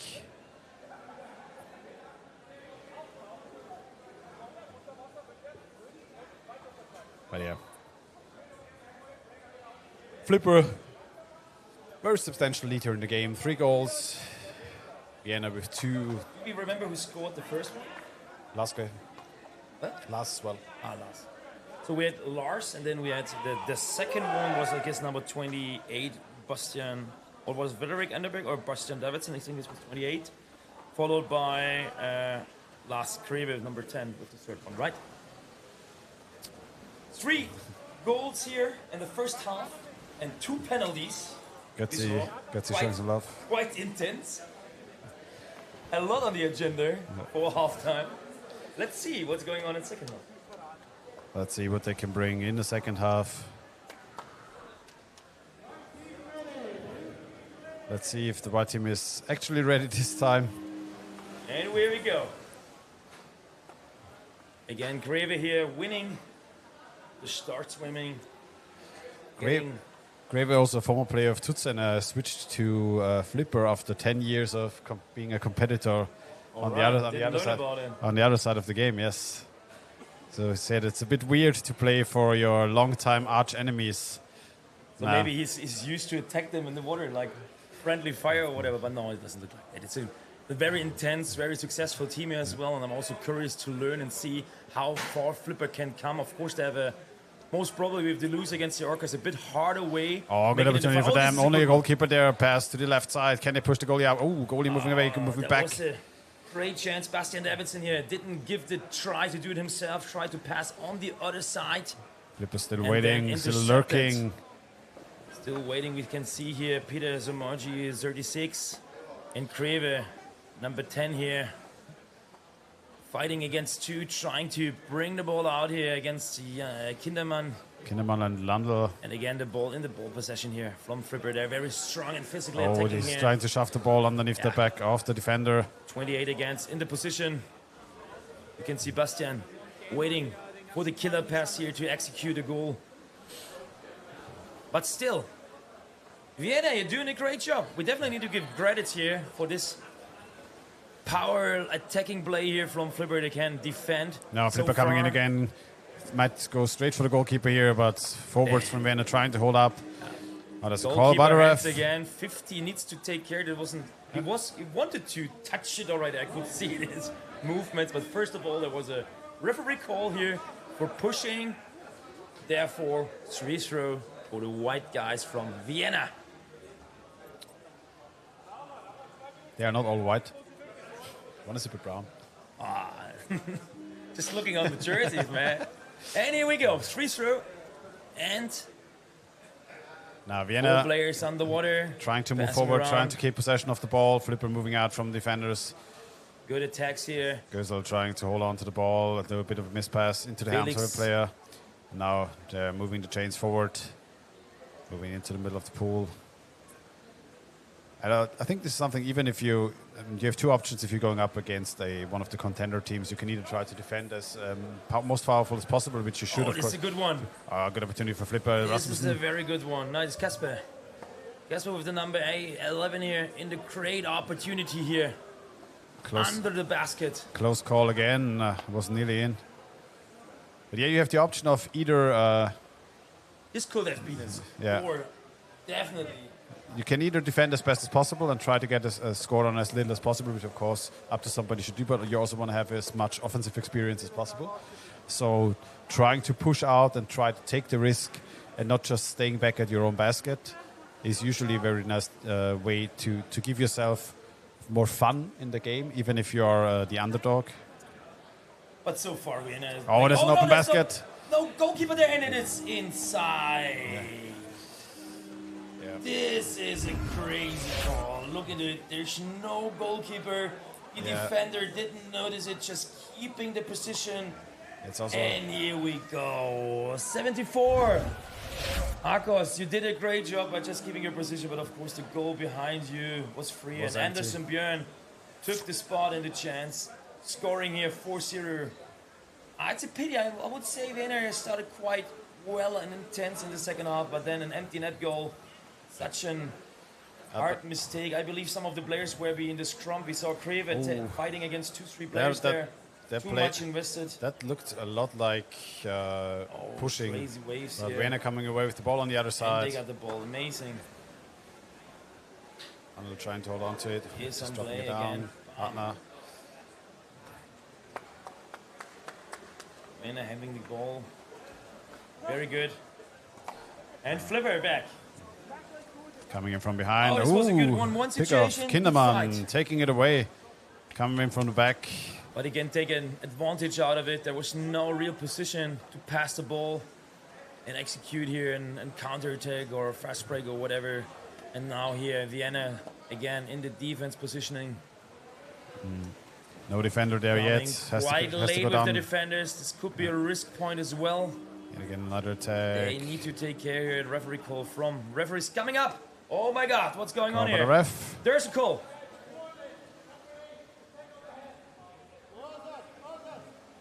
There's attacking the hat for number 8. 8 from Flipper. That's So we get a warning against Jonas Lödingard, who was attacking the hat. And we continue with a free throw. With white team. Oh, intercepted. What is going on here? Number 8 here. Stealing the ball. Jonas letting away. What is this? He didn't stop it right now. This is not counting here. Because this is weird. Look, he was stealing the ball from behind or whatever is going to happen here. This would have been a crazy story, man. He got the warning for hitting the ball and then scoring, but this was no. The referee just giving a call and said, is it a goal or not? No, it seems to be a goal, right? They're waiting. No, it counts. Incredible. What's going on here? Did the referee now start the game or didn't he start the game? I don't know. This is the question mark here, but at the end, they got a free throw for taking that from number 8, Jonas Lödingard, and then immediately losing the ball and making the same person, Jonas Lödingard, who like getting the ball and like swimming fast, putting the ball in the empty net. Fun story. That was, interesting sequence of events. That's what we can. That's a great summary of it. Like, Yeah. ChatGPT summarize what's going to happen here. An interesting sequence. No, really. Holding onto the ball rather well, trying to keep it going. Edmeyer, Vienna, ball dropping down. I mean, we also need to notice that, of course, like Flipper is keeping the pressure up. Like, they're definitely making it very, very hard for Vienna here to defend. And it's Coming definitely in again from the side. a lot of energy and resources being taken here to survive all the attack waves. On the other hand, then 2 empty net goals are looking like super easy, but there's a lot of effort behind it. So the result right now, 5-0 in favor of Flipper, definitely underlines the power that Flipper brings in the water, but also some of the qualities and credits that Winne has here. Also considering the handicap, nevertheless, fully appreciated. Moving forward, Neuntofer trying to go through. Not so bad here. Very close, but is taken This off. wasn't so bad. Now Oh, they again, can underneath the one goalkeeper. against one. Whoa! Unbelievable. What's going on here? Out of nothing situation. Couldn't believe his luck to be under the goal alone. I think Akos was here first and just running all the way. And then Landl, Baldwin Landl with the execution. Oh, Landl And is...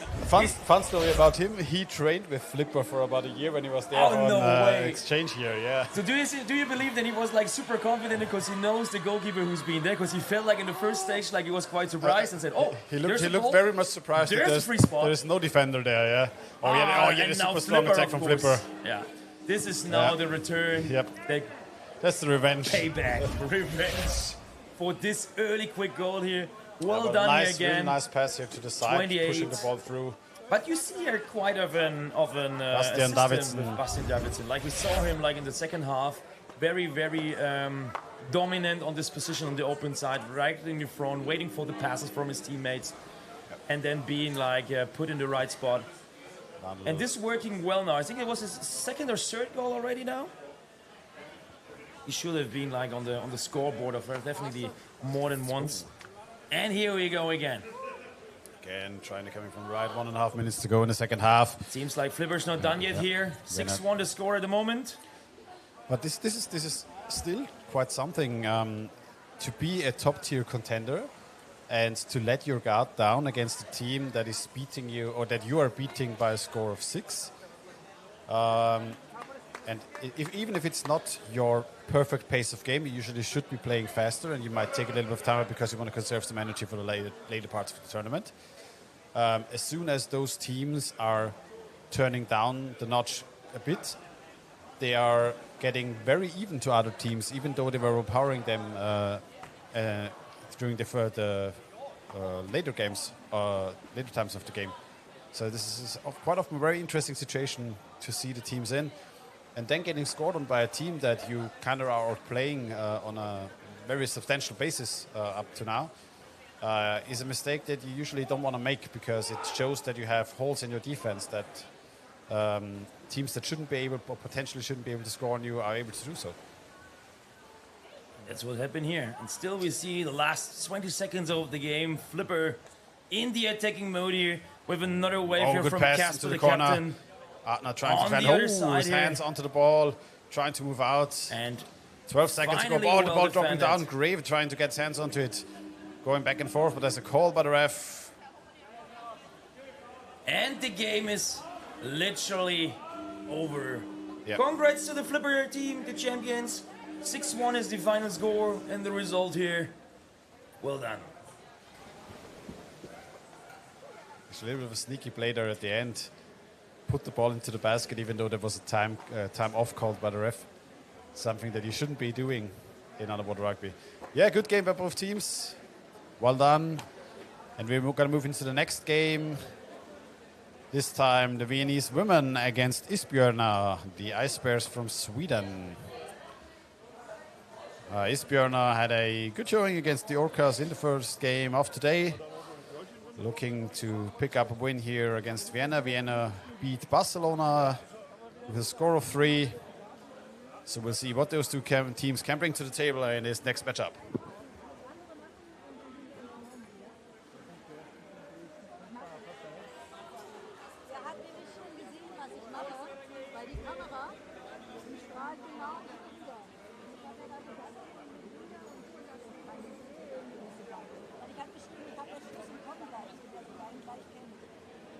Wo steht die Kamera? Und dann hat er mir ein Foto geschickt.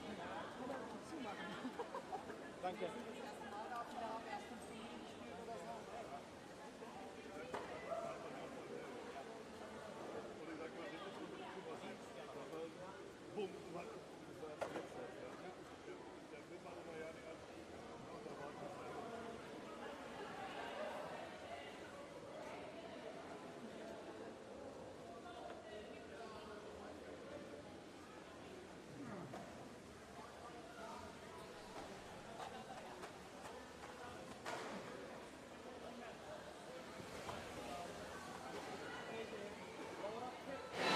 Hi everybody, I'm here with Alfred from the Flippers. First of all, congrats to the victory. Thank you very much. So the team scored literally in the first couple of the seconds. Was it by accident, or did you try to execute a plan for it? Well, we really tried to go hard from the start, and I think it succeeded. But we really want to, keep the pressure, kind of like a badger, keep the pressure all the way through, So that was the plan, and succeeded well in the start of the game. Yeah. Very great. And we felt a bit of feeling like in the first half you scored 3 goals, and the second half then it started a bit like different going. Do you saw a different in the game style of Vienna, or did you have changed in your game pattern? So in the second half? The second half. Good question. I feel like we went into the halftime. We said we wanted to try a little bit different with getting the ball out away from the basket a little bit more. It's hard to say if it succeeded, but it was a different play style. We tried to do something different, and Vienna came back and against us. So but you live and you learn. So yes. Great, especially we learned after they scored. You had a kind of a we need to leave. Thank you. Thank you very much.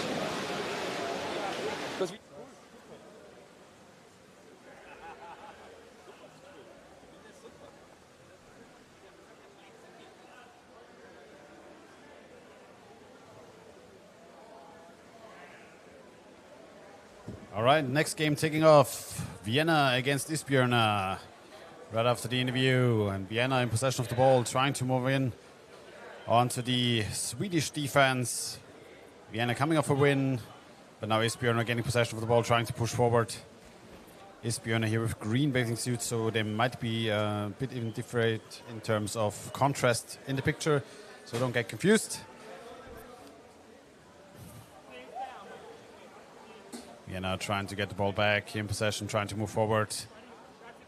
Forwards from Isbjörna being very safe, trying to help out at the basket. Vienna trying to move in. Stopped at the approach.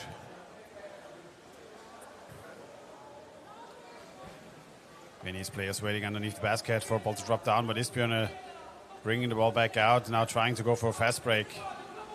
Has a play available up front, could pass. There's no goalkeeper on the basket for the moment. Very close for them. Now they have to go for a quick exchange. Isbjörna coming in, taking up the space underneath the basket, going to a Möller position. Can they bring the ball to the Isbjörna player? Waiting underneath the basket, they're being pushed out. Very good opportunity for Isbjörna. No defender here on the left side of the basket. Good first attempts from them trying to come in, now going for the goalkeeper from above. Long stretch of attacks against the Viennese basket here from Sweden, and now scrum on the surface, a bit of recovery.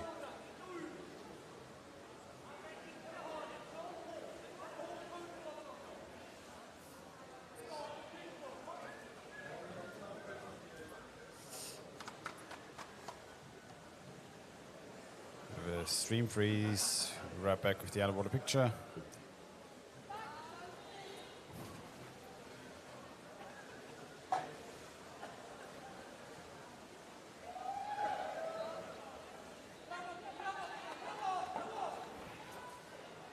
We're back. Isbjörna still pushing against the Viennese defense.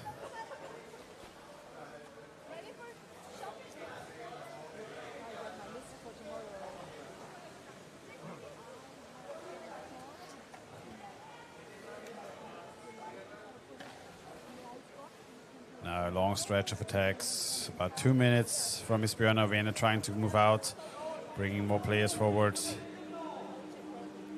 That's a call by the ref. On the surface, it seems. Roughing by Vienna, so ball back into the hands of Sweden.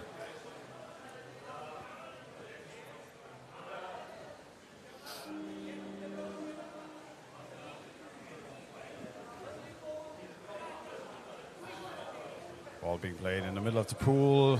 Isbjörna in possession. Vienna trying to close down, tighten down the spaces. Oh, good opportunity for them. Two players can attack the goalkeeper. Can they push them up? Does have a good opportunity here. Goalkeepers can exchange. Just trying to pull the players up away from the basket. Coming in from underneath. Ooh, did try to bring the ball to the other side. Now a good couple of attacks here from Isbjörna trying to come in.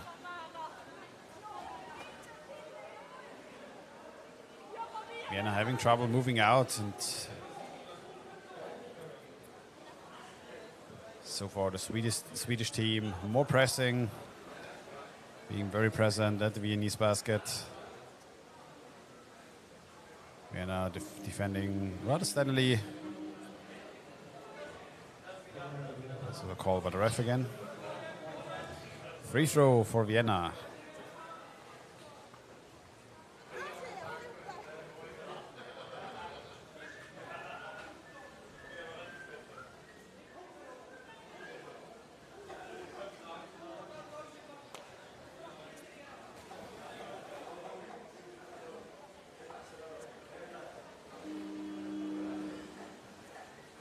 Free throw execution Coming in, pass to the right, immediately being attacked by two Esbjerna players. Needed somebody to pass forward to. Ooh, got the ball back herself. Now ball dropping down. Oh, good pick away by the defender or goalkeeper coming back from the goal. And now trying to recover the ball for themselves. Well done by them. Bit of a back and forth in the middle of the pool, though Esbjerna coming out ahead during those exchanges. No defender present for Vienna yet. And we can see them immediately trying to take up the space, block up the space, and attacking the goalkeeper from above. There's the attempt. Can they bring the ball in? The goal basket is stolen away now. Critical situation. They have to stop the players from getting the ball close to the basket. Moving out. That was a critical couple of minutes there yet again for Vienna. Having a bit of trouble at their own basket. They've been holding up very well for the past 5 minutes. The pressure they're under. Yeah, coming in, trying to bring the ball to the other side. This could be a good opportunity. He's being attacked by the forward. Ball dropping out. They're being tossed to a teammate on the surface.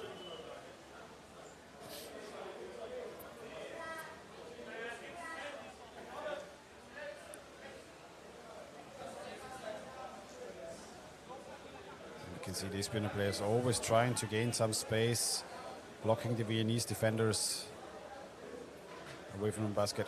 Good opportunity there by Vienna to try to take away the ball. There's a call by the ref. Holding against Vienna again. For a holding.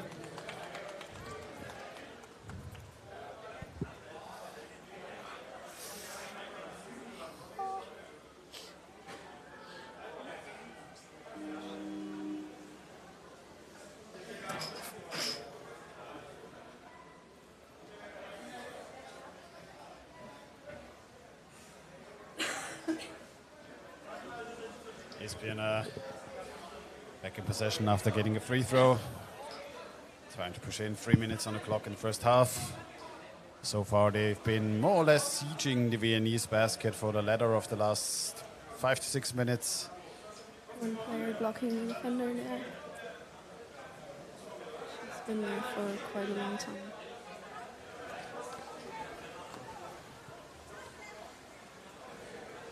Oh, it again coming in from above, trying to get a hold on to the defender's leg, pull them away. Coming in again from the left.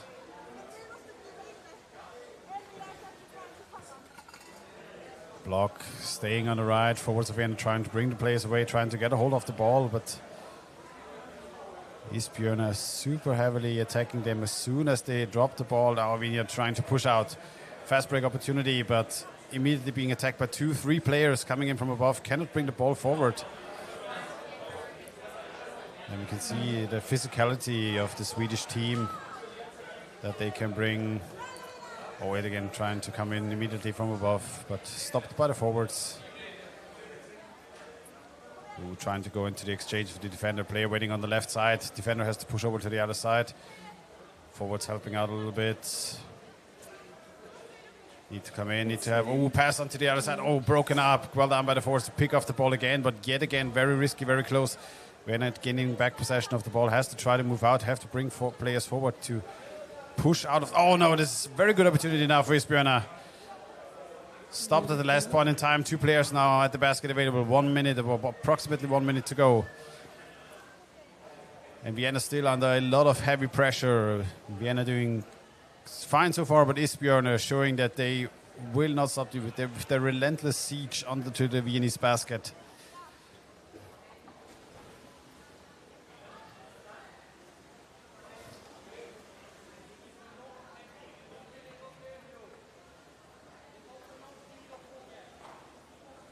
Esbjerna still going, Vienna trying to hold on. Still steady defense, 41 seconds to go. Worst thing that could happen is being scored on in the last seconds of a halftime, but now again a good opportunity, moving in, trying to attack the defense, being moved up again.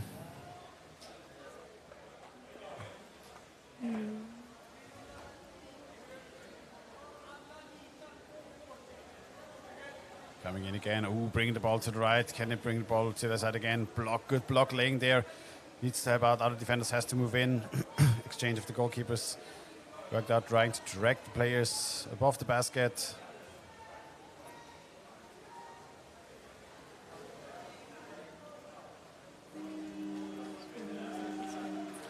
So halftime.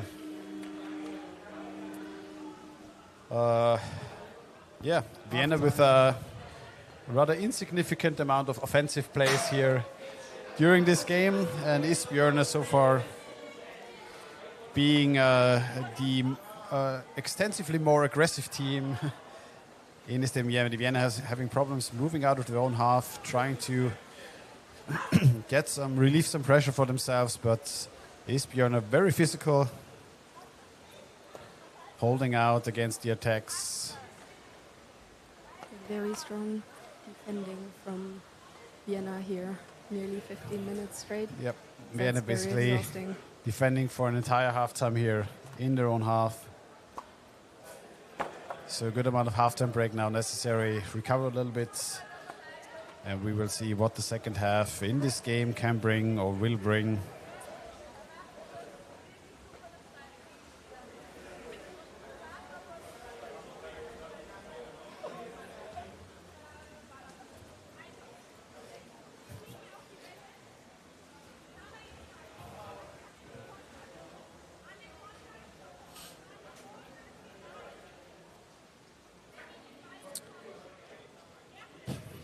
Okay.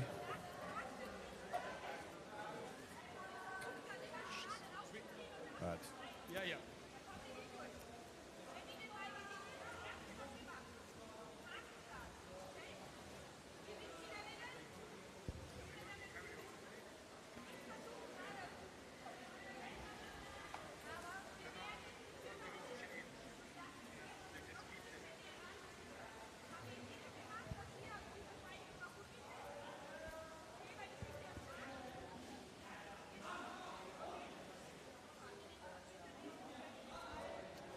One minute for the second half.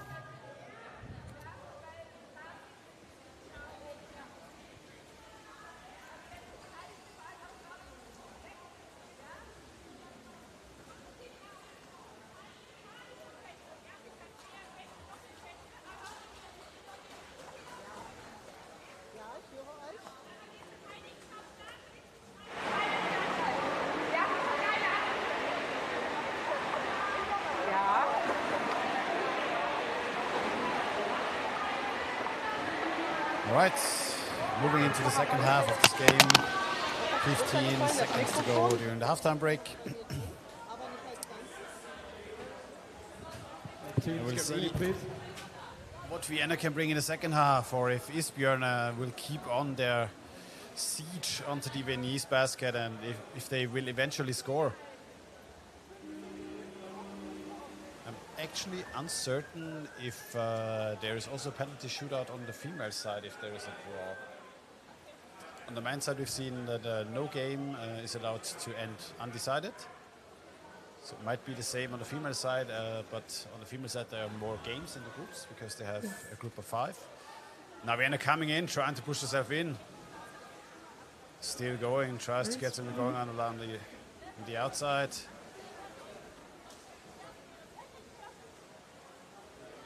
Ball still in possession for Vienna, trying to come in. The forwards though doing a good job.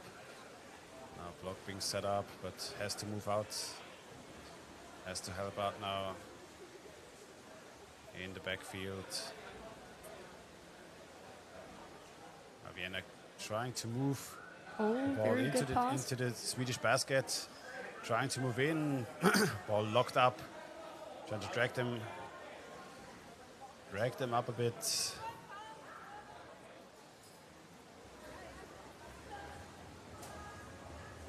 You can see them trying to set up some patterns from some attack patterns from the closed side of the basket.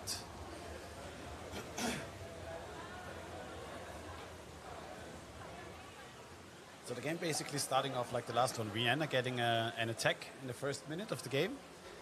And now we'll see if they can continue this or if it's getting back to the old Isbjörn game. But good opportunity for them trying to come in. Player placed on the left side of the basket waiting for the ball, but is not able to receive it, has to move back out and help out. Ball being scrummed on the surface. As a call by the ref. Dark team, you changed wrongly. 2 minutes. Isbjørn with 7 players in the water, so there's a power play situation now for Vienna. 2 minutes out. 2 minute penalty. 4 players on the bench. That will hurt. Wrong changing. 2 minutes. And Blue's taking a timeout, so Vienna also has time to set it up and set up their best players in the water. Same goes for Sweden, for Isbjørn. And we'll see if Vienna is able to seize this power play opportunity. Interesting turn of events after the first half.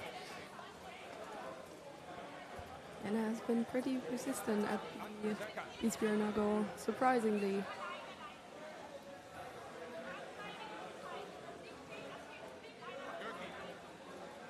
So you can see the coach deciding who will go in and out. Gameday. Unfortunately, I cannot lip read.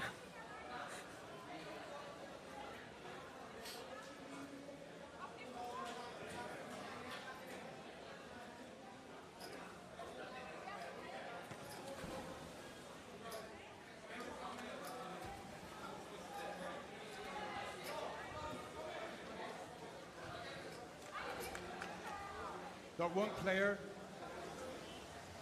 So 1 player is going to the bench. There was no specific player called out, so they can send to the bench whoever they want. Blue team 95, 2 minutes, wrong change.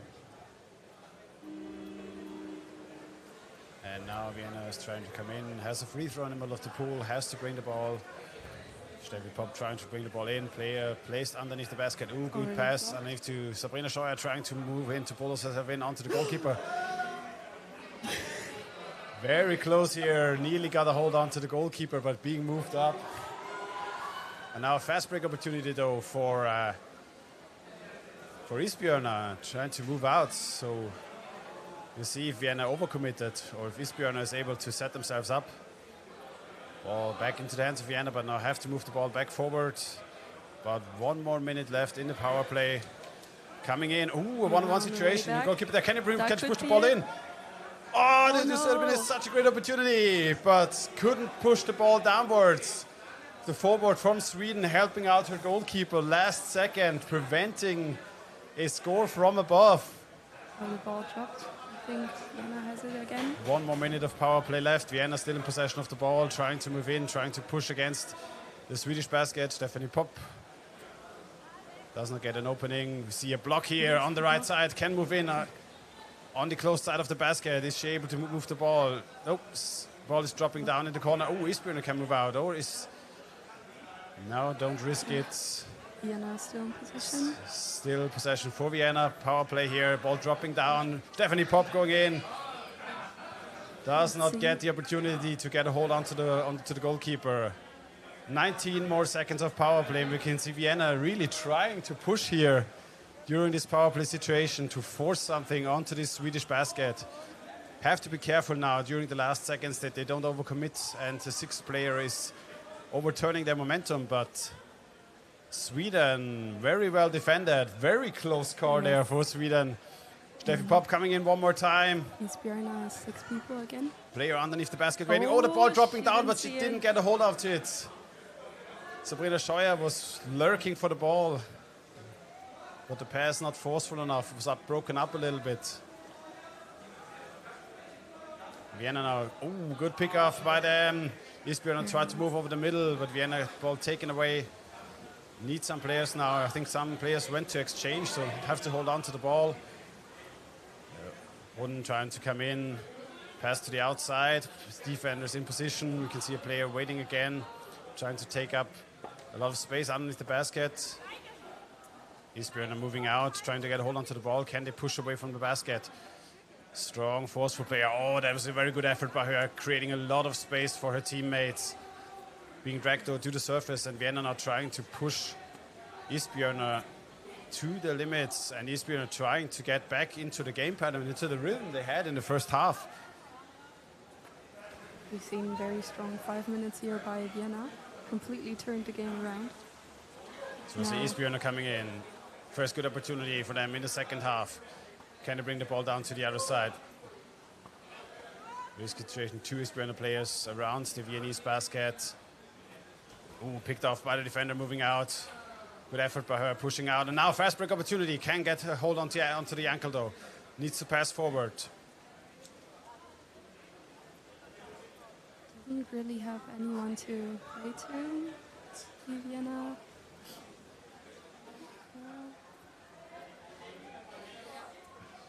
Vienna still trying to move in. Isbjørn a very strong attack, trying to stop them with the forward progress. Keeping the ball in the corner. David Pop moving in, going 3 directly for the hole of the goalkeeper there. Couldn't push the ball through. Wanted to do it herself. Ball still being handled in front of the Isbjørn basket. Defender moving out, trying to help her teammates. Ball dropping down. Defender though back in position. And Isbjørn now under a lot of pressure during the last 5 to 6 minutes of this game. So complete turnover from the first half. What is happening in this game? 2 completely opposite halves. But now Isbjørn a good opportunity to move out. Does have some space to swim. Players available for her. Can push forward. Dangerous situation for Vienna here. Defenders not in position yet. 2 players get in. Can they overswim them? Players moving back. Defender. Oh, that is a very good takeaway here. Good across. Could have been a very good takeaway for Isbjørn. Trying to move into the exchange. Tries to go for the goalkeeper. Viennese forwards trying to help them out. Ball being picked up, being dragged to the surface. Oh, the ball just dropping down on the left side. And again, coming in from the left, 3 minutes on the clock. Now Isbjørn, heavy pushes onto the Viennese basket. Players waiting on the left side. Defenders still in position, trying to just toss the ball out. It's 3 minutes to play.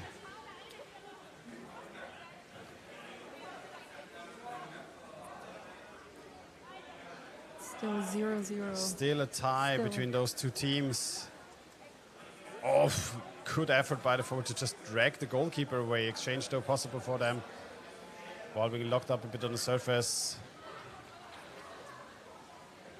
Vienna has to be careful not to be drawn too far out. There's no forward here helping out, and 2 players coming in directly for the goalkeeper. This could be a very dangerous situation for Vienna. Ball being passed down. Defender has to help out now. He's moving back out. Risky situations there, but Vienna could clear it. The last one now, yet again an attack onto the goalkeeper. Goalkeeper is moved away, I guess. Is the basket still away? Can't see it properly. Second goalie trying to move in between. Isbjørn is still pushing and still coming in from above, trying to push the goalkeepers away, trying to pull them away on the legs. Team is trying to help out, and it's 1.5 minutes on the clock on a nail-biter game here between those 2 teams. And there's a call by the ref now. Roughing, and it seems to be against Isbjørn.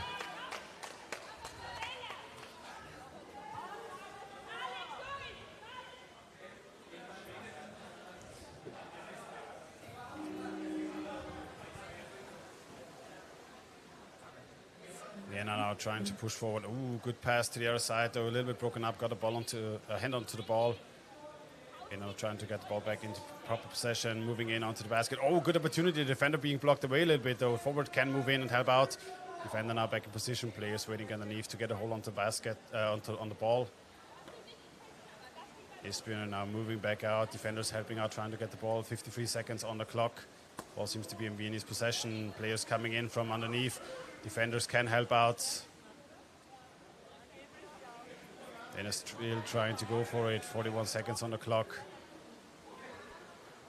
Close matchup now. Isbjørn trying to move forward. Might be the last play of the game. Fast break opportunity for them for a moment. Maracek, 36, trying to get a hold onto the ball, but you can see the just intense strength duel they were putting on. The ball being now dragged forward, 19 seconds on the clock. Isbjørn trying to move out. Vienna trying to tighten down the spaces. This might go down as another tie. 10 seconds on the clock, and now ball moving onto the Viennese side.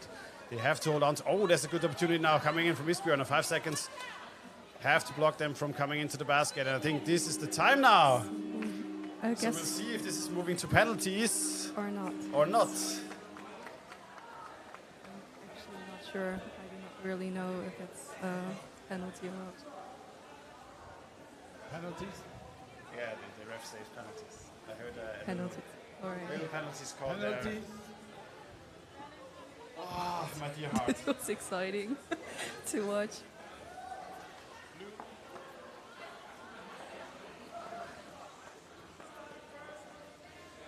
Okay, I think blue will throw first.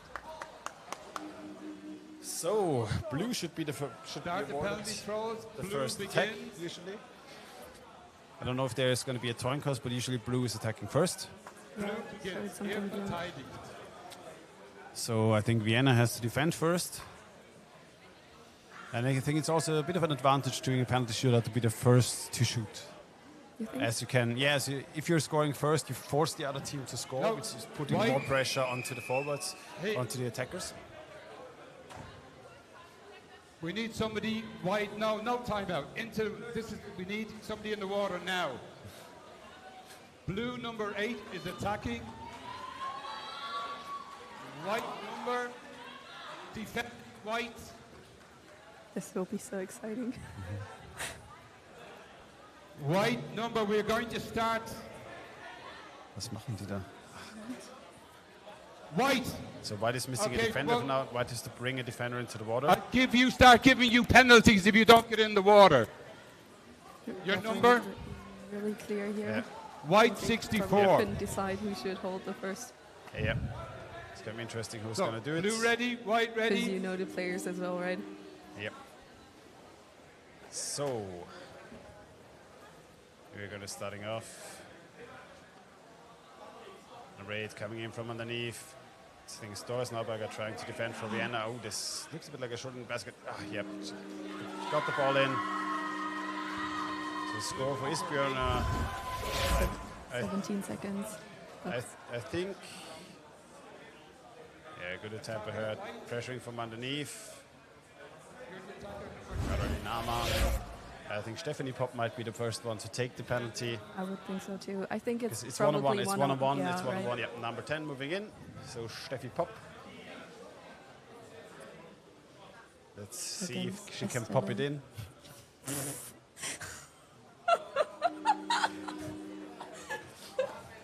It's coming in very quickly from underneath. Ooh, good tag. Does get a. And Yep. yeah, I think 7 seconds. He did not just do that. Okay, he did.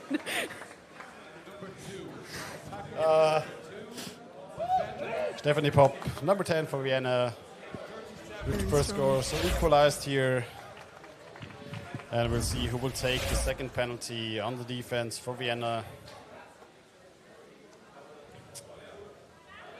Let's see how many rounds this will take. I think it's everyone can only score once and defend once Yep. as well, right? Yep. So no. No, you're allowed to.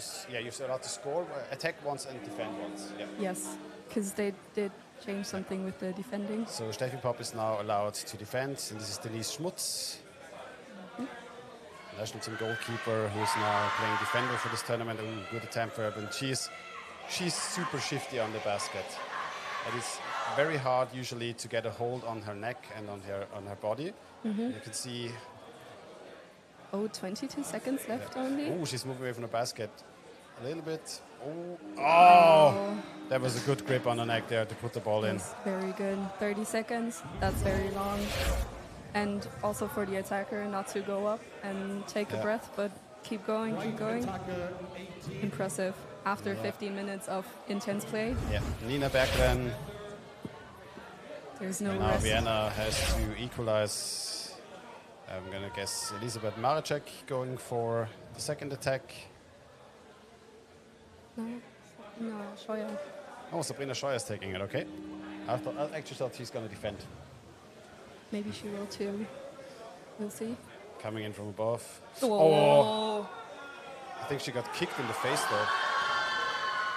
I think the referees are. They're communicating. Let's they're see. going Let's up. see what is going on. Yeah, she got kicked a couple of times.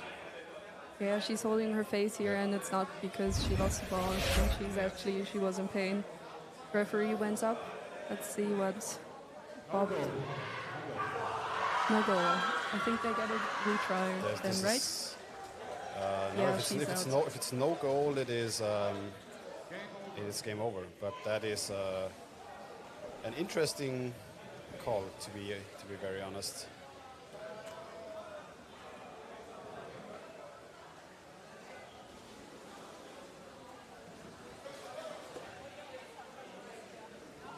Yeah, so Sweden taking away the game with a weird second attempt here on the penalty. I'm not entirely 100% sure if she got kicked in the face or not. It looked a bit like it, but hard to see from our side. But a very hard-fought game for both teams. Very interesting game from both sides. An interesting recovery from Vienna in the second very, half. That very was good stretch of attacks in the second half. incredible. Yep. To be defending for 15 minutes straight and then still coming back that strong. And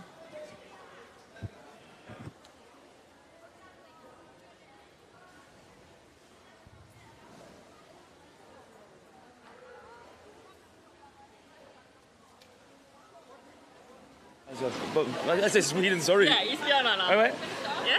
Hi everybody, I'm with Sophie from Sweden. Yes.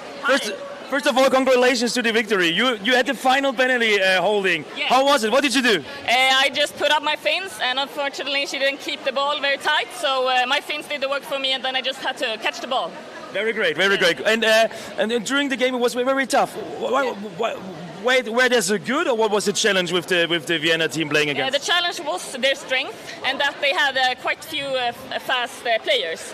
And in the second half, I think that they went up and they got together a bit more. So they had a lot of more ball control than we did, so that was a challenge. But in the first half, I think we played a very good game. It was fun. Very good, congratulations for that. Thank you very much.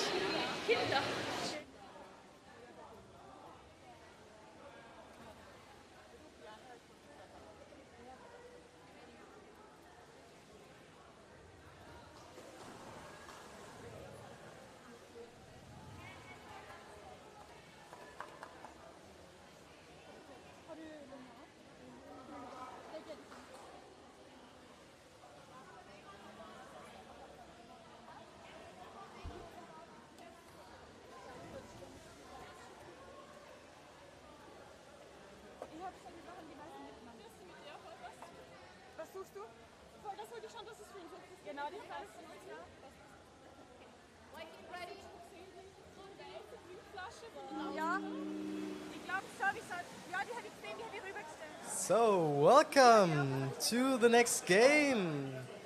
BSI Boblen versus Amager UVR.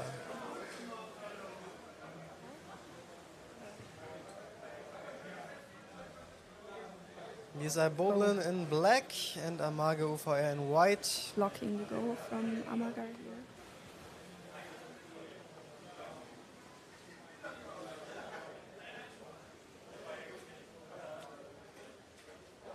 BSI Boblen now in ball possession. Searches for a teammate, finds her, but the ball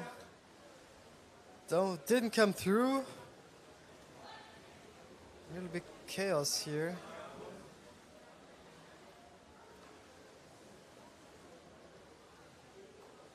Now there are two women from BSI Boblen now at the goal of the Scandinavian team.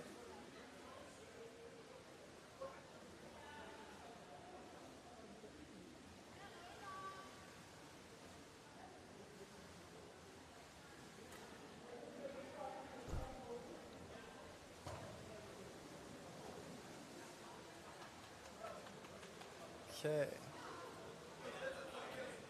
Norwegian team still in ball possession. The Danish team tried to hold against it. No defender there. Maybe a Norwegian player can steal the position of the defender there. But I think maybe the Danish team is in ball possession now. Yeah, it tries to create an attack here. Scrum pulled to the surface. Amagar lying under it very nicely. No one really under the scrum now. Goblin defender. Ball comes down. Kind of counter-attack now. The Norwegian team swims to the Danish team. Oh, waiting for someone there, but no one was there to pick up the pass here.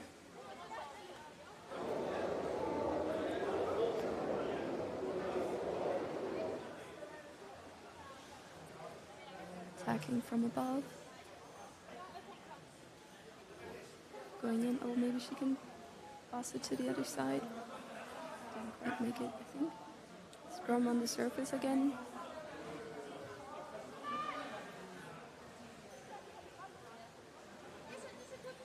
You can see how murky the water is after 10 hours Yeah, you can see the tape and of playing. I hope we can still see the final on Sunday. Yeah, I hope so. Oh, nice attack from above here, but forward went in between. Boblin kind of trying to steal the goal here, but not quite successing yet. Maga Another scrum. Oh, the ball dropped. plays good. Boblin being a little bit faster here. No defender. Oh, defense was a little late, but managed to do fine. Can the Danish team get the ball out of their own half? No. The Norwegian woman still in ball possession. Pass. Gets the To ball the to other her side. teammate. But it's dragged away. Norway by on the goal here, but checker. Amagar in ball possession, so her team. Oh, that could be the goal. Yeah, that for Norway here.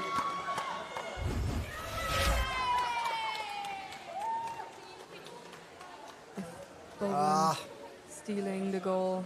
No goalie, no defender. And The no goalie forward. tried to get to the ball, but was too slow, and the Norwegian woman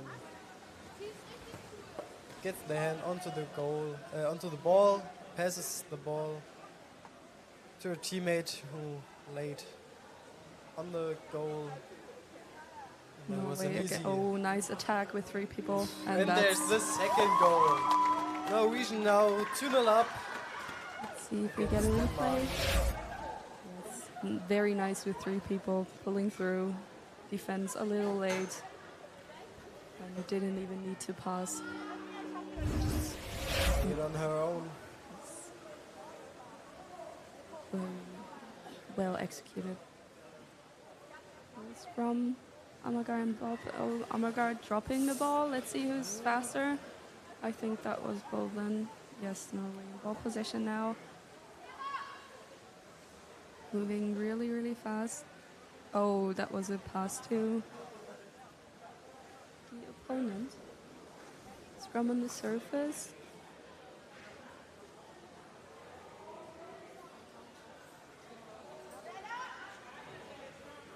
Still scrum on the surface. Few Norwegians lying underneath. Waiting for the ball to drop. Yes, very nice. Amagar has joined under the scrum. The Norwegians now pushing the scrum in the half of the Danish, so they have to defend their goal as well. Now again a 1v2 situation. A teammate is at the right side of the goal. Let's see how Norway they ball can possession. make Oh, that. attack from above. No. Get the ball there, but the defender is strong. Pushes her away.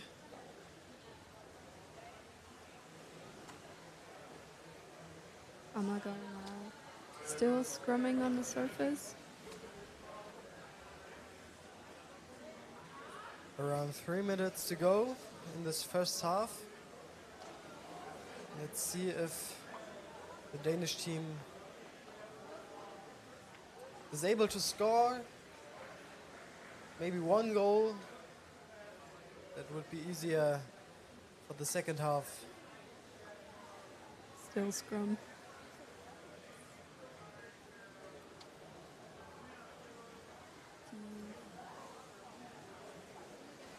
Norwegian blocking the defense position and very openly in the middle. Yes, Boblin again in ball position.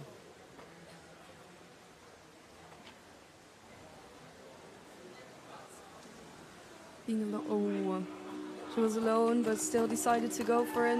Goalie wasn't completely on the go, and she completely used that for her advantage. And did very well, so nice attack. Well executed.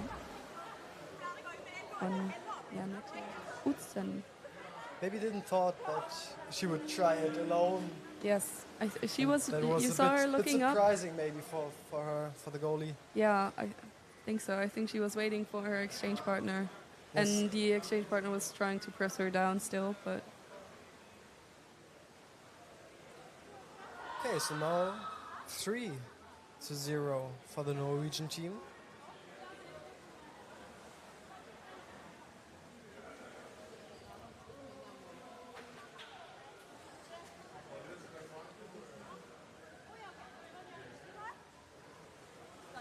Good.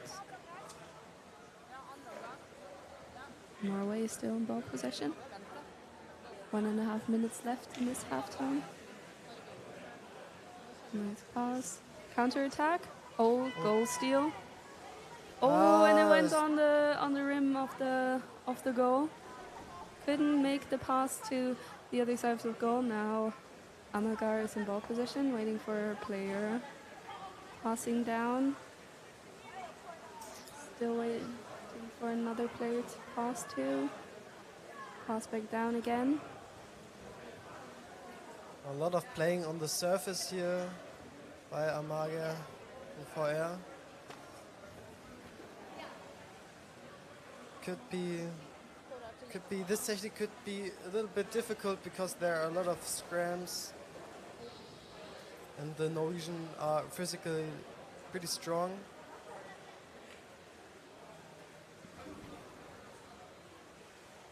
So maybe they have to try to play a little bit more at the ground. Yes.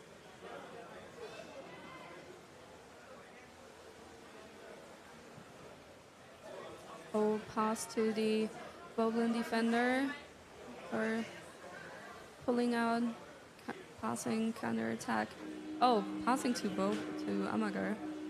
All right, we have halftime break. Exciting game to watch. Very hard pressing by Norway, which was kind of be expected. Yes. But Amagar is a really good defensive job, I think. But I don't see them in the second half scoring 3 goals against this strong Norwegian team. Yes, a recovery will be very hard, but maybe we'll see some interesting attacks from them, or another very strong half of defensive, at least, because they're doing a very good job. Yes, they do. They do.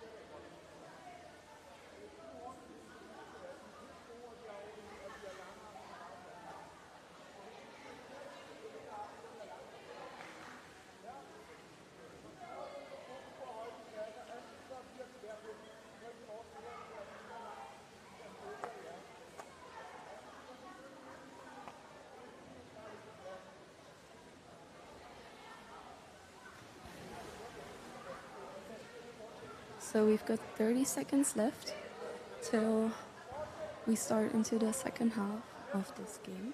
Amager versus Brooklyn, Norway versus Denmark. And we just saw that Amager is just playing with 9 people, which is impressive against such a hard opponent. Yep.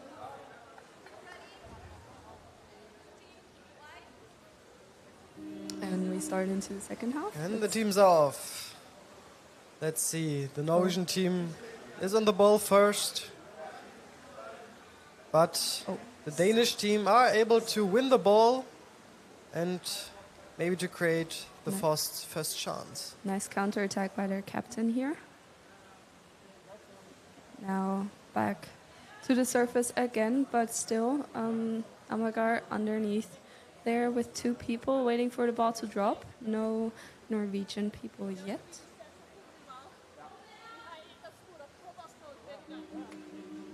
And there's a call by the referee. And a free throw against Boblin. That's rough play, right? I think so. Yeah, rough play. I think it's the first free throw of the game. Yeah, it went pretty smoothly. Yes. A very fair game. Yes.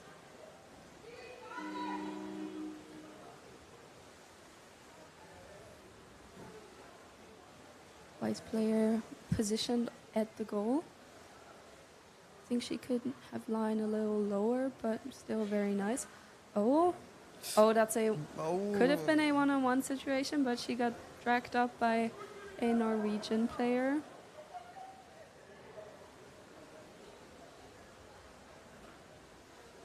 The attackers here going very hard on the Danish team, doing a good job. There's no space in the defense of the Norwegian team. It's pretty solid.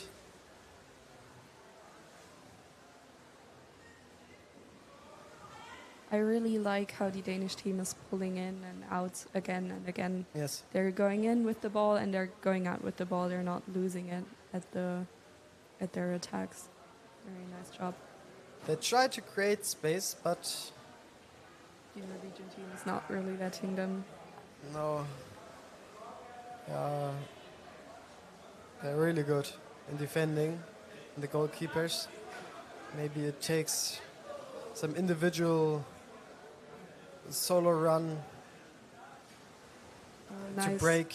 break the defense of the Norwegian team. But for now, the Norwegian team is now in the attack, on the way to the Danish goal.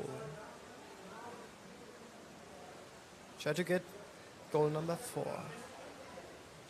Good positioning here by Again. number 4 Oh from yes, Boblin. that could be very dangerous. And that was very dangerous. Very nice. Yes.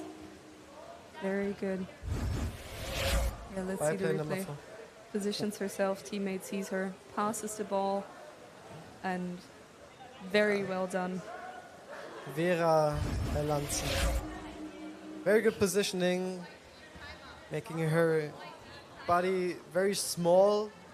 And when she gets the ball, she pushes the goalie off the goal with quite some power and just puts the ball in the open goal.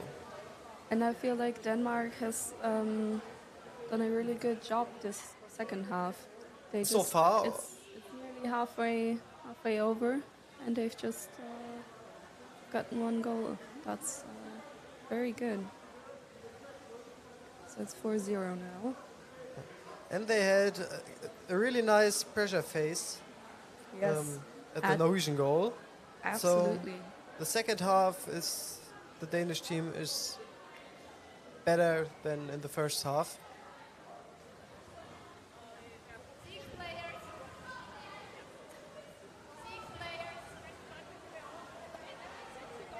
Referee calling everyone back in the water, and the game starts again. Yes, you could see Amager with only 3 people on the bench, so playing with 9 players, really hard.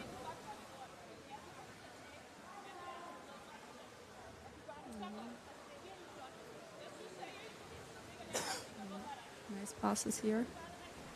Oh, but Oberlin got the ball.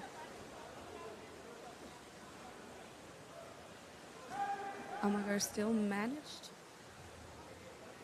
to get back in possession of the ball. Nice attack here. Position. Let's see if she could lay the ball free and get it to the player who is waiting there. Ball was dropped and picked up by a Norwegian woman. Is now in a scramble with 2 or 3 Danish players. Managed to get the ball out, and now Oberlin on the way to the Danish goal. Oh. Counter attack with 4 people. Was that a goal? There was a goal. What happened? We didn't see No, it. there It was a fast. I think it was a fast goal. But the referee called something. Ah, okay. Maybe that was pushing or something. I think he called it off before the goal went in. But let's see. Maybe. I can't quite hear what the referee says. That's very unfortunate. The goal was pretty good. Was really good. Counter attack with 4 people, the fastest going on the goal and blocking it. Yes. The referee is now speaking with the captain of the Norwegian team, I wait. think. Maybe. Oh, that's not English. Okay, stop the clock. Okay. Clock is stopped. 5.5 minutes to go. I think they will put some seconds. Okay, both team captains and all 3 referees here.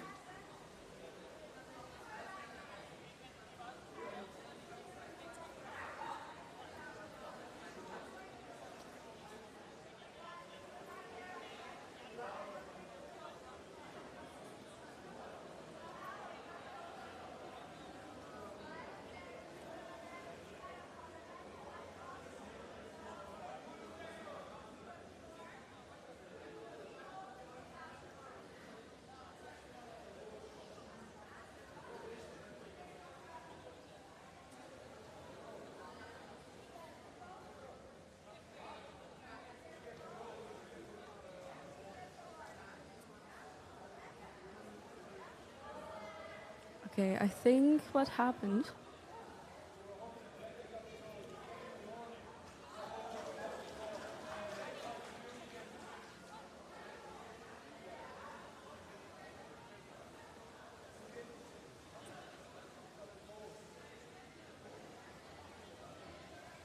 Okay, I think what happened here is that the white player was holding the blue player without having the ball.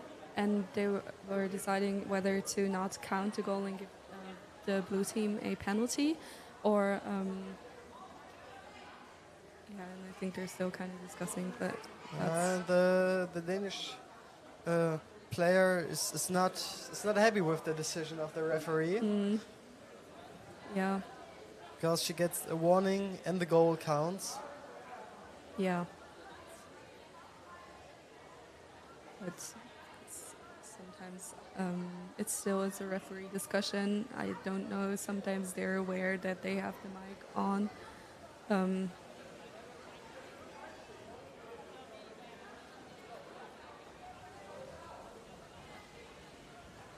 Okay, so the warning is now officially spoken. It's in the protocol. Mariana Heidam holding without the ball. So the only question is, does the goal count or not? To be fair, it is 4-0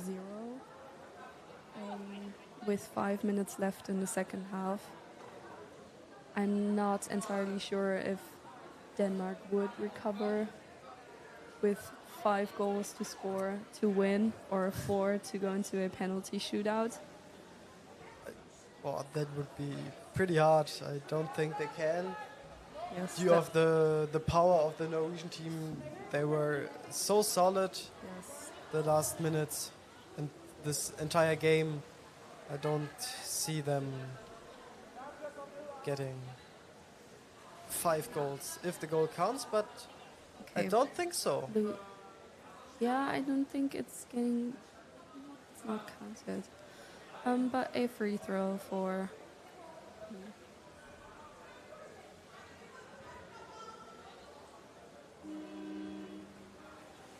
Now the game is off again.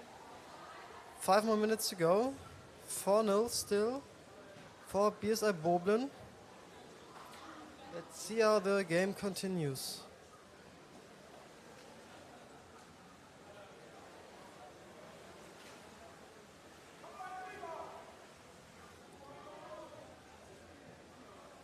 Very nice attack here. They get the ball out. Two players waiting here. Oh, Amagar manages to get the ball out. Lot of Waiting chaos for a here. player there to pass to.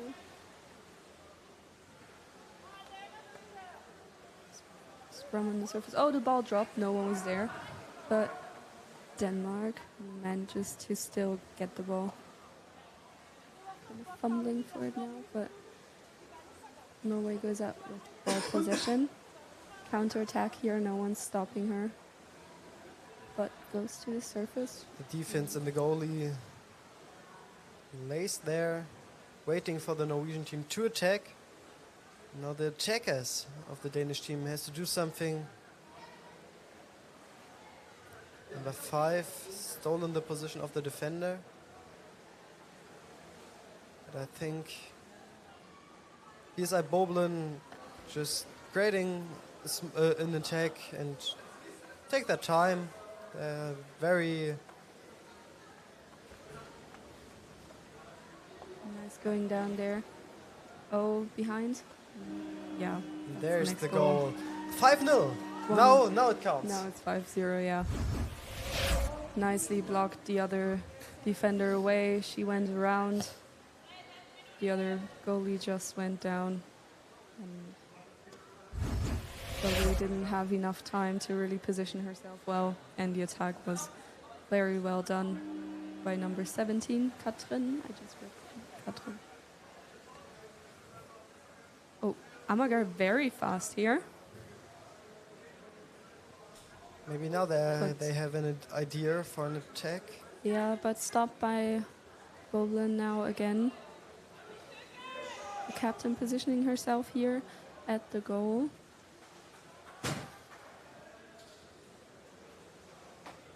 Swimming around the goal, searching for some space. The Norwegian attacker holds on to the ball, trying to steal it. Still, Amaga in Oh, let's see if she can ball position. pass it to the other side. Got stopped there by the attackers very well. Because there was actually two Danish positioned. Scrum on the surface again. Boblen lying underneath. So if the ball drops,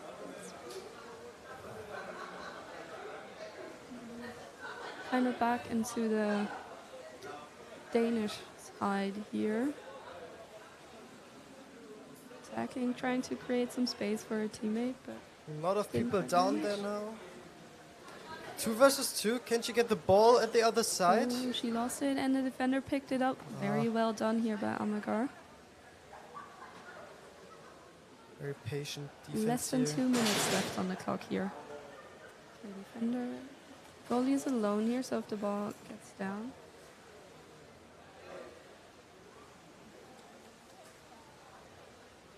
Defender and goalie in place. I think Norway building up another attack here. Oh, yes. Let's see if she can pass it to her player. They I have some think problems now, but the ball Denmark is in ball possession kind of right now, but it's again a scrum on the surface. It's 1 more minute to go. Now the ball is in the middle of the field. The scrum at the surface. No one really being under the water right now. Oh my god. Now both teams under the scrum.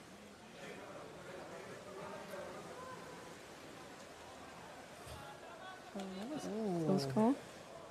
A goal steal, and now again goal stolen by Norway, but Pushing without a ball. I've seen it.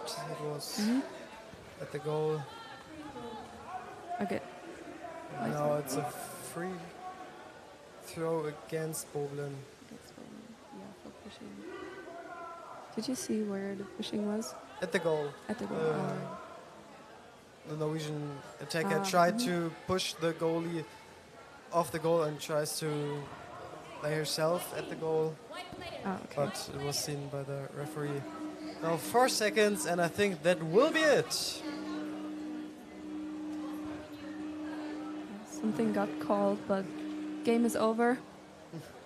Okay. 5-0. 5-0 Very well for done. the Norwegian team. Pretty solid win. Although the Danish team was better in the second half. Yes. They created some attacks, and also the defense was better. Was pretty solid. Yes, in the end. very, very well done by Denmark here.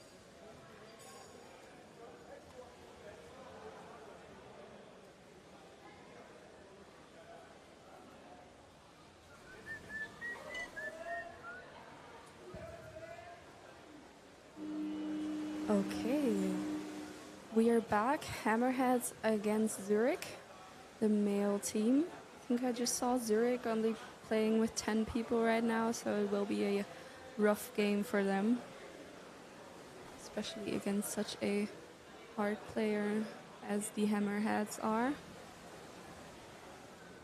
Yes, here in the half of the Zurich team. Hammerhead's already positioned as a block on the goal of the white team.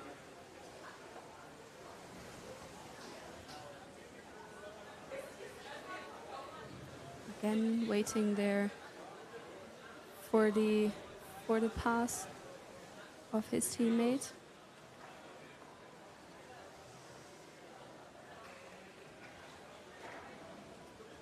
Scrum on the surface right now. Can't really see it from here. Lots of bubbles. The visibility is just it's gone down so much from this morning till now. Yes. I mean, with so many games, we started at 8:30. nearly 12 hours. Not quite, but still. The tournament will go on for Yeah. some hours. The last game at 10 o'clock. Ending at 10 o'clock. Oh, here, very good chance for, yes, Hammerheads. 101. Defense not quite being able to get themselves between the attacker and the goal. And Fast and consequent. yes, That's how you make a goal. without mercy. Very well done. Osvaldo Garcia, number 24. Oh, Okay, there's a referee call, call. but I think maybe the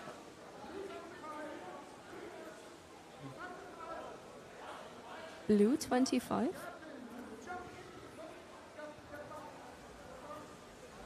Okay, I think it's exchange an mistake. exchange Blue mistake. 25, 2 minutes. That's surprising here. Don't really. I think he jumped back in. Okay, we've got a free throw and a power play for Zurich now. Let's see what they'll do with it. Building up in the corner there. Very nice. Kind of lacking stations to play to. The player from Zurich lays down at the basket but doesn't get the ball. Still Zurich in ball position. Trying to attack from above. Nicely pulling him, the goalie up a little. Attacker moving in here from the open side, but getting in a scrum and being pulled to the surface here.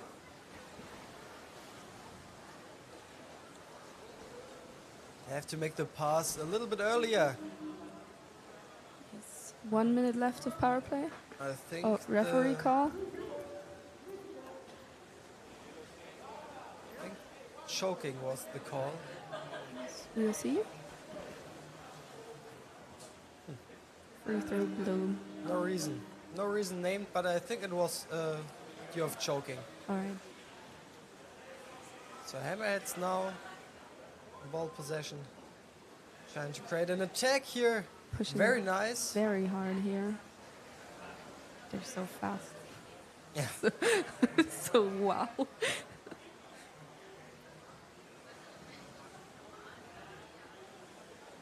Nice. Again, positioning there at the goal and waiting for the ball to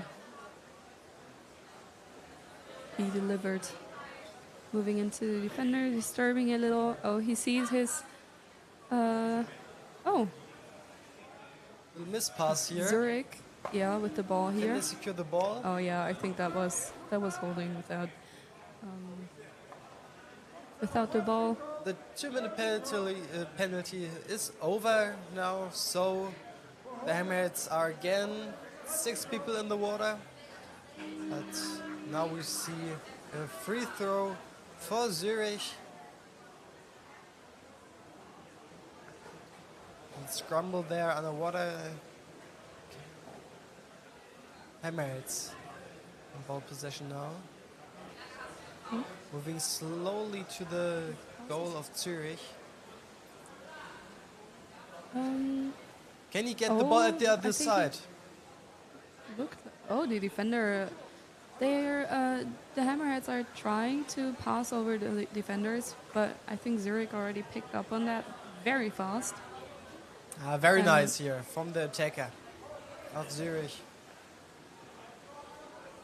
Can they get out of their own half? Scramble now, taking up to the surface. I'm kind of missing people under the scrums lying there, because most of the times the ball does drop, or you need a station to play to, or a player to play to under the scrum and not. So you can't play to anyone if there's no one. And now Zurich, one versus 1. That was so close. Oh, Nice the 1-on-1. referee Oh, is holding. calling I think holding on the goal. Free throw against Hammerheads here because of holding. Zurich with some nice ideas and nice attacks here on the Hammerheads goal. Yes. I think it's not impossible. No, not impossible. Impossible. Impossible. Like, it's not Happens. impossible for them. This is not our mother cross. tongue. Yes. It's Oh, again a referee call against Hammerheads. Attack on the head.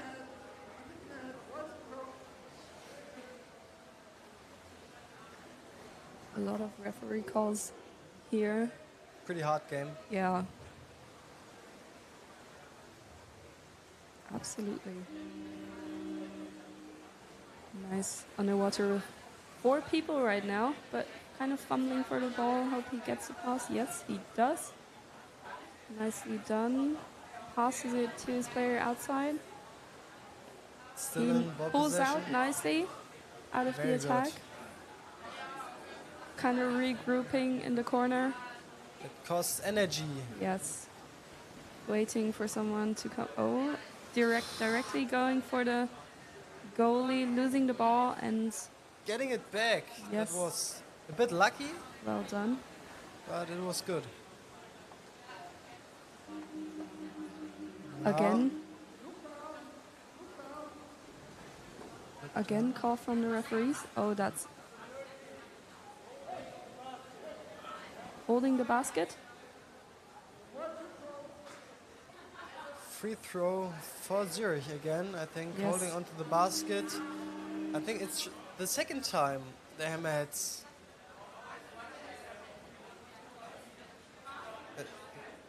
getting this Here. this.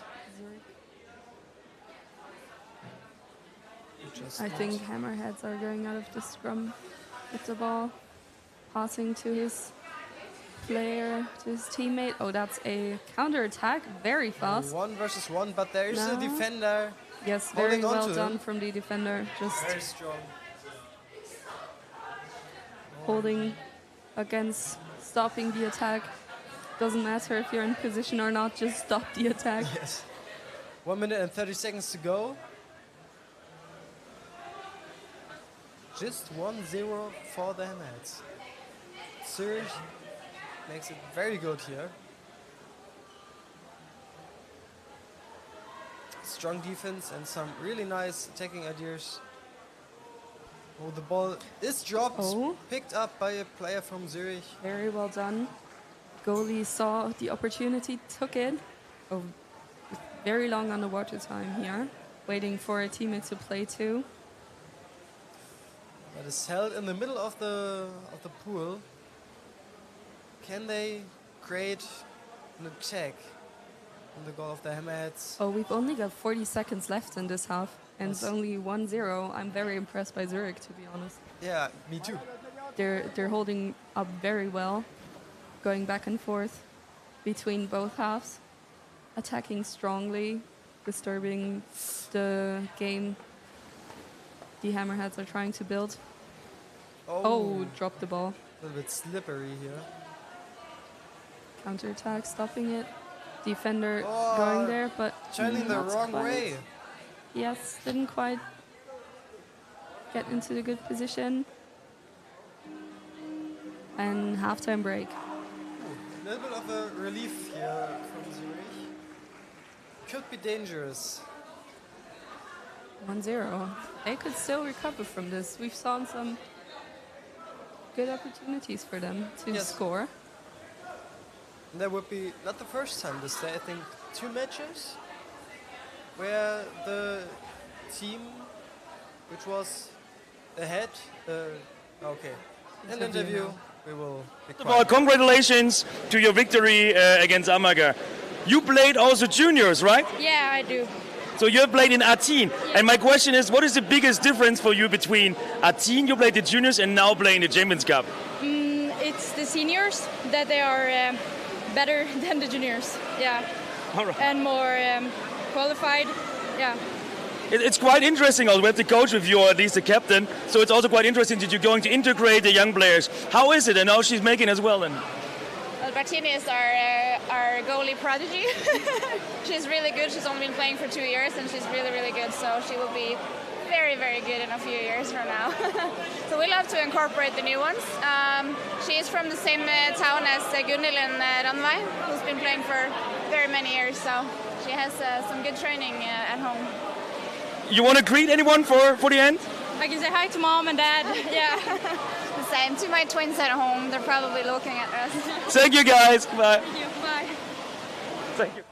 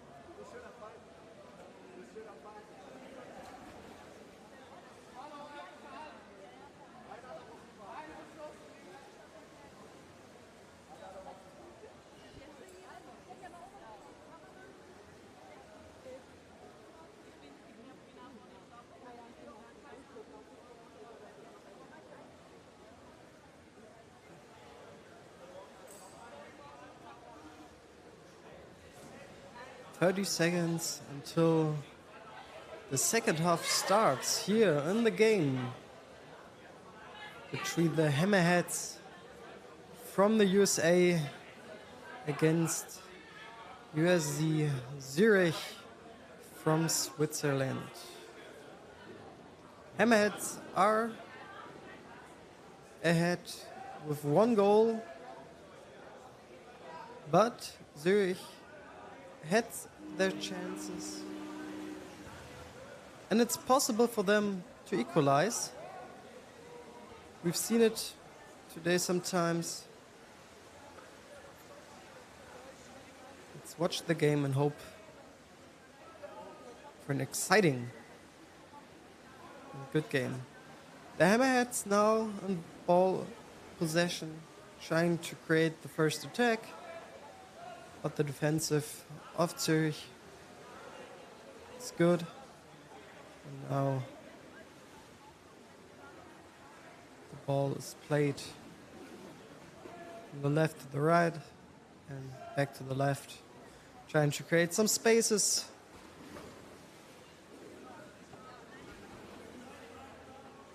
Trying to create a chance. Let's see how they will do it.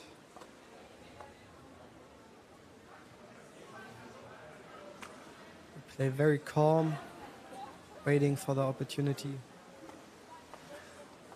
They are not in the rush. They have the 1 goal leaning. So Zurich has to. Oh, when did that happen? I watched, but I didn't see him.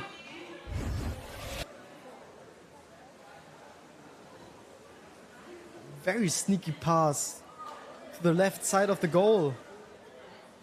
Not exactly sure if the defender of the Zurich team noticed that, because I didn't notice that, the attacker didn't notice that, and that's how the Hammerheads are now 2-0 up. Very nice goal by Jason Acosta.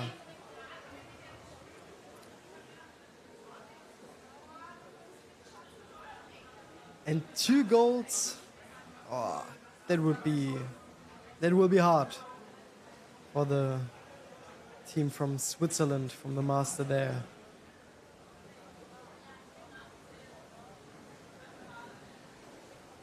Let's see which ideas they have in the attacking position.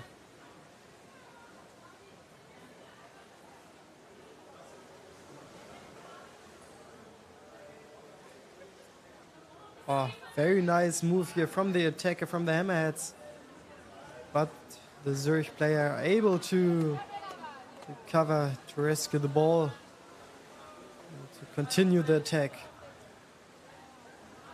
Very nice forechecking here from the American players.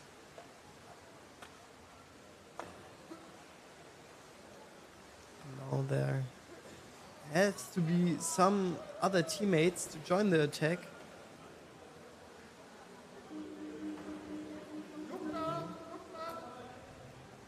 And now we have a referee call. A free throw against Zurich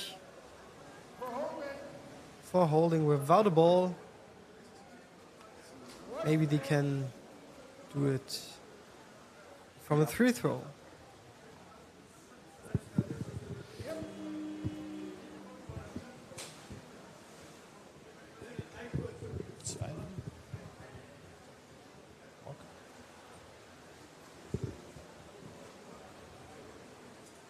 Now the Hammerheads are again swimming to the goal of Zurich.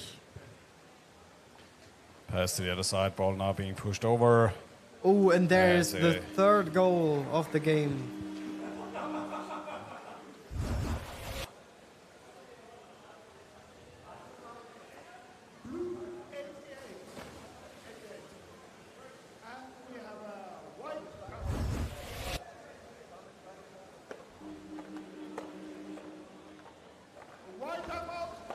Wir schreiben das jetzt. So, Timeout for Zurich. Timeout White.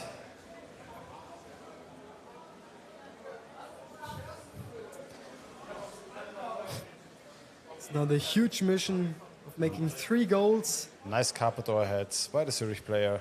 I have to appreciate that. Hashtag not official Champions Cup merch. There are also really nice other hats from other brands. Yeah.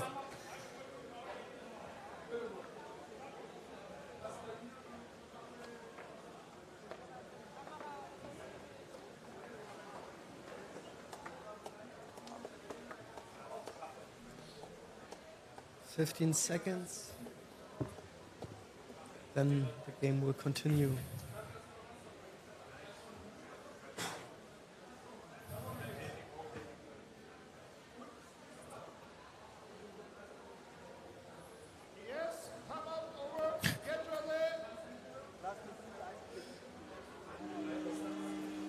The game is off again.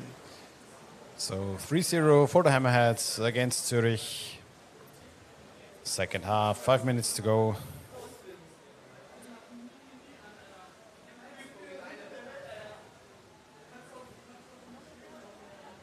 Zurich players swing from the left to the right and back to the left, trying to create some space.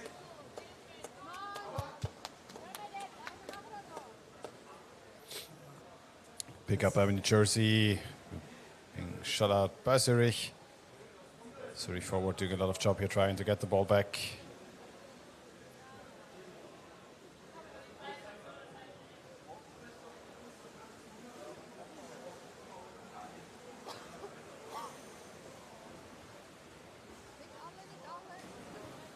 Now the Hammerheads at the goal from Zurich. Coming in from the left. Maybe get the other camera angle if possible. Ball is now at the surface. And Zurich is going off, trying to go for the fast break onto the Jersey side. Pass into the middle. Defender pushed a bit forward to help his teammates out.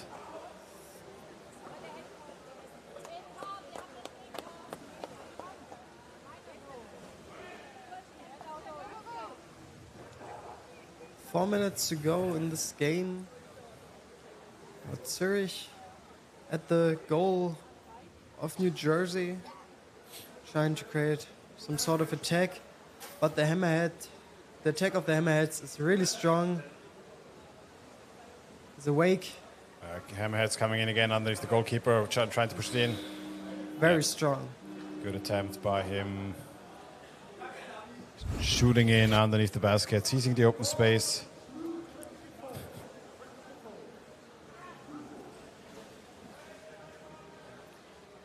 Goal by Osvaldo Garcia. His second goal of this game.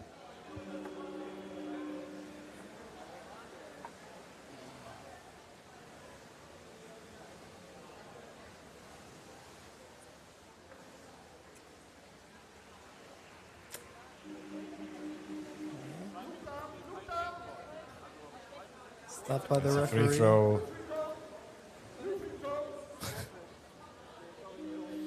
throw. Because of pushing. For Jersey.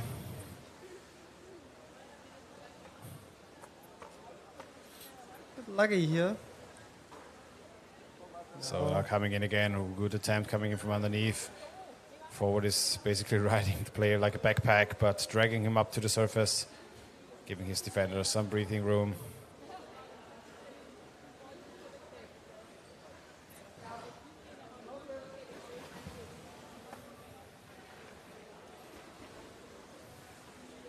Two minutes and 30 seconds to go. And Mets are 5-0 up.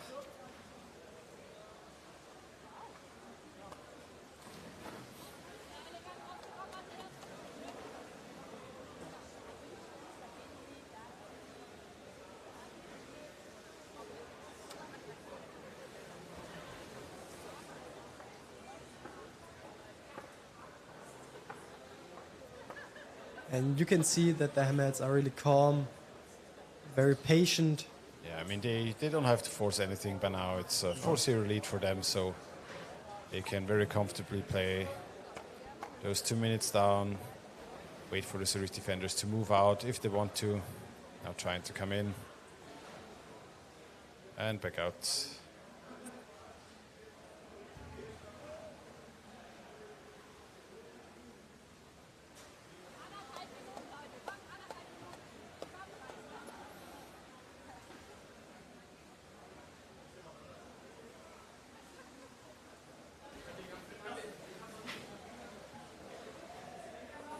Ball is still in the hands of the Hammerheads.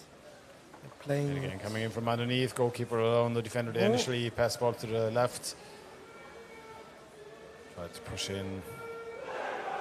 Going out again. Starting new again. Now 1 minute left on the clock. Jersey in very secure ball possession, Hammerheads.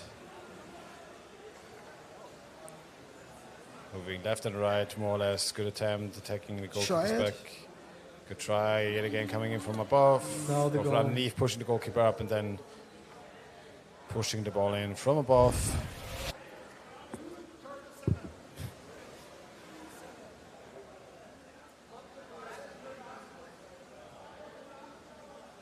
Goal by David Gonzalez. 15 seconds to go, and I don't think that it will happen very much here. 5 seconds. Now the game is over between the Hammerheads and Zurich. Hammerheads here with the win, 5-0. Zurich was strong in the first half, but in the second half, the Hammerheads showed what they can.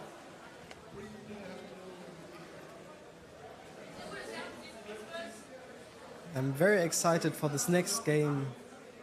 DOC Krefeld versus Triton.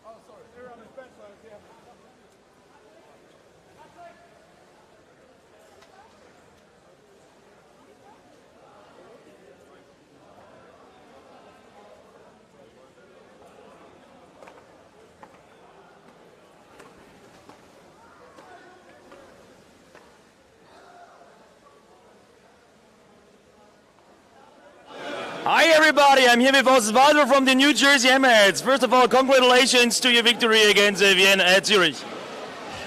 Exactly. So you scored twice, I saw, but you really celebrated your first goal. Why was it? And what was the emotion behind it? Because this is my first Champion Cup. For me, it's a dream. So score here is the best for me. So it's your first Champions Cup, so you made all the way here. How was your preparation to come here? Well, training all year with the team. That's it. With my teammate, working hard in the gym, and that's it. That's it. So congratulations, and good luck for the next games. Of course. You want to greet anyone? Hi, mom, dad. Well, my girlfriend is there, so I love you. Thank you.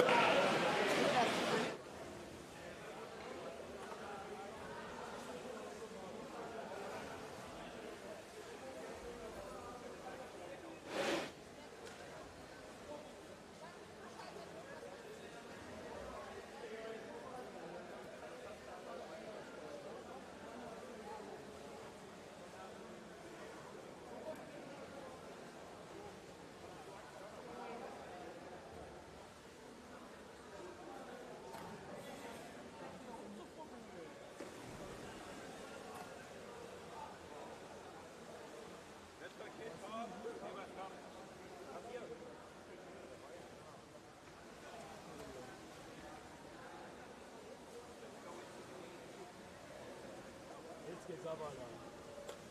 Körper auf Körper. Erst versuchen wir zu vermeiden. Das war ein Bauen. Baumflügel. 38. Bist du da? Viertelfinale. So früh am Morgen, ey, Digga. Schlaf ich noch. Ich steig ins Bett an. Ja? We're waiting for the camera to be fixed. Eigentlich nur die Schlaf heute Abend gerade. We're waiting for the camera to be fixed down there. For now.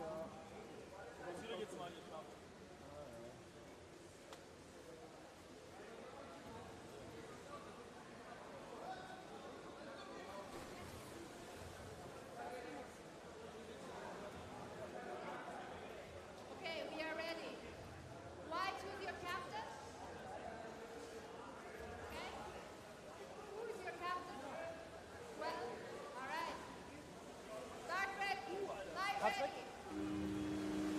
And the game is off. Here, DOC Krefeld against Triton from the Czech Republic. Krefeld are able to win both of their games so far. Triton 1 win and 1 lose against Barcelona. I'm very excited, both very strong teams. Let's see.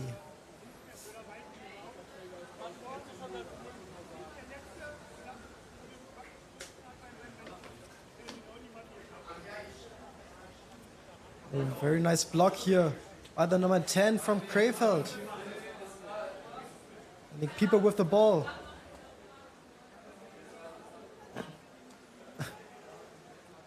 Push it away.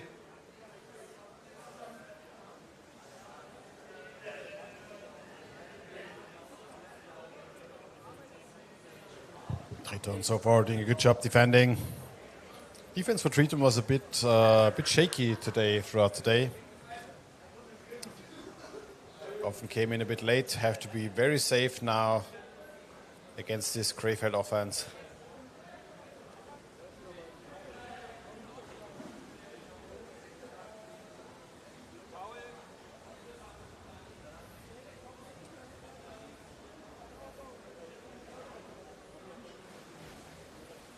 Krefeld moving the ball left and right now, dropping down.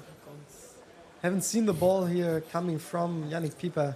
Yannick Pieper passing, picking up his own pass, passing it back to Philipp Kreisig. Player waiting in the corner.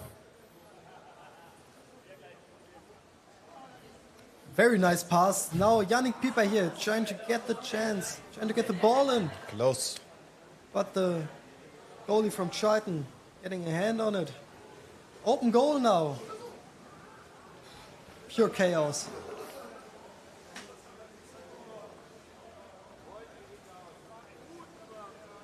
You can see Triton trying to get a hold of the ball, but Krefeld being so secure. playing the ball left and right in front of the basket. And I think this is one of the more outstanding qualities of the Krefeld team. I've mentioned it today a couple of times. Oh, nice attack coming in from underneath. Good defense by a very heavy goalkeeper. Pushing against. Here again coming in from underneath. Places the ball in the corner. And from the back. Oh, the ball there's in. Krefeld with the goal. Might be 18, might be 78, might be a mix of both. 18, yeah. 18, that is Sebastian Hernandez.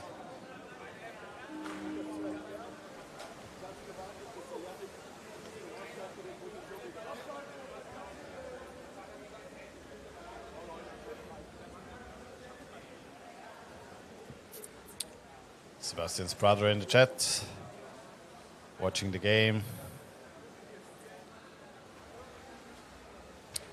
By the way, throughout the day, thanks for everybody who's been tuning in throughout the entire day, watching our games here at the Champions Cup. We hope you've had some fun, you had some enjoyable games, some enjoyable commentary from our side. We'll be hosting 2 more days, Saturday and Sunday, so be sure to tune in during the next days as well.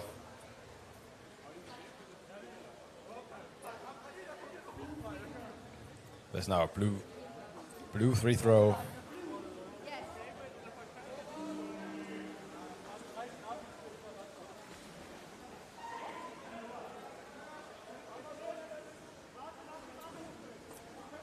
So now on to the goal of Triton. Creating an attack again, going for the second goal.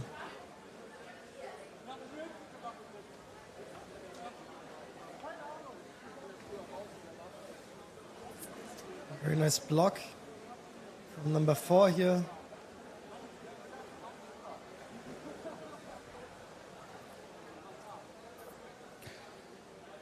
Triton, a bit of duress. Krefeld trying to come in.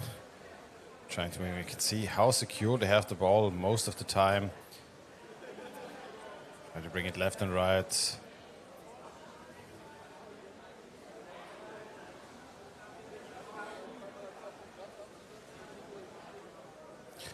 Again, player waiting on the other side. Can the ball come through? Ooh, nice pass underneath. Has the defender on his back. Tries to push it between his legs onto the other side again. That was, ball falls down all the way to the goalie. It's not picked up by the 2 defenders from Triton. Triton still under duress. Krefeld still keeps going.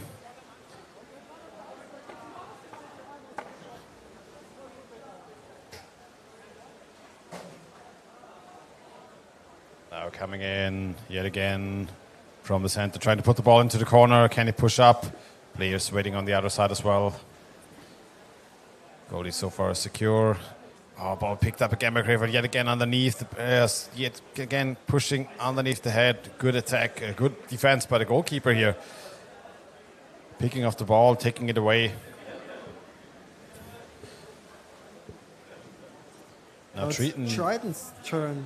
Maybe for the first time I've seen this half pushing onto the Krefeld side. But You again, can see a very forceful attack coming in. Yannick Pieper from the back.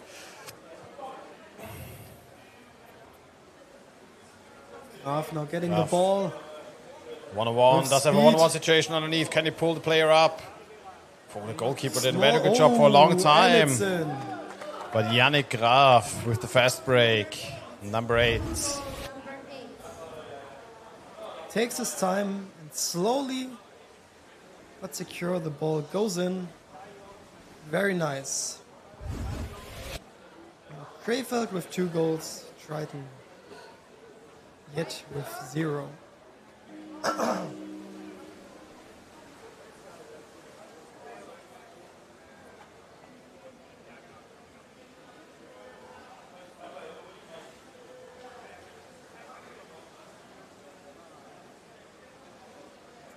And keeper waiting on the other side, waiting for the ball. Short time, basket was empty. Ball moving to the side, Getting the Pieper ball. still pushing.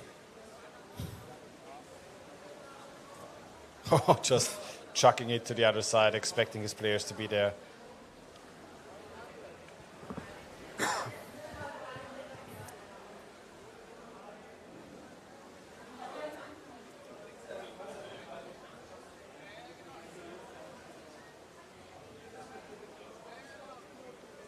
Good attempt, bring the ball to the left, defender pass. not properly in position, player underneath the goalkeeper.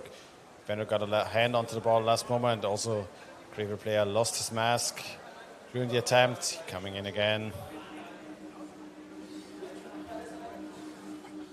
Now there's a referee call.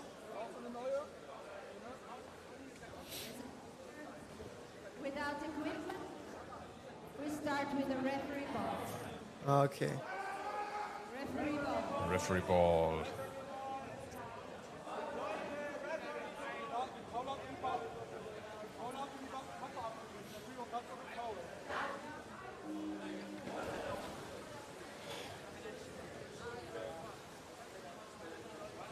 Seems like Krefeld was first on the ball.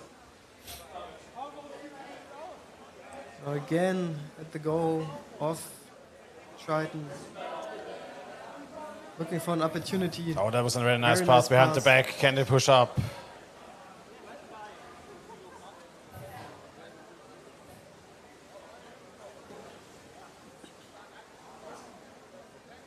Krefeld now again in the middle of the pool.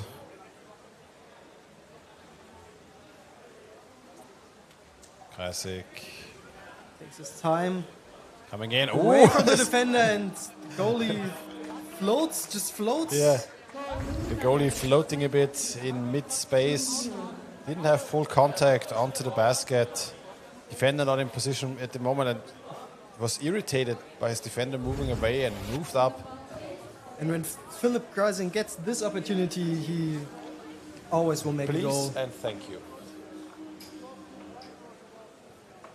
You need to touch the wall. Start again. Yep, player didn't touch the wall, so he's not allowed to participate in the swim-off. It's actually a free throw that should be awarded to the team that is playing against the player who didn't touch the ball but participated in the game, but we'll let that one slide. 9 seconds to go in this first half. But in general, if there is a goal has been scored, all players that want to actively participate have to have one hand on the ball before swimming away to meet in the middle of the pool. Otherwise, you would suggest an unfair advantage.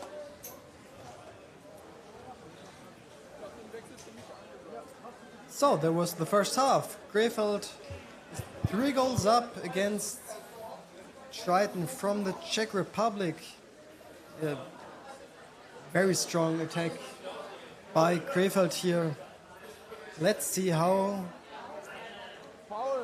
do we will move. Transfer into the second half. It's going to be interesting for Triton as well. They have been, I think, holding up very well so far against the defense. So good attacks by them and good defense by them as well.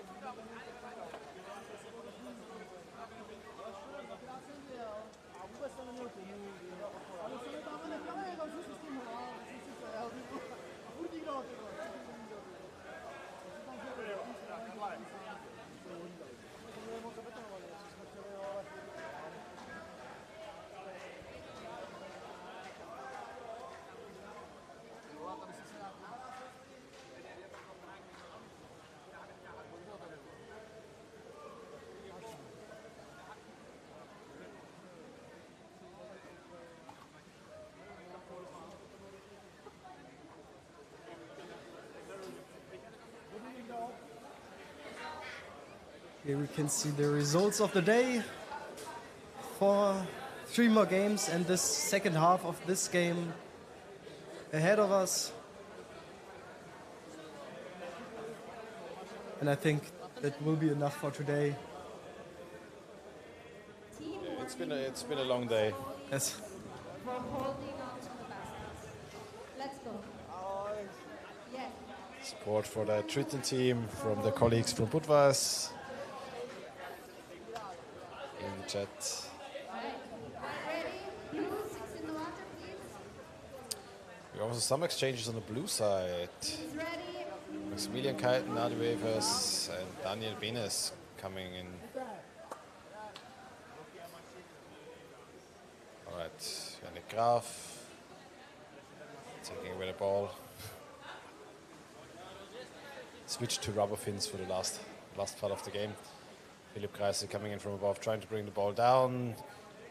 4 or 5 Czech players under the water, trying to hold on.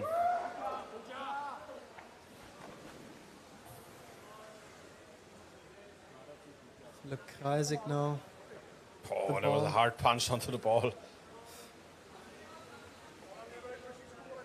Trying to take it away. And we can see how fast Krefeld is closing in and tightening down the spaces. But good job here from Triton, just trying to move in over and over again, trying to intercept them, getting away with the ball, but very tough thing to do against this strong team. And the Graf moving in, good block setup.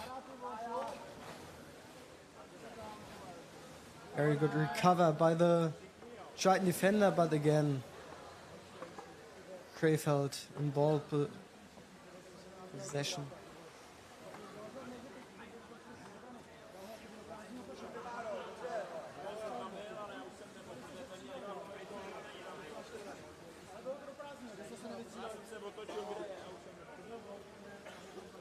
Coming again, trying to bring the ball in, though. Take away, Kreisek trying to get it back.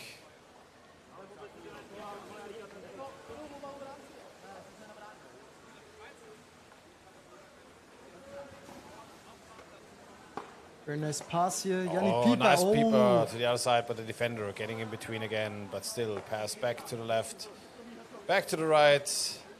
Graf. Again from above, trying to push the goalkeeper up. Trying to take the goalie alone. Goalkeeper He can pushing out with the ball, trying to create some space.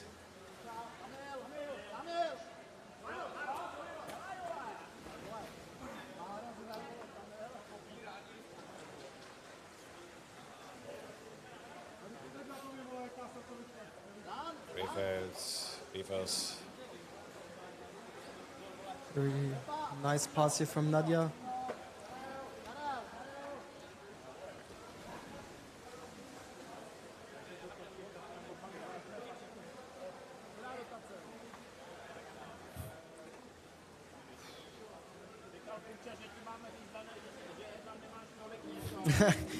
Ball was thrown out. He's tired of it.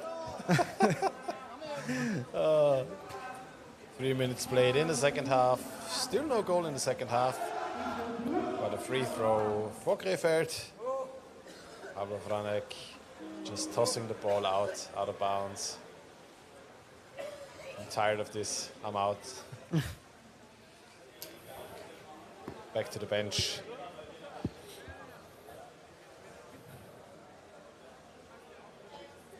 Very nice pass here. Kreisig, is defender got a hold onto the ball, but Kreisig gets a hold onto the defender.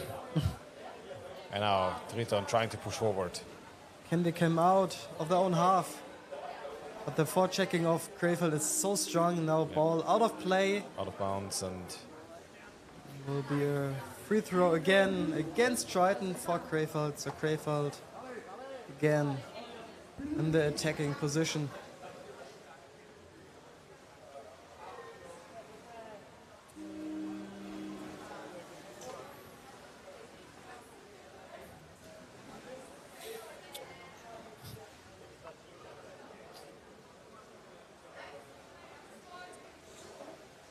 Oh, good No attempt here, defenders coming in there. from underneath. Can he bring the ball to the right? Ball being taken away by Triton. So Triton now with a very, very strong defense And now so far. Kreisig. That's coming in again.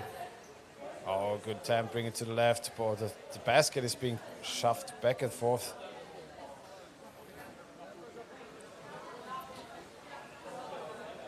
Coming in from underneath again. Ball being pushed onto the left side. And there's the ball and first score in the second half after nearly 5 minutes of steady defense from Triton Berun.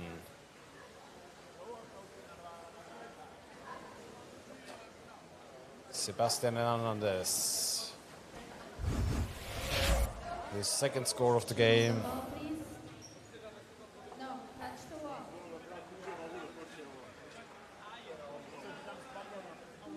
Have to touch the wall, and now it can start. Going forward, trying to push through.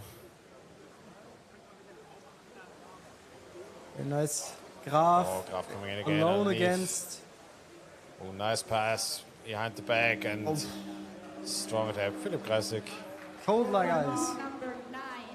9, is that? Lucas Lucas Meskes. Meskes, sorry. Different stature. Similar stature, sorry. You think you know somebody.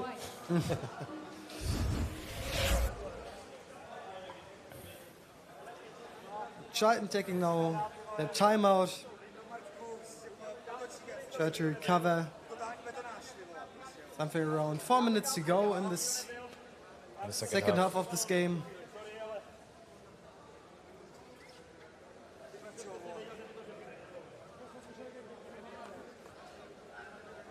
You can see the players are really exhausted. It's a really hard game.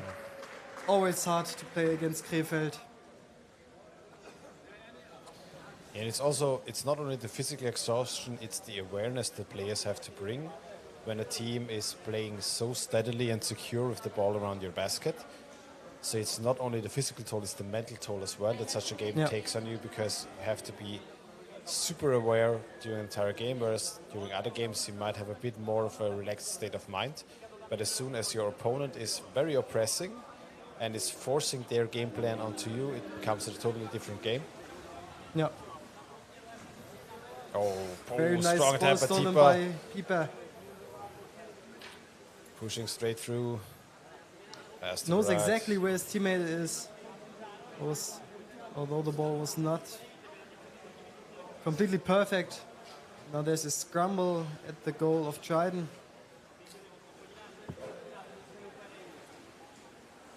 Ball is by Krefeld. There's no goalie.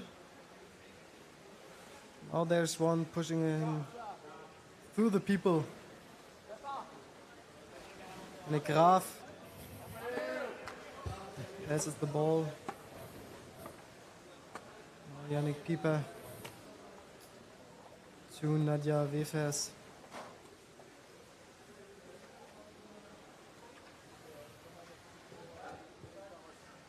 To Yannick Graf. Again, back to Nadia. And Krefeld now playing down the time. Consistently now trying to move in.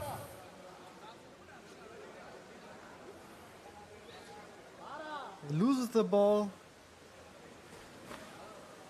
Now maybe, yeah, but they get it right back. Pieper. No hesitation there. Graf. That's Pieper.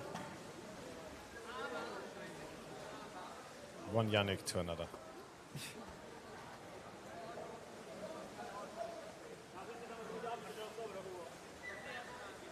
Now Philipp Kreisig is in, trying to bring the ball forward.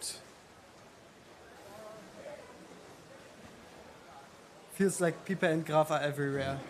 Yeah, they're doing a lot of groundwork for the team, just a lot of movement, a lot of meters they make for the team. Oh, good attempt coming in. Very nice Manuel play here Gassner. by Manuel Gassner. Just pushing away. Bit of a bulldozer. Yeah. Just like a plow, just coming in and shoving the player up. Incredible. Defender underneath him. get a chance to get a hand into the ball. Okay, guys, you're playing the game. So now 6-0 for DUC Krefeld.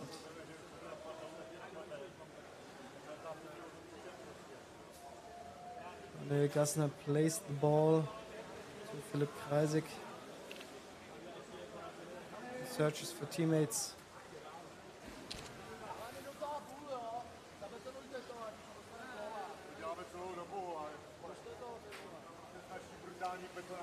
I think Triton had not one single opportunity on the goal from Krefeld. Krefeld. They're with just a too very, strong. Yeah, with a very clean game against Triton. 1 minute on the clock. Not a good attempt. Pass the ball down to the back of the goalkeeper, coming in again. Trying to create some chaos, but still secure the ball. Nice pass. It's incredible how they always can secure the ball in such situations. Not only secure, but how they can keep it mobile. That is actually the trick. Securing the ball is comparatively easy, but keeping it mobile at the same time, that is a very high skill level to take, especially if you compare this style of gameplay from Krefeld with like the Norwegians or the Turkish teams. They play very openly, so they are not afraid to lose the ball. They keep it very mobile per se. Yeah.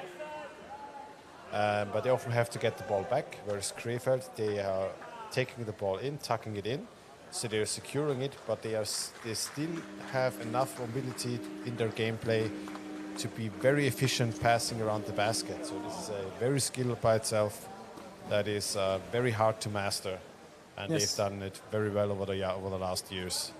So this game ends 6-0 for the DUC Krefeld against Triton from the Czech Republic.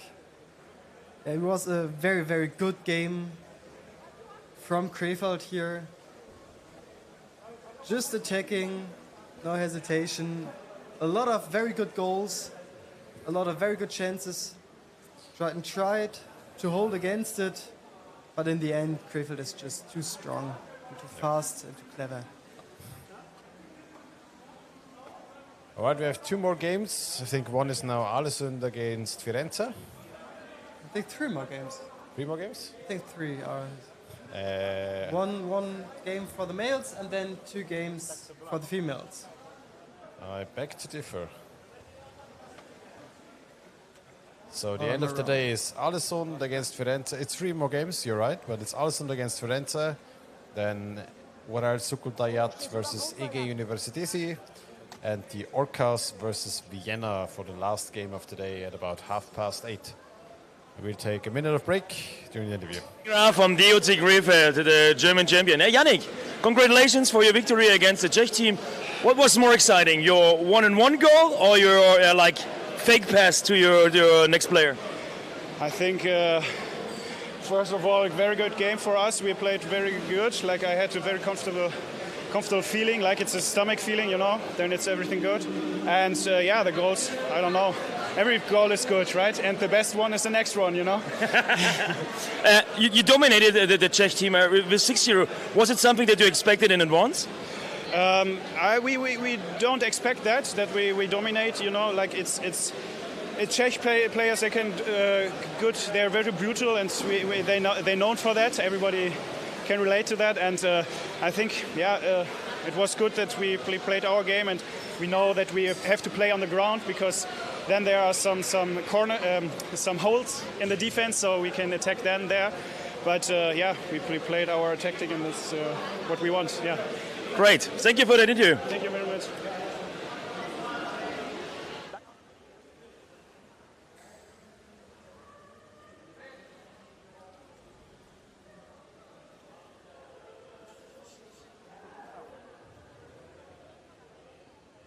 Teams, get ready. Blue team ready. White team ready.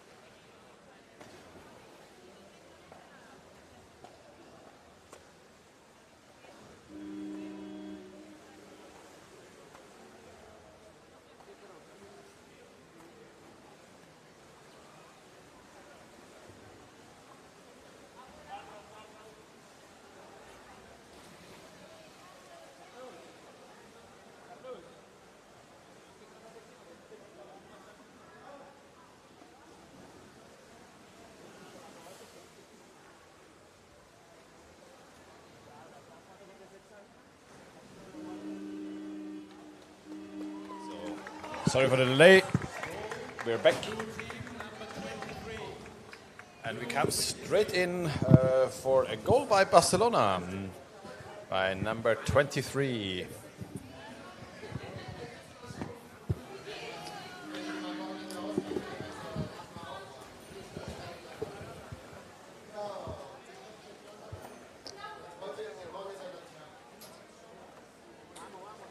The Brisbane goals and ball possession. Yeah, you're right. There are games until 10 o'clock today. Mm-hmm. There are 2 more female games at the end of the day. Chat also corrected me, but it doesn't show in the overlay. And, Barcelona with the next goal. Let's see. Oh, 1 versus 2. Oh, Colombo Castro very just strong. Bulldozing himself onto the basket.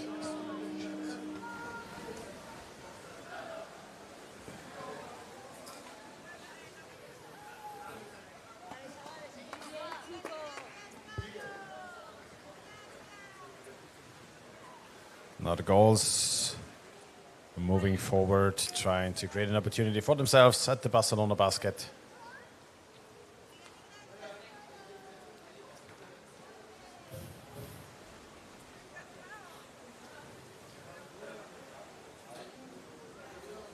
Bit of back and forth with their own goal, but now moving forward, Barcelona pushing on.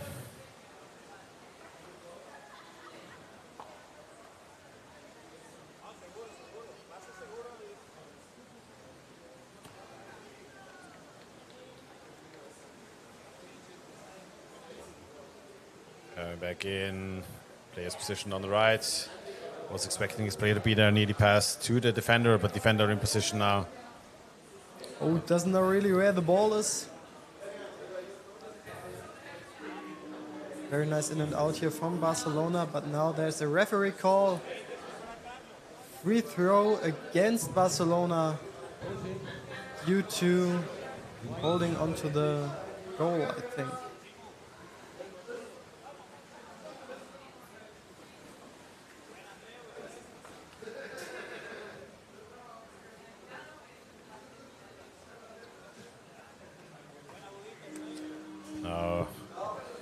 Brisbane moving over, but Barcelona already back in possession. Jimenez trying to bring the ball all the way to the other side. Pushing in, coming in from above, attacking the goalkeeper from above. Good attempt by them, trying to come in, though the goals.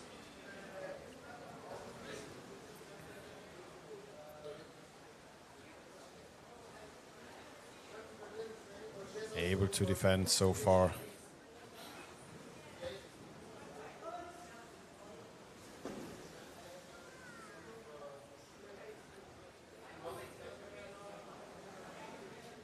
So we can see now Barcelona playing around the basket. A comfortable 2-0 lead.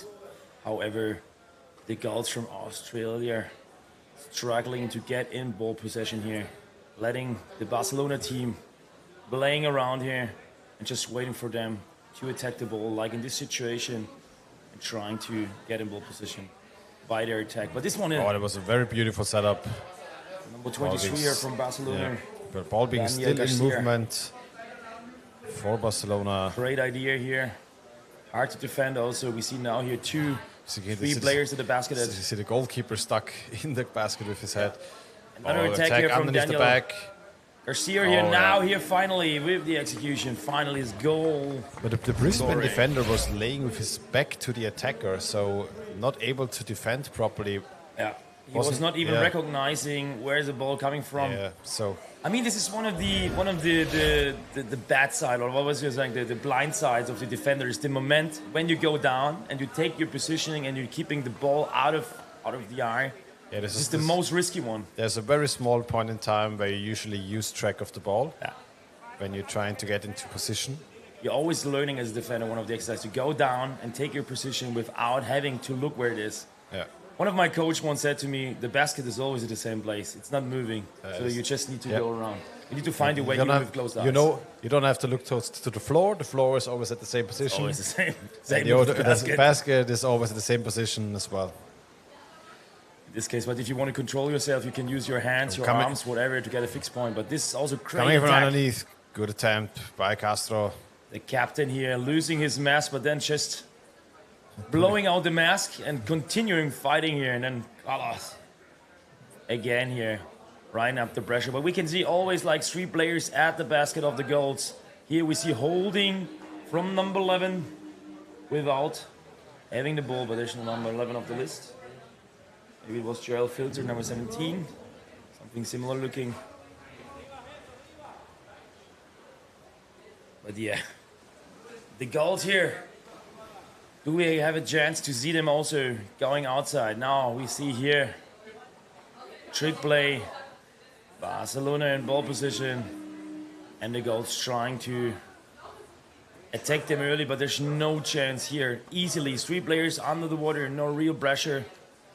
Just chilling up and down. And 1 more minute to go in the first half. And Barcelona, by far the more dominant team here. You can see them play very well around the... just expecting his player to be there. They're playing like the old Norwegians, you know, going with this fake blind passes where someone needs to be in position. Yeah. Something interesting here. But of course, yeah, if you have a comfortable 3-0 ball, you can do it. And on the other hand, we also need to summarize that the goals, even they're focusing on the defense. They're doing a bit too less, from my feelings, just getting the ball, especially the attackers. They're quite like in the room, taking position, taking some space, but there's no real pressure on the ball players, ball-leading players to get them, forcing mistakes, causing mistakes or whatever. Infringement of the 2-meter radius to run the clock down. That's it. And here we go, halftime. Game 23 of the day. First halftime played.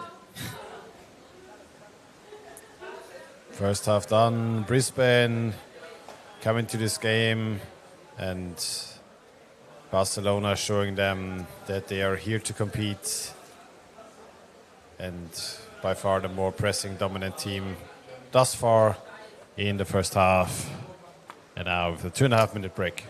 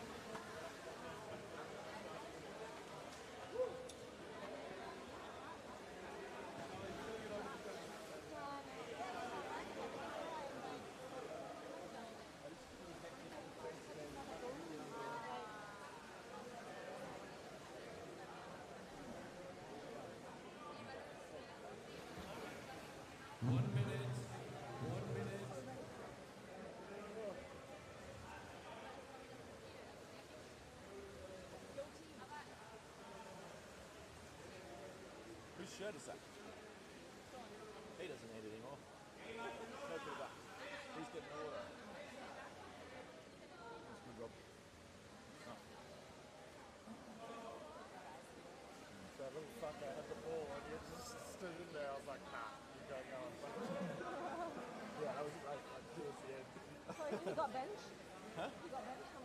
Oh no, he did right at the end of the game, like the half end. And here we go again. Second half starting now. Nope. Not it. Bit of a delay. And here we go. Off we go now. Second half, Brisbane, ball possession. Need a first challenge here. Then there we go again now. And immediately being taken away. Intercepted. Taken away. Number 19 here. Colombo stealing the ball here. Intense starting phase. Ricardo here in the 1 versus 1. Claims holding, but there's favor of his team. Still having the ball. Oh, now good position here for the goals. Could have an attempt to press up on the other side, but not bad from 24. Too hesitant to pass the ball on the other side. Now standing on the ledge, a bit risky.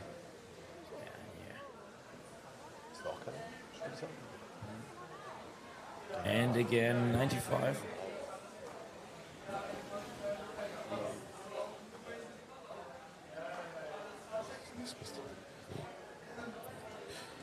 Right. So the goals, playing a bit in the half of Barcelona, but now Barcelona back in possession, moving forward. And I think Barcelona is one of those teams that really has upped their gameplay over the last, I would say, 4 to 5 years. They've gone from a contender for, I'd say, place 12 to 10 to a top 8 contender, trying to play for the upper brackets. And we can see they have invested a lot of time in movement. They acquired some new players. I think 2 players moved there from overseas as well. And with them, they have created a new gameplay, new style for themselves. That is very mobile again, so they try to adapt this more Colombian, Norwegian play style where you play very openly and aggressively. I mean, I remember this is the 3rd Champions Cup after this short COVID break that we had, and I remember there was this, like, especially during COVID, I had a chance to... Oh, there's a goal! Again here, 4-0 for Barcelona. And here we see it again, number 41, Jesus Hernandez. He is scoring. Great, making the way through. I just want to say that I remember that I had a chance to train during the COVID pandemic in Barcelona for a while, and they also this was a time where they're really speeding up a bit their process, took it a bit more professionally, and then we saw them also traveling a lot on tournaments and playing internationally. And I remember the big celebration that we did as commentators when they firstly scored against Malmö a couple of years ago, when they had this starting into the game, and then in the first minute, after the first couple of seconds, like a kind of a surprise score against Malmö. Well, good opportunity there by the goals coming in, trying to bring the ball to the other side, but now played on the left. Attack here for the goals. Good opportunity for them. Cannot execute entirely, but well done by them coming into position. Close by, and here again, number 35, who are trying to make the way through. Not on our list, unfortunately. We need also to ask the teams to update their team lists. Would be a pleasure. But yeah, just wanted to say, they just scored against it, and now we see again the pressure feel here. Mm-hmm. Still the goals here in the momentum. Can they make something out of it? You see the captain again, Shaw. And here goals again, coming in again. Coming from the other end. Player waiting on the right, but picked off again by Andre Del Paco. And yeah, this tournament, when they were scoring against Malmö, it was of a kind of a momentum. And today we saw them at least even winning against Malmö with a 1-0 goal. Also a well outplayed that was the Hammerhead. Ah, the Hammerheads was it? Oh, sorry, I'm missing it up. Sorry for that. But yeah, we're just seeing them at least playing on top tiers. No, but they won against the Czech Republic today. That's what I wanted to say. Yeah, they had their victory already, making it up to the final group of H with this victory here again. Moving up to play for the top 8 will be... And they're going to meet tomorrow, the Hammerheads, even if this results remains like this. Might meet the Hammerheads tomorrow, yeah, because the Hammerheads they have won their group so far already. And here we go again, number 23 from the goals, Daniel Lopez. Having the ball, playing, passing to his teammate, and now we see a much more attacking-orientated Australian team, which is quite interesting for the game here. We saw here a hand attack, number 22 here claiming Philip from Rugby with crap on the mask, but this is international level and a bit different here. Breakthrough. One against one. No defender underneath, just trying to put, yeah. Oh, there we go. Number 7, Leonardo. Digger. And we see their assist on the other side. 28, Daniel Jimenez. Well done by him coming making from the underneath. assist. And here we go, a 1-1 execution. Great. Timeout. Timeout for Brisbane.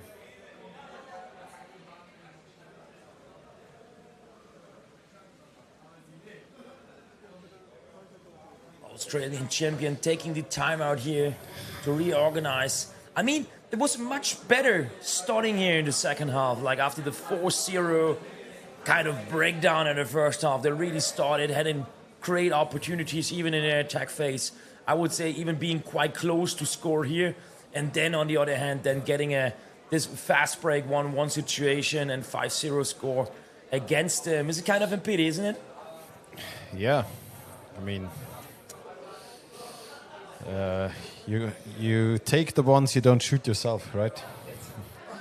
That is usually. That's the quote. And in Sport writes his own stories. And in underwater rugby specifically, it is usually that in tight, close matches you have to overcommit a bit to be able to score. And on the return, if you're open, if you don't have enough players on the back, and you get a very fast counter attack against you, this is a very good scoring opportunity. And this, so the rule of you better score, otherwise you get scored on, is very true. But it's the same. Like all the players, like going in attack, and it was a close situation. We could even compare it a bit. Maybe it reminds me a bit of the situation of tennis. If you have someone and you let him run left and right, you play always in close to the sideline, and then you make one single shot that is not perfectly, and you get a hard return in your opposite direction running, etc., and you're losing the point. And you're the one running. And that's the same. And it's also like feeling in underwater rugby. You can be so close and so close, feeling it. You're like having the foam in front of your mouth, like going crazy and scoring it, and then you're over-investing, as you said. We see it here again. You saw Ricardo here stealing the basket, but then the execution here takes too long, and there's another warning here. So the 2-meter warning against the team, yeah. which is at least also quite nice move, because they have Stoll in the basket, and then you go into the 2 meters, forcing the coach to remind you of a 2-meter system, while you see definitely here, taking the disadvantage. Yeah, so didn't start the game yet. And here we go again. Brisbane then. Execution. Free throw in favor, but then immediately attacked by 2 attackers forwards from Barcelona here, immediately getting in ball possession. Here, Ricardo. You see it at the basket, trying to steal the basket around here. No other chop than just going and sneaking in. Trying to interrupt. Still getting the arm in, but observed by the referees, and this was too much action. So Bob Robinson coming to the surface and giving a warning. Here we go. Oh, we see time penalty for Barcelona. Didn't notice it. Did you notice it? We see one player on the bench. No. So we see a time penalty against Barcelona. Against Barcelona. Power play goals. This is maybe why they are so motivated at the moment, and why Ricardo always tried to steal the baskets. For this one, their unsporty behavior, we can see it, is the warning call here. Yeah, he tried to exchange a couple of times with the goalkeeper from Barcelona, and was signaling him, touching him, that he's his exchange partner. And here we go again. And then, with just 5 players in the water, they're trying here to attack, having even an attacking move. You're stealing the defender position, making kind of a tunnel, offering the opportunity to pass the ball on the other side, and now scrum on the surface, passing the ball down. And here, 16 seconds left on the Australian power play, where it's still 4 players in the attack, in the front of Barcelona, which is quite impressive then, to go here such offensive against a team being handicapped with 1 player missing in the squad. in the water. Now it's back in. Barcelona back in with 6. Power play over. 1 minute 20 left. Maybe number 1 just wanted a bit of rest. The extra rest, 2-minute extra rest on the penalty bench. It's a life hack, kids. If you're out of breath in a Warrerrugby, good opening them, but couldn't shoot the ball in. The goalkeeper was already removed. Very long attack wave here. Number 1, Albert. Literally had 20 seconds here to go around the basket, touch several people here, trying to make his way through the basket. Stopped now here by a referee call. Referee came to the surface. Free throw. That was kicking. And now 42 seconds left in the second half. Barcelona up 5-0 with a respectable, very comfortable lead up on the goals. And they will go home today with 2 victories against the Czech Republic and against the Goals. Which made the number 1 in the group, isn't it? Nope, number 2. Number 2. They lost more. They had Alisson in the group as well. Alisson. This is... Or is it, no, Krefeld. I guess, sorry, Krefeld is in the Krefeld 3-0. Yeah. Krefeld is in the group as well. That's makes sense. It was a long day, a lot of results, a lot of teams who played here, and we see another great pass on the other side, but here we go. Penalty time, number 1. Again, this is against Brisbane. Goals are now here. Handicap, power play for Barcelona. Last seconds of the game. Game is over. 1, 2, almost close. It was almost done here. Last chance last here. Second attempt. But the referee signal, final game end call, saved the Brisbane Goals from a 6-0. Yeah. 5-0, end of the game, and we'll be right back with Firenze versus Alisson.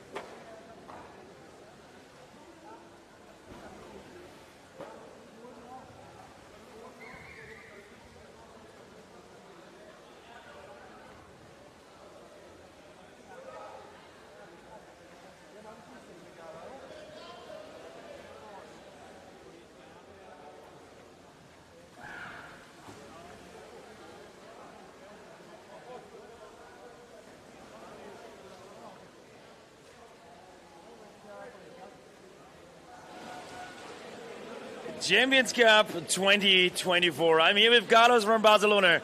You just won your second game of the day. How do you feel? I don't have words to describe it. We've been getting that close so many years to that second place in the group, and finally we made it. It was a very tough game against the Czech Republic.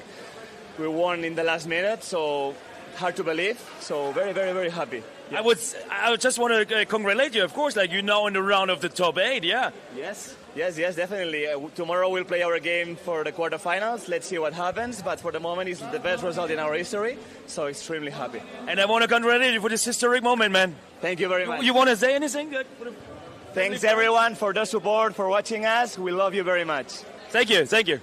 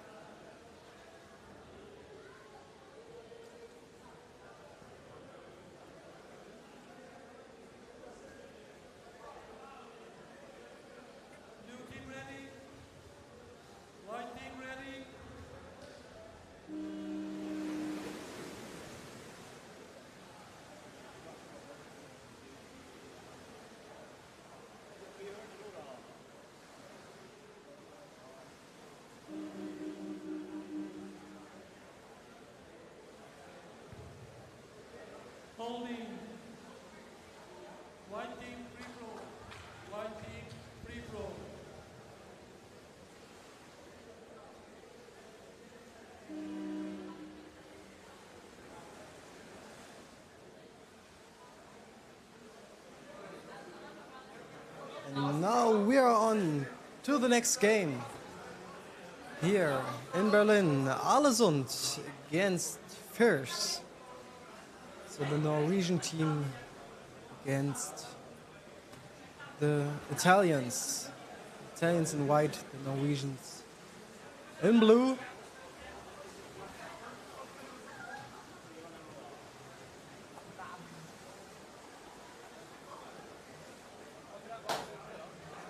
Norwegian in ball possession, now creating an attack against the Italian defense.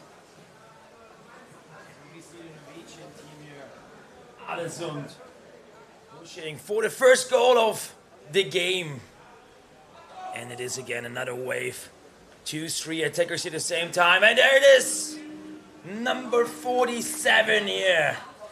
Pulling up the goalkeeper and throwing it right in the heart of Firenze. 1-0 lead. Massive bump in here from Tor. Funk.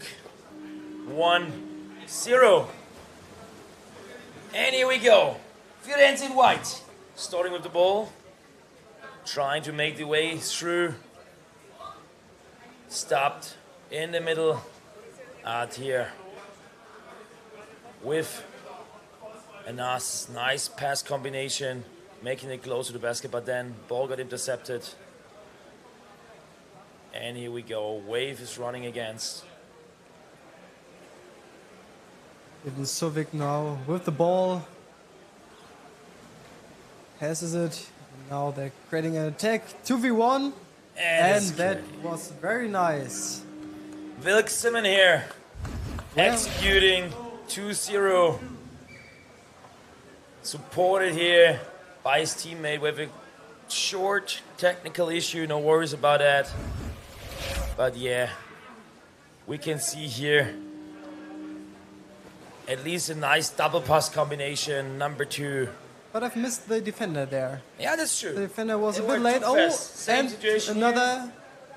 Even goalkeeper was a bit missing, but in the last second, he came down and stopped even Zövik here from scoring this 3-0. But again here, Alesund, it's not over here. We saw Oyvind here with an attack. Now, number 47. Trying to get the ball. In the fight. And finally, it's number 33 also. Alexander Mikkelsen pulling, pushing the head, trying to score. Intercepted, interrupted here by the goalkeeper. The Italian goalkeepers here having a lot to do. Referee call for holding. Free throw, Firenze.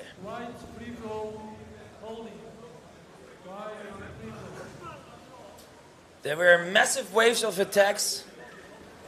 Very well defended here so far. A lot of good goal opportunities, scoring opportunities, even here also. Firenze too easily swimming around, blind swimming around in the water. And then again, Vic Simon. He'll be alone. Vic Simon with the goal, very strong. Second strike of the day, of the game. Firenze has to play a bit more defensively because Also the Norwegians here are we see, fast. Last player from Firenze not going on the baskets, trying to stop the player. Not always the best move here, I would say. In the uncertain situation, take the goalie position and try to do your best to stop the attacking wave.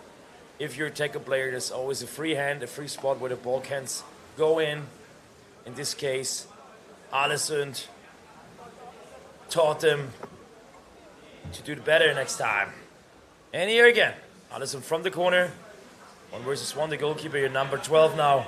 Going down, taking the spot, Umberto. Not leading them through. Jörn Dahle passes the ball. It's on the corner, waiting the team to recover a little bit and then to start an attack. And here, very well. Ball was stolen. They got Long, Hansen. very strong pass here. 2-3 meters attack from above, from Oh, even. expected. And there we got the ball again. Expected Italy, a teammate Firenze, there. you know, making it out. Attacked by 2. Focused. Fixed. Not having the chance to get far away. Salvatore here, the number 4. surrounded by Norwegian attackers, and this makes Alesund getting the ball possession back here, playing around. Ball comes Number to 6 we Jon see Dahle. here, Jorund Dahle, passing to Vegard, and he has the pass, number 8, Oyvind. Again, Oyvind here, Oyvind Niels. Very, very nice, introduced by number 10, Vegard Hansen.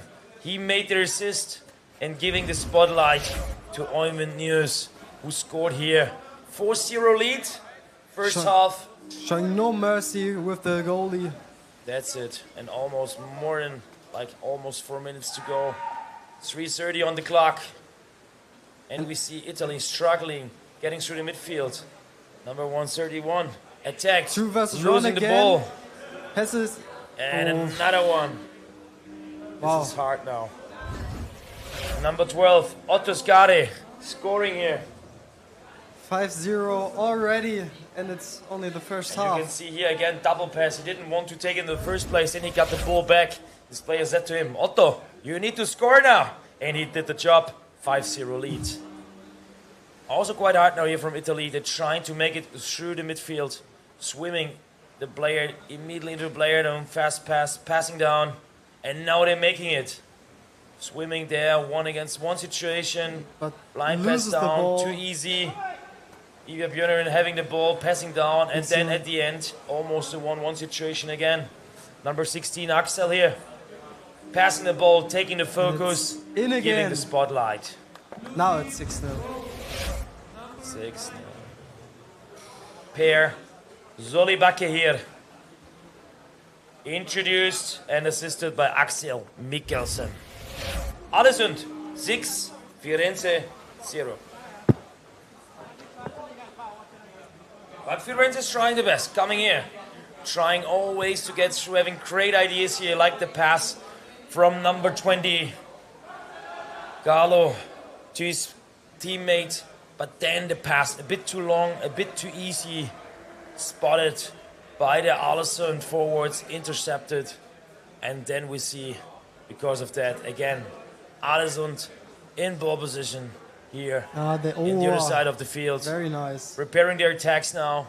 With 3 players diving down at the same time. 4 players even attacking. We've seen here in the goalie basket camera how stressful it is. Oh, this that was very close. Quite close. And again, Italy making the Now way it's through. This Italy's was a good turn. one. Breakthrough, having a chance here. Niccolo Moschi it was who made at least some meters. Still in ball possession. Like a running back, swimming through all the opponents, bad but then pass. this is too easy. Too easy, being intercepted. No big deal here for Alesund. And so we see again Oyvind here, Niers, with the 1-against-1 attack, and almost in. But this one was defended here by the Italian goalkeeper. Last millimeter decision. It wasn't completely under the ring, not even with 50%. It was like 40% in, and that's not enough. And again, number 9 here, Per Zolibake, in a 1-1 situation, half empty goal. And there it is. They make it. In the third wave now.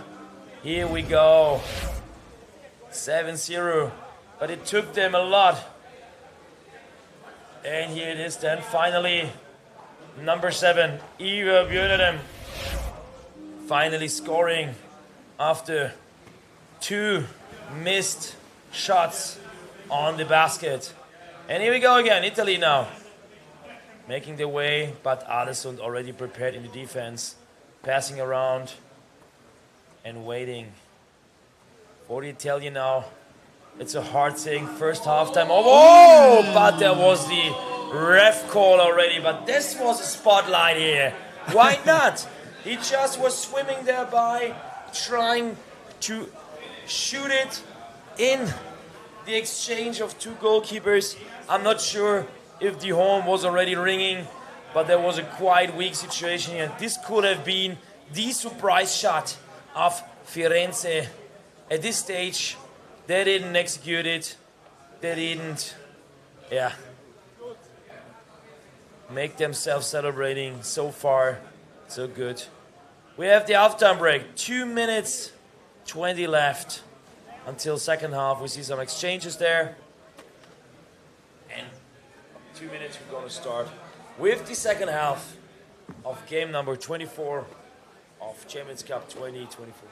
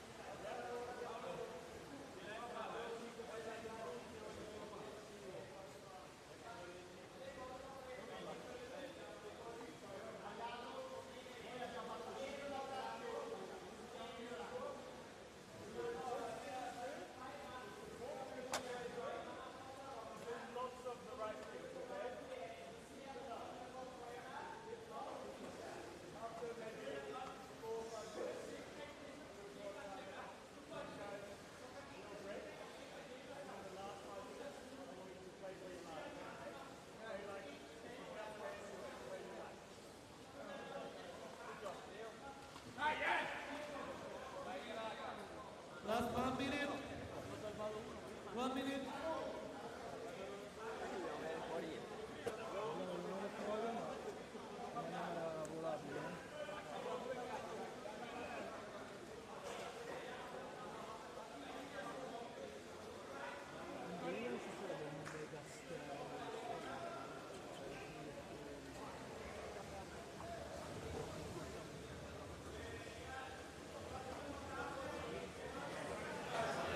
So the teams are getting ready again for the second half.